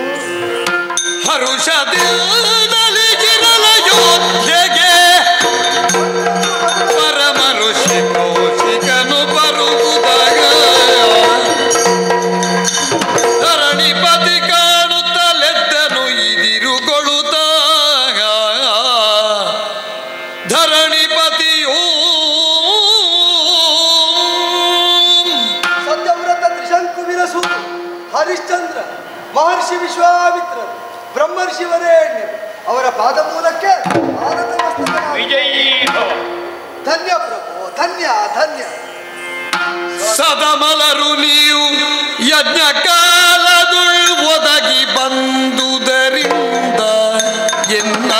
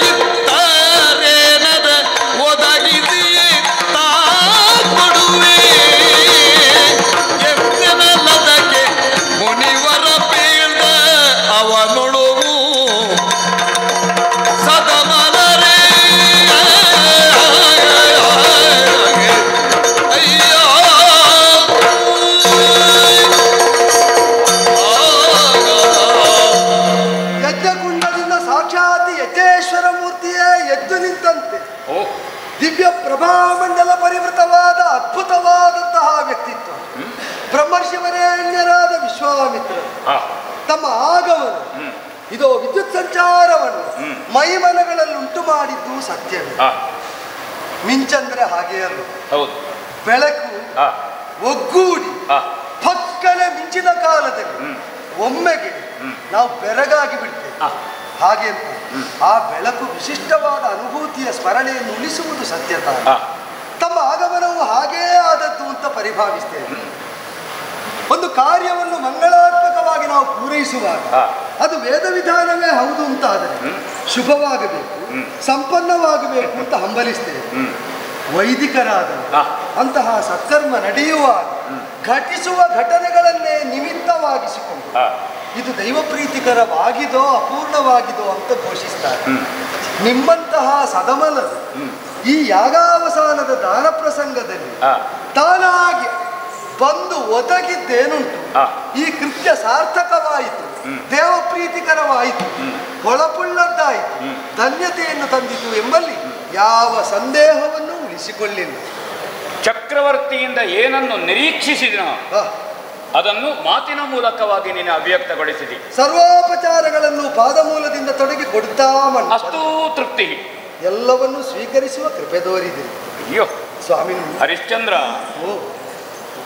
ನೀರಿನ ಉಂಡೆಗಳೆರಡು ತಾಕಲಾಟ ಕೊಡುತ್ತದೆ ಆಗಸದಲ್ಲಿ. ನಮ್ಗೆ ಮೊದಲು ಮಿಂಚು ಕಾಣ್ತದೆ, ಶಬ್ದ ಆಮೇಲೆ ಕೇಳುತ್ತದೆ. ಸತ್ಯ. ನಿಜವಾಗಿ ತಾಕಲಾಟ ಮೊದಲಲ್ವೋ? ಹೌದು. ಮೇಘ ಘರ್ಷಣೆಯಾದದ್ದರ ವಿಪರಿಣಾಮಗಳು. ಬೆಳಕಿನ ವೇಗ ಹೆಚ್ಚು, ಶಬ್ದದ ವೇಗ ಕಡಿಮೆ. ಆ ಕಾರಣದಿಂದ ಮೊದಲು ಬೆಳಕು ಕೊಡುತ್ತದೆ. ಬೆಳಕು ಮೊದಲು ಕಂಡ್ರೆ ಮತ್ತೆ ತಾಕಲಾಟದ ಶಬ್ದ ಉಂಟು ಅಂತ ಅರ್ಥ ಅಲ್ವೋ? ಹೌದೇ ಹೌದು. ಸುಮ್ಮನೆ ಮಾತಿಗೆ ಹೇಳಿದಷ್ಟೇ ನಾನು. ಆಗಲಿ ಅಲ್ಲ, ನಿಮ್ಮಂತಹ ಪ್ರಾಜ್ಞರು ಮಾತಾಡುವಾಗ ಕೇಳಿದ ಕ್ಷಣದಲ್ಲೇ ಎಲ್ಲ ಅರ್ಥ ಆಯ್ತು ಅಂತ ಹೇಳುವಷ್ಟು ಧೈರ್ಯ ಯಾಕೆ ಅಂದ್ರೆ ಋಷೀನಾಂ ಪುನರಾಧ್ಯಾನ ವಾಚಮರ್ಥೋನುಧಾವ. ಅವ್ರ ಮಾತು ಮೊದಲು ಕೇಳ್ತೇವೆ, ಅರ್ಥ ಹಿಂಬಾಲಿಸಿ ಮತ್ಯಾವಾಗಲೋ ಆಗುತ್ತದೆ. ನನಗೆ ಅಭ್ಯಾಸವಾಗೆ ಮೊದಲು ಮಾತಾಡೋದು, ಆ ಮಾತನ್ನು ಅನುಸರಿಸಿಕೊಂಡು ಮತ್ತೆ ನನ್ನ ಕೆಲಸ. ಯಾಕೆ ಅಂದ್ರೆ ಮೇಘ ಸಂಘಟನೆ ಹೌದು, ಮಿಂಚು ಹೌದು, ಸ್ವರ ಹೌದು, ಮೊದಲು ಯಾವುದು ಹಿಂದೆ ಅದೇ ಘರ್ಷಣೆ ಮೊದಲು, ಗೊತ್ತಾ? ಬೆಳಕು ಮೊದಲು ಕಾಣುತ್ತದೆ, ಶಬ್ದ ಮತ್ತೆ ಕೇಳುತ್ತದೆ. ಹೇಳುವ ಕೃಪೆ ತೋರಿದ್ರಲ್ಲ, ಬದುಕು ಅದನ್ನು ಅರ್ಥ ಮಾಡಿಸಿತು ಅಂತ ಸಮಾಧಾನ ಪಡೆಯುತ್ತೆ. ಅಷ್ಟು ನಿನಗೆ ಅರ್ಥ ಆದ್ರೆ ನನಗೆ ಸುಲಭ ಆಗ್ತದೆ. ಸ್ವಾಮಿ ಬಂದದ್ದು ಬಹುಸುವರ್ಣ ಕಾಂತ ಯಾಗ ನೋಡಿದೆ, ರಂಗವಲ್ಲಿ ಕಾಣುತ್ತದೆ, ತೋರಣ ಕಾಣುತ್ತದೆ, ಶೃಂಗರಿಸಿದ್ದು ಕಾಣುತ್ತದೆ. ನಿಮ್ಮಂತಹ ಮಹನೀಯರೇ, ಹೆಗಲು ದಣಿಯುವಷ್ಟು ಹೊತ್ತು ಹೋದ ಬ್ರಾಹ್ಮಣರು ನನಗೆ ಸಿಕ್ಕಿದ್ರು. ನಿಮ್ಮಂತಹ ಮಹನೀಯರೇ, ಯಾರೋ ಅಪರಿಚಿತರಾದ ಋಷಿಮುನಿಗಳು ನಿಮ್ಮಂತವರು ಹೇಳಿದ್ದನ್ನು ಕೇಳಿಯೇ ಅಲ್ವೋ ಜ್ಞಾನ ಪರಂಪರೆ ಬೆಳೆಯುವುದು. ಹಾಗೆ ಪ್ರಾಜ್ಞರಾಡಿದ ಮಾತನ್ನು ಗ್ರಹಿಸಿ ವೇದಾನುಶಾಸನವನ್ನು ಹೇಳಿ ಬಹುಸುವರ್ಣಕವೆಂಬ ವಿಶಿಷ್ಟ ಯಾಗ ಮಾಡುವಂತೆ ಪ್ರಚೋದಿಸಿದರು. ದೇವರು ದೊಡ್ಡವ. ಯಾಕೆ ಅಲ್ಲ, ದೇವರು ದೊಡ್ಡವ. ಅನುಕೂಲ ಇದ್ದವರಿಗೆಲ್ಲ ಹೀಗೆ ಮಾಡಬೇಕು ಅಂತ ಕಾಣುವುದಿಲ್ಲ, ಹೌದಾ? ಆ ಕಾರಣದಿಂದ ಶ್ರೀಮಂತಿಗೆ ಇರಬೇಕಾದ ಪೆಟ್ಟಿಗೆ ಒಳಗೆಯೋ ಹೃದಯದೊಳಗೋ? ನಿಜವಾಗಿ ಶ್ರೀಮಂತಿಗೆ ಯಾಕೆ ಬರ್ತದೆ ಅಂದ್ರೆ ಸಂಗ್ರಹಿಸಿ ವಿತರಿಸುವುದಕ್ಕೆ ಅಂತ ನಂಬಿದವನು ಯಶಸ್ವಿಯಾದ ರಾಜನಾಗುತ್ತಾನೆ. ಅದುವೇ ಅಲ್ವ ರಾಜ ಮಾಡಬೇಕಾದ ರಾಜ. ಆದ್ದರಿಂದ ಕರಸಂಗ್ರಹಾದಿಗಳ ಮೂಲಕವಾಗಿ ಸಂಗ್ರಹ ಮಾಡಿ ಭಂಡಾರ ತುಂಬಿಸಿ ಸತ್ಪಾತ್ರ ದಾನವನ್ನು ಮಾಡ್ತಾ ಅದರ ಸದ್ವಿನಿಯೋಗವನ್ನು ಸಾಧಿಸಿದರೆ ಇಳೆಯಲ್ಲಿ ಸಮೃದ್ಧಿಯಾಗುತ್ತದೆ ಅಂತ ನಂಬುಗೆ. ವೃದ್ಧಿಗಾಗಿ ಸಂಪತ್ತನ್ನು ಹೂಡುವುದು ಯಾಕಂದ್ರೆ ವೃದ್ಧಿಗೊಂಡು ಮತ್ತೆ ದಾನ ಮಾಡಬೇಕು. ಸ್ವಾಮಿ, ಎಲ್ಲರೂ ದಾನ ಪಡೆಯುತ್ತಾ ಇರುವ ಕೇಳಿದವರಿಗೆ ಕೇಳಿದಷ್ಟನ್ನು ಕೊಡುವ ವಿಧಿ ಹೊಂದಿದ ಈ ಯಾಗದಲ್ಲಿ ತಾವು ಬಂದದ್ದರಿಂದ ಏನಾದ್ರು ನಿಮಗೇನೋ ಬೇಕು ಅಂತಲ್ಲ, ನನಗಾಗಿ ಏನಾದ್ರೂ ಕೇಳಬೇಕು. ಸ್ವಾಮಿ, ಯಾಗ ಮಾಡಬೇಕು. ಅನೇಕರಿಗೆ ದಾನ ಧರ್ಮ ಯಾಗ ತ್ಯಾಗ ಇದರ ಕಲ್ಪನೆ ಇರುವುದಿಲ್ಲ ಹರಿಶ್ಚಂದ್ರ. ಅಂದ್ರೆ ನಿನಗೆ ಅದು ಬಿಟ್ಟು ಬೇರೆ ಯೋಚನೆ, ಹೌದಾ?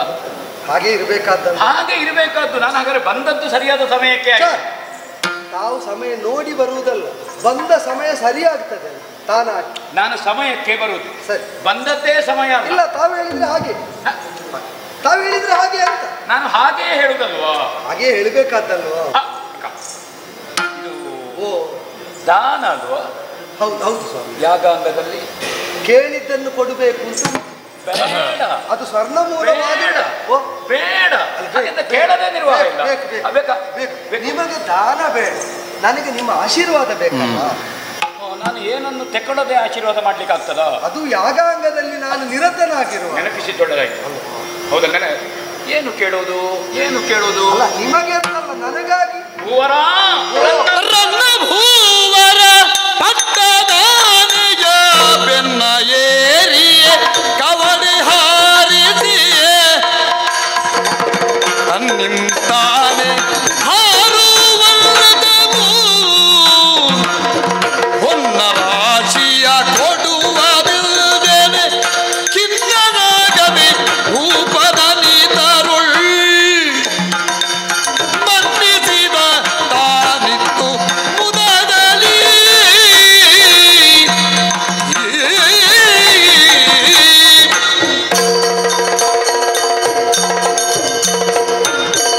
ಚಕ್ರವರ್ತಿ ಸ್ವಾಮಿ, ಕೇಳಬೇಕಾದಂತಹದ್ದು ನನ್ನ ಋಷಿ ಧರ್ಮಕ್ಕೆ ಭೂಷಣ ಅಲ್ವಾ? ಕೇಳದೇ ಇದ್ರೆ ನಿನ್ನನ್ನು ಅವಮಾನಿಸಿದಾಗ್ತದೆ ನಾನು. ಮತ್ತೆ ನಿಮಗೆ ಸ್ವಾರ್ಥವೇ ಇಲ್ಲ, ಪರಾರ್ಥವೇ ಸ್ವಾರ್ಥ. ಹೌದು. ಆದ್ರಿಂದ ತಾವು ಮಹಾತ್ಮರು. ಹರಿಶ್ಚಂದ್ರನಲ್ಲಿಗೆ ಹೋಗಿಯೂ ವಿಶ್ವಾಮಿತ್ರರು ಕೇಳಲಿಲ್ವಾ? ವಿಶ್ವಾಮಿತ್ರರು ಕೇಳುವುದಕ್ಕೆ ಯೋಗ್ಯವಾದ ವ್ಯಕ್ತಿತ್ವ ಹರಿಶ್ಚಂದ್ರನದ್ದಲ್ಲ ಅಂತ ಆಗ್ತದೆ. ಅಷ್ಟು ಇನ್ನೊಬ್ಬರಿಗೆ ಅಪಾದ ಬರುವಂತೆ ವ್ಯವಹರಿಸುವುದು ನನಗೆ ಭೂಷಣವಲ್ಲ. ಪರಗುಣ ಪರಮಾಣುವನ್ನಾದರೂ ಪರ್ವತೀಕರಿಸುವ ಔದಾರ್ಯ. ಮತ್ತೆ ಕೇಳುವುದಿದ್ರೆ ಯಾರಲ್ಲಿ ಕೇಳಬೇಕು? ನನ್ನಂಥವರು, ನಿಮ್ಮಂಥವರ ಅನುಗ್ರಹದಿಂದಲೇ ಚಕ್ರವರ್ತಿ ಆದದ್ದರಿಂದ. ನನಗೆ ಹೊಗಳಿಕೆ ಬೇಡ. ಇಲ್ಲ. ಹಾಗಂತ ಹೀಗೆ ಹೇಳುವಾಗ ಸಂತೋಷ. ಆ ಪ್ರಸನ್ನತೆಯಿಂದ ಬಂದ ಸಶಬ್ದವಾದ ನಗು ನನಗೊಂದು ಸಮಾಧಾನ ಕೊಟ್ಟಿದೆ. ಸ್ವಲ್ಪ ಹಲ್ಲು ಮುಂದೆ ಸಿಟ್ಟು ಗೊತ್ತಾಗುದಿಲ್ಲ ಕೆಲವೊಮ್ಮೆ, ನನಗೆ ಗೊತ್ತಾಗ್ತದೆ. ಅಲ್ಲ, ನೀವು ಶಬ್ದ ಹೊರಡಿಸುವುದೇ ಅದಕ್ಕೆ ಅಲ್ವೋ? ಯಾಕೆಂದ್ರೆ ಕೆಲವೊಮ್ಮೆ ನಗದೆಯೇ ನಗಾಡಿದಂತೆ ಕಾಣ್ತದೆ, ಶಬ್ದ ಹೊರಡಿಸಿದ್ದು ಇಲ್ಲ, ಇದು ನಗುವೆ ಅಂತಂದ್ರೆ ಹಾಗೆ. ಆ ಕಾರಣದಿಂದ ಒಂದು ನಿನ್ನ ವರ್ಚಸ್ಸು ಮತ್ತು ನಿನ್ನ ಆಡಳಿತ ಚಕ್ರವರ್ತಿತ್ವದ ಏಳಿಗೆಗೆ ಜಗತ್ತಿಗೆ ಮತ್ತೆ ಯಾರಲ್ಲಿ ವಿಶ್ವಾಮಿತ್ರರಲ್ಲಿ ಪಡ್ಕೊಳ್ಳೋದು? ಹರಿಶ್ಚಂದ್ರನಲ್ಲಿ ಪಡ್ಕೊಂಡ್ರು. ಅದು ಸ್ವರ್ಣಯಾಗಕ್ಕೆ ಬರುವಾಗ ನಾವು ಪಡ್ಕೊಳ್ಳೋದೇ ಇದ್ರೆ ಯಾಗ ಅನ್ನುವೇ ಒಂದು ಅಲ್ವಾ ಗುಣ ಬಂದಾಗಲ್ವೋ ಅದು. ನಾ ಕೀರ್ತಿ ಮಾತ್ರ ಅಲ್ಲ, ನಾ ಪಡೆದರೆ ಅದರ ಪ್ರಜೆಗಳಲ್ಲೂ ಅದರ ಪರಮೋಪಯೋಗವನ್ನು ಪಡೆಯುವುದು. ಪಡೆಯದೆ ನನಗೆ ಅನುಗ್ರಹಿಸುವುದು ಋಷಿ ಧರ್ಮ ಅಲ್ಲ, ನಾನು ಅನುಗ್ರಹಿಸುವುದಕ್ಕೆ ಬೇಕಾಗಿಯೇ ಪಡೆಯುವುದು. ಏನನ್ನು ಪಡೆಯುವುದು ಅಂತ ನಾನು ಸಣ್ಣದು ಕೇಳಲಿಕ್ಕೆ ಅಲ್ಲ, ನನ್ನೊಂದು ಇಕ್ಕಟ್ಟಿಗೆ ಸಣ್ಣದು ಮಾಡಿದರೆ ನಾವು ಒಪ್ಪುವುದಿಲ್ಲ. ಹಾಗಂತ ನಾನು ಸಣ್ಣದಾಗ್ತೇನೆ. ಹಾಗಂತ ನಿನ್ನಲ್ಲಿ ನಾನು ಸಣ್ಣದಾಗುವುದಲ್ಲ ಸ್ವಾಮಿ, ನೀವು ಸಣ್ಣದಾದಾಗ ದೊಡ್ಡದು ಕಾಣ್ತದಲ್ಲ, ಅದನ್ನು ದೊಡ್ಡದಾಗಿ ತೋರಿಸುವುದಕ್ಕೆ ನೀವು ಅದನ್ನು ದೊಡ್ಡದಾಗಿ ತೋರಿಸಲಿಕ್ಕೆ ನಾವು ಸಣ್ಣದಾಗಲೇಬೇಕು ಒಂದು. ಇನ್ನೊಂದು, ನಿನ್ನತ್ರ ಪಡೆಯುವಾಗಲೂ ನಿನ್ನ ಯೋಗ್ಯತೆಯನ್ನು ಕಂಡು ನಾನು ಪಡಿಬೇಡುವ. ಸಪ್ತದ್ವೀಪ ಪರಿವೇಷ್ಟಿತವಾದಂತಹ ಚಕ್ರವರ್ತಿತ್ವ ಅದು ಅಯೋಧ್ಯೆ, ಹೌದಾ? ನಿಜ ನಿಜ. ಅಲ್ಲ, ಕೇಳೋದು ಸ್ವರ್ಣವೇ, ರನ್ನವೇ, ಸ್ವರ್ಣಾಧ್ವರ ಹೆಸರೇ ಹೇಳ್ತಾರೆ. ಹೌದು. ಎಷ್ಟು ಕೇಳುವುದು, ಏನು ಕೇಳುವುದು, ಹೇಗೆ ಸಂಕೋಚ ಮಾಡಬೇಡಿ, ನಿಮ್ಮ ಅನುಗ್ರಹ ಇಲ್ಲ. ಅದೇ ಕೇಳುವಾಗ ಸಂಕೋಚ ಮಾಡಬಾರದು, ಕೊಡುವಾಗಲೂ ನಾ ಇಷ್ಟೇ ಕೊಡೋದು ಅಂತ ಅನ್ನಿಸಲೂಬಾರದು. ನಿಮಗೆ ಬೇಡದಿದ್ದದ್ದನ್ನು ಕೇಳುವುದ್ರಿಂದ ಎಷ್ಟು ಕೇಳ್ಬೋದು. ಅನ್ನೋದು ಪಡೆಯುವಾಗಲೂ ಲೋಕಕ್ಕೆ ವಿನಿಯೋಗ ಆಗುವುದು ಪಡಿಬೇಕು, ಶಾಶ್ವತವಾಗುವುದು ಪಡಿಬೇಕು. ಇವತ್ತು ಪಡೆಯುವುದು ನಾಳೆ ಖರ್ಚಾಗಿ ಹೋಗುವಂಥದ್ದಲ್ಲ, ಭ್ರಷ್ಟವಾಗಿ ನಷ್ಟವಾಗಿ ಹೋಗುವಂಥದ್ದು ಶಾಶ್ವತವಾದದ್ದನ್ನು ಕೇಳಬೇಕು.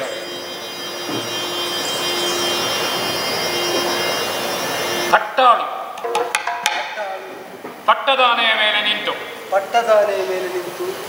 ಒಂದು ನಾಣ್ಯವನ್ನು ಚಿಮ್ಮಿಸಿದರೆ ಅಥವಾ ಕವಡೆಯನ್ನು ಚಿಮ್ಮಿಸಿದರೆ ಎಷ್ಟು ಎತ್ತರಕ್ಕೆ ಹಾರುತ್ತದೆ? ಹಾರಬಹುದು, ಊಹಿಸಬಹುದು. ಖಚಿತವಾಗಬೇಕಾದ್ರೆ ಮಾಡಿ ನೋಡಬೇಕು. ನಾವು ಮಾಡಿ ನೋಡುವ. ಅಷ್ಟು ಎತ್ತರದ ರನ್ನ ಭೂವರ, ಭೂವರ ರನ್ನ ರಾಶಿಯನ್ನು ನೀನಿತ್ತರೆ ನಿನ್ನ ಯೋಗ್ಯತೆಗೆ ಅದು ಅಲ್ವಾ? ನನ್ನ ಯೋಗ್ಯತೆಗೂ ಹೌದು, ನನ್ನ ಅಪೇಕ್ಷೆಯೂ ಹೌದು. ಸ್ವಾಮಿ ಮುಂದೆ ಹೇಳ, ಪರಿಚಯ ಇಲ್ಲದವರು ಬಂದು ಹೇಳಿದ ವಿಧಿಯಂತೆ ಸ್ವರ್ಣಾಧ್ವರವನ್ನು ತೊಡಗಿದೆ. ಈಗ ಗೊತ್ತಾದದ್ದು ನಾ ಸ್ವರ್ಣಾಧ್ವರ ಮಾಡಿದ್ದು ಯಾಕೆ ಅಂತ. ನಿಮಗೆ ಈಗ ಕೊಟ್ಲಿಕ್ಕೆ ಮಾಡಿದೆ ಯಾಕೆ? ಯಾಕೆ ಅಂದ್ರೆ ಹೀಗೊಂದು ಕೇಳುವುದಕ್ಕಾಗುತ್ತದೆ ಅಂತಲೇ ನನಗೆ ಗೊತ್ತಾದದ್ದು ಇವತ್ತು. ಅಲ್ಲ, ನನ್ನ ಅಲ್ಪಮತಿ ಅದು. ನಿಜವಾಗಿ ನಾ ಸ್ವರ್ಣಾಧ್ವರ ಮಾಡಿದ್ದೆ ಈ ದಾನ ಕೊಡುವುದಕ್ಕೆ ಇರಬೇಕು. ಈಗ ಪರಿಚಯ ಇಲ್ಲದವರಿಗೆ ಸುದ್ದಿ ಉಂಟು, ಇಲ್ಲಿ ಎಷ್ಟು ಉಂಟು ಅಂತ ಸ್ವರ್ಣಾಧ್ವರನ್ನು ಹೇಳಿದೆ. ಹೌದೌದು. ಹಳೆ ಪರಿಚಯದ ನನಗೆ ಗೊತ್ತಿರುವಾಗ ಎಷ್ಟಿರ್ಬೋದು ಇಲ್ಲಿಂದ. ಅದನ್ನು ಎಲ್ಲರಿಗೂ ಗೊತ್ತು ಮಾಡಿಸುವುದಕ್ಕೆ ತಾವೊಂದು ಉದಾರಿಗಳಾಗಿದ್ದೀರಿ. ಹಾಗೆ ಅಲ್ವೋ? ಸತ್ಯ ಸುಳ್ಳಿನ ಆವರಣದಲ್ಲಿರುವುದಿಲ್ವ? ಹಿರಣ್ಮಯೇನ ಪಾತ್ರೇಣ, ಹೌದಾ? ಸತ್ಯದ ಮುಖ ಅದರಲ್ಲಿ ನಿಹಿತ. ಆ ಮುಚ್ಚಳವನ್ನು ಸರಿಸದೇ ಇದ್ರೆ ಸತ್ಯ ದರ್ಶನ ಆಗ್ತದ? ಆ ಸತ್ಯ ದರ್ಶನಕ್ಕೆ ಬೇಕಾಗಿ ಸುಳ್ಳಿನ ಮುಚ್ಚಳವನ್ನು ಸರಿಸುವ. ಪಟ್ಟದಾನೆ, ಕಟ್ಟಾಳು, ಕವಡೆ,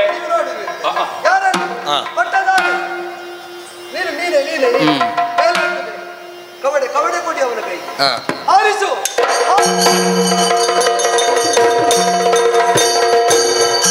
ಅದು ನಾಲ್ದೆಸೆಯಿಂದಲೂ ತಂದವರು ಸುರಿಯುತ್ತಾ ಇದ್ದಾರೆ. ಸರಿ ಆಯ್ತು ಸ್ವಾಮಿ. ಎತ್ತರ ಹಾರಿದಷ್ಟೇ ಎತ್ತರಕ್ಕೆ ರಾಶಿ ಸರಿಯಾಯಿತು ಸ್ವಾಮಿ. ಇಲ್ಲಿ ಇವನಿಗಿಂತ ಕಟ್ಟಾಳು ಬೇರೆ ಇಲ್ಲಲ್ವ? ಕಟ್ಟಾಳು ಹೌದಪ್ಪ.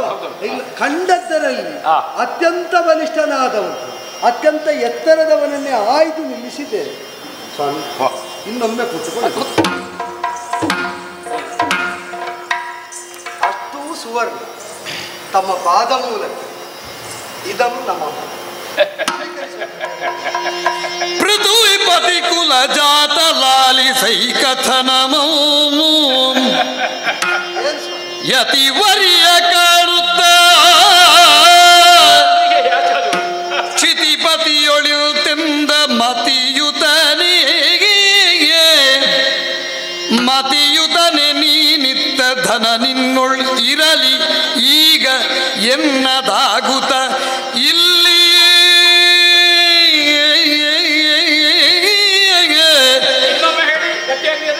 ಮತಿಯುತನೆ ನೀನ್ ಇತ್ತ ಧನ ನಿನ್ನೊಳ್ ಇರಲಿ ಈಗ ಎನ್ನದಾಗುತ್ತ ಇಲ್ಲಿಯೇ ಕೃತಕ ಮೆಳ್ಳಿನಿತಿಲ್ಲ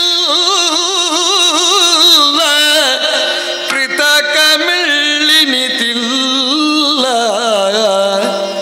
ರನ್ನ ಭೂವರ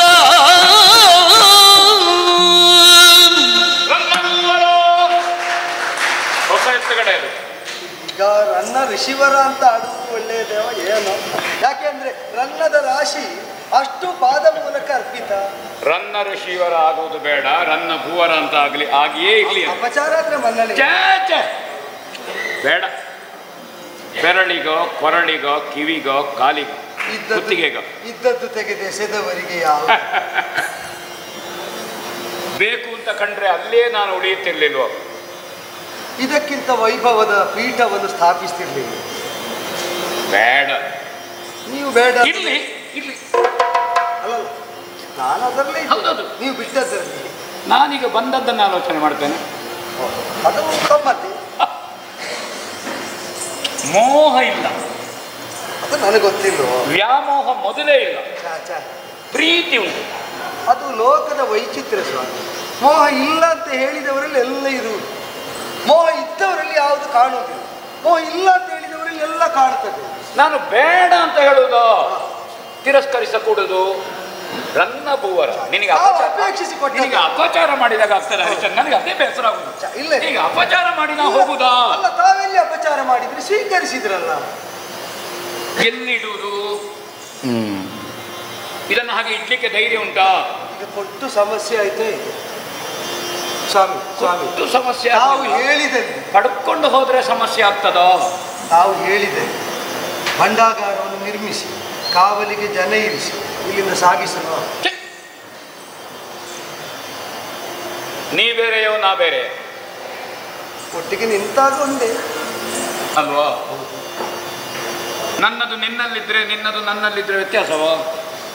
ಭಾವದಿಂದ ಒಂದೇ, ಆದರೆ ಪರದ್ರವ್ಯ ಅಂದರೆ ನಾನು ನಿಮಗೆ ಹೇಳಬೇಕು. ಬಂತು ನನ್ನದಾಗಿ ನಿನ್ನಲ್ಲಿರ್ಲಿ. ಅಯ್ಯೋ, ನನ್ನದಾಗಿ ನಿನ್ನಲ್ಲಿರ್ಲಿ. ಸ್ವಾಮಿ ಸ್ವಾಮಿ, ಮಹತ್ವಾಕಾಂಕ್ಷಿ ಕ್ಷತ್ರಿಯನಾದ, ಹೌದು. ಆದರೆ ಆ, ತನ್ನದಲ್ಲದ ಆ. ಮುಂದುವರಹವನ್ನು ಅಪೇಕ್ಷಿಸುವವನಲ್ಲ. ನಾವು ಅದನ್ನೊಂದು ಕೊಂಡೋಗಬೇಕು. ಇಲ್ಲ, ಅದದು ಕಷ್ಟ ಕಷ್ಟ ಕಷ್ಟ ಸ್ವಾಮಿ. ಸುಲಭ. ನನ್ನದಾಗಿ ಬಂತು ಹೇಳಿದೆ ನಾನು. ಈಗ ಅದರ ವಿನಿಯೋಗ ನೀವೇ ಮಾಡ್ತೀರಿ. ಹೌದು, ರಕ್ಷಣೆಯ ಹೊಣೆ ರಾಜನಿಗೆ ಕರ್ತವ್ಯ ಅಲ್ವಾ? ಈಗ ನೀವು ಆಶ್ರಮದಲ್ಲಿದ್ರು ಒಂದು ಹಂತದಲ್ಲಿ ನಾನೇ ಅಲ್ವಾ ರಕ್ಷಿಸಬೇಕು. ಮತ್ತೆ ನೀವು ತಪಸ್ಸಿನ 6ನೇ ಅಂಶ ಕೊಟ್ಟ ಮೇಲೆ ಮತ್ತೆ ನಿಮಗೆ ರಕ್ಷಣೆ ಒದಗಿಸಬೇಕು. ನಾವು ಎಲ್ಲಿಯೇ ಯಾಗಾಂಗಗಳನ್ನು ಮಾಡಿದ್ರು, ತಪಸ್ಸು ಮಾಡಿದ್ರು, 6ನೇ 1 ಭಾಗ ರಾಜನಿಗೆ. ಹೌದಾ? ಹಾಗಾದ ಕಾರಣ ರಾಜನಾದವ ಅದು ರಕ್ಷಣೆ ಹೊಣೆ. ಕೃಷಿಗೆ ಬೇಲಿ ಇದ್ದ ಹಾಗೆ, ಅಥವಾ ಬೇಲಿಯ ಒಳಗಿರುವುದೆಲ್ಲವೂ ಕೃಷಿ. ಯಾವುದಕ್ಕೆ ಆವರಣ ಇಲ್ಲವೋ ಅದು ಅರಣ್ಯ. ಹಾಗಾದ ಕಾರಣ ಬರೇ ಕ್ಷತ್ರಿಯರನ್ನು ಮಾತ್ರ ಕ್ಷತ್ರಿಯ ರಕ್ಷಿಸುವುದಂತ ಅರ್ಥವೋ? ಉಳಿದ ಆಶ್ರಮ ಧರ್ಮವನ್ನು, ವರ್ಣಾಶ್ರಮದವರನ್ನು ರಕ್ಷಿಸಬೇಕಾದ ಹೊಣೆ. ನಮ್ಮ ಸಂಪತ್ತು ಯಾರ ಸಂಪತ್ತು? ನಮ್ಮದೇ ಸಂಪತ್ತು. ನಮ್ಮದೊಂದೇ ವೈಯಕ್ತಿಕ ಅಲ್ಲ, ಅದು ಸಮಷ್ಟಿ, ನಮ್ಮ ಅನುಷ್ಠಾನ. ಹಾಗಾದ ಕಾರಣ ಇದನ್ನು ರಕ್ಷಿಸುವ ಹೊಣೆ ನಿನ್ನದು. ವಿನಿಯೋಗಕ್ಕೆ ವ್ಯವಸ್ಥೆ ನೀವು ಮಾಡ್ತೀರಾ? ಅದು ನಾವು ವ್ಯವಸ್ಥೆ ಮಾಡ್ತೇನೆ. ತಾವು ವಿನಿಯೋಗಿಸುವ ತನಕ ಇದು ನಿಮ್ಮದಾಗಿ ನನ್ನದಾಗಿ ನಿನ್ನಲ್ಲಿ ಇಲ್ಲಿ ಇಲ್ಲಿ. ನಾವು ಹೇಳುವಾಗ ಏನು ಬೇಡದವರು ನನಗಾಗಿ ಇಷ್ಟು ಕೇಳಿರುವಾಗ ಇಷ್ಟನ್ನಾದ್ರೂ ನಾವು ಈಡೇರಿಸದಿದ್ರೆ ಸರಿ ಸರಿ ಅಷ್ಟು ಅಷ್ಟು ಹೌದಾ? ನನಗೊಂದು ಸಮಾಧಾನ ಇಲ್ಲ. ಈಗ ಇಟ್ಟು ಹೋದ್ರೆ ಇದನ್ನು ಮರಳಿ ಪಡೆಯುವುದಕ್ಕೆ ಇನ್ನೊಮ್ಮೆ ಬರ್ತೀರಲ್ಲ. ನಿಮ್ಮ ದರ್ಶನ ಯೋಗ ಸಿದ್ಧಿಸ್ತದೆ. ಆ ಕಾರಣಕ್ಕಾಗಿ ಆದ್ರೂ ನಾನು ಆಗಾಗ ಬರುವ ಹಾಗಾಗಿ ಸ್ವಾಮಿ ಹೀಗೆ ಕೊಟ್ಟು ಹೋಗುವುದಾದ ಆಶೀರ್ವಾದ. ಹೌದೌದು, ಗೊತ್ತಾಯ್ತು. ಆಗಾಗ ಕರೆಸುವ ಆಗ.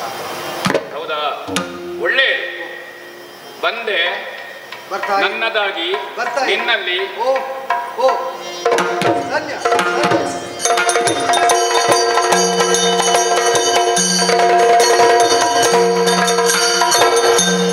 ಪದವಿ ಬರುತ್ತಿರೆ ಮನದಿ ಯೋಚಿಸುತ್ತ ಬಹುವಿಧದಿ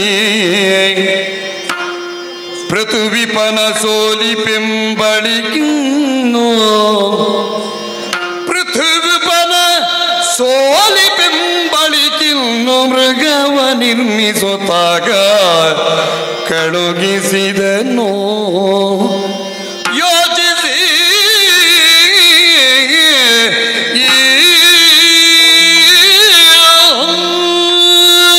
ಬಹಳ ಸುಲಭ ಇಲ್ಲ ಅಂತ ಗೊತ್ತಾಯ್ತು. ಕೇಳಿದ್ದನ್ನು ಕೊಡ್ತೇನೆ. ಗರಿಷ್ಠ ರಾಶಿ ರಾಶಿ ಹಾಕಿದನಲ್ಲ, ಭೂವರ ರತ್ನವನ್ನು ರನ್ನ ಭೂವರ, ಹರಿಶ್ಚಂದ್ರನೇ ರತ್ನ. ಹೌದು, ಸ್ವಕ್ಷೇತ್ರದಲ್ಲಿ ಬಲ ಹೆಚ್ಚು. ನೀರಿನಲ್ಲಿ ಮೊಸಳೆಗೆ, ನೆಲದಲ್ಲಿ ಆನೆಗೆ. ಸ್ವಕ್ಷೇತ್ರವನ್ನು ಬಿಟ್ಟರೆ ಬಲ ಕಡಿಮೆ, ಅದರ ಅರ್ಥ ನಮಗೆ ಬಲ ಹೆಚ್ಚು. ನಮ್ಮ ಕ್ಷೇತ್ರಕ್ಕೆ ಬರಬೇಕು. ಆ ಕಾರಣದಿಂದ ಅರಮನೆಯನ್ನು ಬಿಡುವಂತೆ ಮಾಡಬೇಕಿದ್ರೇನು,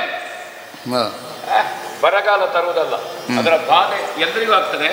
ನಮಗೂ ಒಂದು ಕಾಲದಲ್ಲಿ ಅದನ್ನು ಅನುಭವಿಸಿ ಗೊತ್ತುಂಟು. ಸತ್ಯಾಸತ್ಯದ ವಿಮರ್ಶೆಗೆ ನಮ್ಮ ಬರಗಾಲ ಬಂದರೆ ಜನರಿಗೆ ತೊಂದರೆ, ಜನರಿಗೆ ತೊಂದರೆ ಆಗಿ ದೂರ ಹೇಳುವಾಗಬೇಕು. ಹಾಗಾಗಬೇಕಿದ್ರೆ ಮಾಯಾ ರೂಪದ ಕ್ರೂರ ಘೋರ ಕಾಡು ಪ್ರಾಣಿಗಳನ್ನು, ಜಂತುಗಳನ್ನು ಕಮಂಡಲೋದಕವನ್ನು ಸೃಷ್ಟಿ ಮಾಡುತ್ತದೆ.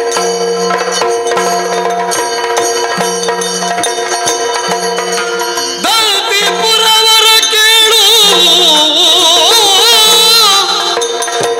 ಮೃಗಕುಲ ಬರಿಗೈದು ಭೂಮಿ ಪಗ ಮೃಗಕುಲ ಸಂತತಿಯ ಬರಿಗೈದು ಭೂಮಿ ಪದ ವ್ಯಾಧರನು ಮನ್ನಿಸಿ ವ್ಯಾಧರನು ಸಂತತದಿ ಮನ್ನಿಸಿ ಅರುಯದಿದ್ದ ದಂತಿಪುರವರ ಗೀಳು ಮೃಗಕುಲ ಸಂತತಿಯ ಬರಿಗೈದ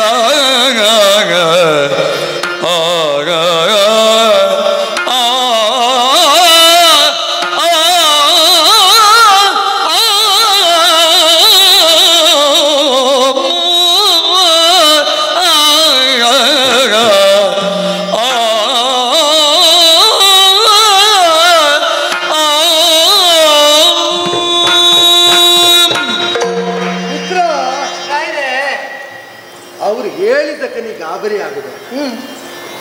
ಶಬರಬಡ ಬಂದು ಕೂಳ ಮೃಗಗಳು ಮಿತಿಮೀರಿ ಉಪಟಳವನ್ನು ಕೊಡ್ತಾ ಇರುವುದರಿಂದ ರಾಜರೊಮ್ಮೆ ಬೇಟೆಯಾಡುವ ಕೃಪೆದವರು ಬೇಕು ಅಂತ ಕೇಳಿದಾಗ ಹೌದು, ನಮ್ಮ ವಸಂತೋತ್ಸವಕ್ಕೆ ಭಂಗ ಬಂತು ಅಂತ ನೀ ಬೇಸರ ಮಾಡಿದ್ರೆ ಒಳ್ಳೆ ಲಹರಿಯಲ್ಲಿ ಇದ್ದಿ ಕಾಣ್ತದೆ. ಅತ್ಯುತ್ಸಾಹದಿಂದ ಉತ್ಸವದಲ್ಲಿ ಓಡಾಡ್ತಾ ಇದ್ದಂತಹ ನಿಮಗೆ ಈಗ ರಾಜರ ಹೊರಟು ಉತ್ಸವ ಎಲ್ಲ ಮಸುಕಾಗ್ತದೆ ಅಂತ ನಿರಾಶೆ ಬಂದದ್ದು ಗಮನಿಸಿದೆ. ಅಲ್ಲ, ಅವರಿಗೆ ಕಷ್ಟ ಆದಾಗ ನೀವೇ ಹೋಗ್ಬೇಕಲ್ಲ. ಈಗ ಇಷ್ಟಪಟ್ಟವರನ್ನು ಬಿಟ್ಟಾಗಲುವುದಕ್ಕೆ ನನಗೂ ಮನಸ್ಸಿಲ್ಲ. ಹೇಗೆ ಬರ್ತೀಯಾ? ನೀವು ಹೇಳಿದ್ರೆ ಖಂಡಿತವಾಗಿ ಬರ್ತೇನೆ. ಈಗ ಶಬರಪಟೆಯನ್ನು ಮನ್ನಿಸಿ ಆಗಿದೆ, ಅವರನ್ನು ಸಿದ್ಧರಾಗುವುದಕ್ಕೆ ಹೇಳಿ ಆಗಿದೆ. ಹೌದು. ಸೇನಾ ನಿವಾಹಕ್ಕೂ ಬೇಟೆಗೆ ಬೇಕಾದ ವ್ಯವಸ್ಥೆಯನ್ನು ಮಾಡುವುದಕ್ಕೆ ಹೇಳಿ ಆಗಿದೆ. ಹೌದು. ಹಾಗೆ ಅಂತ ಒಂದು ವಿಹಾರ ಯಾತ್ರೆ ಆಗಲಿ ಅಂತ ಅಪೇಕ್ಷೆಯೂ ಉಂಟು. ಆದ್ದರಿಂದ ಅಂತೆವಾಸಿಗಳು, ರಾಣಿವಾಸದವರು ಅವರನ್ನು ಕೂಡಿಕೊಳ್ಳುವುದಕ್ಕೆ ಸತಿಸುತರನ್ನು ಒಡಗೊಂಡು ಪರಿವಾರ ಸಹಿತವಾಗಿ ರಾಜಲಾಂಛನಗಳನ್ನು, ಈಗ ದಂಡವೋ ಮುತ್ತಿರ ಛತ್ರವೋ ಎಲ್ಲವನ್ನು ಒಡಗೊಂಡು ಈಗ ರಾಜನೇ ಕೆಲ ಸಮಯಗಳ ತನಕ ಹೀಗೊಂದು ವಿಹಾರಾರ್ಥ ಯಾನವನ್ನು ಕೈಗೊಳ್ಳುವಾಗ ಅದೆಲ್ಲ ಇದ್ದೇ ಒಂದು ಯಾನ ಆಗಲಿ. ಬೇಟೆ ಅಂದ್ರೆ ಕರ್ಕಶ ಕರ್ಮ. ಆದರೆ ಈ ವಸಂತೋತ್ಸವದ ವಸಂತಯಾನ ಅದು ನಿಮಗೆಲ್ಲ ಆನಂದಪ್ರದಾಯಕವಾಗುತ್ತದೆ. ಹೌದು. ನಿನಗೆ ಯಾರನ್ನಾದ್ರೂ ಒಟ್ಟಿಗೆ ಕರ್ಕೊಳ್ಳಿಕ್ಕೆ ಉಂಟು? ಮಗೇ ನೀವಿರುವಾಗ ಬೇರೆ ಯಾರು? ಹೋದಲ್ಲಿ ಅಲ್ಲಿ ಹೇಗೆ ಬೇಕಾದರೂ ಹಾಗೆ ಇರುವವರು. ಹೌದು. ರಾಜ ಪರಿವಾರಕ್ಕೆ ಬೇಕಾದಂತೆ ಒಗ್ಗಿದವರು, ಬೇಕಾದಂತೆ ಮಾನಸಿಕ ಆಹ್ಲಾದಕ್ಕೆ ಕಾರಣನಾದವರು. ಹಾಗಾದ್ರೆ ಎಲ್ಲರೂ ಸಿದ್ಧ ಅಲ್ವಾ? ಹೌದ್ರೆ ಒಂದು ವಲಯಾನ ಸಾಗಿ ಹೋಗಲಿ. ಸಾಗಿ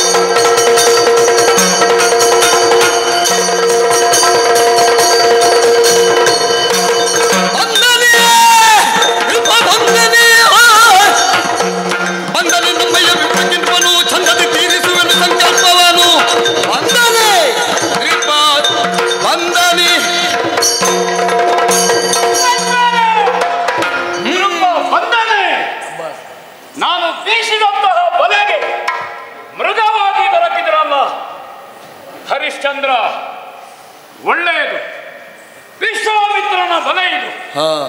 ನನ್ನ ಗಾಳಕ್ಕೆ ಸಿಲುಕದೇ ಇದ್ದದ್ದೇನು? ಓಹೋ, ಹೌದು. ಓ, ಹರಿಶ್ಚಂದ್ರನನ್ನು ಸುಳ್ಳುಗಾರನನ್ನಾಗಿಸುತ್ತೇನೆ ಅಂತ ವಿಶ್ವಾಮಿತ್ರ ಹೊರಟದ್ದಲ್ಲ. ಹಾಗೆ ಯಾರಾದ್ರೂ ತಿಳ್ಕೊಂಡ್ರೆ ಅವರು ವಿಶ್ವಾಮಿತ್ರನನ್ನು ತಿಳ್ಕೊಳ್ಳಿಲ್ಲ ಅಂತ ಅರ್ಥ. ಹೌದು. ಯಾರು ಹರಿಶ್ಚಂದ್ರ ಜಲೋಬಲ ರೋಗದಿಂದ ಬಾಧಿತನಾಗುವ ಸಂದರ್ಭದಲ್ಲಿ ನನ್ನನ್ನು ವರ್ಣ ಮಾಡಿ ವರ್ಣೋದ್ಭರವನ್ನು ಎಸಗಿದವನಲ್ಲವೇ? ಆ ಪ್ರೀತಿ, ಆ ವಾತ್ಸಲ್ಯ ಹರಿಶ್ಚಂದ್ರನ ಕುರಿತಾಗಿ ಕೌಶಿಕನಿಗೆ ಇದೆ. ಹೌದೌದು, ಒಬ್ಬ ಕ್ಷತ್ರಿಯನಲ್ಲವೇ ಸಾಧನಾ ಮಾರ್ಗಾವಲಂಬಿಯಾಗಿ ಸತ್ಯದ ಸಾಕ್ಷಾತ್ಕಾರವನ್ನು ಅನುಷ್ಠಾನ ಮಾಡುತ್ತಿರುವಂತಹ ಹರಿಶ್ಚಂದ್ರ ನಮ್ಮ ಅಂತರಂಗಕ್ಕೆ ಗೊತ್ತುಂಟು. ಮುಗಟ್ಟೆ ದೇವಸಭೆಯಲ್ಲಿ ಹರಿಶ್ಚಂದ್ರ ಸತ್ಯವಂತ ಅಂತ ಹೇಳಬೇಕಾದ್ದು ವಸಿಷ್ಠರಲ್ಲ, ನಾವು ಹೇಳಬೇಕಾಗದ್ದು. ನಮಗೆ ಪ್ರಕರಣವನ್ನು ಸೃಷ್ಟಿ ಮಾಡಲಿಕ್ಕೆ, ಪ್ರಸಂಗ ಸೃಷ್ಟಿ ಮಾಡಲಿಕ್ಕೆ ದೊಡ್ಡ ಕಾರಣ ಬೇಡ. ನಮಗಷ್ಟೇ ಎಳ್ಳಿನ 7 ಭಾಗ ಸಿಕ್ಕಿದ್ರೆ ಸಾಕು. ರಾತ್ರಿಯನ್ನು ಹಗಲು ಮಾಡ್ತೇವೆ, ಹಗಲನ್ನು ರಾತ್ರಿ ಮಾಡ್ತೇವೆ. ಹಾಗಾದ್ರೆ ಈಗ ಏನು? ಹರಿಶ್ಚಂದ್ರನ ಮೂಲಕವಾಗಿ ಸತ್ಯದ ಮೌಲ್ಯ ಗೊತ್ತಾಗಬೇಕು. ಹರಿಶ್ಚಂದ್ರನನ್ನು ಸತ್ಯವಂತನನ್ನಾಗಿಸಬೇಕು. ಓಹೋ, ಸತ್ಯವಂತನನ್ನಾಗಿಸಬೇಕು. ನಾವು ಮಾಡಿದಂತಹ ತಪಸ್ಸಿನ ಪುಣ್ಯವನ್ನು ಒಬ್ಬ ಸತ್ಯವಂತನಿಗೆ, ಸತ್ಯಾತ್ಮನಿಗೆ ಧಾರೆ ಎರಿಬೇಕು ಅಂತ ಇರುವುದಷ್ಟೇ ಹೊರತು ಮತ್ಯಾರಿಗೋ ಅಲ್ಲ. ಹಾಲನ್ನು ತುಂಬಿಸುವುದಿದ್ರೆ ಪಾತ್ರೆಯಲ್ಲಿ ನಂಜಿನ ಕೂಡದು. ಆ ಪಾತ್ರೆಯನ್ನು ಪರೀಕ್ಷಿಸಬೇಕು. ಪಾತ್ರೆಯಲ್ಲಿರುವ ನಂಜವನ್ನು ತೊಳೆದು ಶುಚಿಗೊಳಿಸಬೇಕಾದ್ದು ಮುಖ್ಯ. ಖಂಡಿತ. ಅದಕ್ಕಾಗಿಯೇ ಈ ಸಾಧನೆಯನ್ನು ನಾನು ತೊಡಗಿದವ. ಆ ಕಾರಣದಿಂದ ಹೌದು ಹೌದು, ನನ್ನ ಈ ಕಾಲದಿಂದ ಭೂಮಿಗೆ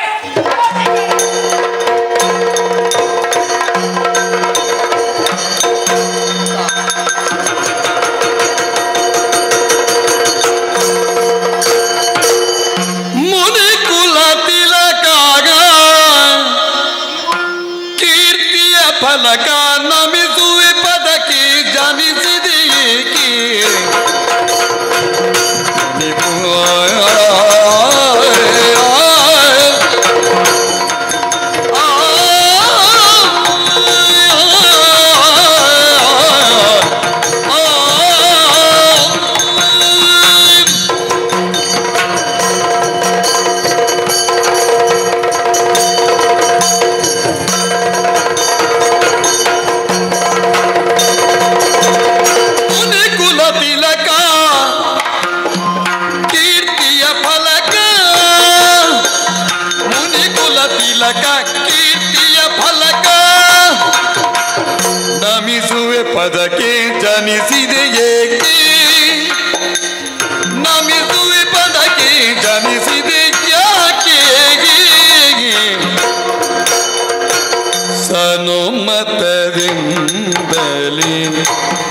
ಎನಗದನ ರೋಗವು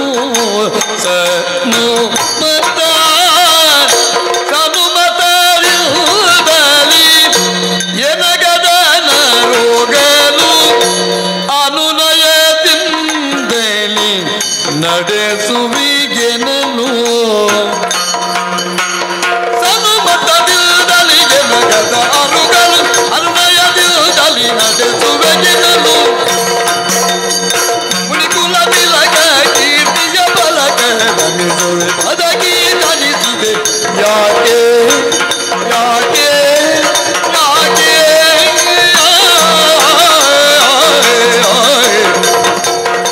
ಮುನಿವರ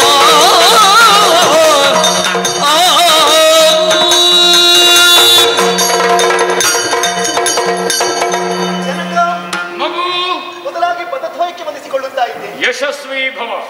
ನನ್ನ ಹುಟ್ಟಿಗೆ ನೀವೇ ಕಾರಣೀಕರಿಸಲು ಆ, ಎನ್ನುವಂತಹ ಸತ್ಯವನ್ನು ಅರಿತವಳಿದ್ದೇನೆ. ಆದ್ರೆ ಒಂದು ವಿಶೇಷ, ಏನು? ಪ್ರತಿಯೊಬ್ಬ ಮನುಷ್ಯ ಜೀವಿಗೂ ಕೂಡ ಆ, ಬಾಲ್ಯ ಎನ್ನುವುದಿದೆ, ಆ, ಯೌವನ ಇದೆ, ವೃದ್ಧಾಪ್ಯ ಎನ್ನುವುದಿದೆ. ಆ, ನಾನು ಹಾಗಲ್ಲ. ಹುಟ್ಟಿದಾಕ್ಷಣ ಯೌವನವತಿಯಾಗಿದ್ದೇನೆ. ಆ, ಅಪ್ಪ, ಯಾವುದೇ ಕಾರ್ಯ ಆಗಬೇಕಿದ್ರೆ ಆ. ಅದರ ಹಿಂದೆ ಬಲವಾದಂತಹ ಉದ್ದೇಶ ಕಾರಣ ಇರಲೇಬೇಕು. ಕಾರಣವಿಲ್ಲದೆ ಕಾರ್ಯ ಇಲ್ಲ. ಆಗುವುದೇ ಇಲ್ಲ.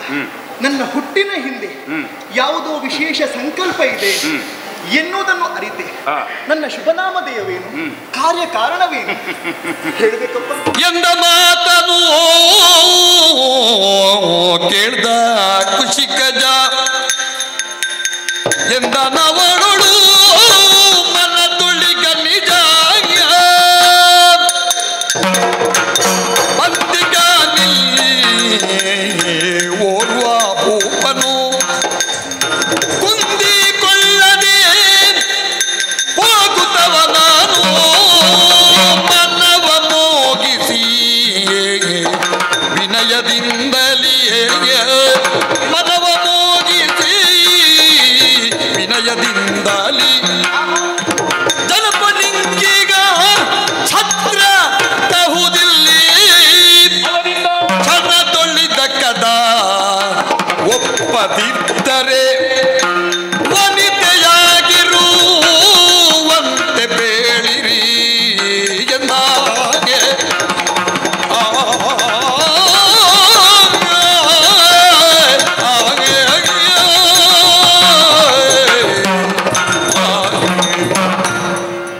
ಮಗಳೇ, ಜನಕ ಶುಕ್ಲ ಶೋಣಿತದ ಆದಾನ ಪ್ರಧಾನದಿಂದ ನೀನು ಹುಟ್ಟಿದವಳಲ್ಲ, ಸಂಕಲ್ಪದಿಂದ ನೀ ಹುಟ್ಟಿದ. ಖಂಡಿತ ಇಷ್ಟೇ ವಯಸ್ಸಿನವಳಾಗಿರಬೇಕು ಅಂತ ಸಂಕಲ್ಪ ಅದು. ಆಲೋಚನೆ ಮಾಡಿದ್ದೀರಿ. ವಿಶೇಷವೂ ಹೌದು, ಆಶ್ಚರ್ಯವೂ ಹೌದು, ವಾಸ್ತವವೂ ಹೌದು. ಒಬ್ಬ ಕುಣಿಯದೇ ಇದ್ದವನಿಗೆ ಎಷ್ಟು ಕುಣಿಯವಳು ಹುಟ್ಟಿದ್ದಾಗೆ ಅಂತ. ಅದೇ ವಿಶೇಷ ಅಪ್ಪ. ಮನಸ್ಸು ಕುಣಿತಾ ಇತ್ತು, ಹಾ ಹಾ ಹಾ ಹಾ. ಲಯ ಪ್ರಜ್ಞೆ ಉಂಟು, ಹೆಜ್ಜೆ ಹಾಕಲಿಕ್ಕೆ ಇತ್ತೀಚೆಗೆ ಆಗುವುದಿಲ್ಲ, ದೇಹ ಕೇಳುವುದಿಲ್ಲ. ಮನಸ್ಸಿನಲ್ಲಿ ಗೊತ್ತಾಗ್ತದೆ ಹಿಂದಿನವರು ಏನು ಹೇಳ್ತಾರೆ, ಏನು ಮಾಡ್ತಾರೆ ಅಂತ. ಹೌದಾ? ಅದು ಕಾಲಿಗೆ ಹಾಕಬೇಕು ಅಂತಲೂ ಮನಸ್ಸಿಗುಂಟು. ಆಗ ಬುದ್ಧಿ ಹೇಳ್ತದೆ, ಎಲ್ಲಿಯಾದ್ರೂ ವಾಲಿಕೊಂಡ್ರೆ, ಆಯುಷ್ಯ ಕಡಿಮೆ ಆದ್ರೆ ನಾನಿದ್ದೇನಲ್ಲ. ಹಾಗೆ ಮನಸ್ಸಿನಲ್ಲಿ ಕುಣಿದು ಕುಣಿದು ಕುಣಿದು ಒಬ್ಬನನ್ನು ಕುಣಿಸಬೇಕು ಅಂತ ಉಂಟು. ಹಾಗೆ ಕುಣಿಯುವ ನೀಲದ ನಿನಗೆ ಯಾರು ಹೇಳಿಕೊಟ್ರು? ಅದೇ ಹೌದಪ್ಪ, ಅಲ್ವಾ? ಹುಟ್ಟಿದ ಕ್ಷಣ ನೀನು ಕುಣಿಲಿಲ್ವಾ? ಹೌದಾ? ಹೌದು. ಅಷ್ಟು ಶುದ್ಧವಾಗಿ ದೇಹ ಭಾಷೆಯೊಂದಿಗೆ ಅಂಗೋಪಾಂಗ ಸಮನ್ವಯ. ಹೌದಾ? ಹೌದು. ಸವಿಯಾಪಸವಿಯ ರಂಗನಡೆ, ನೃತ್ಯ ನಡೆ. ನನ್ನ ಮಗಳಲ್ವೋ, ಅಷ್ಟೇ ಕಾರಣ. ಬೇಕಲ್ವಾ ಫಸ್ಟ್? ಬೇಕು. ಹಾ. ಹೌದಾ? ಯಾರ್ಯಾರು ನಾವು ಕುಣಿಯದೇ ಸಮಯ ಉಳಿಸಿದ್ದೇವೋ ಅದು ನಿನಗೆ ಕುಣಿಲಿಕ್ಕೆ ಅಂತ ಉಳಿಸಿದ್ದಷ್ಟು ಮಾಡ್ಕೊಂಡಿದ್ದೆ. ಧನ್ಯವಾದ. ಅಲ್ವಾ? ಅದು ಬೇಕಲ್ಲ, ಒಂದು ಅಂಗ ಅಲ್ವ ಅದು. ಆ ಕಾರಣ ನಿನ್ನ ಮಗಳೇ ನನ್ನ ಮಗಳು. ಆದ್ರೆ ಒಂದಪ್ಪ, ಈ ಪ್ರಸಂಗದಲ್ಲಿ ನಾನು ಕುಣಿಯುವುದಕ್ಕಾಗಿ ಇರುವುದಾ ಮಾತನಾಡಲಿಕ್ಕೆ ಉಂಟ ಅಂತ? ಈ ಪ್ರಸಂಗದಲ್ಲಿ ಮಾತಾಡ್ಲಿಕ್ಕುಂಟು, ಒಳ್ಳೆ ಮಾತಾಡ್ಲಿಕ್ಕುಂಟು. ಒಳ್ಳೆ ಮಾತಾಡ್ಲಿಕ್ಕುಂಟು ಅಂತ ಕುಣಿಯುವುದು ಕಡಿಮೆ ಮಾಡಬೇಡ. ಹಾಗೆ ಒಳ್ಳೆದು ಕುಣಿ, ಒಳ್ಳೆದು ಕುಣಿ, ಒಳ್ಳೇದು ಮಾತನಾಡಬೇಕು, ಒಳ್ಳೆದು ಮಾತಾಡಬೇಕು. ಹೌದು, ಒಳ್ಳೆದು ಕುಣಿಬೇಕು. ತುಂಬಾ ಕುಣಿಬೇಕು ಅಂತ ಅರ್ಥ ಅಲ್ಲ ಅದಕ್ಕೆ, ಒಳ್ಳೆದು ಕುಣಿಬೇಕು ಅಂತ ಅರ್ಥ. ಅಮೃತ ಹೆಚ್ಚು ಬೇಡಪ್ಪ, ಸ್ವಲ್ಪ ಸಾಕಾಗುತ್ತೆ. ನೀನು ಮಾತಾಡ್ಲಿಕ್ಕೆ ಕಲ್ತಿದ್ದಿ ಮಗಳಲ್ವಾ? ಅಕ್ಕ. ಆ ಕಾರಣ ನಿನ್ನ ಮಗಳೇ ವಿಶ್ವಾಮಿತ್ರರ ಮಗಳು, ಕೌಶಿಕನ ಮಗಳು ಹೇಳಿದ್ರೆ ಸಾಕು, ಬೇರೆ ವಿಳಾಸ ಬೇಡ. ಇಲ್ಲಪ್ಪ. ಮತ್ತೆ ಯಾರು ನಿನ್ನನ್ನು ಹೇಳಿ ಪ್ರಶ್ನಿಸುವುದಿಲ್ಲ. ಹಾಗಲ್ಲಪ್ಪ, ನೀವೇನೋ ಮಗಳೇ ಮಗಳೇ ಅಂತ ಕರೀತೀರಿ. ಹೌದು. ಉಳಿದವರು ಹಾಗೆ ಕರೆಯಬೇಕ. ಅಂದ್ರೆ ನಾವು ಹುಟ್ಟುವಾಗ ಇರುವುದು ಉಸಿರು ಮಾತ್ರ, ಸತ್ತ ಬಳಿಕ ಉಳಿಯುವುದು ಹೆಸರು ಮಾತ್ರ ಹೆಸರಿಗಾಗಿ ಹಪ್ಪಹಪ್ಪಿಸುವಷ್ಟು ಮಂದಿ ಇಲ್ಲ ಹೇಳಿ. ಅದಕ್ಕೆ ಹುಟ್ಟುವಾಗ ಮಗು ಅಳುತ್ತದೆ, ಕರ್ಮಭೂಮಿಗೆ ಬಂದದ್ದು ನೋಡಿದವರೆಲ್ಲ ನಗುತ್ತಾರೆ, ಹೌದಾ? ಹೌದು. ಸಾವೇರಿ ಬರುವಾಗ ಚಿತೆ ಏರಿ ಹೋಗ್ಬೇಕಂತೆ, ಆವಾಗ ನಗನಗುತ್ತಾ ಹೋಗಬೇಕು, ಉಳಿದವರು ಅಳುತ್ತಾ ಇರಬೇಕು. ಕಳ್ಕೊಂಡೇವಲ್ಲ. ಹೌದು. ಶರಣನ ಗುಣವನ್ನು ಮರಣದಲ್ಲಿ ಕಾಣು ಅಂತ ಹೇಳುದು ಅದನ್ನೇ. ಇಷ್ಟು ಸಣ್ಣ ಪ್ರಾಯದಲ್ಲಿ ಹುಟ್ಟಿದ ಕೂಡಲೇ ಅಧ್ಯಾತ್ಮ ಹೇಳಬಾರ್ದು. ನೀ ಕೇಳಿದ ಕಾರಣ ನಾ ಹೇಳಿದೆ ಅಷ್ಟೇ. ಏನು ಹೆಸರಿಡುವುದು ನನಗೆ? ಏನು? ಇದು ಹೆಬ್ಬೆರಳು, ನಾನು ಅಂತ ಹೇಳ್ತಾರೆ. ಹೀಗೆ ಮಾಡಿದ್ರೆ ನನ್ನದು ಅಂತ ಹೇಳ್ತಾರೆ. ತಪ್ಪು ಮಾಡಿದರೆ ಯಾರು ಅಂತ ಕೇಳಿದ್ರೆ ಇದು ತೋರಿಸ್ತದೆ, ತೋರು ಬೆರಳು. ಎರಡು ಬಲಬದಿಯಲ್ಲಿ, ಎರಡು ಎಡಬದಿಯಲ್ಲಿ ಎನ್ನುವುದರಿಂದ ಮಧ್ಯದ ಬೆರಳು ಅಷ್ಟೇ. ಇದು ಸಣ್ಣ ಬೆರಳು, ಕಿರು ಬೆರಳು. ಇದು ಹೆಸರಿಗೂ ಹುಡುಕಾಡುವುದಿಲ್ಲ, ಅಸ್ತಿತ್ವವನ್ನು ಕೇಳುವುದಿಲ್ಲ. ಯಾರಿಗೆ ಹೆಸರು ಬೇಡ, ಯಾರು ಅಸ್ತಿತ್ವವನ್ನು ಕೇಳುವುದಿಲ್ಲ, ಯಾರು ತ್ಯಾಗದಲ್ಲೇ ಇರ್ತಾರೋ ಅವರು ಅನಾಮಿಕರು. ಅಸ್ತಿತ್ವಕ್ಕಾಗಿ ಹೋರಾಡುವವನಿಗೆ, ತಪ್ಪನ್ನು ಇನ್ನೊಬ್ಬನ ಮೇಲೆ ಹೇರುವವನಿಗೆ, ನಾನು ದೊಡ್ಡ ಜನ ಅಂತ ಮಧ್ಯದಲ್ಲಿರುವವನಿಗೆ ಅಥವಾ ಕೊನೆಯಲ್ಲಿದ್ದೇನೆ ಎಂಬಂತಹ ಸೌಲಭ್ಯವನ್ನು ಪಡೆಯುವವನಿಗೆ ಪ್ರಪಂಚದಲ್ಲಿ ಸ್ಥಾನ ಇಲ್ಲ, ಪಾವಿತ್ರ್ಯತೆ ಇಲ್ಲ. ಸುಮ್ಮನೆ ಕುಳಿತು ಎಷ್ಟು ದಾನ ಮಾಡಿದರೂ ತಾನು ದಾನ ಮಾಡುವುದಿಲ್ಲ ಅಂತ ಕೂತ್ಕೊಂಡಿರ್ತಾರಲ್ಲ, ಅವರು ಅನಾಮಿಕರು. ಅದಕ್ಕೆ ಪಾವಿತ್ರ್ಯತೆ ಉಂಟು ಎನ್ನುವುದರಿಂದ ಯಜ್ಞಾದಿ ಕರ್ಮಗಳಲ್ಲಿ ಪವಿತ್ರ ಬರುವುದು ಈ ಬೆರಳಿಗೆ, ಅದಕ್ಕೆ ಅನಾಮಿಕ ಅಂತ ಹೇಳ್ತಾರೆ. ಪಾವಿತ್ರತೆಯ ದೃಷ್ಟಿಯಿಂದ ನೀನನ್ನು ಅನಾಮಿಕೆ. ಸಂತೋಷ ಆಯ್ತು. ನನ್ನ ಪಾತ್ರ ಎಷ್ಟು ಹೊತ್ತು ಹಾಗಿತ್ತು, ಈಗಲೇ ಹೊತ್ತಾಯಿತು, ಹೌದಾ? ಆದ್ರೆ ಇನ್ನೂ ಇದ್ದಾರಲ್ಲ, ಅವರ ಹೊತ್ತನ್ನು ನಾವು ತಗೊಳ್ಳುವ ಹೌದಾ? ಆ ಕಾರಣದಿಂದ ಹೌದೌದು, ಇನ್ನು ಹೊತ್ತು ಏರುವುದಲ್ಲ, ಇನ್ನು ಹೊತ್ತು ಇಳಿಯುವುದು. ಹೌದು, ಆ ಕಾರಣದಿಂದ ಒಬ್ಬ ಭೂವರ ಬಂದಿದ್ದಾನೆ ಸ್ವಲ್ಪ ಆಚೆ. ಹೌದಪ್ಪ, ಅದಕ್ಕೆ ಆಚೆ ಈಚಿನ ಸೇವಕರಿದ್ದಾರೆ. ಕಣ್ಣಿನಿಂದ ನೋಡುವ ಹಾಗೆ ನೃತ್ಯ, ಕಿವಿಯಿಂದ ಕೇಳುವುದಕ್ಕೆ ನಾಟ್ಯ, ತನುಗಂಧ ಗ್ರಾಣಿಸುವುದಕ್ಕೆ, ಹೌದಾ? ಕಿವಿಯಿಂದ ಕೇಳಿದ್ದನ್ನು ಕಣ್ಣಿನಿಂದ ನೋಡಿದರೆ ಆಮೇಲೆ ಮುಟ್ಟಬೇಕು ಅಂತಾಗ್ತದೆ, ಮುಟ್ಟಿದ್ರೆ ಮೂಸಬೇಕು ಅಂತಾಗ್ತದೆ, ಮೂಸಿದ್ರೆ ನಕ್ಕಬೇಕು ಅಂತಾಗ್ತದೆ ಅಷ್ಟೇ. ನಾನು ಅದನ್ನು ವಿಸ್ತರಿಸುವುದಿಲ್ಲ. ಶ್ರವಣೇಂದ್ರಿಯಕ್ಕೆ ಪರಮಾನಂದವಾಗಬೇಕು, ದೃಗೀಂದ್ರಿಯಕ್ಕೆ ಅಪೂರ್ವ ಎನಿಸಬೇಕು, ಗ್ರಾಣೇಂದ್ರಿಯಕ್ಕೆ ಸೌಖ್ಯವನ್ನು ಕೊಡಬೇಕು. ಆಗ ತ್ವಗೀಂದ್ರಿಯ ಸ್ಪರ್ಶವನ್ನು ಬಯಸಬೇಕು, ಬಯಸಿದರೆ ರಸನೇಂದ್ರಿಯ ರಸವನ್ನು ಉಣ್ಣಬೇಕು. ನಾಮರೂಪಾತ್ಮಕವಾದಂತಹ ಜಗತ್ತಿನಲ್ಲಿ ಶಬ್ದ, ರೂಪ, ರಸ, ಗಂಧ, ಸ್ಪರ್ಶ. ನನ್ನ ಮಗಳಿಗೆ ಇಷ್ಟು ಹೇಳಿದರೆ ಅರ್ಥ ಆಗ್ತದೆ, ಇದಕ್ಕಿಂತ ವಿಸ್ತರಿಸುವುದಕ್ಕೆ ನನ್ನ ಸಂಸ್ಕಾರ ಒಪ್ಪುವುದಿಲ್ಲ. ಸಣ್ಣ ಪ್ರಾಯದವಳಿಗೆ ಅದಕ್ಕಿಂತ ಹೇಳುವುದು ಬೇಡ. ಇದು ಕೆಲವೆಲ್ಲ ಮತ್ತೆ ಅರ್ಥ ಆಗ್ತದೆ, ಅರ್ಥ ಆಗದೇ ಇದ್ರೆ ವ್ಯರ್ಥ ಆಗ್ತದೆ ಅಷ್ಟೇ ಬದುಕು, ಮತ್ತೇನಿಲ್ಲ. ಮಗಳೇ, ನೃತ್ಯದಿಂದ, ಗಾನದಿಂದ, ತನುಗಂಧದಿಂದ, ಭಾವ ಭಾವದಿಂದ, ಹೌದಾ, ನೀನು ಮನಸ್ಸಂತೋಷಗೊಳಿಸಬೇಕು. ಆ ಸಂತೋಷದಿಂದಲೇ ಪಾರಿತೋಷವಾದರೆ ಪಾರಿತೋಷಕವನ್ನು ಕೇಳು. ಬೆಳಕೊಡೆಯನ್ನು ಅದನ್ನು ಹೊಂದಿಕೊಂಡು ಬಾ. ಹೌದೌದು, ಸಂಶಯ ಹುಟ್ಟಿತಲ್ವ? ಪ್ರಶ್ನೆಗಳು ಮೂರ್ತು ಸಹಜ ತಾನೆ. ನನ್ನ ಮಗಳು, ನಿನಗೆ ಯಾಕೆ ಸಂಶಯ ಹುಟ್ಟಿದ? ಆಗುವುದಿಲ್ಲ. ನಾನು ವನಿತೆಯಾಗುತ್ತೇನೆ. ಯಾರಿಗೆ? ಅವನಿಗೆ.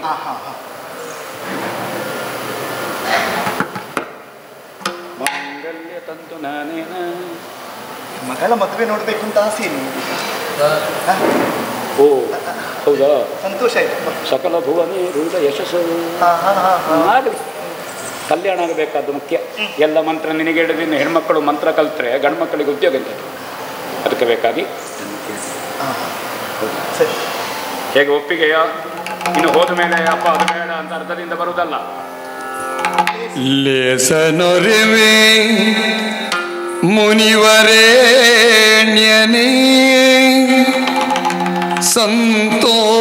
ಸಂತೋಷವಾಯ್ತು ಭಾಸುರಾಂಗನನ್ನು ಕಾಬೆನೇ ಮುನಿವರೇಣ್ಯನೇ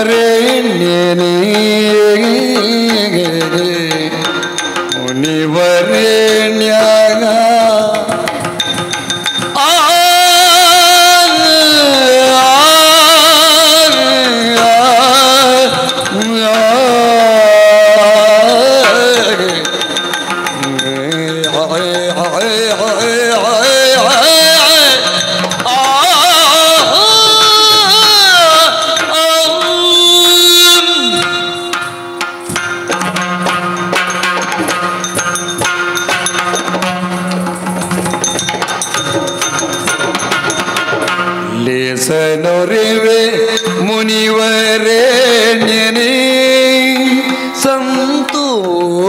ಸಂತೋಷವಾಯ್ತು ಸಂತೋಷವಾಯ್ತು ಬಾಸುರಾಂಗನನ್ನು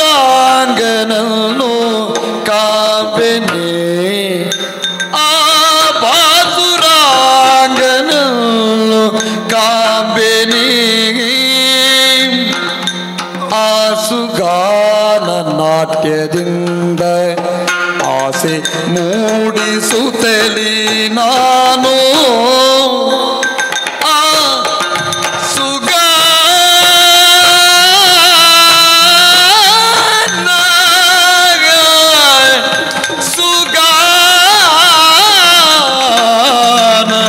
ನಾಟ್ಯದಿಂದ ಆಸೆ ಮೂಡಿಸುತ್ತಲಿ ನಾನು ನಾಟ್ಯದಿಂದ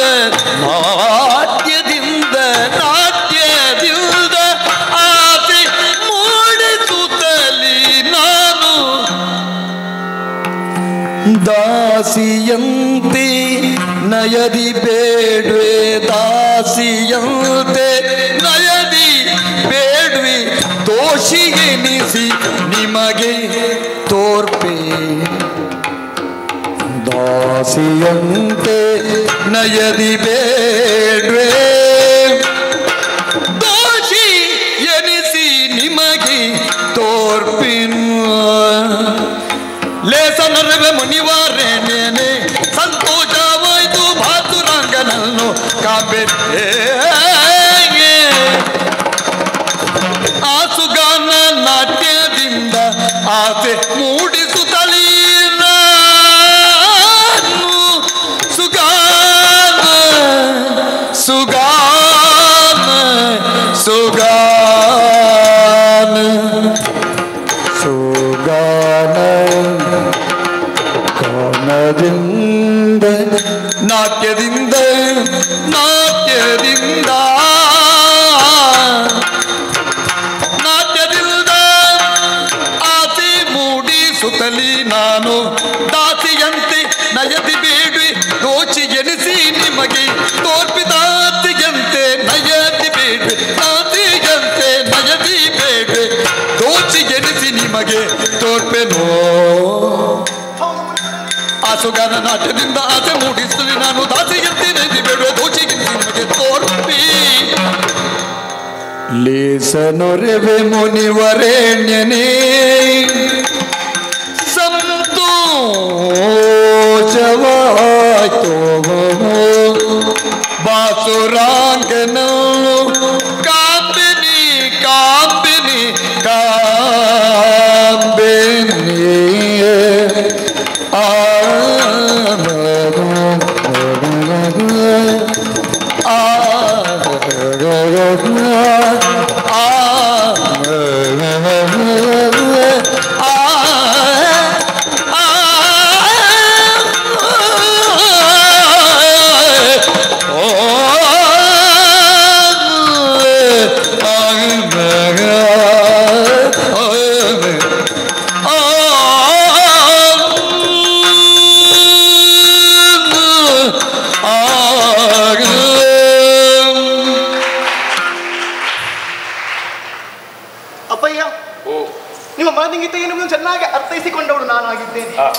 ಅಪ್ಪ ಜೀವವನ್ನು ದೇವರಲ್ಲಿ ನ್ಯಾಸವಾಗಿರಿಸಿಕೊಂಡವರನ್ನು ಸನ್ಯಾಸಿಗಳು ಅಂತ ಹೇಳಿದರು.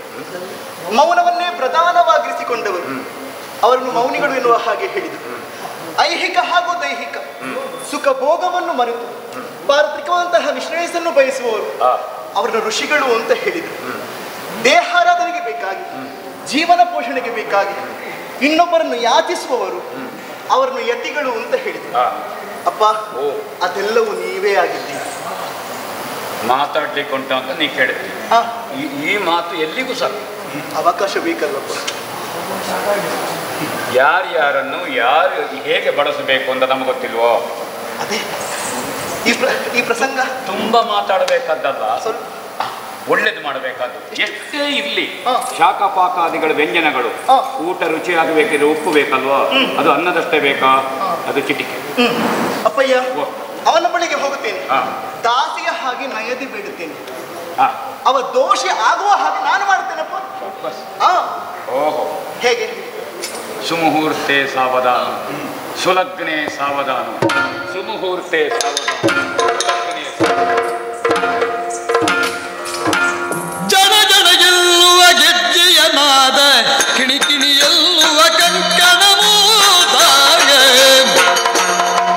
ಜನ ಜನ ಜನ ಜನ ಜನ ಜನ ಜನ ಜನ ಗೆಲ್ಲುವ ಗೆಜ್ಜೆಯ ನಾದ ಕಿಣಿಕಿಣಿ ಎಲ್ಲುವ ಕಂಕಣ ಮೂದಾಗ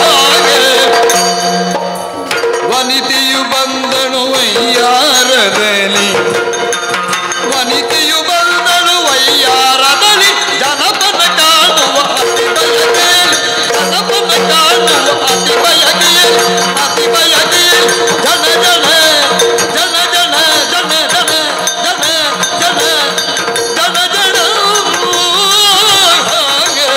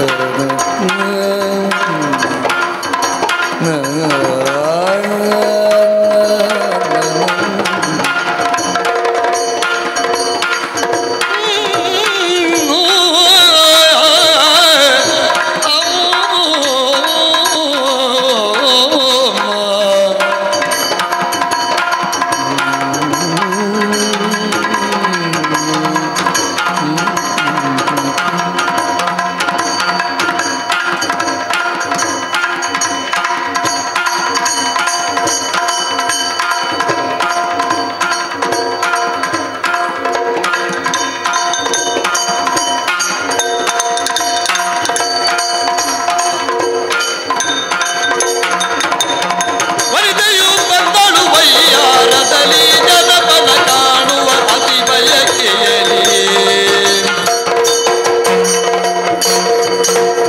ವಂದನ ನೃಪವರಲಿ ವಂದನ ನೃಪವರಲಿ ಮನಗಾನಂದು ಬಿದ್ದವರಲಿ ಮನಗಾನಂದು ಬಿದ್ದವರಲಿ ಇಂದಿನ ದಿನದಲ್ಲಿ ತಂದದಿ ನಟ್ಟಿದೆ ಇಂದಿನ ದಿನದಲ್ಲಿ ತಂದದಿ ನಟ್ಟಿದೆ ಅದಕ್ಕೆ ಮಗಿಪತಿ ಒಂದು ಮನೆ ಗುಡಿ ಒಂದನ ನೃಪವರಲಿ ಮನಗಾನೋದವೇ ಸದಮಲನಿ ನೃಪವರ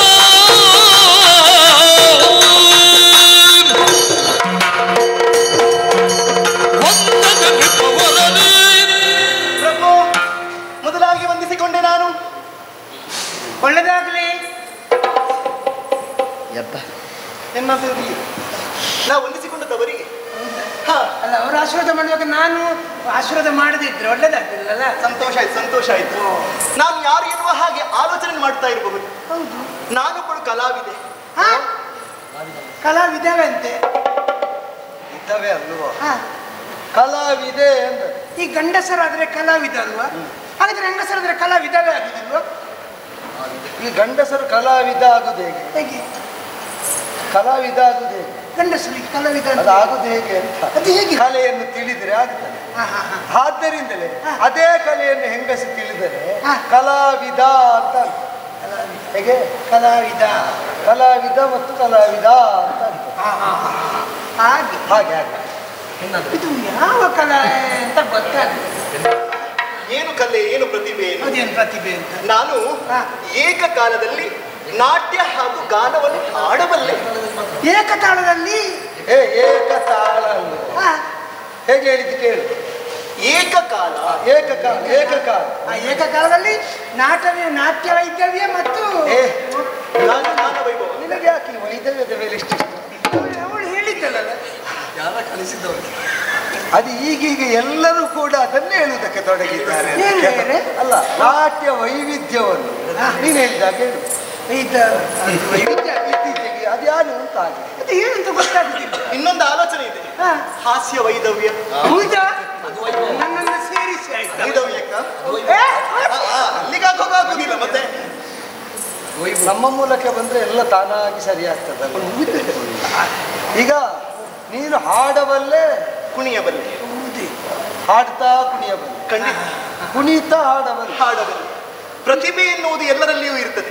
ಇಷ್ಟು ತಿಳಿದವಳು ಈಗ ಕಾಡು ಪಾಲಾದದ್ದು ಹೇಗೆ? ನಿಮ್ಮಿಂದಲಾಗಿ ಅಲ್ಲ, ನಿಮಗಾಗಿ ನಾವು ಅರಿತರಿತು ಕಲಾವಿದರಿಗೆ ಆಶ್ರಯ ಕೊಡುವವರಲ್ವೇನೋ. ಹೌದು ಬುದ್ಧಿ. ಎಷ್ಟು ಮಂದಿ ಕಲಾವಿದರು ನಮ್ಮಲ್ಲಿ ಈ ಪ್ರತಿಭೆ ಉಂಟುತ್ತಾ ಬಂದ್ರೆ ನಮ್ಮಲ್ಲೇ ಸೇರಿಕೊಳ್ಳಿಲ್ಲ. ಹೌದು ಇಲ್ವಾ? ಅದೇ ಕೇಳಿದ್ದೇನೆ, ಬಂದವರನ್ನು ಯಾರು ಬರುದು ಬೇಡ ಅಂತ ಹೇಳುವುದಿಲ್ಲ, ಸೇರಿಸಿಕೊಳ್ಳುವ ತಾಣ. ಊರಲ್ಲಿ ಆಗಿದ್ದರೆ ನಿನ್ನ ಪ್ರತಿಭಾ ವೈದುಷ್ಯವನ್ನು ನಾವು ನೋಡಿ ಆಗ್ತಿತ್ತು. ಈ ಕಾಡು ಬಾಲಾದದ್ದು ಹೇಗೆ? ಕಾರಣ ನನ್ನ ಪ್ರತಿಭೆ ಎನ್ನುವುದು ನಿಮ್ಮಂತವರ ಮುಂದಣದಲ್ಲಿ ಪ್ರಕಟವಾಗಬೇಕು ಅಂತ ಬಹಳ ಒಂದು ಆಸೆ ಇತ್ತು ನನಗೆ. ನೀವು ಇಲ್ಲಿ ಬಂದಿದ್ದೀರಿ ಅನ್ನುವಂತಹ ವರ್ತಮಾನ ತಿಳಿಯಿತು. ಹಾಗಾಗಿ ಈ ಕಡೆಗೆ ಇದ್ದಲ್ಲಿಂದ ಎದ್ದು ನನ್ನನ್ನು ಕಾಣುವುದಕ್ಕೆ ಬಂದ ಸಾಗಿ ಬಂದೆ ನಾನು. ಅಲ್ಲ, ನೀ ಬಂದದ್ದೊಳ್ಳೆದಾಯ್ತು. ನಮ್ಮ ಗುರುಗಳು ಆಗಾಗ ಒಂದು ಮಾತು ಹೇಳ್ತಾ ಇದ್ದಾರೆ, ಅದೇನು? ಪ್ರಾಜ್ಞರಾದವರ ಮನಸ್ಸನ್ನು ಸಂತೃಪ್ತಿಗೊಳಿಸುವುದೇ ನಿಜವಾದ ಈಶ್ವರನ ಆರಾಧನೆಯಂತೆ.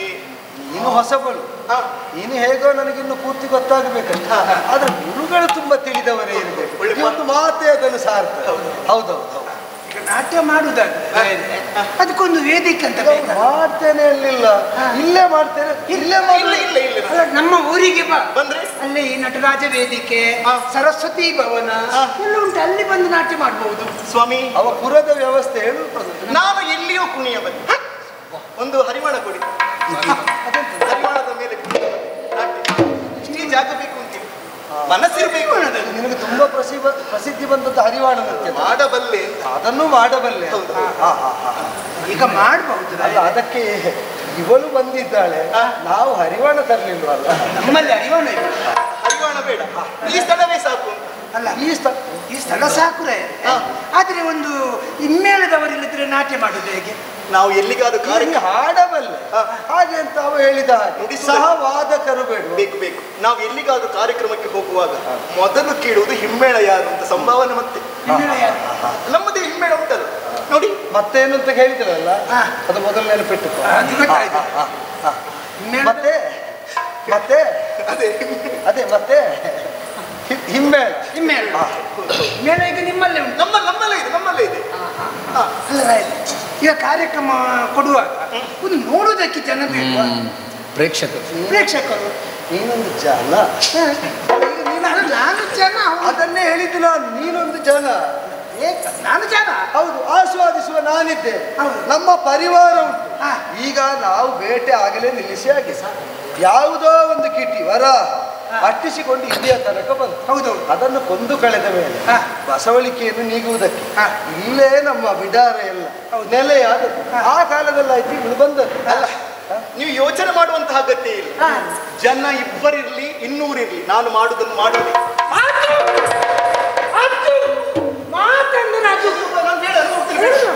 ಬೈಯುವುದಲ್ಲ, ಜನ ಇಬ್ಬರಿರ್ಲಿ 200 ಇರ್ಲಿ, ಮಾಡುವುದೇನು ಮಾಡಿ. ಅವ ಇಷ್ಟು ಉತ್ಸಾಹದಿಂದ ಹೇಳಿದ್ದು ಯಾಕೆ ಗೊತ್ತುಂಟು? ಅವ ಮಾಡುವಾಗೆಲ್ಲ ಹೆಚ್ಚಾಗಿ ಅಷ್ಟೇ ಇರುವುದು. ಆದ್ರೆ ಅಷ್ಟು ಉತ್ಸಾಹ ಅವನ ಹಾಗೆ ಪ್ರತಿಭೆಗೆ ಮನ್ನಣೆ ಕೊಟ್ಟು ಜನರನ್ನು ಹೆಚ್ಚು ಗಮನಿಸಿದವರಿದ್ದಾರೆ.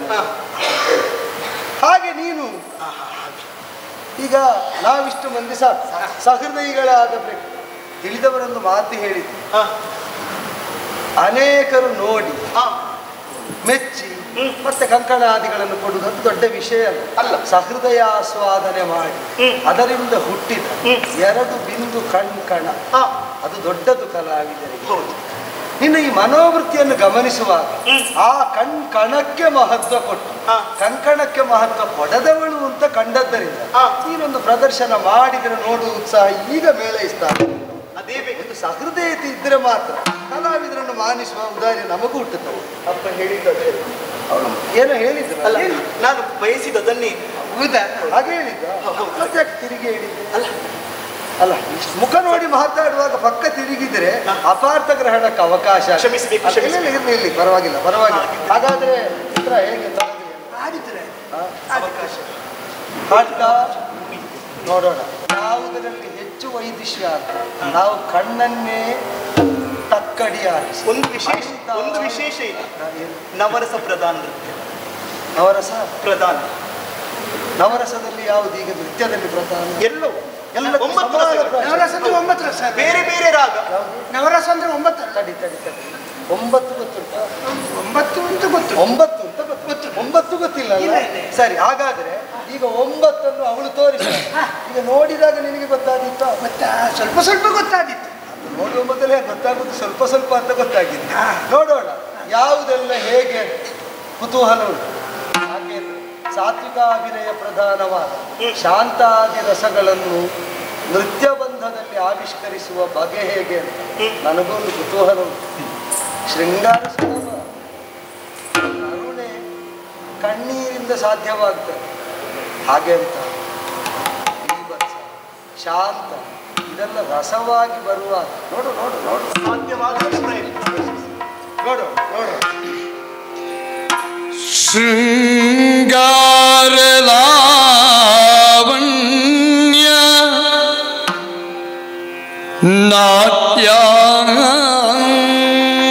ನಾಟ್ಯಾರ್ಪಣೆ ಶೃಂಗಾರ ಲಾವಣ್ಯ ನಾಟ್ಯಾರ್ಪಣೆ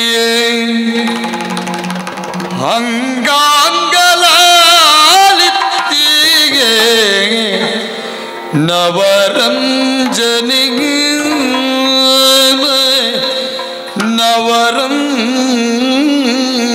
ನವರಂಜನಿ ನಾಟ್ಯಾರ್ಪಣೆ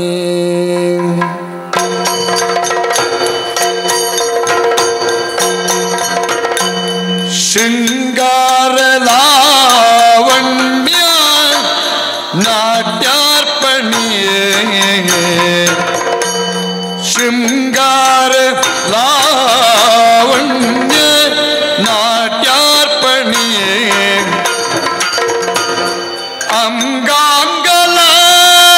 ಅಂಗಾಂಗಲಾಲಿತ್ತಿ ನವರಂಜನೆ ಅಂಗಾಂಗ ಲಾಲಿತ್ತಿ ನವರಂಜನೆಗೆ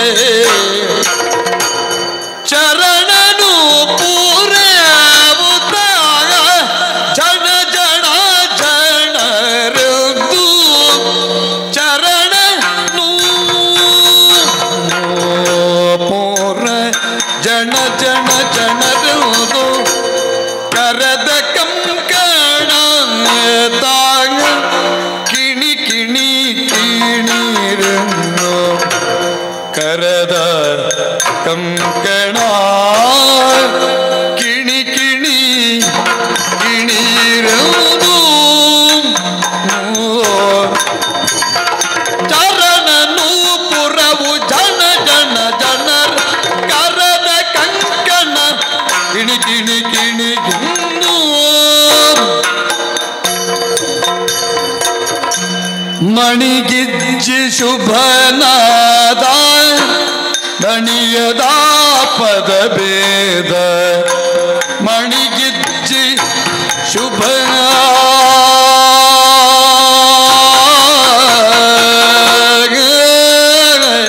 ಮಣಿ ಮಣಿ ಮಣಿಗಿಜ್ಜಿ ಶುಭ ನಾದ ದಣಿಯದ ಪದ ಭೇದ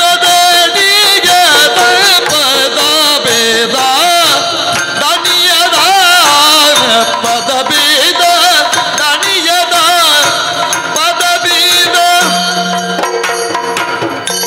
ಕಣುಮನ ಕೀದು ಪರ್ವ ಮಣಿಯುವ ನಿಜ ಚರುವ ಕಣ್ಮನ ಕಿದು ಪರ್ವ ಮಣಿಯುವ ನಿಜ ಚರುವ ಮಣಿಯುವ ನಿಜ ಚರುವ ಗಂಗಾಧರ ಗೌರಿಧರ ಗಂಗಾಧರ ನಟಶೇಖರ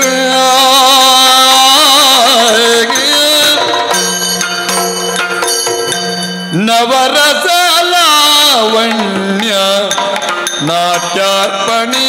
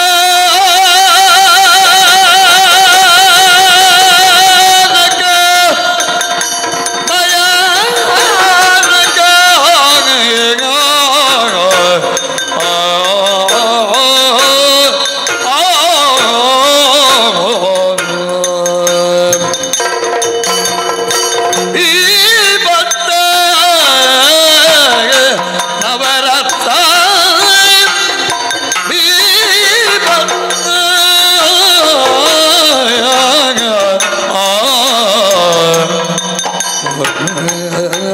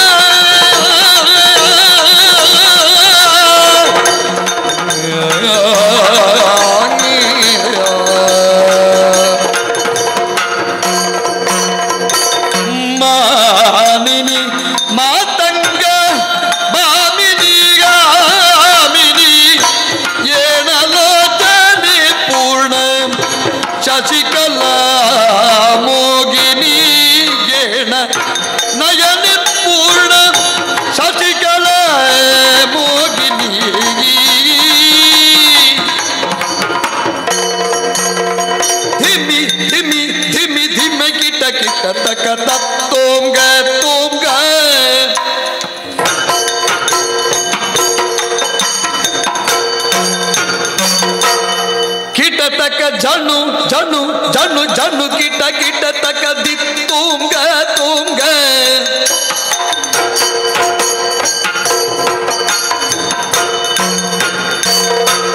तक दिमी तक तुंग तुंग तत तत तत दी तुंग तुंग तंगत दिनतै दिनतै तोंगत दिनतै दिनतै दिनतै दिनतै तै तै तै शृंगार लावण्य नाट्यार्पणे अंगांगलालित्ति नवरजनेगे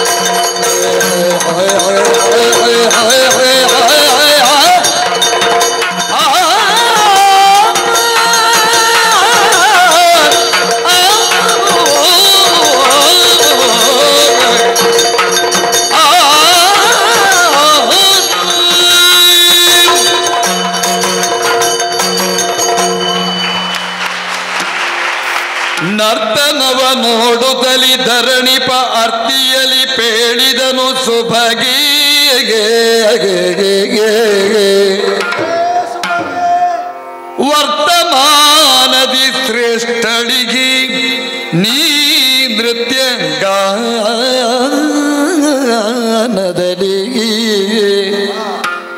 ವರ್ತಮಾನದಿ ಶ್ರೇಷ್ಠಳಿಗೆ ನೀ ನೃತ್ಯ ಗಾನದಲ್ಲಿ ಕೇಳು ನಿನ್ನಯ ಮನದ ಭೀಷ್ಟವ ನೀಳವೇಣಿಯೇ ನೀಡುವೆನು ನಾ ಕೇಳು ನಿನ್ನಯ ಮನದ ಭೀಷ್ಟವ ನೀಳವೇಣಿಯೇ ನೀಡುವೆನು ನಾ ಕಾಲ ಕಳೆಯಬೇಡ ದರಸನು ಬಗಳ ತೋಚದಲ್ಲಿ ನೀಳ ವೇಣಿಗೆ ಅಬಲೆ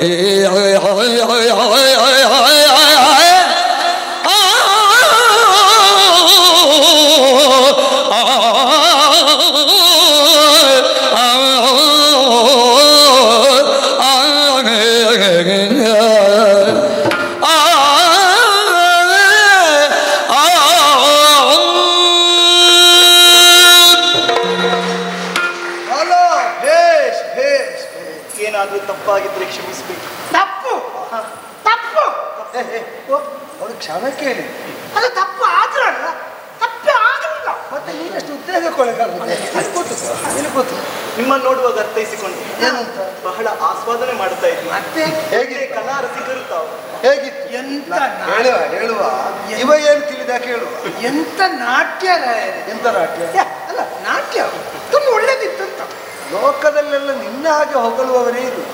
ಅದು ಅದ್ಭುತ, ಅಮೋಘ, ಇನ್ನು ಭಯಂಕರ. ಅದೊಂದು ಭಯಂಕರ ವಿಶೇಷ. ಹೇಗಿತ್ತು? ಭಯಂಕರ ನೃತ್ಯ, ಭಯಂಕರ ಗಾಯ. ಏನು ಅರ್ಥ ಗೊತ್ತುಂಟು? ಭಯ ಹುಟ್ಟಿಸುವಾಗಿತ್ತು. ಅದು ಹೊಗಳಿಕೆ ತೆಗಳಿಕೆ ಅಂತ ಹೇಳಿದವರಿಗೂ ಗೊತ್ತಿಲ್ಲ, ಅನುಮೋದಿಸುವವರಿಗೂ ಹಲವು ಬಾರಿ ಗೊತ್ತಿರುವುದಿಲ್ಲ. ಇದು ಇಷ್ಟ ಆಯ್ತು. ಇವಳ ಸಂಗೀತ ಗಾನ ಆಡಿದ್ರಲ್ಲ, ಆರೋಹಣ ಅವರೋಹಣ ಹೇಗಿತ್ತು? ಆರೋಹಣ ಒಂದು ಇಳಿತಂತುಂಟಲ್ಲ ರಾಯರೇ. ನೀನು ಅಷ್ಟೇ ಹೋಗಿ ನಿಲ್ಲಿಸಿದ್ದ, ಅವ ಅದಕ್ಕಿಂತ ಮೇಲೆ ಹೋಗಿದ್ದ. ಆರೋಹಣ ಇಳಿತದ ಆರೋಹಣ ಒಂದು ಇಳಿತತ್ತು. ಮತ್ತೆ ಇನ್ನು ಏರುದು ಯಾವುದು? ಅವರೋಹಣ. ಅವ ಹಾಗೆ ಹೇಳದಿದ್ರೆ ಅವ ಜನ ಬೇರೆ ಎಂತ ಆಗುತ್ತಾರೆ. ಅವನಿಗೆ ತುಂಬಾ ಇಷ್ಟ ಆದ ರಸ ಯಾವುದು ಗೊತ್ತು? ಯಾವುದು? ಹಾಸ್ಯ. ಅವ ನನ್ನ ಜೊತೆಯಲ್ಲಿ ನಗಾಡಿಸುವುದಕ್ಕೆ ಅಂತ ಇರುವ ವಿದೂಷಕ, ವಿನೋದಕ್ಕಾಗಿ. ಅವ ಇಷ್ಟು ನಗಾಡಿದ್ದು ನೋಡಿದ್ದು ನಾನು ಇವತ್ತು. ಹಾಸ್ಯ ಒಂದು ರಾಯರೇ, ನನಗೆ ನೆಗಡಿ ಉಂಟು. ನಿನಗೆ ನೆಗಡಿ ಆಗಿದ್ದೋ ಅಥವಾ ಕೆಮ್ಮು ಬಂದಿದ್ದೋ ಗೊತ್ತಿಲ್ಲ. ಇನ್ನ ತಲೆಯಲ್ಲಿದ್ದದ್ದು ಕೆಳಗೆ ಬಿದ್ದದ್ದು ನೋಡಿದ್ದೆ. ಅದು ಹಾಸ್ಯ. ಅದೇ ಗೊತ್ತಾಯ್ತು. ಹಾಗಿದ್ರೆ ಮೈ ಮರೆತ ನನ್ನ ಭಾವ ಎನ್ನುವುದು ನಿಮ್ಮಲ್ಲಿ. ನಿಮ್ಮ ಭಾವ ನನ್ನಲ್ಲಿ ನವರಸದ ಭಾವನೆ ನಿಮ್ಮಲ್ಲಿ ರಸಸ್ವಾದನೆಯನ್ನು ಮಾಡಿತಲ್ಲ. ಅದೊಂದು PMS ಇತ್ತಲ್ಲ, PMS. ಹೀಗೆ ಅದು ಹಾಗಲ್ಲ. ಮತ್ತೆ ಹೀಗೆ ಕಷ್ಟ ಆಗೋದಿದ್ರೆ ಕೇಳು. ಇಷ್ಟ ಆಯ್ತು ಅಂತ ಅಲ್ಲ ಸಲ್ಲದಲ್ಲಿ ಯಾಕೆ? ಅದು ಬೀಭತ್ಸ ರಸ. ಬೀಭತ್ಸ ಹೇಗೆ? ಹೇಗೆ ನಿಜವಾದ ಬೀಭತ್ಸ ನಿನಗಿತ್ತಲೂ ಇದುವೆ. ಹೌದೌದು, ಬೀಭತ್ಸ ಅಂದ್ರೆ ನೋಡಿದವರಲ್ಲಿ ಹುಟ್ಟಬೇಕಾದದ್ದು ಹೇಸಿಕೆಯ ಭಾವ. ಅದು ನಿಜವಾಗಿ ಹುಟ್ಟಿದ್ದು ಈಗ. ಹೌದೌದು, ತೋರಿಸಿದ. ಮತ್ತೆ ಅವಳದೊಂದು ರಾಗ. ನಮ್ಮ ಗುರುಗಳ ರಾಗ ಸಂಯೋಜನೆ ಹೇಗಿತ್ತು? ಗುರುಗಳು ರಾಗ ಅದೊಂದು ಪುನ್ನರದ ಹಾವಳಿ ಮಾಡಿದ್ರಲ್ಲ. ನೀನು ಮಾಡುವುದನ್ನು ರಾಗದೊಟ್ಟಿಗೆ ಸೇರಿಸಿ ಹಾವಳಿ ಅದು ಪುನ್ನಾಗವರಾಳಿ ಅಂತ ಹೇಳುದು. ಅವನಿಗೆ ಗೊತ್ತಾಗಿದೆ, ಹೇಳಲಿಕ್ಕೆ ಬರುವುದಿಲ್ಲ ಅಷ್ಟೇ.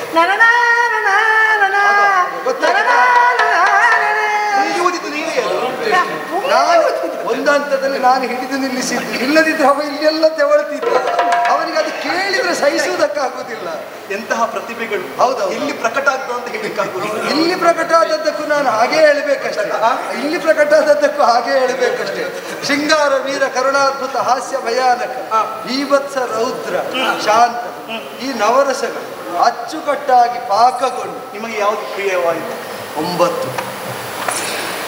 ಯಾಕೆ ಅಂದ್ರೆ ತಾದಾತ್ಮ್ಯವನ್ನು ತಲ್ಲೀನತೆಯನ್ನು ತಂದು ಮನಾಹ್ಲಾದಕ್ಕೆ ಕಾರಣವಾದದ್ದು ಹೌದು ಅಂತ ಆದ್ರೆ ಅದೆಲ್ಲ ಪ್ರಿಯ.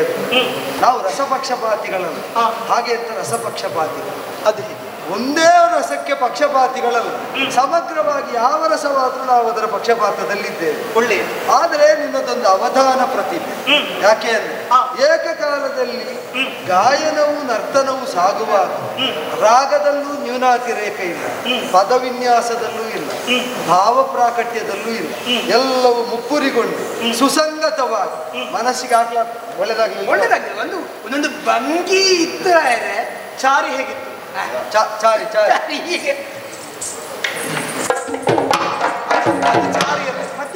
ಚಾರಿ ತಿರುಗಿದ್ದಲ್ಲ, ನಿಮ್ಮ ಸೊಂಟ ಹುಡುಕಿ. ನೀನು ನಾಲ್ಕು ಹೀಗೆ ತೋರಿಸಿದರೆ ಅವನಿಗಾಗಿ ತೋರಿಸಿದರೆ ಈ ಕ್ಷಣದಿಂದ ಅವನಿನ್ನ ಬೆನ್ನು ಬೀಳ್ತಾನೆ. ಯಾಕೆ ಅಲ್ಲ, ನಿನಗೆ ಇಷ್ಟ ಆಗಿ ನೀನು ಕಲೀಲಿಕ್ಕೆ ಹೋದ್ರೆ ಈಗ ನೀ ಇದೆಲ್ಲ ಮಾಡಿ ಆಯ್ತು, ಇಲ್ಲಿಗೊಂದು ನೃತ್ಯ ವಿದ್ವಾಂಸ ಆಗುವಂತ ಇಲ್ಲಿ ಆದ್ರೂ ಹುಚ್ಚು ಹಂಬಲ ಅದು ಅಪಾಯ. ನಮ್ಮಲ್ಲೂ ವಿದೂಷಕರು ಬೇಕಿದ್ದಾರೆ. ಅಲ್ಲ, ಈಗ ವಿದೂಷಕ ಆದ್ರೆ ಚಿಂತಿರ್ಲಿಲ್ವೇ, ಇಲ್ಲ ಉಳಿತಿದ್ದ. ಆದ್ರೆ ನಿನ್ನ ಜೊತೆಯಲ್ಲಿ ಬಂದ್ರೆ ಈಗ ಮನಸ್ಸಿಗೆ ತೃಪ್ತಿಯಾಗಿ ಮಾತಿನಿಂದ ಎಷ್ಟು ಹೇಳಿದ್ರು ಮುಗಿಯುವುದಕ್ಕಿಲ್ಲ. ಆದ್ರೆ ಅದನ್ನು ಅವಳಿಗೆ ದಾಟಿಸುವುದಕ್ಕೆ ಏನಾದ್ರೂ ಅಲ್ವೋ? ಅದೇ ಅಲ್ವೋ? ತರುಣಿ ಇಷ್ಟ ಆಯ್ತು. ವನಸುಮ್ಮ ಕೆಲವೊಮ್ಮೆ ಅಪರಿಚಿತವಾಗಿ ಉಳಿಯುತ್ತದೆ. ಆಘ್ರಾಣಗೊಂಡಾಗಲೇ ಗೊತ್ತಾಗುವುದು ಇದೆಷ್ಟು ಆಸ್ವಾದ್ಯ ಅಂತ. ಇದು ಹಾಗೆ ವನಗರ್ಭದಲ್ಲಿದ್ದ ಸುಮಗಂಧಿನಿಯಾದಂತಹ ನೀನು ತೋರಿದ ಪ್ರತಿಭಾಗ ನಮಗೆಲ್ಲರಿಗೂ ಆಘ್ರಾಣ ಯೋಗ್ಯವಾದ ಆಸ್ವಾದ ಯೋಗ್ಯವಾದಂತಹ ಅಭಿರುಚಿಯನ್ನು ವರ್ತಿಸಿದಂತಹ ವಿಚಾರ. ಆದ್ದರಿಂದ ನಿನಗೆ ತೃಪ್ತಿಯ ದ್ಯೋತಕವಾಗಿ ಏನಾದ್ರೂ ಕೊಡಬೇಕು ಅಂತ ಮನಸ್ಸು ಮಾಡಿದ್ದೇನೆ. ಏನು ಕೊಡೋಣ? ಏನು ಕೊಡುವುದು? ಅವಳಿಗೆ ಏನು ಬೇಕಾದ್ರೂ ಕೊಡು. ಅದು ಸರಿ. ನನಗೆ ಈಗ ನೂಪುರ ಭ್ರಮರ ಹಾಗೆ ಅನುರಣಿಸ್ತಾ ಇರಲಿ ಎಂಬುದರಿಂದ ನೂಪುರ ಕೊಡೋಣ ಅಂತ ಇದೆ. ಬೇಡ, ಕಂಠಿಹಾರ ಕೊಡುವ ಅಂತ ಕಾಣ್ತದೆ.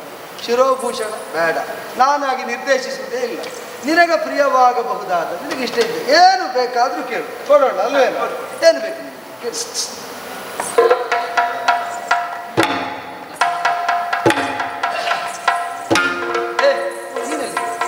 ನನ್ನನ್ನು ಕಳೆಯುವುದು ಕಲೆ ಬಂತಲ್ಲ, ನನಗೆ ಗೊತ್ತಿಲ್ಲ. ಹೀಗೆ ಅದೆಲ್ಲ ಗೊತ್ತಾಗ್ತದೆ. ನನ್ನನ್ನೇ ಕೇಳ್ತಾಳ.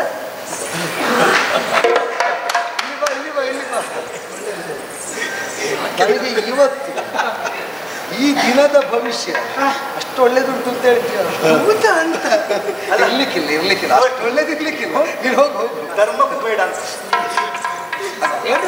ಮತ್ತೆ ಕರೆದದ್ದು ಯಾಕೆ? ನಿಮ್ಮಿಂದೊಂದು ಸಹಾಯ ಆಗಬೇಕು. ನನ್ನಿಂದ ಅಂತ ಮಹಾರಾಜರೇನೋ ಕೊಡ್ತೇನೆ ಅಂತ ಹೇಳಿದ್ದಾರೆ. ಹೌದೌದು. ಆದ್ರೆ ಒಂದು ಏನು, ನಾನು ಬಹಳಷ್ಟು ಕಡೆ ಕಾರ್ಯಕ್ರಮ ಕೊಟ್ಟಿದ್ದೇನೆ.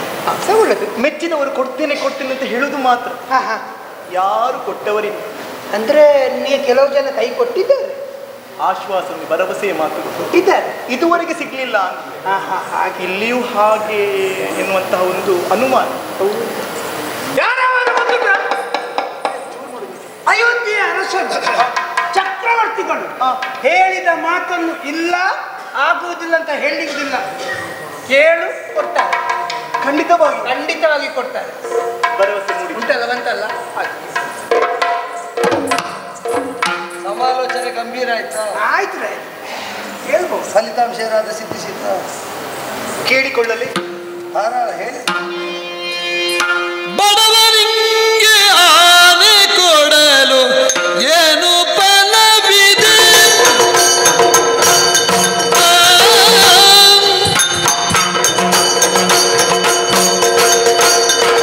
ಬಡವನಿಗೆ ಆನೆ ಕೊಡಲು ಏನು ಫಲವಿದೆ? ಆನೆ ಕೊಡಲು ಏನು ಫಲವಿದೆ?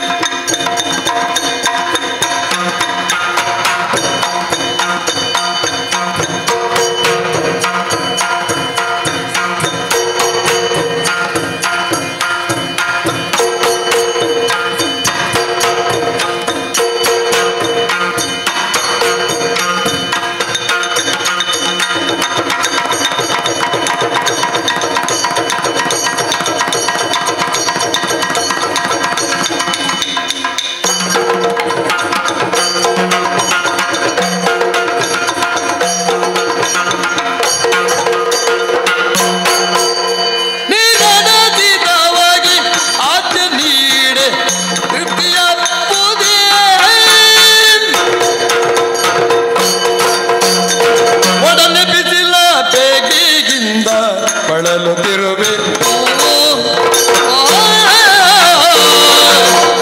ಒಡಲ ಬಿಸಿಲ ಬೇಗೆಯಿಂದ ಬಿಸಿಲ ಬೇಗೆಯಿಂದ ಬಿಸಿಲ ಬೇಗೆಯಿಂದ ಬಳಲೋತಿರುವೆನು ಬಳಲೋತಿರುವೆನು ಬಿಸಿಲ ಬೇಗೆಯು ಬಳಲೋತಿರುವೆನು ಬಳಲೋತಿರುವೆನು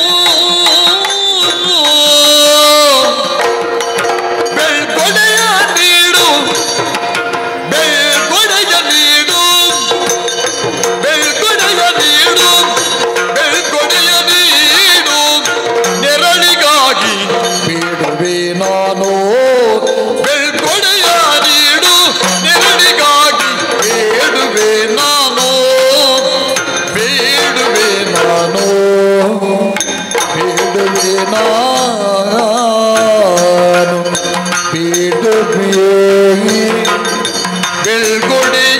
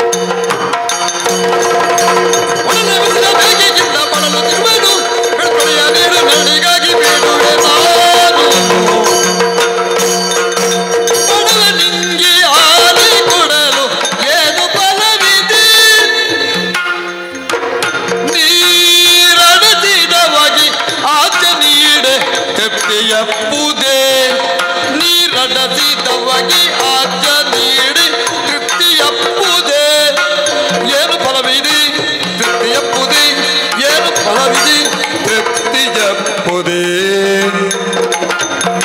ಒಡನೆ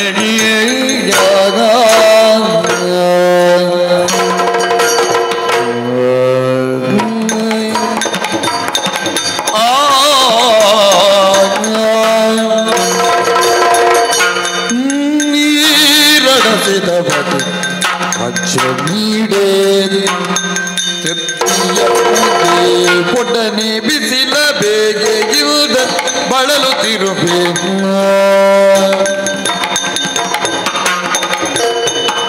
ಬೆಳ್ಕೊಡೆಯ ನೀಡು ನೆರಳಿಗಾಗಿ ಬೇಡುವೆ ನಾನು ಬೇಡುವೆ ನಾನು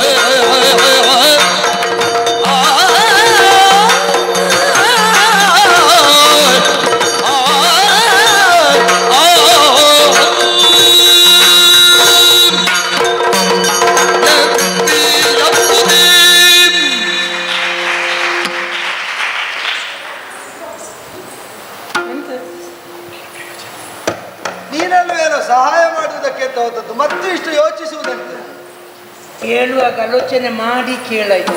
ಆಲೋಚನೆ ಮಾಡಿ ಮನೆಗೆ ಹೋದ್ಮೇಲೆ ಅದು ಕೇಳ್ಬೇಕಿತ್ತು, ಇದು ಕೇಳಬಾರ್ದಂತ.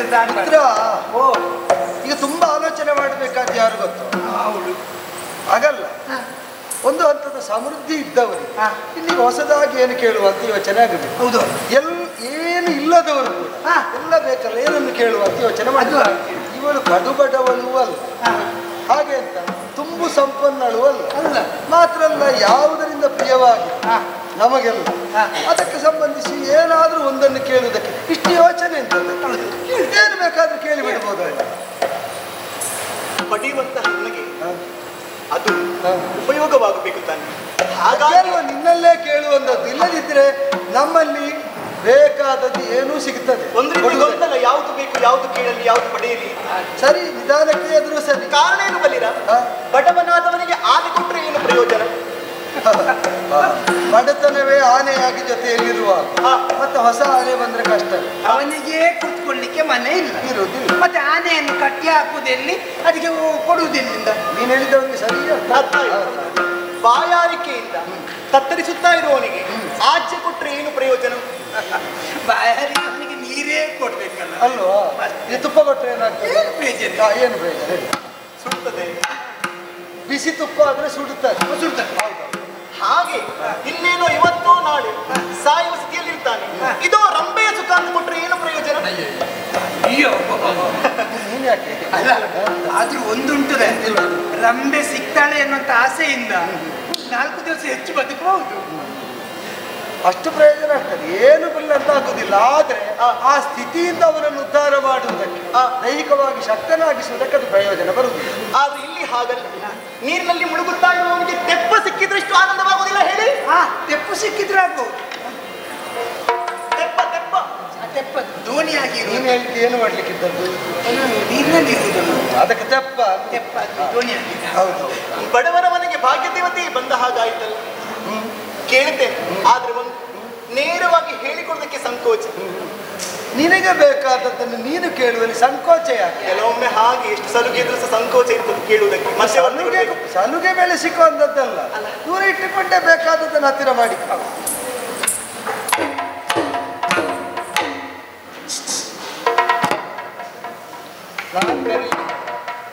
ಅಲ್ಲಿಂದ ಅರೆ ಕಾಯ್ತಾ ಇದ್ದೀನಿ. ಒಮ್ಮೆ ಸರಿಯಾಗಿ ನೋಡಿ ಅಂತ. ವಸ್ತ್ರ ವಿನ್ಯಾಸ ಒಳ್ಳೆದುಂಟು. ಹೌದೌದು. ಎಲ್ಲಿ ಹೊಲಿಸಿದ್ದೀನಿ? ಯಾವುದನ್ನು? ಇದನ್ನೆಲ್ಲ ನಮ್ಮಲ್ಲೇ ಇದ್ದಾರೆ. ಹೌದು ಹೌದು. ಹೊಸ ಕಾರ್ಯಕ್ರಮಕ್ಕೆ ಹೊಸ ಉಡುಗೆಗಳು ಬೇಕಾಗುತ್ತದೆ ಅಂತ. ನಿರೀಕ್ಷೆ ಪ್ರತೀಕ್ಷೆಗಳು ಹೆಚ್ಚಿರ್ತದೆ. ಅದು ಹೌದು, ಅದೆಲ್ಲ ಹೇಳಿದ್ದು ವಸ್ತ್ರ ವಿನ್ಯಾಸ. ಮತ್ತೆ ನನ್ನ ಮುಖವನ್ನೊಮ್ಮೆ ಸರಿಯಾಗಿ ನೋಡಿ ಅಂತ. ಏನು ಎಷ್ಟು ಚಂದ. ಮೊದಲು ಹೀಗಿರ್ಲಿಲ್ಲ. ಬೆಳ್ಳಗೆ ಹಾಲಿನ ಬಣ್ಣ, ಮತ್ತೆ ಈಗ ಕಪ್ಪಾಗಿದೆ. ಆದ್ರೆ ಕಪ್ಪಾದ್ರೂ ಲಕ್ಷಣ. ನೀನೆಂತ ಹೇಳ್ತೀನಿ? ನಾನು ಹೇಗಿದ್ದೆ ಮೊದಲು? ಬಿಳಿ ಬಿಳಿ ಬಿಳಿ ಬಿಳಿ ಬಿಳಿ ಬಿಳಿ ಬಿಳಿ ಆಗಿದ್ದೆ. ನಿಮ್ಮ ಕೂದಲಿನ ಬಣ್ಣ ಕೇಳಿದ್ದಲ್ಲ?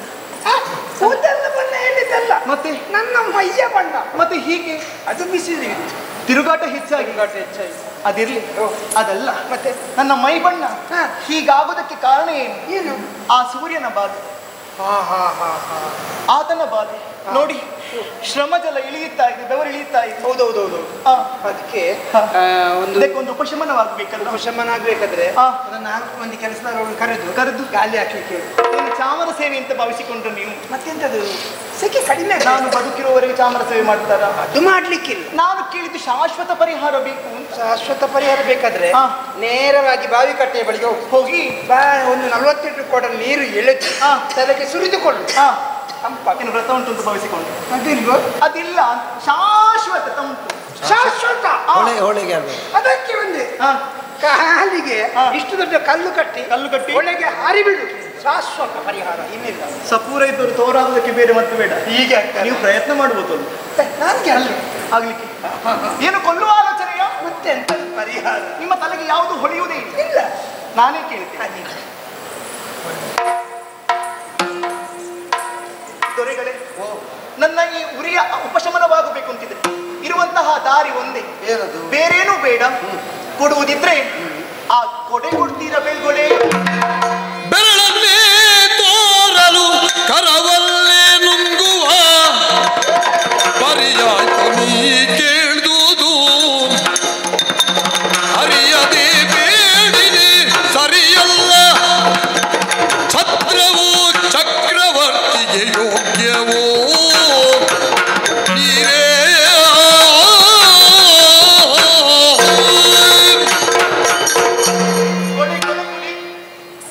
ನೀವ್ಯಾಕೆ ಹಾಗೆ ನೋಡುದು? ಕೊಡೆ ಕೇಳಿದ್ದಪ್ಪ. ಕೋಟೆ ಕೊಡೆ ಕೊಡೆ ಅದೇ ಕೊಡೆ. ಅದನ್ನೇ ಹೇಳಿದ್ದು ಕೋಟೆ ಅಂತ. ಕೊಡೆ ಕೊಡೆ. ಯಾಕೆ ಕೊಡೆ? ನಿನಗೆ ಯಾಕೆ ಅದು? ಉರಿಯೋಪಶಮನಕ್ಕೆ ಬೇಕಾಗಿ. ನಾನೇ ಅದಕ್ಕೆ ಬಳಸುವುದಿಲ್ಲ, ನೀನೇಗೆ ಬಳಸುವುದು? ಬಳಕೆಯಾಗಲಿ ಅಂತ. ಆಗುವುದಿಲ್ಲ ಅನ್ನದ್ದು ನಾನು. ಅದೇ ಯಾಕೆ ಅಂತ. ನನಗೆ ಪರಿಪೂರ್ಣ ಸ್ವಾತಂತ್ರ್ಯ ಇಲ್ಲದನ್ನು ನಿನಗೆ ಹೇಗೆ ನಾ ಕೊಡುವುದು? ಇವಳಿಗೆ ಬೆರಳು ತೋರಿಸಿದರೆ ಕೈ ನುಂಗುತ್ತಾಳೆ, ಕೈಯಲ್ಲ ದೇಹವೇ ನುಂಗಿ ಬಿಡ್ತಾಳೆ.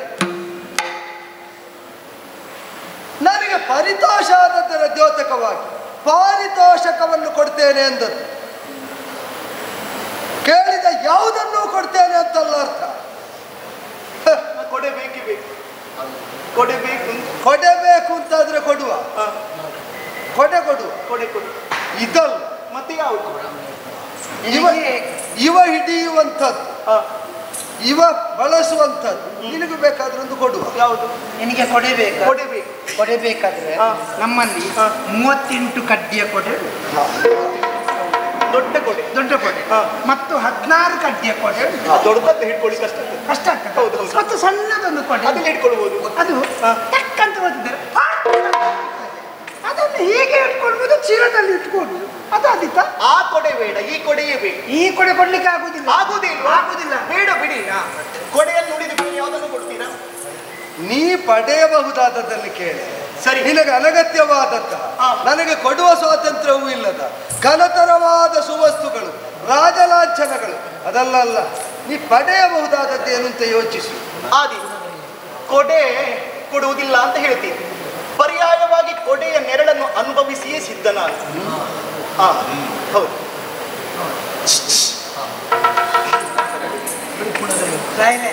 ಪುನಃ ಕರೆಯುವುದು, ಪುನಃ ಬರುವುದು ಬೇಡ. ನೀವು ಹೋದಾಗಲೆಲ್ಲ ಪುನಃ ಬರುವುದು ಬೇಡ. ಪುನಃ ಬರಬೇಕು.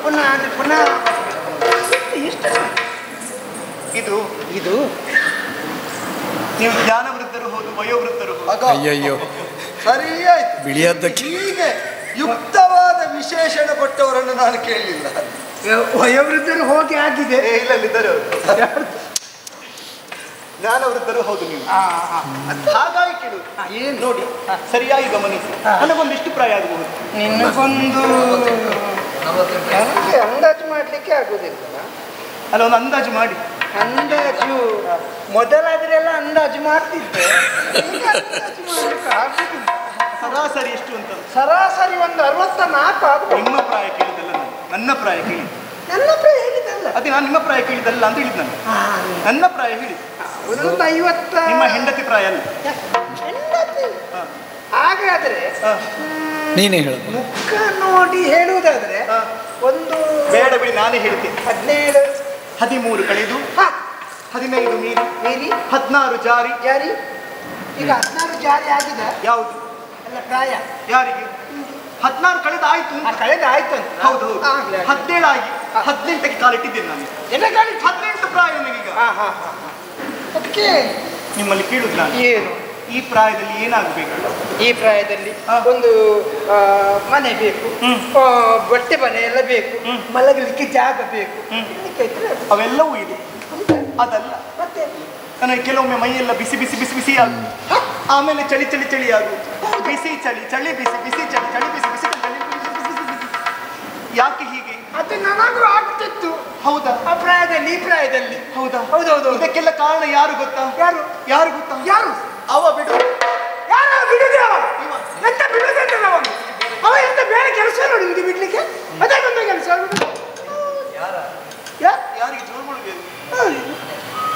ಅವ ಕಣ್ಣಿಗೆ ಕಾಣ ಸಿಗುವುದಿಲ್ಲ. ಮತ್ತೆ ಮಾರ, ಮನ್ಮಥ, ಅನಂಗ, ಮೀನಕೇತ. ಮನ್ಮಥನ ಬಾಧೆ ಸಹಿಸುವುದಕ್ಕಾಗುವುದಿಲ್ಲ. ನೀವೇನು ಮಾಡಿದ್ರಿ ಆ ಪ್ರಾಯದಲ್ಲಿ? ನಾನು ಮದುವೆ ಆಗಿದ್ದೇನೆ. ಹೌದಾ? ಹೌದೌದು. ನನಗೂ ಹಾಗೆ. ಈ ಬಣ್ಣಕ್ಕೆ, ಈ ಅಂದಕ್ಕೆ, ಈ ಚಂದಕ್ಕೆ, ಈ ವಯ್ಯಾರಕ್ಕೆ, ಈ ಆಕಾರಕ್ಕೆ, ಈ ಭಂಗಿಗೆ ಮುಗೀತ. ಇದಕ್ಕೊಂದು ಸರಿ ಹೊಂದಾಣಿಕೆ ಬೇಕಲ್ಲ, ಜೋಡಿ ಬೇಕಲ್ಲ. ಜೋಡಿ ಬೇಕು. ಹೌದು. ನಮ್ಮ ಮನೆ ಹತ್ರ ತೋಟ ಕೆಲಸ ಮಾಡುವ ಒಬ್ಬ ಲಿಂಗಪ್ಪ ಅಂತ ಇದ್ದಾರೆ. ಲಿಂಗ ಹೇಗಿದ್ದಾನೆ ಹುಡುಗ? ಹೇಗೆ ಆ ಹುಡುಗ ನಿನ್ನ ಹಾಗೆ ಕಪ್ಪು ಕಪ್ಪು ಕಪ್ಪು ಕಪ್ಪು ಕಪ್ಪು ಕಪ್ಪು ಕಪ್ಪಾದ್ರು? ಕಪ್ಪಾದ್ರು. ಲಕ್ಷ ಮೀಸೆ ಉಂಟಾ? ಮೀಸೆ ಮೀಸೆ ಮೀಸೆ ಬೇಕು. ಮೀಸೆ ಮೀಸೆ ಬೇಕು. ಮೀಸೆ ಪೌರುಷದ ಪಥ. ಮೀಸೆಯಲ್ಲಿ ತರುವುದು. ಮೀಸೆ ಬೇಕು. ಮೀಸೆ ಬೇಕು. ಮೀಸೆ ಬೇಕಿದ್ರೆ ಬೇರೆ ಜನ ಇದ್ದಾರೆ. ನಮ್ಮ ಮೀಸೆ, ನಮ್ಮಲ್ಲಿ ಮೀಸೆ ತುಂಬ ಬಂದಿದ್ದಾರೆ. ಹೌದು. ಮೀಸೆಯಲ್ಲೂ ಗಡ್ಡವಿದ್ದಾರೆ. ಅದು ಯಾರು ಬೇಡ. ಮತ್ತೆ ಬೇಡ, ಸಮಸ್ಯೆ ಇಲ್ಲ. ನನಗಾಗುವಂತಹ ಹುಡುಗನನ್ನು ನಾನೇ ಆಯ್ಕೆ ಮಾಡಿದ್ದೇನೆ. ಹೌದಾ? ನಾನು ಮೆಚ್ಚಿದಂತಹ ಹುಡುಗ ನನ್ನ ಕಣ್ಣ ಮುಂದೆಯೇ ಇದ್ದಾನೆ.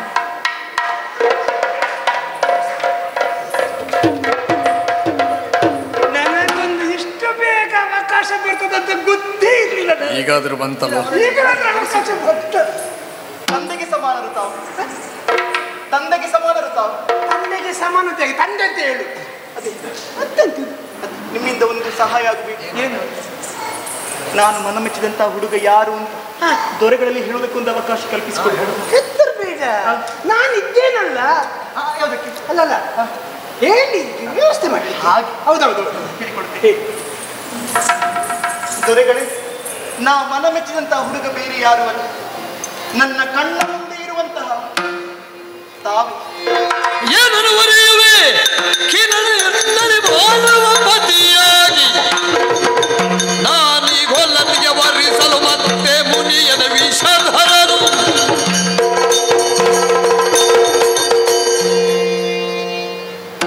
ನೀನು ಕಲಿತದ್ದು ಕಡಿಮೆ ಲಯ ವಿನ್ಯಾಸ ಮತ್ತು ಗಾಯನ ಮಾತ್ರ. ಸೂರ್ಯವಂಶದ ಚಕ್ರವರ್ತಿಗೆ ನಾ ಹೆಣ್ಣಾಗುತ್ತೇನೆ ಅಂತ ಹೇಳಬಲ್ಲವರು, ನಾ ಹೆಣ್ಣು ಕೊಡ್ತೇನೆ ಅಂತ ಆಡಬಲ್ಲವರು ಹಿಂದೆ ಹುಟ್ಟಲಿಲ್ಲ. ಈಗ ಹುಟ್ಟುವುದು ಅಸಾಧ್ಯ, ಭವಿಷ್ಯದಲ್ಲೂ ಅಸಂಭವ. ನಾವಾಗಿ ಉದಾರಿಗಳಾಗಿ ಯೋಗ್ಯರಾದವರನ್ನು ಆಯ್ಕೆ ಮಾಡ್ತೇವೆ ಬಿಟ್ಟರೆ ಸೂರ್ಯವಂಶೀಯರಿಗೆ ನಾ ಹೆಣ್ಣಾಗುತ್ತೇನೆ ಅಂತ ಆಡುವಷ್ಟಾದೇನೆ. ಯಾಕಾಗುವುದಿಲ್ಲ ಅಂತ ಕೇಳುದು ಬೇಕಲ್ಲ. ವರ್ಣಾಶ್ರಮ ಧರ್ಮದ ಸಂರಕ್ಷಣೆಗಿದ್ದದ್ದು ಕಂಡ್ರೆ ಗೊತ್ತಾಗ್ತದೆ ಏನು, ಹೇಗೆ, ಎಲ್ಲಿ, ಎಷ್ಟು ಅಂತ. ಓಹೋ, ಎಂತದ್ದು? ಓಹೋ. ಹಾಗಿದ್ರೆ ಮತ್ತೆ ನಾನು ಕೇಳುವಂತಹ ಪ್ರಶ್ನೆಗಳಿಗೆ ಉತ್ತರ ಉಂಟು ನಿಮ್ಮಲ್ಲಿ? ನಿನ್ನದು ಯಾವುದು ವರ್ಗ? ಯಾವುದು ನೀನು? ಯಾಕೆ? ಯಾವ ವರ್ಗಕ್ಕೆ ಸೇರಿದವಳು? ಯಾಕೆ ಹೇಳಬೇಕು? ಈ ನಿನ್ನ ಪಾಲಕನಾದ ಪಿತೃ ಯಾವ ವೃತ್ತಿಯಲ್ಲಿದ್ದಾನೆ? ಇನ್ನೊಬ್ಬರನ್ನು ಸೇವೆ ಮಾಡುವಂತವರು, ಅನ್ಯರನ್ನು ಸೇವಿಸುವ ವೃತ್ತಿಯಲ್ಲಿದ್ದವರು. ಮತ್ತೆ ಈಗ ನಾನು ಎಲ್ಲ ಸೇವೆಗಳಿಗೂ ಪ್ರತಿಫಲವನ್ನು ಕೊಡುವವನನ್ನು ಪತಿಯಾಗಿ ಹೊಂದುತ್ತೇನೆ ಅಂದ್ರೆ ನಿನ್ನ ದಾರ್ಷ್ಟ್ಯ ಎಷ್ಟಿರಬೇಕು? ಯಾಕೆ ಬಯಸಬಾರದು? ಯಾಕೆ ಬಯಸಬಾರದು ಅಂತಂದ್ರೆ ಎಲ್ಲದಕ್ಕೊಂದು ಸಮಾನತೆ ಬೇಕು, ಸಂಬಂಧಕ್ಕಾದ್ರೂ. ಈಗ ಅದು ಯಾವುದೂ ಇಲ್ಲದಲ್ಲಿ ನಿನ್ನ ಮನದಲ್ಲಿ ಹುಚ್ಚು ಆಸೆ ಗರಿಗೆದರಿ ನರ್ತಿಸ್ತದೆ ಅಂತ ಬಯಸಿದ್ದನ್ನು ಕೇಳುವುದಕ್ಕೆ ಹೊರಟಿದ್ದಾಳೆ. ಹೇಗೆ ಬಯಸುವುದಕ್ಕಾಗ್ತದೆ? ಯಾವ ನೆಲೆಯಲ್ಲಿ ಹೊಂದುವುದಕ್ಕಾಗ್ತದೆ? ಕೇಳುವುದಕ್ಕೆ. ಇಷ್ಟೆಲ್ಲ ಮಾತನಾಡ್ತಾ ಇದ್ದೀರಲ್ಲ, ನನ್ನ ಗಾನವನ್ನು, ನಾಟ್ಯವನ್ನು ಕಣ್ಣಾರೆ ನೋಡಿದ್ದೀರಿ. ನಿಮ್ಮ ಕಣ್ಣಿಗೆಲ್ಲಿತ್ತು ಹೊಲೆತನ ಅಂತ ಕೇಳೋದು ನಾನು. ಗಾಯನವನ್ನು ಕಿವಿ ತುಂಬ ಆಲಿಸಿದ್ದೀರಿ. ನಿಮ್ಮ ಕಿವಿಗೆಲ್ಲಿತ್ತು ಹೊಲೆತನ. ತನುಗಂಧವನ್ನು ಚೆನ್ನಾಗಿ ಆಘ್ರಾಣಿಸಿದ್ದೀರಿ. ನಿಮ್ಮ ಮೂಗಿಗೆಲ್ಲಿತ್ತು ಹೊಲೆತನ. ಚೆನ್ನಾಗಿ ಬಾಯಿ ತುಂಬ ಮಾತನಾಡಿದ್ದೀರಿ. ನಿಮ್ಮ ನಾಲಿಗೆ ಎಲ್ಲಿತ್ತು ಮಡಿವಂತಿಕೆ. ಕೊನೆಯದಾಗಿರುವಂತಹ ಚರ್ಮ ಸ್ಪರ್ಶ ಸುಖ ಬೇಡ ಅಂತ ಹೇಳ್ತೀರಿ. 4 ಅಧಿಕ 1 ಅಧಮವಾಗುವುದು ಹೇಗೆ? ಪ್ರಶ್ನೆ ಉತ್ತರ ಕೊಡಿ. ನಿಮ್ಮಲ್ಲಿ ಕೇಳಿದ್ ನಾನು ಇಷ್ಟು ಮಾತಾಡ್ತೀನಿ, ಉತ್ತರ ಕೊಡ್ಲಿಕ್ಕೆ ನಾನು ಇದಕ್ಕೆಲ್ಲ ಉತ್ತರ ಕೊಡುವುದಕ್ಕೆ ನಾನು ಕೊಡು. ಹೇಳಿ. ಕಲಾವಿದರಿಗೆ ಅನ್ಯಾಯ ಆಗಬಾರದು. ಹೋರಾಟ ಇದೆ ಕಲಾವಿದರದ್ದು. ಈಗ ನಿನಗೆ ಉತ್ತರ ಬೇಕು. ಈಗ ನಾನೊಂದು ಉದಾಹರಣೆ ಕೊಡ್ತೇನೆ. 100 100 ಕೊಡಿ, ಸರಿ ಇರಬೇಕು. ಮಾತ್ರ ಸರಿ. ಬೆಂಕಿ ಇರ್ತದೆ. ಬೆಂಕಿ ದಗ ದಗ ದಗ ದಗ ದಗ ಅಂತ ಉರಿಯುತ್ತದೆ. ಸ್ವಭಾವ ಹೌದಲ್ಲ? 3 ಬಣ್ಣ, ಕೆಂಪು, ಹಳದಿ, ಕಪ್ಪು, ಕೊನೆಗೆ. ಹೌದು. ಬೆಂಕಿಯನ್ನು ನಾವು ಕಣ್ಣಿನಿಂದ ನೋಡ್ತೇವೆ. ಕಣ್ಣಿಗೆ ಏನಾದ್ರೂ ಆಗ್ತದ? ಏನಾಗುದಿಲ್ಲ, ಆನಂದಿಸ್ತೇವೆ. ಹೌದಲ್ಲ? ಬೆಂಕಿ ಅಂತ ಹೇಳ್ತೇವೆ. ನಾಲಗೆಗೆ ಏನಾದ್ರೂ ಆಗ್ತದ? ಏನಾಗುದಿಲ್ಲ.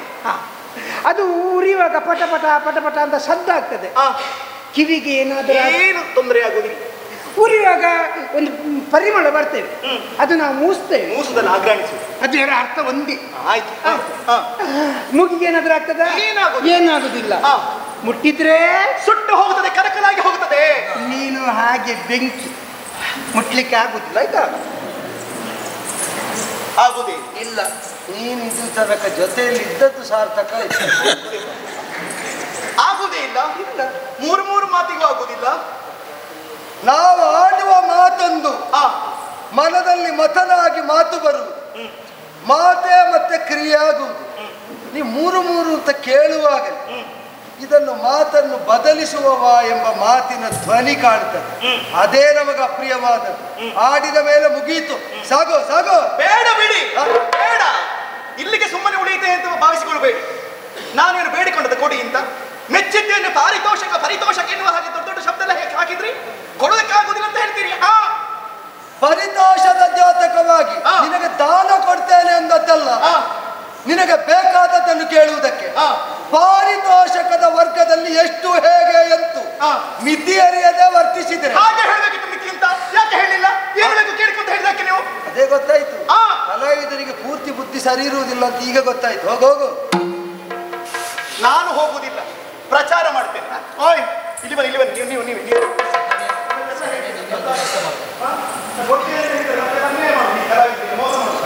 ಎಲ್ಲಿ ಬರ ಏನ್ರೇ ಪೌರಾಪವಾದಕ್ಕೆ ಭೀತರಾಗುವ ಪ್ರವೃತ್ತಿ ಸೂರ್ಯವಂಶದ ಪ್ರಭುಗಳಿಗಿರುವುದು. ಈ ಹುಚ್ಚು ಹುಡುಗಿ ಬಾಯಿಗೆ ಬಂದದ್ದು ಗಳಗುತ್ತಾ ಊರಿಡಿ ತಿರುಗಿದ್ರೆ ನಾಳೆ ಎಲ್ಲರಲ್ಲೂ ಸಮರ್ಥನೆ ಮಾಡುವುದಕ್ಕೆ, ವಿಷಯ ಹೇಳುವುದಕ್ಕೆ ನಿನ್ನನ್ನೇ ನಾನು ಕಳಿಸಬೇಕಾಗ್ತದೆ. ನಿನಗೆ ತಿರುಗಾಡುವ ಬಯಕೆ ಉಂಟಾ? ಇಲ್ಲ ಇದಲ್ಲೇ ಇರಬೇಕು. ಹೌದೌದು. ಅವಳಿಗೆ ಇನ್ನು ಸೊಲ್ಲೆತ್ತದ ಹಾಗೆ ಬೇಕಾದ್ದು ಮಾಡ. ನೀನೆ ಅಪ್ಪಣೆ ಸರಿಯಾಗಿ ಧ್ವನಿ ಕೇಳಬಾರ್ದು.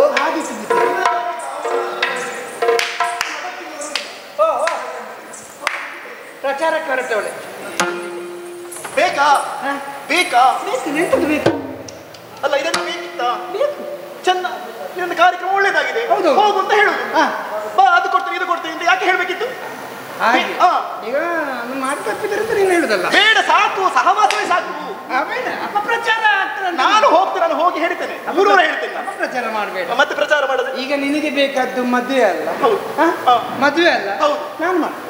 ಯಾರೊಟ್ಟಿಗೆ ಮದುವೆ? ನಿನಗೆ ಮದುವೆ ಯಾರೊಟ್ಟಿಗೆ? ಮಹಾರಾಜರು. ನಾನು ಆಗುದಿಲ್ಲ ಅಂತ ಹೇಳಿದವರು ಅವರು ಆಗುದಿಲ್ಲ ಅಂತ ಹೇಳಿ ಅದು ಇಲ್ಲಿಂದ ಮೇಲೆ ಹೇಳಿತ್ತು. ಅದು ಕಂಠಸ್ಥ ಮಾತು, ಹೃದಯಸ್ಥ ಮಾತಲ್ಲ. ಹಾಗಿದ್ರೆ ಮದುವೆಗೆ ಮನಸ್ಸುಂಟವು. ಯಾಕೆ ಹೊರದವರು? ಯಾಕೆ ಬಟ್ಟೆ ಬರ ಎಲ್ಲ ಬದಲಾಗಬೇಕಲ್ಲ. ಹಾಗೆ ಮದುಮಗನಾಗಿ ಬರ್ಬೇಕಲ್ಲ. ಮದುಮಗನಾಗಿ ಬರ್ಲಿಕ್ಕೆ. ಹೌದು. ನನಗೆ ನೀನು ನಿನ್ನ ಮದುವೆಗೆ ಯಾಕೆ ಕರ್ಮ ಇಷ್ಟು ಸಾಕು ಇಷ್ಟು ಮದುವೆಗೆ ಮಂತ್ರ ಬೇಕಲ್ಲ. ಮಂತ್ರ ನಾನೇ ಹೇಳ್ತೀನಿ. ನೀವು ಮಂತ್ರ ಹೇಳ್ತೀರಾ? ಮಂತ್ರ ನಿನ್ನ ಮದುವೆಗೆ ನಾನು ಮಂತ್ರ ಹೇಳ್ತೇನೆ. ಹೌದು. ಅಷ್ಟೆಲ್ಲ ಇದೆಯಾ? ಅಷ್ಟೆಲ್ಲ ಒಳ್ಳೆಯದಾಯ್ತು. ನೀವು ಎಷ್ಟು ಮಾತನಾಡ್ತೀರಿ, ಸಮಯ ಹೋದ್ರೆ ಗೊತ್ತಾಗುದಿಲ್ಲ. ಒಂದು ಕಾಲಮಿತಿಯನ್ನು ಮುಗಿಸ್ಬೇಕು ಅಂತ ಗೊತ್ತಾಗುದಿಲ್ಲ. ಎಷ್ಟು ಮಾತಾಡುದು, ಸಮಯ ಪ್ರಜ್ಞೆ ಬೇಕು. ಸಮಯ ಪ್ರಜ್ಞೆ ಬಗ್ಗೆ ಕಲಿಬೇಕು ನೀವು ಮುಂದೆ. ಅಲ್ಲ, ಸಮಯ ಪ್ರಜ್ಞೆ ಬಗ್ಗೆ ನೀನು ನನಗೆ ಹೇಳುದಲ್ಲ. ಎಷ್ಟು ಮಧ್ಯಾಹ್ನ ತನಕ ಕುಣಿಯುವುದು ನೀನು ನನಗೆ ಹೇಳುದ? ನಿಮಗೆ ಬೇಕಾಗಿ ಅಲ್ವಾ? ಹೌದು. ಈಗ ನಿನಗೆ ಮದುವೆ ಆಗ್ಬೇಕು. ರಾಹು ಕಾಲ ಬರ್ತದೆ. ಹೌದು, ಬೇಗ ಮದುವೆ ಆಗ್ಬೇಕು. ನೀನು ಕಣ್ಣು ಮುಚ್ಚಿ. ನನ್ಗೆ ಗೊತ್ತಾಯ್ತು. ನಾನು ಕಣ್ಣು ಮುಚ್ಚುವುದು, ನೀವು ಮೆಲ್ಲಗಿಂದ ಓಡಿ ಹೋಗುದು, ಪಲಾಯನ ಮಾಡುದು. ಯಾಕೆ? ಬೇಡ ಬೇಡ ಬೇಡ ಬೇಡ. ಓಡಿ ಹೋಗುದಕ್ಕೆ ಅಲ್ಲ. ಮತ್ತೆ ಯಾಕಂದ್ರೆ ರಾಯರು ಮಾಲೆ ಇಟ್ಕೊಂಡು ಬರುವಾಗ ನಿನಗೆ ನಾಚಿಕೆ ಆಗ್ತದಲ್ಲ. ನನಗೆ ನಾಚಿಕೆ ಇಲ್ಲ. ನಾಚಿಕೆ ಇಲ್ಲ? ನಿನಗೆ ನಾಚಿಕೆ ಅಂತಲ್ಲ, ನಿನಗೆ ನಾಚಿಕೆ ಮಾನ ಮರ್ಯಾದೆ ಯಾವುದೂ ಇಲ್ಲ. ಹೊಗಳಿದಷ್ಟೇ ಕ್ರಮದಲ್ಲಿ ನೀನು ಕಣ್ಣು ಮುಚ್ಚಿ ನಿಂತ್ರೆ ನಾನು ಮದುವೆ ಆಡಿಸುದು. ಹೌದಾ? ಹೌದೌದು. ಬೇಗ ಬನ್ನಿ. ಇಲ್ಲೇ ಇರ್ತೇನೆ.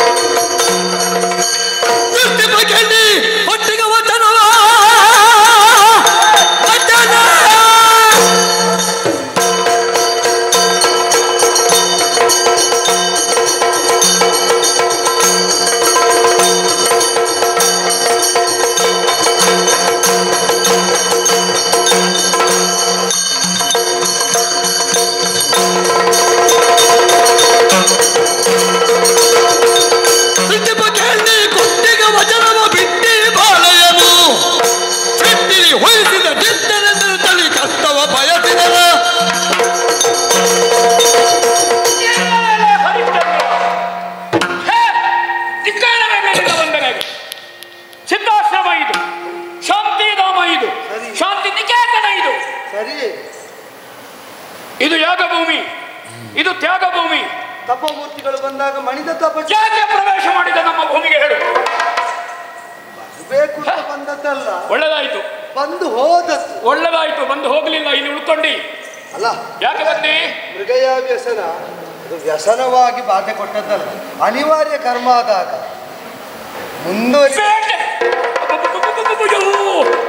ಓಂ ಶಾಂತಿ ಶಾಂತಿ ಶಾಂತಿ ಶಾಂತಿ. ಕರ್ತವ್ಯ. ಇಲ್ಲಿ ಬೇಟೆ. ಈಗ ನೃಪತಿಗಳಿಗೆ ಕರ್ತವ್ಯ ಅಲ್ಲ ಸ್ವಾಮಿ. ಹುಲಿಯ ಮರಿಗೆ ಹಾಲು ಕೊಡುವಂತಹ ಹಸುಗಳಿಲ್ಲಿ, ಹೌದು. ಪ್ರಸವ ವೇದನೆಯಲ್ಲಿರುವಂತಹ ಮಂಡೂಕಕ್ಕೆ ಹೆಡೆ ಎತ್ತಿ ನೆರಳನ್ನು ಕೊಡುವಂತಹ ನೋಡು ಸರ್ಪಗಳಿಲ್ಲಿ ನೋಡುವಲ್ಲಿ ಹಸು ಮತ್ತು ಹುಲಿ ಒಟ್ಟಿಗೆ ನೀರು ಕುಡಿತವೆ. ಆಶ್ರಮ ನವಿಲು ಗರಿಕೆದರೆ ಕುಣಿಯುವಾಗ ಹೆಡೆ ಎತ್ತಿ ನರ್ತಿಸುವಂತಹ ಹಾವುಗಳನ್ನು ನೋಡು. ಶಾಂತಿಧಾಮದಲ್ಲಿ ಬೇಟೆ. ಆಶ್ರಮದ ಪ್ರಾಣಿ ಪಕ್ಷಿಗಳನ್ನು ಹೊಡೆಯುವ ಬೇಟೆ ಅಲ್ಲ ಸ್ವಾಮಿ. ಮತ್ತೆ ಕಾಡಿನ ಪ್ರಾಣಿ ಪಕ್ಷಿಗಳನ್ನು ಹೊಡೆಯುತ್ತಾ ಇರುವಾಗ ಕಾಡಲ್ಲಿ ಇದ್ದದ್ದೊಂದು ಓಡಿಕೊಂಡು ಬರುವ. ಕಾಡಿನ ಪ್ರಾಣಿ ಬಂದರೂ ಇಲ್ಲಿ ಕಾಡುವುದಿಲ್ಲ. ಅಲ್ಲ, ಇಲ್ಲಿ ಹುಲಿ ಹಸುವಾಗಿ ಹೋಗ್ತದೆ, ಹಸು ಹುಲಿ ಆಗುವುದಿಲ್ಲ. ಸ್ವಾಮಿ ಹೊಡೆದ ಮೇಲೆ, ಇಲ್ಲಿ ಬಂದ ಮೇಲೆ ಕಾಡುವುದಿಲ್ಲ. ನನ್ನ ಪೆಟ್ಟಿಗೆ ಅದು ಬಿತ್ತು, ನನ್ನ ಆಯುಧದ ಹೊಡೆತಕ್ಕೆ ಅದು ಬಿತ್ತು, ಮತ್ತೆ ಕಾಡುವುದಿಲ್ಲ. ಆಶ್ರಮದಲ್ಲಿ ಕಾಡುವುದಿಲ್ಲ, ಅದು ಸತ್ತಾಯಿತು.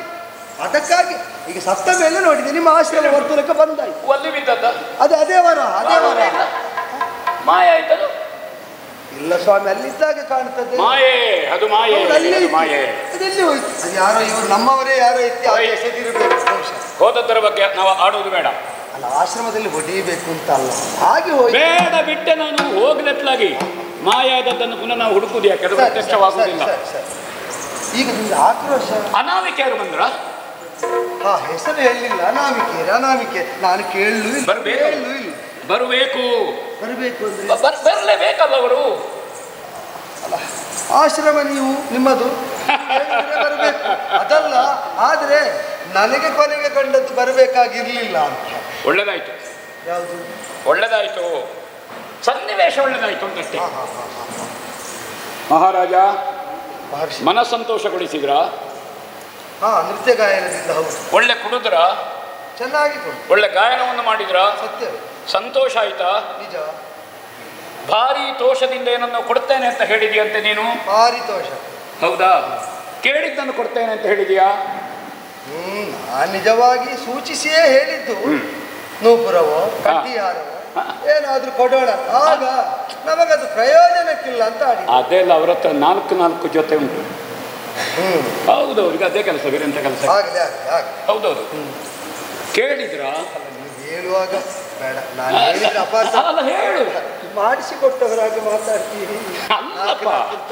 ಅಂದ್ರೆ ಪರಿಚಿತರು ಯಾರು ಅವರು? ವಿಶ್ವಾಮಿತ್ರ. ಆ ವಿಶ್ವದಲ್ಲಿ ನನಗೆ ಪರಿಚಯ ಇಲ್ಲದವ್ರು ಯಾರ? ವಿಶ್ವದಲ್ಲಿರುವವರು ಎಲ್ಲರೂ ನನ್ನವರೇ ಅಲ್ವೇ? ಹೌದೌದು, ಅದು ಸರಿ. ಹೌದಾ? ಕೇಳಿದ್ದನ್ನು ಕೊಡ್ತೇನೆ ಅಂತ ಹೇಳೋದನ್ನು ಕೊಟ್ಟಿಯಾ? ಅವರು ಕೇಳಬಾರದನ್ನು ಕೇಳಿದ್ದರಿಂದ ಕೊಡ್ಲಿಲ್ಲ. ಕೇಳಬಾರದನ್ನು ಕೇಳಬಾರದು ಅಂತ ಹೇಳಿದೀಯಾ? ಮತ್ತೆ ಹೇಳಿದ್ದು. ಹೌದೌದು. ಹೌದು, ನೀವು ಕೊಡ್ಲಿಲ್ಲ. ಕೇಳಬಾರದು ಅಂತ ಹೇಳಿದ್ದು. ಬೇಡ ಬೇಡ ಬೇಡ, ಕೊಡುದು ಬೇಡ.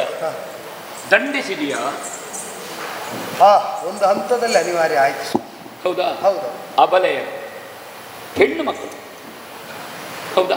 ಹೌದು. ಮುಳ್ಳಿನ ಮೇಲೆ ಪತ್ರ ಬೀಳಲಿ, ಪತ್ರೆಯ ಮೇಲೆ ಮುಳ್ಳು ಬೀಳಲಿ, ಯಾವುದಕ್ಕೆ ಘಾಸಿಯಾಗುವುದು? ಎಲೆಗೆ. ಸ್ವಾಭಾವಿಕವಾಗಿ ರೂಢಿಯಲ್ಲಿ ಹೆಣ್ಮಕ್ಕಳಿಗೊಂದು ಅನುಗ್ರಹದ ಕೃಪಾ ವಿಶೇಷತೆ ಹೆಚ್ಚಲ್ವಾ?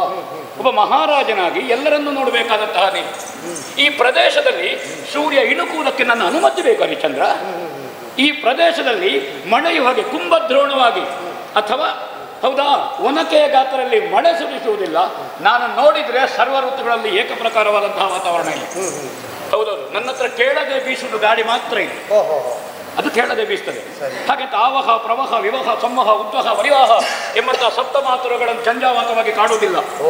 ಅಂತಹದ್ದಲ್ಲಿ ಅಬಲೆಯರನ್ನು ಶಿಕ್ಷಿಸಿದಿ, ಹೊಡೆದಿ, ಬಡದಿ ಒಂದು ಸಾಮಾನ್ಯವಾದಂತಹ ಹೆಣ್ಣು ಮಕ್ಕಳಿಗೆ, ತಾಯಂದಿರಿಗೆ ಎತ್ತರ ನಾರ್ಯತ್ವ ಪೂಜ್ಯತೆ ಇರುವಂತೆ ನಿಜವಾಗಿ ವಂಶದ ಪೂರ್ವಜ ಹೇಳಿದ ಮಾತಲ್ಲ. ಹೌದು, ಅದು ಅನುಷ್ಠಾನ ಇಲ್ಲದೆ ಹೋಯ್ತಲ್ಲ. ಇಲ್ಲಿ ಹೊಡೆದು ಬಡದು ದಂಡಿಸಿ ಹಿಂಸಿಸಿದಿ. ಹೌದಾ? ಅದಕ್ಕೆ ತಾವು ಈಗ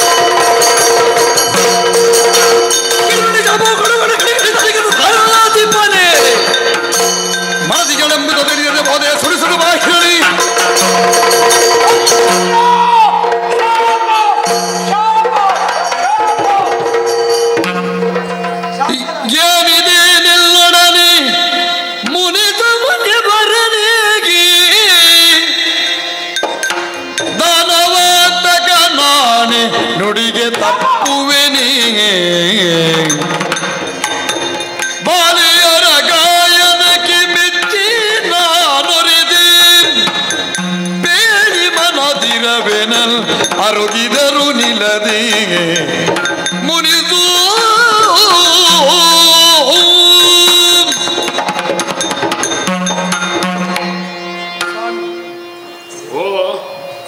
ತಾವು ನನಗೆ ಶಾಪವನ್ನು ಕೊಟ್ಟು ಭಸ್ಮವಾಗಿಸಬಲ್ಲಿ ಕೊಡ್ಲಿಲ್ಲ. ಬಲ್ಲಿರಿ ಅಂದರು. ಗೊತ್ತಾಯ್ತು, ಅದು ತಮ್ಮ ಕಾರುಣ್ಯ. ಆ ಭಸ್ಮವನ್ನೇ ನೆತ್ತಿಗೆ ಒಟ್ಟಾಗಿಯೂ ಇರಿಸಿಕೊಳ್ಳಬಹುದು. ಆದರೆ ಒಂದು ವೇಳೆ ನಿಮ್ಮಂಥವರ ಕೋಪಕ್ಕೆ ಭಸ್ಮ ಆದರೂ ಅದಕ್ಕೊಂದು ಕೃತಾರ್ಥತೆ ಉಂಟು. ತಡೆಯುವುದಕ್ಕೆ ನಾನೇ ಸರವರು. ಹಾಗಾದ್ರೆ ಕೊಡುವುದಿಲ್ಲ. ಹಾಗೆ ಅಂತ ಅಸತ್ಯವಾಡಿದ ಅನೃತ ಭಾಷೆಯಾದ ದೋಷವನ್ನು ಇಲ್ಲ, ಅನೃತವಾಡಕೂಡದೆಂಬ ವ್ರತವನ್ನು ಅಂಗೀಕರಿಸಿದವರು. ಮಗ ರೋಹಿತಾಶ್ವ ಉದಿಸುವುದಕ್ಕಾಗಿ ವರುಣನಿಗೆ ಹೇಳಿಕೊಂಡಂತಹ ಹರಕೆಯೊಂದು ಕಾರಣವಾಗಿ ಯಾವಾಗ ಬದುಕಿನಲ್ಲಿ ಪರೀಕ್ಷೆ ಬಂತು, ಆ ಪರೀಕ್ಷೆ ಉತ್ತರಿಸಿದ ಮೇಲೆ ಸತ್ಯದ ಸ್ವರೂಪ ಏನು ಅಂತ ನನಗೆ ಸ್ಪಷ್ಟ ಆದದ್ದು. ಅಂದಿನಿಂದ ಸಾಂಕಲ್ಪಿಕವಾಗಿ ಸ್ವೀಕರಿಸಿದ ಸತ್ಯವ್ರತ ಇಂದಿನ ತನಕ ನಾ ಬಿಟ್ಟದ್ದಿಲ್ಲ. ಈಗ ಬದುಕಿನಲ್ಲಿ ಹುಟ್ಟಿನಿಂದಲೇ ಯಾರು ವ್ರತಸ್ಥರಲ್ವಲ್ಲ. ವರುಣಯಾಗ ಕಳೆದ ಮೇಲೆ ಸಾಂಕಲ್ಪಿಕವಾಗಿ ಸ್ವೀಕರಿಸಿದ ವ್ರತ. ಯಾಕೆ ಅಂದ್ರೆ ಸತ್ಯದ ಮಹತ್ವ ಗೊತ್ತಾದ ಮೇಲಲ್ವೋ ಅದನ್ನು ಅನುಷ್ಠಾನದಲ್ಲಿ ಇಟ್ಟುಕೊಳ್ಬೇಕು. ಯಾಕೆ ಅಂತ ತಿಳಿಯುವುದು. ಸಾಕ್ಷಾತ್ಕಾರ ಆಗದೆ ಅನುಷ್ಠಾನಿಸುವುದರಲ್ಲಿ ಅರ್ಥ ಇಲ್ಲ.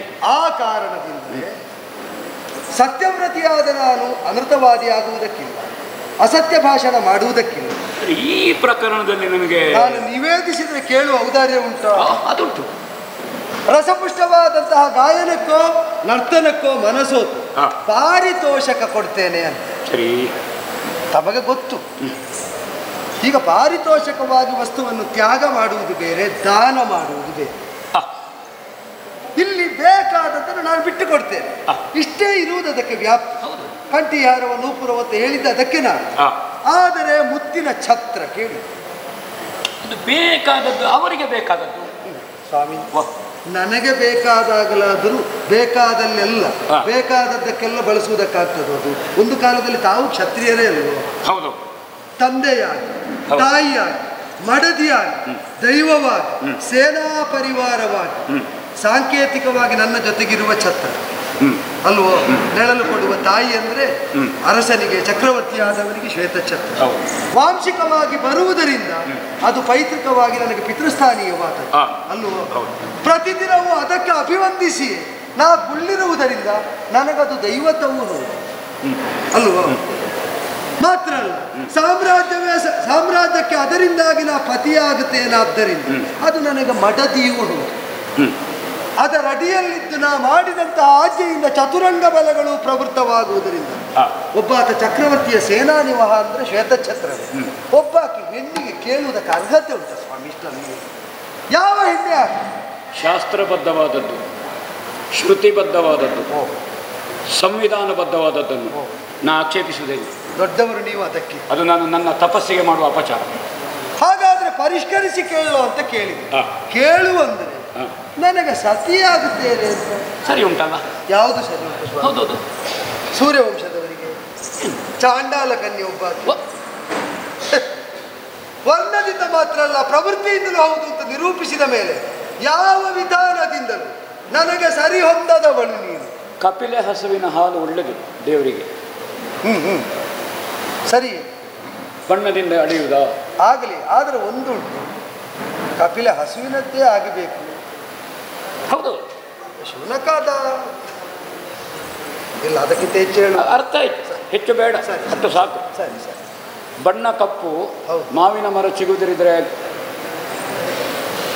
ಹೌದು, ಮಾವಿನ ಮರದ್ದು ಮಾವು ಆಗ್ತದೆ ನಮಗೆ. ಹೌದು. ಹಾಗೆ ಅಂತ ವಿಷಫಲವನ್ನು ಕೊಡುವುದು ಬಿಳಿದಾಗಿದ್ದರೂ ನಾವು ಸ್ವೀಕರಿಸುವುದಕ್ಕೆ. ಮಾವಿನ ಮರ ಆಶೆಯನ್ನು ಚಿಗುರಿಸಿತು, ಆಗದ ಕಾರಣ ಕಪ್ಪಾದದ್ದು ಹಾಡಿತು. ಸ್ವಾಮಿ, ಯಾವ ಕಾಲಕ್ಕೂ ಸ್ವೀಕಾರ್ಯವಲ್ಲದ ವರ್ಣಾಶ್ರಮ ಧರ್ಮಗಳ ಸಂರಕ್ಷಕನಾದ ನಾನು ಸತಿಯನ್ನು ಆಯ್ಕೆ ಮಾಡಿಯೇ ಹೊಂದಿದವನಾದದ್ದರಿಂದ, ಅದರ ಕುರಿತಾಗಿ ನಿಯಮನಿಷ್ಠೆ ಇದ್ದದ್ದರಿಂದ ಆಗುವುದೇ ಇಲ್ಲ ಅಂದಾಗ ಆಕ್ರೋಶಿತರಾದಂತಹ ಅವರು ಊರಿಡೀದನ್ನು ಅಪವಾದವಾಗಿ ಬಿತ್ತರಿಸ್ತಾ ಹೋಗ್ತೇವೆ ಅಂದಾಗ ಪೌರಾಪವಾದಕ್ಕೆ ಭೀತನಾಗಬೇಕಾದ, ಅದು ಬರದಂತೆ ತಡೆಯಬೇಕಾದ ನಾನು ಅನಿವಾರ್ಯವಾಗಿ ಹಿಂತನದ ಮರ್ಯಾದೆ ಉಲ್ಲಂಘಿಸಿದ ಅವರಿಗೆ ದಂಡನೆ ವಿಧಿಸಬೇಕಾಯಿತು. ಅದನ್ನು ಮನ್ನಿಸುವ. ದಂಡನೆ ವಿಧಿಸಿದ್ದ ಹೌದು.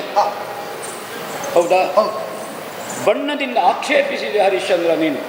ಈಗ ಚಾಂಡಾಲ ಕನ್ಯೆಯರು ಅಂತ ಅಲ್ವೋ? ಅವರಿಗೆ ಹೊಡೆದದ್ದು ನೋವು ನನಗಾಗಿದೆ. ಅದ್ಯಾಕೆ ಸ್ವಾಮಿ? ಚಾಂಡಾಲ ಕನ್ಯೆಯರು ಹೌದು,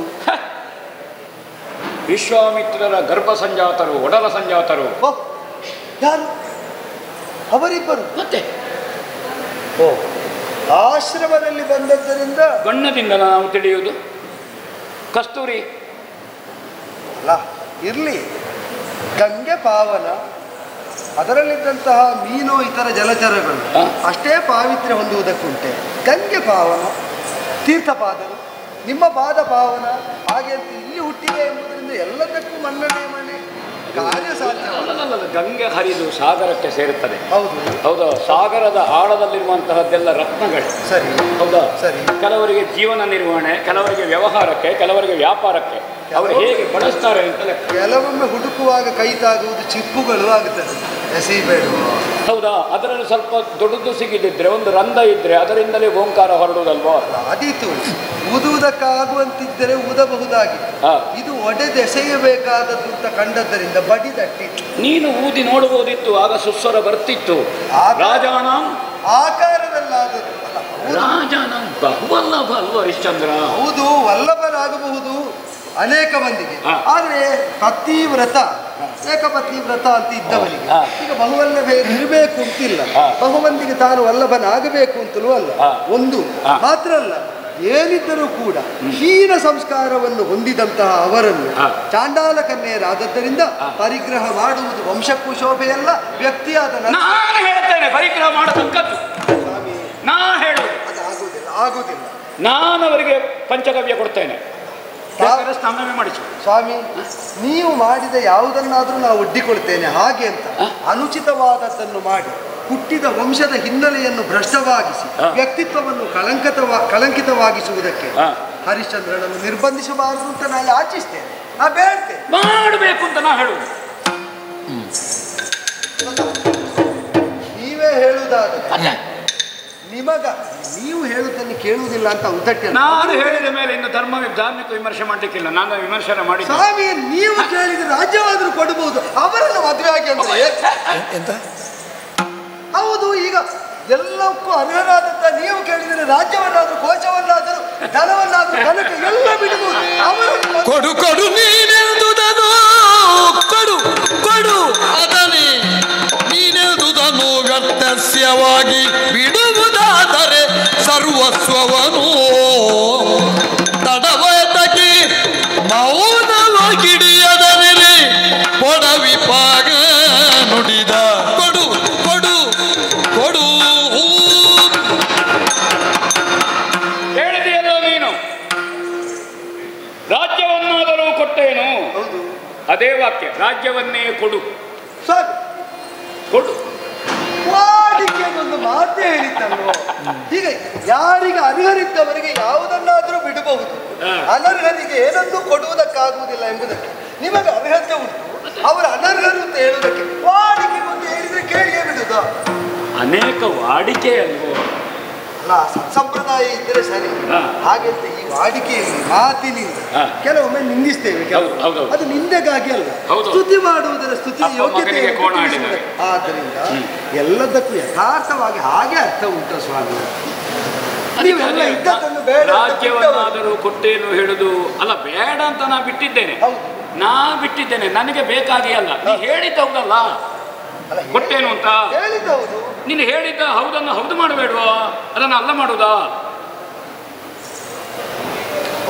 ಹೇಳಿದೆಯಲ್ಲ ನೀನು. ಈಗ ನಾನೊಂದು ಆಡಿದ ಮೇಲೆ ಮತ್ತೆ ಆಡಿದ್ದವುದಲ್ಲ, ಅದೇ ನಾಲಿಗೆಯಲ್ಲಿ ಮಾತೆ ಮಾತು ಮಾತೆ. ಮುತ್ತು ಬಿದ್ದರೆ ಎತ್ತಬಹುದು, ಮಾತು ಬಿದ್ದರೆ ಆಗತ್ತದೆ ಚಂದ್ರ. ಹೇಳಿದ್ದವುದಲ್ಲ. ಇಲ್ಲ, ನಾ ಕೇಳ್ತಿರ್ಲಿಲ್ಲ, ನನಗೆ ಇದ್ದದ್ದನ್ನು ಬಿಟ್ಟು ಬಂದಿದ್ದೇನೆ ನಾನು. ನೀ ಹೇಳಿದೆಯಲ್ಲ ಕೊಟ್ಟೇನು, ಕೊಡು. ಹೇಳಿದ್ದನ್ನು ಕೊಟ್ಟೇನು ಅಂತಾಗಾದ್ರೆ ಪರೀಕ್ಷಿಸುವುದಕ್ಕಲ್ಲ, ಕೊಡು ಅಂತ ಹೇಳಿದ್ರೆ ಕೊಡ್ತಾನು ನೋಡುವ ಅಂತ ಕೇಳಿದ್ದಲ್ಲ, ಬೇಕು ಅಂತಲೇ ಕೇಳಿದ್ದ. ನಿನಗೆ ಬೇಡ ಅಂತ ಕೇಳಿದ್ದು, ನನಗೆ ಬೇಕು. ನಿನಗೆ ಬೇಡದ ಕಾರಣ ನನಗೆ ಬೇಕು ಸ್ವಾಮಿ. ಇಲ್ಲದಿದ್ರೆ ಒಂದೇ ಮುಗಿಸುವ. ನಾನು ಮಾತಿಗೊಂದು ಹೇಳಿದ್ದು, ಅದು ಯಥಾರ್ಥ ಅಲ್ಲ. ಯಥಾರ್ಥವಲ್ಲದನ್ನು ಆಡುವುದಕ್ಕಿಲ್ಲ, ಯೋಚಿಸದೆ ಆಡುವುದಿಲ್ಲ, ಆಡಿದ ಮೇಲೆ ಆಡಿದರ ಬಗ್ಗೆ ಯೋಚಿಸುವುದಿಲ್ಲ. ಕೊಟ್ಟಿದ್ದೇನೆ ಅಂದದ್ದು ಕೊಟ್ಟದ್ದೇ. ನಿಮಗೆ ಬೇಕು ಅಂತಾದರೆ ಸಮಸ್ತ ಸಾಮ್ರಾಜ್ಯವನ್ನು ವಿಶ್ವಾಮಿತ್ರನ ಪದತಲದಲ್ಲಿ ಇಟ್ಟೆ ಬಿಟ್ಟೆ. ಹಾಗೆ ಹೇಳಿದ್ರೆ ಸಾಕಾಗುವುದಿಲ್ಲ. ಈಗ ಮಾತಿನಿಂದ ಹೇಳಿದ್ದನ್ನು ಬಿಡುವಂದ್ರೆ ಮತ್ತೆ ಮಾತು ಅದು ಕಾಯೇನ ವಾಚ ಮನಸ್ಸು. ಕಾಯಿಕವಾದದ್ದನ್ನು ವ್ಯವಹಾರದಲ್ಲಿ ಮತ್ತೆ ಮನಸ್ಸಿಗೆ ಹೇಳಬೇಕಾದ್ದು, ಹೌದಾ? ಮತ್ತೆ ಅನುಷ್ಠಾನಕ್ಕೆ ಬರಬೇಕಾದ್ದು. ಆದರೆ ಸಮಸ್ತ ರಾಜ್ಯ ಯೋಚನೆ ಮಾಡಬೇಕಾದ್ದು ನಾನಿಲ್ಲಿ. ನೀನು ಪ್ರಜಾನುರಾಗಿ. ನೀ ಕೊಟ್ಟರೆ ಈ ಪ್ರಜೆಗಳು ನಿನ್ನನ್ನು ಕಂಡುಕೊಳ್ಳುವಂತೆ ಕಂಡುಕೊಳ್ಳಬೇಕು. ಒಂದು, ಸಪತ್ನೀಕನಾಗಿದ್ದಿ, ವಾಂಶಿಕವಾದ ಹಿನ್ನೆಲೆ, ಹೌದಾ? ಹೌದು. ನಿನ್ನ ಚಿರಂಜೀವಿ ಇದ್ದಾನೆ, ಹಕ್ಕುದಾರ. ಆ ಕಾರಣದಿಂದ ಜ್ಯೇಷ್ಠ ಅನುಸರಣೆ ಇದೆ, ಸಪತ್ನೀಕ, ಹೌದಾ? ಪಾರ್ವತಿ ಪರಮೇಶ್ವರರಂತೆ. ಅದಕ್ಕಾಗಿ ಅವರೆಲ್ಲ ಇದ್ದುಕೊಂಡು ಅವರ ಅನುಮತಿಯಂತೆ ಕೊಡದೇ ಇದ್ದರೆ, ನಾನಿಲ್ಲಿ ಕುಳಿತುಕೊಳ್ಳುವಾಗ ದಂಗೆ ಇದ್ದರೆ ಸತ್ಯಾಗ್ರಹ ಮಾಡಿದರೆ ಸ್ವಾಮಿ, ಛಾಯೆಯಂತೆ ಅನುಸರಿಸುವವಳು ಬೇಕೆನಿಸಿದಾಗ ಕಾಯವು ಛಾಯೆಯು ಒಂದಾಗಿ ನಿಲ್ಲುವಂತಹ ಕೌತುಕವನ್ನು ಲೋಕಕ್ಕೆ ತೋರಿಕೊಡಬಲ್ಲಳು. ಅಂಥವಳು ಸತಿಯಾಗಿ ಸಿಕ್ಕಿದ್ದರಿಂದಲೇ ಅಪಾತ್ರರು ಕೇಳಿದಾಗ ಬಡಿದಟ್ಟಬೇಕಾಗಿ ಬರುವುದು. ಆದ್ದರಿಂದ ಶಂಕೆ ಬೇಡ. ಪುತ್ರ ನನ್ನ ಪ್ರಾಣಕ್ಕೆ ರೂಪ ಬಂದರೆ ಲೋಹಿತಾಶ್ವನ ಸ್ವರೂಪ ಸಿದ್ಧವಾದ ಆತ್ಮವೈಪುತ್ರನಾಮ. ಆದ್ದರಿಂದಲೇ ಅವರು ವಿಮತರಾಗುವ ಭೀತಿ ಬೇಡ. ಸಮ್ಮತಿಯನ್ನು ನಿಮಗೆ ನಿಮ್ಮೆದುರಿನಲ್ಲಿ ಪ್ರಕಟಿಸಿಯೇ ಒಪ್ಪಿಸಿಕೊಡೋಣವಂತೆ. ಅದಕ್ಕೆ ಹೌದಾ? ಹಾಗಾದ್ರೆ ಔಪಚಾರಿಕವಾಗಿ ಮಾತ್ರ ಅಲ್ಲ, ವಿಧಿಯುಕ್ತವಾಗಿ ನಿಮಗದು ಬೇಕು ಅಂತಿದ್ದರೆ ಸನ್ನಿಧಾನವೊಮ್ಮೆ ರಾಜ್ಯಕ್ಕೆ ಚಿತ್ತೈಸುವ ಕೃಪೆ ಮಾಡಬೇಕು. ಆಡಿದ ಮಾತನ್ನು ಕಾರ್ಯದಲ್ಲಿ ಸಾಧಿಸಿ ತೋರಿಸ್ತೇವೆ. ಒಳ್ಳೆಯ ಈಗ ಬನ್ನಿ, ಈಗ ಬನ್ನಿ.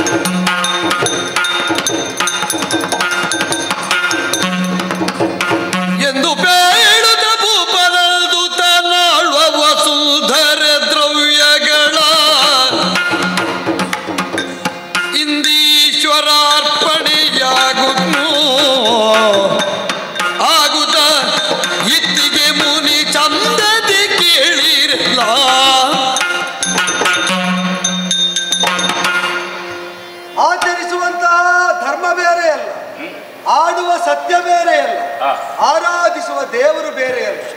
ಈ ಅವಿನಾಭಾವದಿಂದಲೇ ಇದು ತನಕ ಬದುಕಿದವರು ಸ್ವಾಮಿ. ಆಡಿದ ಮಾತನ್ನೇ ಪಣವಾಗಿರಿಸಿಕೊಂಡು ಇದ್ದದ್ದ ಪಡವೆಯನ್ನೆಲ್ಲ ಪಡೆಯುತ್ತೇನೆ ಅಂತ ನೀವು ಕೇಳಿದರೆ ಅದನ್ನು ಅನುಷ್ಠಾನಗೊಳಿಸುವುದಕ್ಕೆ ಸತಿಯನ್ನೊಡಂಬಡಿಸಿ ಪುತ್ರನನ್ನು ಒಪ್ಪಿಸಿ ಇದೋ ಸಮಸ್ತ ಸಾಕೇತ ಸಾಮ್ರಾಜ್ಯ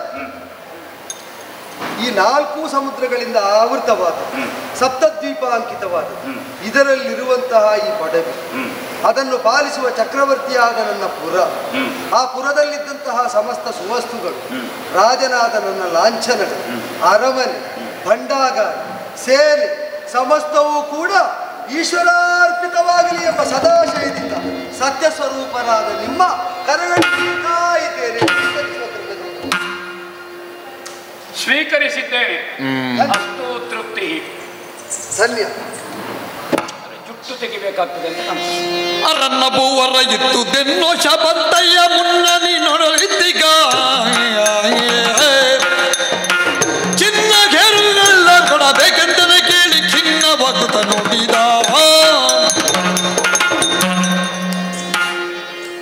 ಹರಿಶ್ಚಂದ್ರ ಸ್ವಾಮಿ, ಮರೆಯುವ ಆರಂಭ ಆಗಲಿಲ್ಲ, ನೆನಪಾಯ್ತು. ಏನು ನೆನಪಾಯ್ತು? ಏನು ಸ್ವಾಮಿ? ಒಂದು ಪಟ್ಟದಾನೆ, ಹೌದು, ಕಟ್ಟಾಳು, ಹೌದು. ಅದರ ಮೇಲೆ ನಿಂತು ಹಾ, ಕವಡೆ ಹಾರಿಸಿದ ಎತ್ತರದಷ್ಟು ಹೊನ್ನಿನ ರಾಶಿ ಹೌದು. ನನ್ನದಾಗಿ ನಿನ್ನಲ್ಲೇ ಇರಲಿ. ಹಾ, ಹಾ, ಹಾ, ಹಾ. ಹೌದು, ತಾವಾಡಿ. ಸಪ್ತದ್ವೀಪದಿಂದ ಪರಿವೇಷ್ಟಿತವಾದಂತಹ ಭೂವಲಯ ಅದನ್ನು ಕೊಟ್ಟಿದ್ದೇನೆ. ನಂದು ಬರ್ಲಿಲ್ವ ಅಂತ ಇನ್ನು ಬರುವುದಂದ್ರೆ ನೀವು ತಕೊಂಡ್ರೆ ಆಯ್ತು. ತೆಕ್ಕೊಳ್ಳಿಕ್ಕೆ ಅದೀಗ ಎಲ್ಲ ಅಂತ ಬಂತಲ್ಲ. ಎಲ್ಲ ಅಂದ್ರೆ ನನ್ನದನ್ನು ಮಾತ್ರ ನಾನು ಕೊಟ್ಟದ್ದಲ್ವ? ಹೌದು, ನನ್ನದಲ್ಲದನ್ನು ನಾ ಕೊಡ್ಲಿಕ್ಕೆ ಆಗುವುದಿಲ್ಲ. ಮತ್ತೆ ನೀವು ನಿಮ್ಮ ಹತ್ರವೇ ಉಂಟು. ನನ್ನ ಹತ್ರ ಅಲ್ಲ ಸ್ವಾಮಿ, ನನ್ನ ರಕ್ಷಣೆಯಲ್ಲಿ. ಹೌದು, ಈಗ ಆ ರಕ್ಷಣೆಯ ಹೊಣೆಯನ್ನು ನಿಮಗೆ ಹೊರಿಸಿದ ಮೇಲೆ ದ್ರವ್ಯ ಮೊದಲೇ ನಿಮ್ಮದ್ದು, ರಕ್ಷಣೆಯ ಹೊಣೆಯು ನಿಮ್ಮದ್ದು ಅಂತಲೇ ಆಗುತ್ತಲ್ವ? ಆದ್ರೆ ಇದರಲ್ಲಿ ಬಂತು ಅಂತ ಒಂದು ವಾಕ್ಯ ಬರಲಿಲ್ಲ. ಅಲ್ಲ, ಇದು ಬರ್ಲಿಕ್ಕೆ ಸ್ವಾಮಿ ಅದರ ಕರ್ತೃತ್ವವೇ ನನಗಿಲ್ಲದಿರುವಾಗ ನಾ ಹೇಗೆ ಹೇಳಿ? ಅದು ನನ್ನದಾಗಿ ನಿನ್ನಲ್ಲಿ ಉಂಟು. ಸರಿ, ಈಗ ಸಮಸ್ತ ಅಂತ ಹೇಳುವಾಗ ಅದು ಈ ಆವರಣದ ಒಳಗೆ ಉಂಟು. ನಿಮ್ಮದಾಗಿ ನನ್ನಲ್ಲಿರುವುದು ಹೇಗೆ? ನಾ ರಕ್ಷಕನಾಗಿರುವುದರಿಂದ ಆ ರಕ್ಷಣೆಯ ಹೊಣೆಯನ್ನು ಬಿಟ್ಟಲ್ಲಿಗೆ ದ್ರವ್ಯ ಮೊದಲೇ ನಿಮ್ಮದು, ರಕ್ಷಣೆಯು ನಿಮ್ಮದು ಅಂತ ಅನುಭವಕ್ಕೆ ಬರಲಿಲ್ಲ. ಹಾಗಾದ ಕಾರಣ ಅದು ನನಗೆ ಬಾರದೆ ಅನುಭವಕ್ಕೆ ಬರುವುದಿಲ್ಲ. ಸ್ವಾಮಿ, ಈಗ ಬಾರದೆ ಅಂದರೆ ನೀವೇ ಯೋಚನೆ ಮಾಡಿ. ಈಗ ಅದನ್ನು ಮರಳಿ ನಾನೀಗ ನಿಮಗೆ ಕೊಡ್ತೇನೆ ಅಂತ ಅಂದಿದ್ದೆ. ಈಗ ದತ್ತಾಪಾರದ ದೋಷ ಬರುವುದಿಲ್ಲ. ನಿಮ್ಮದಾಗಿದ್ದದನ್ನು ನಾ ಪಡೆದು ಇದನ್ನು ಈಗ ಕೊಟ್ಟೆ ಅಂತ ಹೇಳಿದ್ರೆ ಆ ದೋಷವನ್ನು ಬದಲಾವಣೆ ಮಾಡ. ನಾನು ಕೊಡುವುದಿಲ್ಲ ಅಂತ ನೀವು ಹೇಳಿದ್ರೆ ದೋಷವನ್ನೇ ಬಿಟ್ಟು ಬಿಡುವ. ಅಲ್ಲ, ಕೊಡುವುದಿಲ್ಲ ಅಂತಲ್ಲ ಸ್ವಾಮಿ, ಅದನ್ನು ಕೊಡುವುದಕ್ಕೆ ಅಧಿಕಾರವೇ ಇಲ್ಲ.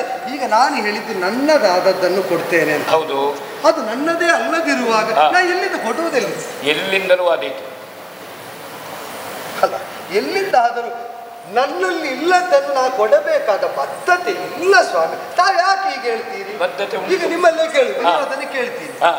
ಹೇರನ್ನೇ ಒಪ್ಪಿಸಿದ ಮೇಲೆ ಮತ್ತೆ ಆ ಹೇರಿನ ಮೂಲಕವಾಗಿ ನಾವು ವ್ಯಾಪಾರ ಮಾಡಿ ನಾವು ಸಂಪಾದಿಸಿದ ಲಾಭಾಂಶದಲ್ಲಿ ನಿಮಗೆ ಸುಂಕವನ್ನು ಕೊಡುವುದಕ್ಕುಂಟ? ಹೌದೌದು. ಈಗ ನಮಗೆ ವ್ಯಾಪಾರ ಸುಗಮವಾಗುವುದಕ್ಕೆ ಆ ಹೇರಿನ ರಕ್ಷಣೆಗಾಗಿ, ವ್ಯಾಪಾರದ ವ್ಯವಸ್ಥೆಗಾಗಿ ರಾಜನಾದವರಿಗೆ ಒಂದು ಸುಂಕ ಕೊಡುವುದು. ಅದು ಹೀಗೆ ಮಾಡುವ. ಈಗ ಹೇರನ್ನು ಬಂಡಿಯನ್ನು ನಿಮಗೆ ಒಪ್ಪಿಸಿದ ಮೇಲೆ ಇದು ಸುಂಕ ಕೊಡಬೇಕಂದ್ರೆ ಹಿಂದೆ ಸುಂಕ ಕೊಡ್ಲಿಕ್ಕೆ ಏನೋ ಬಾಕಿ ಉಂಟು, ಅದನ್ನು ಹೇರನ್ನು ಕೊಡುವಾಗ ಹಳೆ ಬಾಕಿಯನ್ನು ಒಟ್ಟಿಗೆ ಕೊಡುವುದು. ಅಲ್ಲ, ನಮಗೆ ಬಾಕಿ ಇದ್ದರೆ ಅದನ್ನು ಒಪ್ಪುವುದಕ್ಕೆ ಚಿಂತಿಲ್ಲ. ಆದರೆ ನಮಗೆ ಬಾಕಿ ಉಳಿಸುವ ಅಭ್ಯಾಸವೇ ಇಲ್ಲ. ಇಲ್ಲಾದ್ರೆ ಉಂಟು. ನಾ ಹೇಳೋದು, ವಿಶ್ವಾಮಿತ್ರ ಹೇಳೋದು, ನಾವು ಹೇಳಿದ್ರು ನಾನು ನನ್ನದಲ್ಲದಲ್ಲಿ ಹೇಗೆ ಕೊಡುವುದು ಸ್ವಾಮಿ? ಹೇಗೂ ಅದೀತು. ನೀನು ಕೊಡುವುದಿಲ್ಲ ಅಂತ ಹೇಳಿದ್ರೆ ನಾನು ಕೇಳೋದೇ ಇಲ್ಲ. ಈಗ ಒಂದೇ ನನ್ನದು ದ್ರವ್ಯ ಇಲ್ಲ ನನಗೆ. ಈಗ ನೀವು ಹೀಗೆ ಹೇಳಿದರೆ ಕೊಡಬೇಕಾಗಿ ಬರುವುದು ಒಂದೇ ವಿಷಯಕ್ಕೆ. ನೀವು ಕೇಳಿದಾಗ ಕೊಡ್ತೇನೆ ಅಂತ ನಾನು ಅಡಿಯಾಗಿ, ಈಗ ಕೇಳಿದಾಗ ನಾನು ಕೊಡಬೇಕು. ಆ ಮಾತೊಂದು ದ್ರವ್ಯ ನಾವು ಉಪಯೋಗಿಸಿ ಅದು ನಿಮ್ಮದಾಗಿಯೇ ರಾಜ್ಯದಲ್ಲಿರುವುದು. ಆ ಒಂದು ಮಾತು ಕೇಳಿದಾಗ ಕೊಡ್ತೇನೆ ಎಂಬ ಮಾತು ಕೇಳುತ್ತೇನೆ ಹೇಳಿದ್ದೆ ಸ್ವಾಮಿ. ಇಲ್ಲ, ಆ ಮಾತೊಂದೇ ಹೌದು ಅಂತ. ಸತ್ಯವನು ನಾ ಬಿಡೆನು,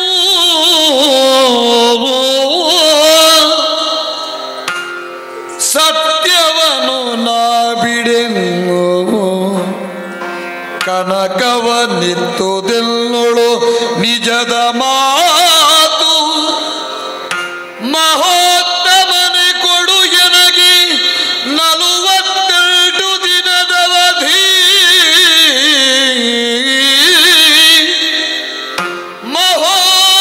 ಮಹೋತ್ತಮನೆ ಕೊಡು ಎನಗಿ 48 ದಿನದವಧಿ. ಪೃಥ್ವಿಯನ್ನು ಸಂಚರಿಸಿ ನಾ ತಂದಿತ್ತ ಪೆನು ಕನಕಗಳ,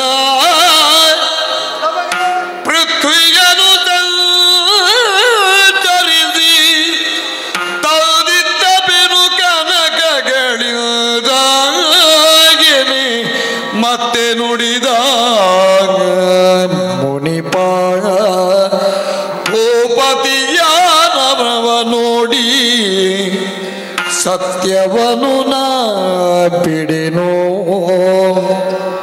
ಜಿಯ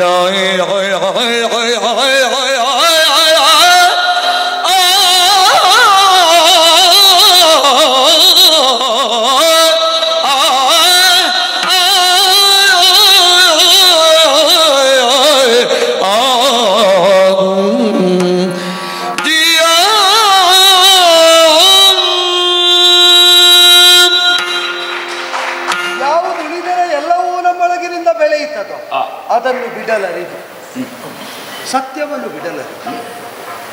ಅರ್ಥ ಆಗಿದೆ. ಮಮಕಾರವುಳ್ಳ ವಸ್ತು ವಿಷಯಗಳಿಗಾಗಿ ಸತ್ಯವನ್ನು ಬಿಟ್ಟರೆ ಅದೆಲ್ಲ ವಿಸ್ಮರಣೆಯಾಗುವಂತೆ ನಮ್ಮ ಕೈ ತಪ್ಪಿ ಹೋಗುತ್ತೆ. ಆತ್ಯಂತಿಕವಾದ ಮಮತೆ ಸತ್ಯದೆಡೆಗೆ ಇದ್ದರೆ ನಮಗೆ ಯಾವುದು ಮಮಕಾರವುಳ್ಳದ್ದಾಗಬೇಕು ಅದು ತಾನಾಗಿ ಒದಗಿ ಬರ್ತದೆ ಎಂಬುದು ಬದುಕಿನ ಅನುಭವ ಸ್ವಾಮಿ. ಆದ್ದರಿಂದ ಸತ್ಯವನ್ನು ಬಿಡಲರಿದು ನಿಮಗೆ ಕೇಳಿದಾಗ ಕೊಡ್ತೇನೆ ಅಂದದ್ದು ಸತ್ಯ. ದ್ರವ್ಯ ನಾವು ವಿನಿಯೋಗಿಸಲಿಲ್ಲ. ನಾನು ಬೇರೆ ಯಾವುದಕ್ಕೂ ತಮ್ಮಲ್ಲಿ ವಾಗ್ವಾದ ಮಾಡಿಲ್ಲ. ನಾನು ಕೊಡ್ತೇನೆ ಅಂತ ಒಪ್ಪಿದರೆ ಆ ದತ್ತವನ್ನು ಅಪಹಾರ ಮಾಡಿದ ದೋಷ ಬರ್ತದೆ. ಇದೀಗ ಮಾತಿಗಾಗಿ ಆದ್ರೆ ಹೌದೇ ಸತ್ಯ ವಾಕ್ಯನಾಗುವುದಕ್ಕಾಗಿ ಕೊಡೋಣ. ಎಲ್ಲವನ್ನು ತಾವು ಸ್ವೀಕರಿಸಿ. ಈಗ ರಾಜ್ಯ ನನಗೆ ಬೇಕಾದಿಯ ಮಾತಿಗಾಗಿ ಸರಿ ಸರಿ ನನಗೆಂತ ನಾನು ಹೇಳಿದ ಮಾತಿನ ನಾನೇನು ಕಿರೀಟ ಕಟ್ಟಲಿಕ್ಕೆ ಉಂಟ ಈ ಶಿಕೆ ತೆಗೆದು ಮತ್ತೆ ನೀವು ರಾಜನಾಗೋದಿದ್ರೆ ಕಿರೀಟ ಬೇಕು ಅದಲ್ಲ. ಎಲ್ಲವನ್ನು ಆಳುವಲ್ಲಂತಹ ದಂಡವನ್ನು ಹೊತ್ತವ ನನಗೆ ಇದುವೇ ಕಿರೀಟ. ಸರಿ ಶಿಖಾ ಕಿರೀಟಿಗೆ ಸ್ವಾಮಿ. ಈಗ ನಾವು ಕೊಡುವುದಕ್ಕಿದ್ದಂತಹ ಬಾಧ್ಯತೆಯನ್ನು ಪೂರೈಸುವುದಕ್ಕೆ ಅವಧಿ ಕೇಳುವುದು ಶಿಷ್ಟಾಚಾರದ ಒಳಗೆ ಬರ್ತದೆ. ಲೋಕವ್ಯವಹಾರ ನ್ಯಾಯನ ಸಿಂಧು ಅಂತ ಆಗ್ತದೆ. ಶಿಷ್ಟಾಚಾರವನ್ನು ಮೀರಿ ಶಾಸ್ತ್ರ ಮೀರಿ ನಾನು ವ್ಯವಹರಿಸುವವನೇ ಅಲ್ಲ. ಇತ್ತರವಧಿಯ ನೀನು ಪೃಥ್ವಿಯನ್ನು ಸಂಚರಿಸಿ ನಮಗೆ ಕೊಡಬೇಕಾದ ಆ ಮಹತ್ತರವಾದ ಮೊತ್ತವನ್ನು ಸಂಪಾದಿಸಿ ತಂದು ನಿಮ್ಮ ಪಾದಕ್ಕೊಪ್ಪಿಸ್ತೇನೆ. ಸಮಸ್ಯೆ ಉಂಟು ನಿನಗೆ, ನನಗಿಲ್ಲ. ಒಂದು ಹೆಜ್ಜೆ ಎತ್ತಿ ಇಟ್ಟರೆ ಭೂಮಿ ನನ್ನದು. ಓ ಅದು ಸರಿ. ಅದರಿಂದ ಎಲ್ಲಿ ಸಂಪಾದನೆ ಮಾಡಿದ್ರು ನನ್ನದ್ದೇ ಆಗೋದಿಲ್ಲ ಹರಿಶ್ಚಂದ್ರ. ನಾನು ನೆನಪಿಸೋದು ಈಗ ಭೂಮಿ ನಿಮ್ಮದ್ದು ಅಂದದ್ದು ನೀವು ಪ್ರಭು ಅಂತಲ್ಲ ಬಂತಲ್ಲ. ಯಾರ ಪ್ರಭುತ್ವವು ಇಲ್ಲದ ಒಂದು ನೆಲೆ ಉಂಟಲ್ಲ ಸ್ವಾಮಿ. ಕಾಶಿ ವಿಶ್ವನಾಥನಲ್ಲಿ ನನಗೆ ಶ್ರದ್ಧೆ ಉಂಟು. ಅವ ಪ್ರಭು ಅಲ್ಲ ಅಂತ ಬಿಟ್ಟು ಕೊಟ್ಟಿದ್ರೆ ಇನ್ನೊಬ್ಬರಿಗೆ ಸಿಗುತ್ತಿತ್ತು. ಅವ ಬಿಡದಂತೆ ಕ್ಷೇತ್ರವಾದ್ರಿಂದ ಅದು ಅವಿಮುಕ್ತ ಕ್ಷೇತ್ರ. ಬಿಡದ ಒಂದೇ. ಆದ್ದರಿಂದ ಸರ್ವತಂತ್ರ ಸ್ವತಂತ್ರವಾದ ವಿಶ್ವನಾಥನೇ ಪ್ರಭುವಾಗಿ ಪಾಲಿಸುವ ಕಾಶಿಯನ್ನು ಹೊಕ್ಕು ಅವಧಿ ಕೊಟ್ರೆ ನೀನು ಹೇಳಿದ ಅವಧಿ. ಅನ್ಯ ದ್ರವ್ಯ ಕೊಡುವುದಕ್ಕೆ ಶಿಷ್ಟಾಚಾರ ಒಂದು ಮಂಡಲ. ಶಿಷ್ಟಾಚಾರ ಬಿಟ್ಟು ವ್ಯವಹಾರ ಇಲ್ವಾ ಅಂತ ನಾನು ಹೇಳಿ. 48 ದಿನದ ಅವಧಿಯಲ್ಲಿ ಹೇಗೆ ಕೊಡ್ತಿ, ನಮಗೆ ಹೇಗೆ ಬರುವುದದು? ಈಗ ನಿಮ್ಮ ರಾಜ್ಯಕ್ಕೆ ನಾವು ಪ್ರವೇಶವೇ ಮಾಡುವುದಕ್ಕಿಲ್ಲ ಅಂತ ಆದ್ರೆ ತಾವೇ ಒಬ್ಬರ ಆಳನ್ನು ಕಳಿಸಿದರೆ ಪ್ರವೇಶ ಮಾಡುವುದರಲ್ಲಿ ನನ್ನ ಆಕ್ಷೇಪ ಅಲ್ಲ, ಸತ್ಯ ಆಕ್ಷೇಪ ಮಾಡ್ತದೆ. ಬೇಡ, ಸತ್ಯಕ್ಕೆ ಬಾಧಕವಾಗುವಂತೆ ಯಾವುದು ಬೇಡ.